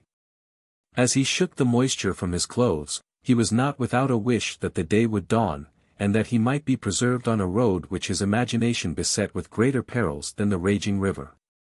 For his superstitious feeling let loose upon his path elf and goblin, and the current traditions of the district supplied very largely to his apprehension the ready materials of fear. Just as he emerged from the wood, where a fine sloping bank, covered with short greensward, skirts the limit of the forest, his horse made a full pause, snorted, trembled, and started from side to side, stooped his head, erected his ears, and seemed to scrutinize every tree and bush. The rider, too, it may be imagined, gazed round, and peered warily into every suspicious-looking place. His dread of a supernatural visitation was not much allayed when he observed a female shape seated on the ground at the root of a huge old oak tree, which stood in the centre of one of those patches of verdant sward, known by the name of fairy rings, and avoided by all peasants who wished to prosper. A long thin gleam of eastern daylight enabled him to examine accurately the being who, in this wild place and unusual hour, gave additional terror to this haunted spot. She was dressed in white from the neck to the knees. Her arms, long and round and white, were perfectly bare, her head, uncovered, allowed her long hair to descend in ringlet succeeding ringlet, till the half of her person was nearly concealed in the fleece. Amidst the whole, her hands were constantly busy in shedding aside the tresses which interposed between her steady and uninterrupted gaze down a line of old road which winded among the hills to an ancient burial ground.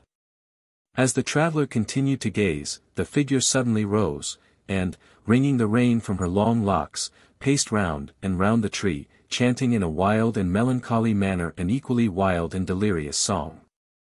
The fairy oak of Corriewater. The small bird's head is under its wing. The deer sleeps on the grass. The moon comes out, and the stars shine down. The dew gleams like the glass. There is no sound in the world so wide, save the sound of the smitten brass, with the merry cittern and the pipe of the fairies as they pass. But oh! The fire maun burn and burn, and the hour is gone, and will never return. The green hill cleaves, and forth, with a bound, comes elf and elfin steed. The moon dives down in a golden cloud. The stars grow dim with dread. But a light is running along the earth. So of heavens they have no need. O'er moor and moss with a shout they pass. And the word is spur and speed. But the fire maun burn, and I maun quake. And the hour is gone that will never come back. And when they came to Craigieburn-wood, the queen of the fairies spoke. Come, bind your steeds to the rushes so green, and dance by the haunted oak. I found the acorn on Heshbon hill, in the nook of a palmer's poke. 1,000 years since. Here it grows. And they danced till the greenwood shook. But oh! The fire, the burning fire. The longer it burns, it but blazes the higher. I have won me a youth, the elf queen said. The fairest that earth may see. This night I have one young elf Irving. My cupbearer to be. His service lasts but for 7 sweet years. And his wage is a kiss of me. And merrily, merrily, laughed the wild elves. Round Corey's greenwood tree. But oh! The fire it glows in my brain. And the hour is gone, and comes not again. The queen she has whispered a secret word. Come hither, my elfin sweet. And bring that cup of the charmed wine. Thy lips and mine to meet. But a brown elf shouted a loud, loud shout. Come, leap on your coursers fleet. For here comes the smell of some baptized flesh. And the sound of baptized feet. But oh! The fire that burns, and maun burn. For the time that is gone will never return. On a steed as white as the new-milked milk. The elf queen leaped with a bound. And young elfin a steed like December snow. 'Neath him at the word he found. But a maiden came, and her christened arms. She linked her brother around. And called on God, and the steed with a snort. Sank into the gaping ground. But the fire maun burn, and I maun quake. And the time that is gone will no more come back. And she held her brother, and lo! He grow. A wild bull waked in ire. And she held her brother, and lo! He changed. To a river roaring higher. And she held her brother, and he became. A flood of the raging fire. She shrieked and sank, and the wild elves laughed. Till the mountain rang and mire. But oh, the fire yet burns in my brain. And the hour is gone, and comes not again. O maiden, why waxed thy faith so faint? Thy spirit so slack and slaw? Thy courage kept good till the flame waxed wood, 104. Then thy might began to thaw. Had ye kissed him with thy christened lip, ye had won him frae Mangusa. Now bless the fire, the elfin fire. That made thee faint and fa. Now bless the fire, the elfin fire. The longer it burns it blazes the higher. At the close of this unusual strain the figure sat down on the grass, and proceeded to bind up her long and disordered tresses, gazing along the old and unfrequented road. Now God be my helper, said the traveller, who happened to be the Laird of Johnstone Bank, can this be a trick of the fiend, or can it be bonny Fimmy Irving who chants this dolorous sang? Something sad has befallen, that makes her seek her seat in this eerie nook amid the darkness and tempest. Through might from abune I will go on and see. And the horse, feeling something of the owner's reviving spirit in the application of spur steel, bore him at once to the foot of the tree. The poor delirious maiden uttered a yell of piercing joy as she beheld him, and, with the swiftness of a creature winged, linked her arms round the rider's waist, and shrieked till the woods rang. Oh, I have ye now, elfin, I have ye now, and she strained him to her bosom with a convulsive grasp. What ails ye, my bonny lass? Said the Laird of Johnstone Bank, his fears of the supernatural vanishing when he beheld her sad and bewildered look. She raised her eyes at the sound, and, seeing a strange face, her arms slipped their hold, and she dropped with a groan on the ground. The morning had now fairly broke, the flocks shook the rain from their sides, the shepherds hastened to inspect their charges, and a thin blue smoke began to stream from the cottages of the valley into the brightening air. The Laird carried Fimmy Irving in his arms, till he observed 2 shepherds ascending from one of the loops of Corey water, bearing the lifeless body of her brother. They had found him whirling round and round in one of the numerous eddies, and his bands, clutched and filled with wool, showed that he had lost his life in attempting to save the flock of his sister. A plaid was laid over the body, which, along with the unhappy maiden in a half-lifeless state, was carried into a cottage, and laid in that apartment distinguished among the peasantry by the name of the chamber. While the peasant's wife was left to take care of Fimmy, old man and matron and maid had collected around the drowned youth, and each began to relate the circumstances of his death, when the door suddenly opened, and his sister, advancing to the corpse with a look of delirious serenity, broke out into a wild laugh and said, "Oh, it is wonderful, it's truly wonderful.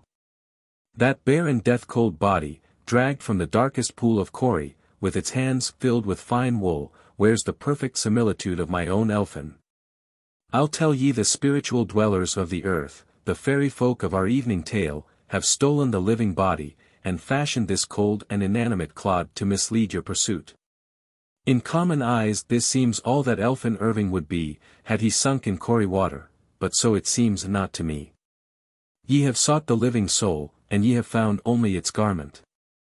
But oh, if ye had beheld him, as I beheld him tonight, riding among the elfin troop, the fairest of them all. Had you clasped him in your arms, and wrestled for him with spirits and terrible shapes from the other world, till your heart quailed and your flesh was subdued. Then would ye yield no credit to the semblance which this cold and apparent flesh bears to my brother. But hearken. On Hallowmas Eve, when the spiritual people are let loose on earth for a season, I will take my stand in the burial ground of Corrie. And when my elfin and his unchristened troop come past, with the sound of all their minstrelsy, I will leap on him and win him, or perish for ever." All gazed aghast on the delirious maiden, and many of her auditors gave more credence to her distempered speech than to the visible evidence before them. As she turned to depart, she looked round, and suddenly sunk upon the body, with tears streaming from her eyes, and sobbed out, "My brother! Oh, my brother!" She was carried out insensible, and again recovered. But relapsed into her ordinary delirium, in which she continued till the Hallow Eve after her brother's burial. She was found seated in the ancient burial ground, her back against a broken gravestone, her locks white with frost-rime, watching with intensity of look the road to the kirkyard. But the spirit which gave life to the fairest form of all the maids of Annandale was fled for ever.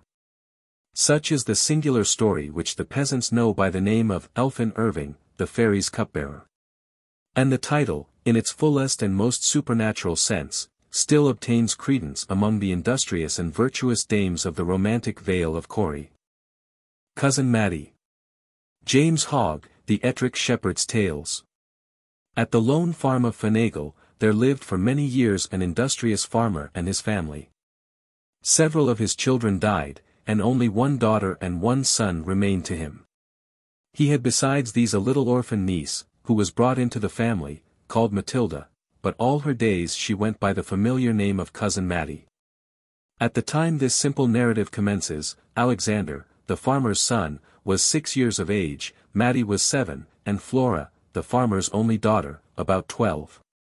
How I do love a little girl about that age! There is nothing in nature so fascinating, so lovely, so innocent, and, at the same time, so full of gaiety and playfulness. The tender and delicate affections, to which their natures are molded, are then beginning unconsciously to form. And everything beautiful or affecting in nature claims from them a deep but momentary interest. They have a tear for the weaned lamb, for the drooping flower, and even for the travelling mendicant, though afraid to come near him. But the child of the poor female vagrant is to them, of all others, an object of the deepest interest. How I have seen them look at the little wretch, and then at their own parents alternately, the feelings of the soul abundantly conspicuous in every muscle of the face and turn of the eye. Their hearts are like softened wax, and the impressions then made on them remain forever. Such beings approach nigh to the list where angels stand, and are, in fact, the connecting link that joins us with the inhabitants of a better world. How I do love a well-educated little girl of 12 or 13 years of age. At such an age was Flora of Finagle, with a heart molded to every tender impression, and a memory so retentive that whatever affected or interested her was engraven there never to be cancelled. One morning, after her mother had risen and gone to the byre to look after the cows, Flora, who was lying in a bed by herself, heard the following dialogue between the two children, who were lying prattling together in another bed close beside hers. "Do you ever dream ony, little Sandy? What is like, Cousin Mattie? Sandy no ken what it is till dream. It is to think ye do things when you are sleeping, when ye dinna do them at a dot. Oh, Sandy deem a great deal yet way. If you will tell me ane o' your dreams, Sandy, I'll tell you ane o' mine that I dreamed last night, and it was about you, Sandy. Sae was mine, cousin. Sandy deemed that he fighted a gate Englishman, and it was Robin Hood. And Sandy dinged him swolled out o' him's hand, and knolled him on ye face, and ye back, till him geet it. And yen Thely comed on Odell little dispelliate Englishman, and it was Little John, and Sandy fighted him till him was dead. And yen Sandy got on o' ane giant horse, and he galomped away. But I wish that ye be nae making that dream just e'en now, Sandy. Sandy haught it, a tweel. But were you sleeping when you thought it? Nah, Sandy wasna sleepin', but him was winking. Oh, but that's not a true dream, I'll tell you one that's a true dream. I thought there was a bonny lady came to me, and she held out 2 roses, a red one and a pale one, and bade me take my choice. I took the white one, and she bade me keep it, and never part with it, for if I gave it away, I would die. But when I came to on, you asked my rose, and I refused to give you it. You then cried for it. And said I did not love you, so I could not refuse you the flower, but wept too, and you took it. Then the bonny lady came back to me, and was very angry, and said, Did not I tell you to keep your rose? Now the boy that you have given it to will be your murderer. He will kill you. And on this day fortnight you will be lying in your coffin, and that pale rose upon your breast. I said, I could not help it now. But when I was told that you were to kill me, I liked you better and better, and better and better. And with these words Matilda clasped him to her bosom and wept. Sandy sobbed bitterly too, and said, She be geet Lyle, yon lady. Sandy no kill cousin Matty. When Sandy goes by a man, and gets a giant house, him be velly good till cousin and feed hell gingebed, and yeem, and tyankle, and take hell in him's bosy ease way. With that the 2 children fell silent, and sobbed and wept till they fell sound asleep, clasped in each other's arms. This artless dialogue made a deep impression on Flora's sensitive heart. It was a part of her mother's creed to rely on dreams, so that it had naturally become Flora's too. She was shocked and absolutely terrified, when she heard her little ingenious cousin say that Sandy was to murder her, and on that day fortnight she should be lying in her coffin. And without informing her mother of what she had overheard, she resolved in her own mind to avert, if possible, the impending evil. It was on a Sabbath morning, and after little Sandy had got on his clothes, and while Matilda was out, he attempted to tell his mother cousin Matty's dream, to Flora's great vexation. But he made such a blundering story of it that it proved altogether incoherent, and his mother took no further notice of it than to bid him hold his tongue. What was that he was speaking about murdering? The next week Flora entreated of her mother that she would suffer cousin Matty and herself to pay a visit to their aunt at Kirkmichael, and, though her mother was unwilling, she urged her suit so earnestly that the worthy dame was fain to consent. What's ta'en the gowk 105 lassie the day, said she, I think she be gane fey. I never could get her to gang to see her aunt, and now she has ta'en a tirravy 106 in her head, that she'll no be keep it. I dinna like sick absolute freaks, and sick langings, to come into the heads o' bairns, they're ow aften afore something uncanny. Gie your ways and see your auntie, sin, ye will gang, but yez no get little cousin Sae never speak out.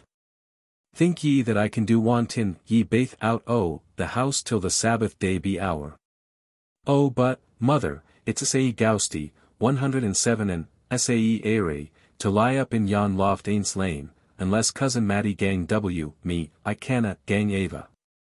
Then just stay at hame, daughter, and let us alane o' they daft Norries 108 thegither. Flora now had recourse to that expedient which never fails to conquer the opposition of a fond mother. She pretended to cry bitterly. The good dame was quite overcome, and at once yielded, though not with a very good grace. Saw ever onybody, sic a figi to 109 as this? They that will to Cooper maun to Cooper. Gie your ways to Kirkmichael, and tack the hale town at your tail, gin ye like. What's this that I'm sped why, dot? Na, mother, I's no gang my foot length. Ye sauna hay that to flyer 110 about. Ye keep me working frae the tay year's end to the tither, and win a gie me a day to missile.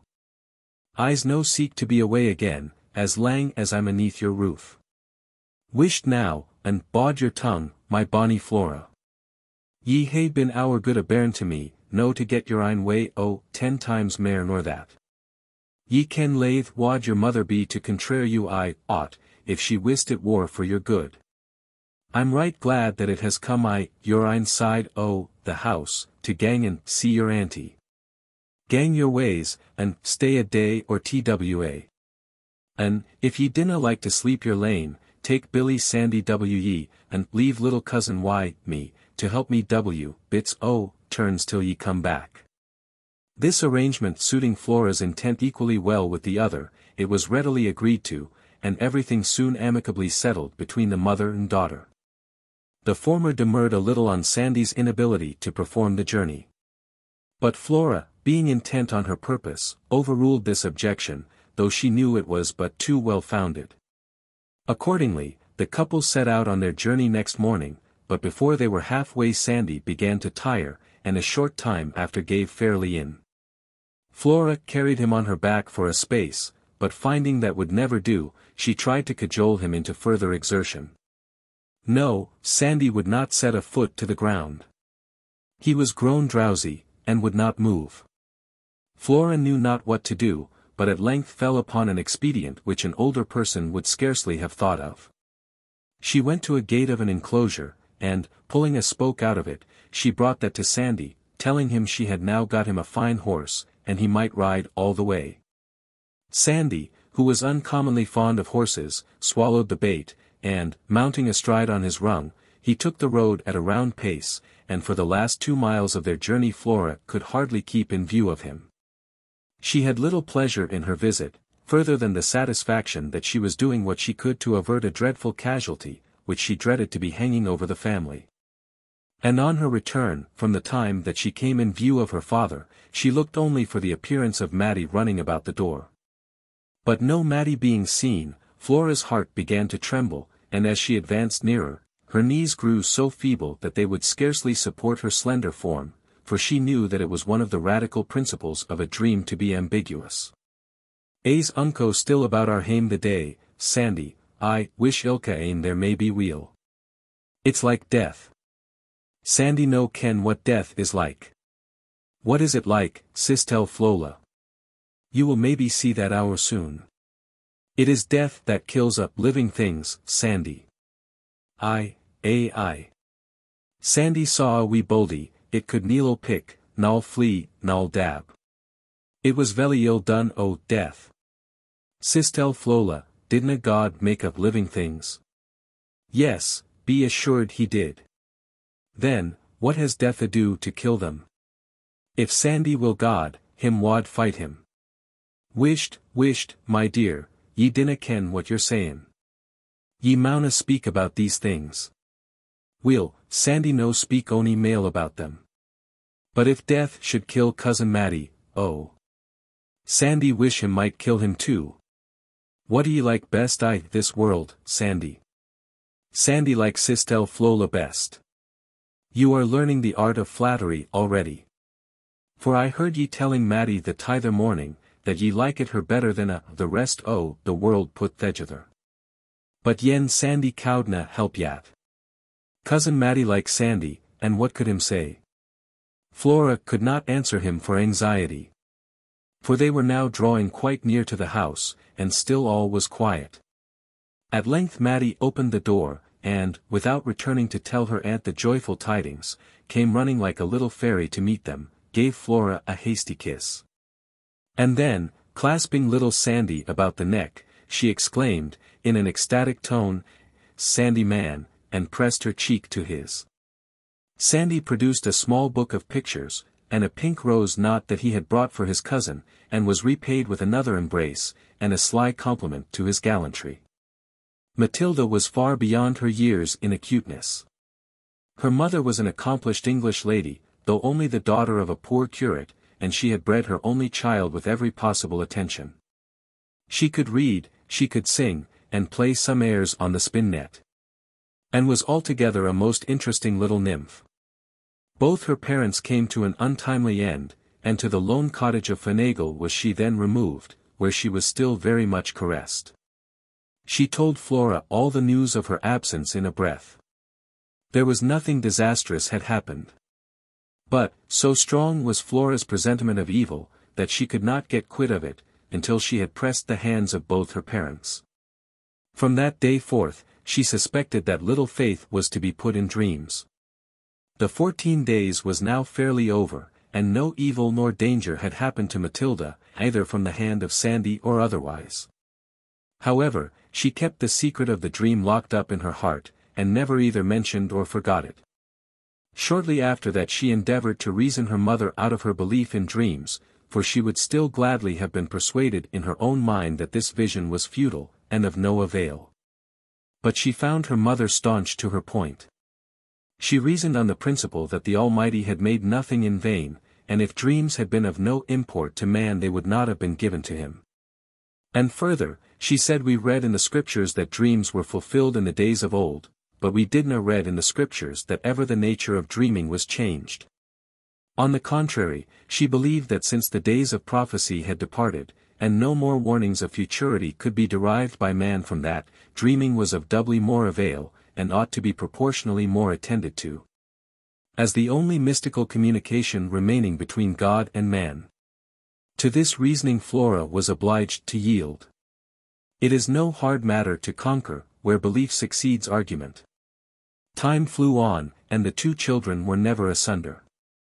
They read together, prayed together, and toyed and caressed without restraint, seeming but to live for one another. But a heavy misfortune at length befell the family. She who had been a kind mother and guardian angel to all the three was removed by death to a better home. Flora was at that time in her 18th year, and the charge of the family then devolved on her. Great was their grief, but their happiness was nothing abated. They lived together in the same kind love and amity as they had done before. The two youngest in particular fondled each other more and more, and this growing fondness, instead of being checked, was constantly encouraged, Flora still having a lurking dread that some deadly animosity might breed between them. Matilda and she always slept in the same bed, and very regularly told each other their dreams in the morning, dreams pure and innocent as their own stainless bosoms. But one morning Flora was surprised by Matilda addressing her as follows, in a tone of great perplexity and distress. "Ah! My dear cousin, what a dream I have had last night! I thought I saw my aunt, your late worthy mother, who was kind and affectionate to me, as she always wanted to be, and more beautiful than I ever saw her.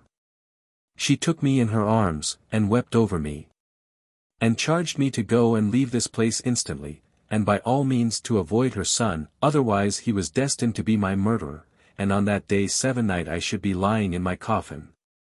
She showed me a sight too that I did not know, and cannot give a name to. But the surgeons came between us, and separated us, so that I saw her no more." Flora trembled and groaned in spirit.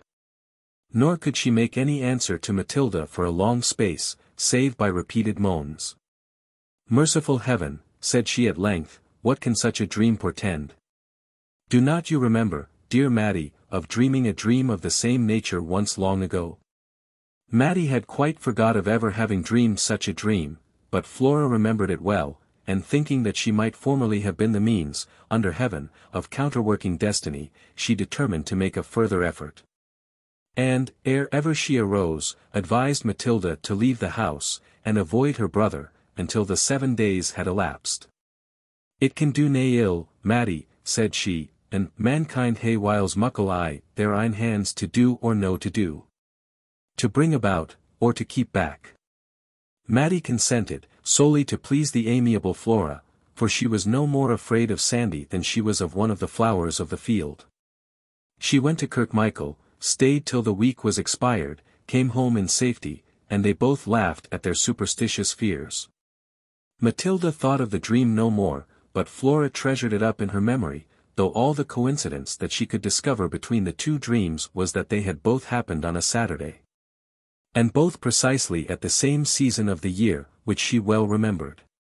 At the age of 22, Flora was married to a young farmer, who lived in a distant corner of the same extensive parish and of course left the charge of her father's household to cousin Matty, who, with the old farmer, his son, and one maidservant, managed and did all the work of the farm.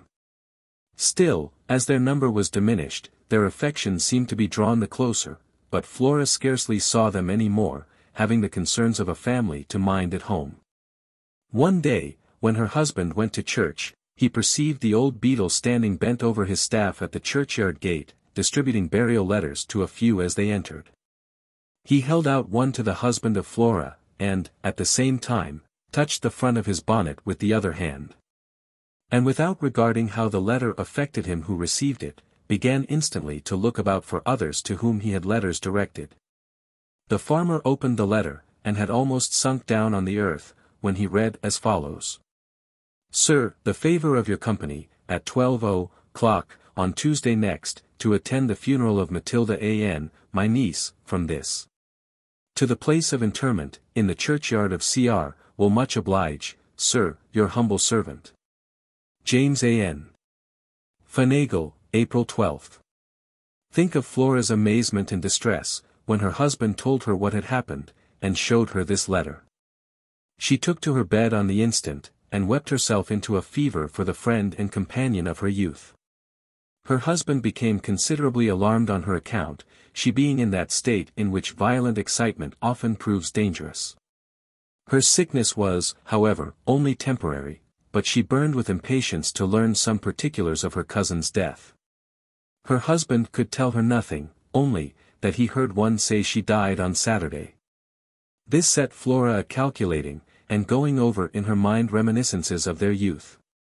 And she soon discovered, to her utter astonishment and even horror, that her cousin Matilda had died precisely on that day 14 years that she first dreamed the ominous dream, and that day 7 years that she dreamed it again.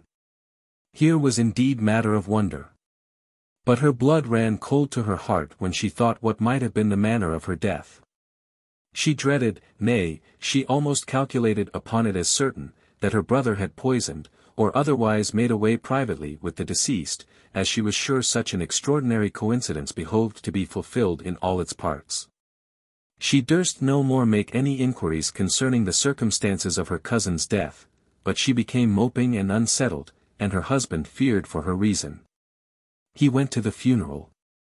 But dreading to leave Flora long by herself, he only met the procession a small space from the churchyard, for his father-in-law's house was distant 14 miles from his own.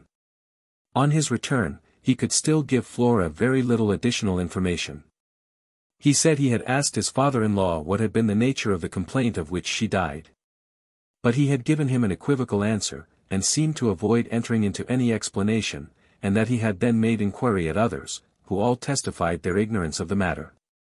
Flora at length, after long hesitation, ventured to ask if her brother was at the funeral, and was told that he was not. This was a death blow to her lingering hopes, and all but confirmed the hideous catastrophe that she dreaded. And for the remainder of that week she continued in a state of mental agony. On the Sunday following, she manifested a strong desire to go to church to visit her cousin's grave. Her husband opposed it at first, but at last consenting, in hopes she might be benefited by an overflow of tenderness, he mounted her on a pad, and accompanied her to the churchyard gate, leaving her there to give vent to her feelings. As she approached the new grave, which was by the side of her mother's, she perceived 2 aged people whom she knew sitting beside it busily engaged in conversation about the inhabitant below. Flora drew her hood over her face, and came with a sauntering step towards them, to kill all suspicion that she had any interest or concern in what they were saying. And finally she leaned herself down on a flat gravestone close beside them, and made as if she were busied in deciphering the inscription. There she heard the following dialogue, one may conceive with what sort of feelings.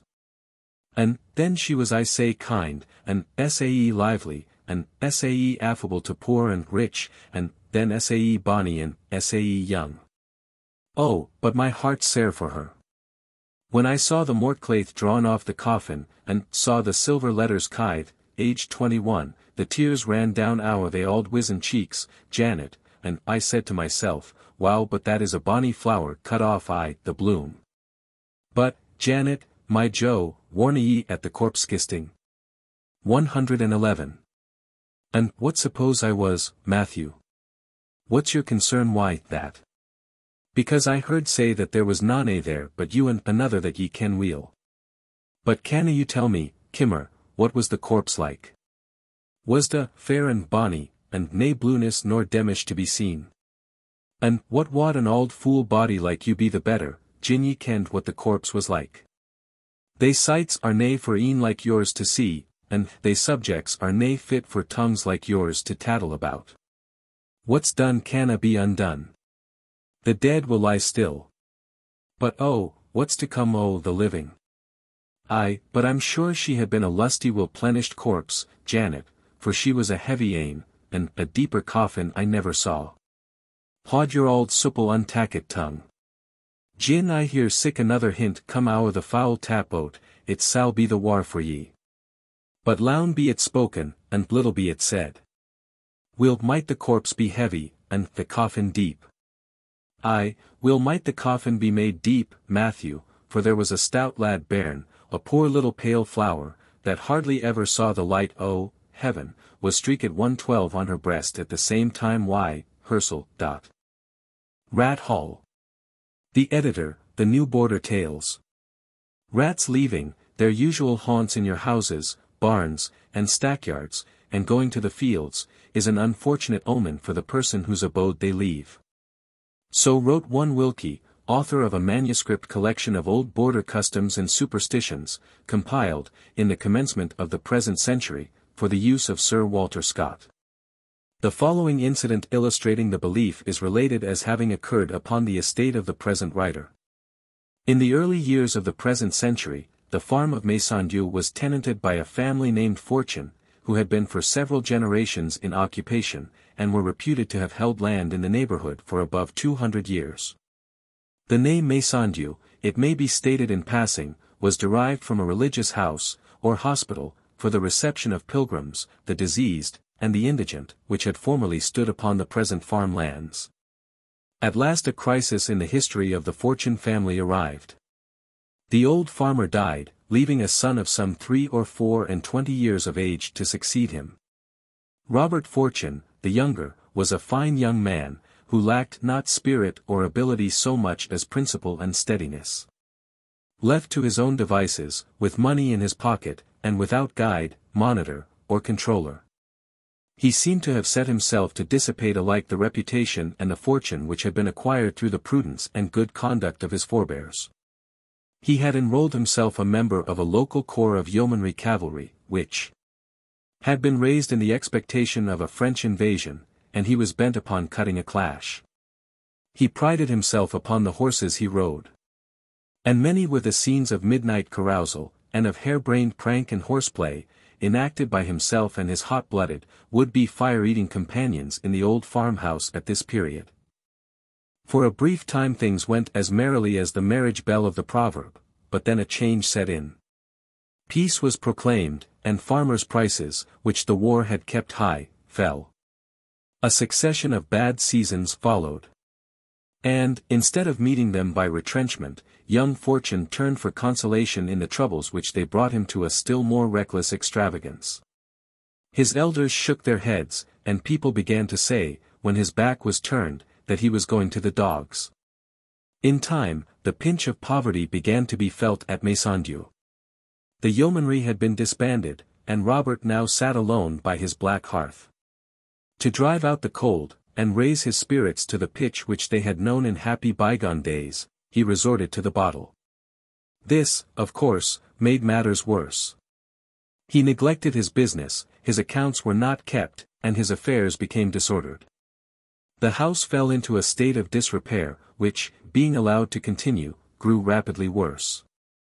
And the servants, observing their master's weakness, ceased to respect him, and at last, being gained upon by a feeling that he was a man who was going fast down the hill, took to scamping their work or shirking it. But, if he found himself deserted by his boon companions, friends of a summer day, a new set of associates began to gather in force about poor Bob. If, instead of describing him as going to the dog, people had said to the rats, it would have been more literally correct. Only it was the rats who came to him. They had long infested the farmyard. And now, in the general relaxing of former strictness, they had succeeded in effecting an entrance into the house. And, having once entered, they held the advantage they had gained. At first their presence was only made known at night, after the lights had been put out, and the inmates of the house had withdrawn to bed. Then, indeed, they held high revels in the kitchen as a continual sound of scurrying feet, the occasional whisking of a tail upon the wainscot, the overturning, with a clatter or a crash of some vessel of tin or earthenware, or the bold bounding of some more than commonly intrepid adventurer, allowed all men to be aware. So long, they were heard, and their devastations were felt, but the devastators were not seen. But, in course of time, finding themselves masters of the situation, they grew bolder, and ventured abroad by daylight too. Then it came to be no uncommon sight to see a rat cross the passage in front of you. Or, on entering the kitchen, to catch sight of one suspended by his 4 feet, his tail depending behind him, sampling the contents of some butter jar, or dripping pot, which had been left unlidded on the table. When he saw himself detected, the rat would beat a leisurely retreat, and there was insolence in his carriage and in the sweep of his tail, as though he knew his adversary's weakness. It was observed at this time that though the farmer, his man, and maid, grew lean, the rats on the farm grew fat. At last, with high living and impunity, their boldness grew beyond all bounds, and from the kitchen they extended their play round so as to comprise the whole house. Then it became a common occurrence for a rat to run across you whilst you lay in bed, or, if your toes peeped out at the foot of a short coverlet, for you to feel one nibbling at them. Or a rat might even hang feeding on the draught-blown, guttering candle at the farmer's very elbow, whilst he himself sat late into the night, plunged in a heavy reverie, the result, in equal parts, of his troubles and his potations. So it is with a certain class of humanity who feed and flourish amid the misfortune and the decline of their betters. The depredations committed were enormous. For when they could not spoil or devour food or other property, the rats would carry it away. No contrivance was of the smallest use against them, for they soon understood the nature of the most ingenious trap, whilst poison failed to tempt them. Thus, whilst increasing in size, they increased so amazingly in numbers that its owner being by this time so down in the world as to appear a safe but for insolence, the old and formerly much respected house of Maisonndieu now received from the profane the nickname of Rat Hall. It was about this time that the remarkable incident with which my story is concerned was witnessed by an old shepherd in fortune's service. The family of Hall, a race of shepherds, had been long associated with that of Fortune upon the farm of Maisonndieu, and old Baldy, its present representative, was now, in his own phrase, the 4th generation serving the 4th generation. Greatly older and by nature more thoughtful than his master, he, of course, viewed the state of matters on the farm with a heavy heart, and looked forward with the gloomiest forebodings to the time when, as it seemed, he must inevitably be separated from that master, whom, in spite of faults, he loved, and from the spot where he had spent a long and happy lifetime. Well, one night in springtime, he was sadly returning to the Onstead after a visit to his lambs. A brilliant moon rode in a clear sky, and as he skirted an old hedge which separates the farm premises from a field, at that time in grass, he saw before him a single rat. "Bad luck to you," he murmured, under his breath, "for ye have brought bad luck on us." The rat, which had come out of a rat hole in the bank, which was perfectly riddled with them, now seemed to look about him. The shepherd watched it. Returning to the hole, it reappeared, accompanied by a second rat. They in turn looked about them, and perhaps compared notes as to what they saw, for this time one only retired to the hole. It was absent during some moments, and then returned, bringing with it a very large old rat, which it piloted with care. The hair upon the face of the old rat was white with age, and the shepherd observed that it was blind. His interest was by this time thoroughly aroused, and grasping his tall crook with both hands, he rested his cheek against his arms and watched, intently and in silence, from the black shadow of the hedge. And now he witnessed what amazed him. From each of the innumerable rat-holes in the hedge-row, as if by magic, as if from a child's toy, there had started forth a rat, which crouched, motionless and listening, before the entrance to its cave. Their number, and the uniformity of their action, gave to the effect presented the dignity of impressiveness. It was quite clear that they were acting, not by chance, but in the prosecution of some well-thought-out plan, upon some preconcerted signal. As he watched them, old Baldy scarce drew his breath. The night was still. And when they had apparently satisfied themselves that the coast was clear, the rats advanced a little way. And, as, in doing so, they brought their tails and hindquarters clear of the mouths of the rat-holes, they disclosed the nozzles and bright bead-like eyes of other rats behind them. If it had been curiosity which had at first kept the shepherd motionless, it was the instinct of self-preservation which did so now. An army of rats such as he now beheld might well inspire uneasiness, nay, terror, in a braver man. And, as he gazed, its numbers were being every moment reinforced. For now, above the living silence of a country landscape contemplated by night, a low, but ever-gathering and growing rumor was gradually making itself heard. It came from underground, and it was produced by the beating of many thousands of little feet upon the trodden earth of the runs. And, at last, whilst the sound increased in volume, by 100 mouths the earth began to disgorge its living burthen. Rats. They were of the Norway breed, and first in order came the great males. These are used to live alone. If hunger presses them, they will prey on their own brood, they justly inspire terror.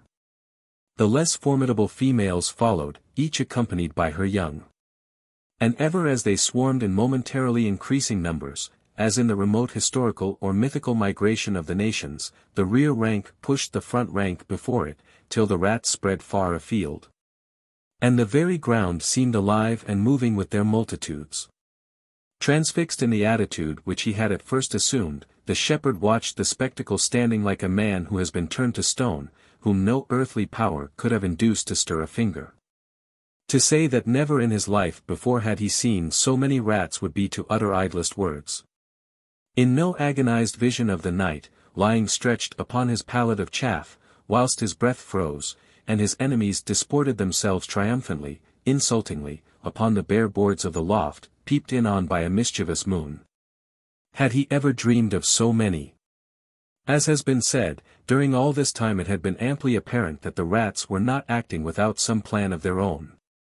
Instead of following each one his own bent, they moved with the regularity and the discipline of trained forces maneuvering in order.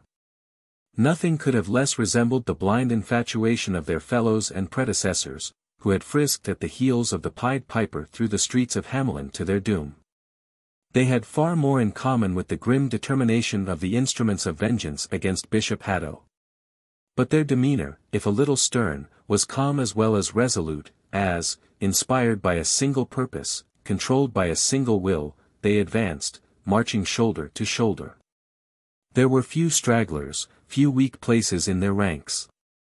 Their morale was very nearly perfect. And now, when they had wheeled into the field, a touching incident occurred. The old hoary-faced rat had undoubtedly in his youth been marked by nature for a leader. But times were changed. He was old and blind, and for a moment he stood helpless before his people. For a moment, but no longer. Grasping the position of affairs, the rat who had been the first to appear, stepped forward to the rescue, and saved the situation. In his mouth he was observed to hold, by one of its ends, a straw the other end of which he now dexterously inserted betwixt the jaws of the patriarch, so as to form a sort of leading string. And, thus coupled, the two rats moved off, and were followed by their thousands, the old rat, through the graceful intervention of the young one. Still preserving every tittle of his dignity as a king and father of his people in this momentous crisis of his reign. The shepherd watched the moving mass, as it passed across the moonlit surface of the field, like the shadow of a cloud, until at last it was lost to sight beyond a rising ground.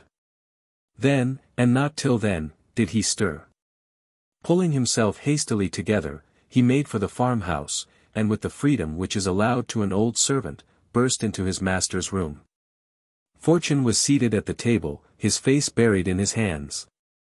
A sheet of printed paper lay before him. "Bob! Bob!" cried the old man, "we are preserved, the rats are gone." But Bob only lifted a heavy head and pointed, without speaking, to the paper which lay before him. It was an announcement that a displenishing sale would shortly be held at Maisonnedieu. "Lord! And has it come to this?" "It has, indeed. I had not the heart to break it to you before, Baldy." And then he added with bitterness, "We must have the usual jollification, I suppose." "Well, there will be meat for many to provide that day, but I doubt 'twill be the poison of one." And so, sure enough, ere the Whitsuntide term day arrived, the furniture and fittings of Maisonnedieu farm had fallen to the auctioneer's hammer. And Robert Fortune and his old and faithful shepherd had gone forth homeless, and in opposed directions, to face and fight the world. It only remains to add that this story, wild as it may appear, is, in its main facts, currently related at the present day among the country people of Roxburghshire.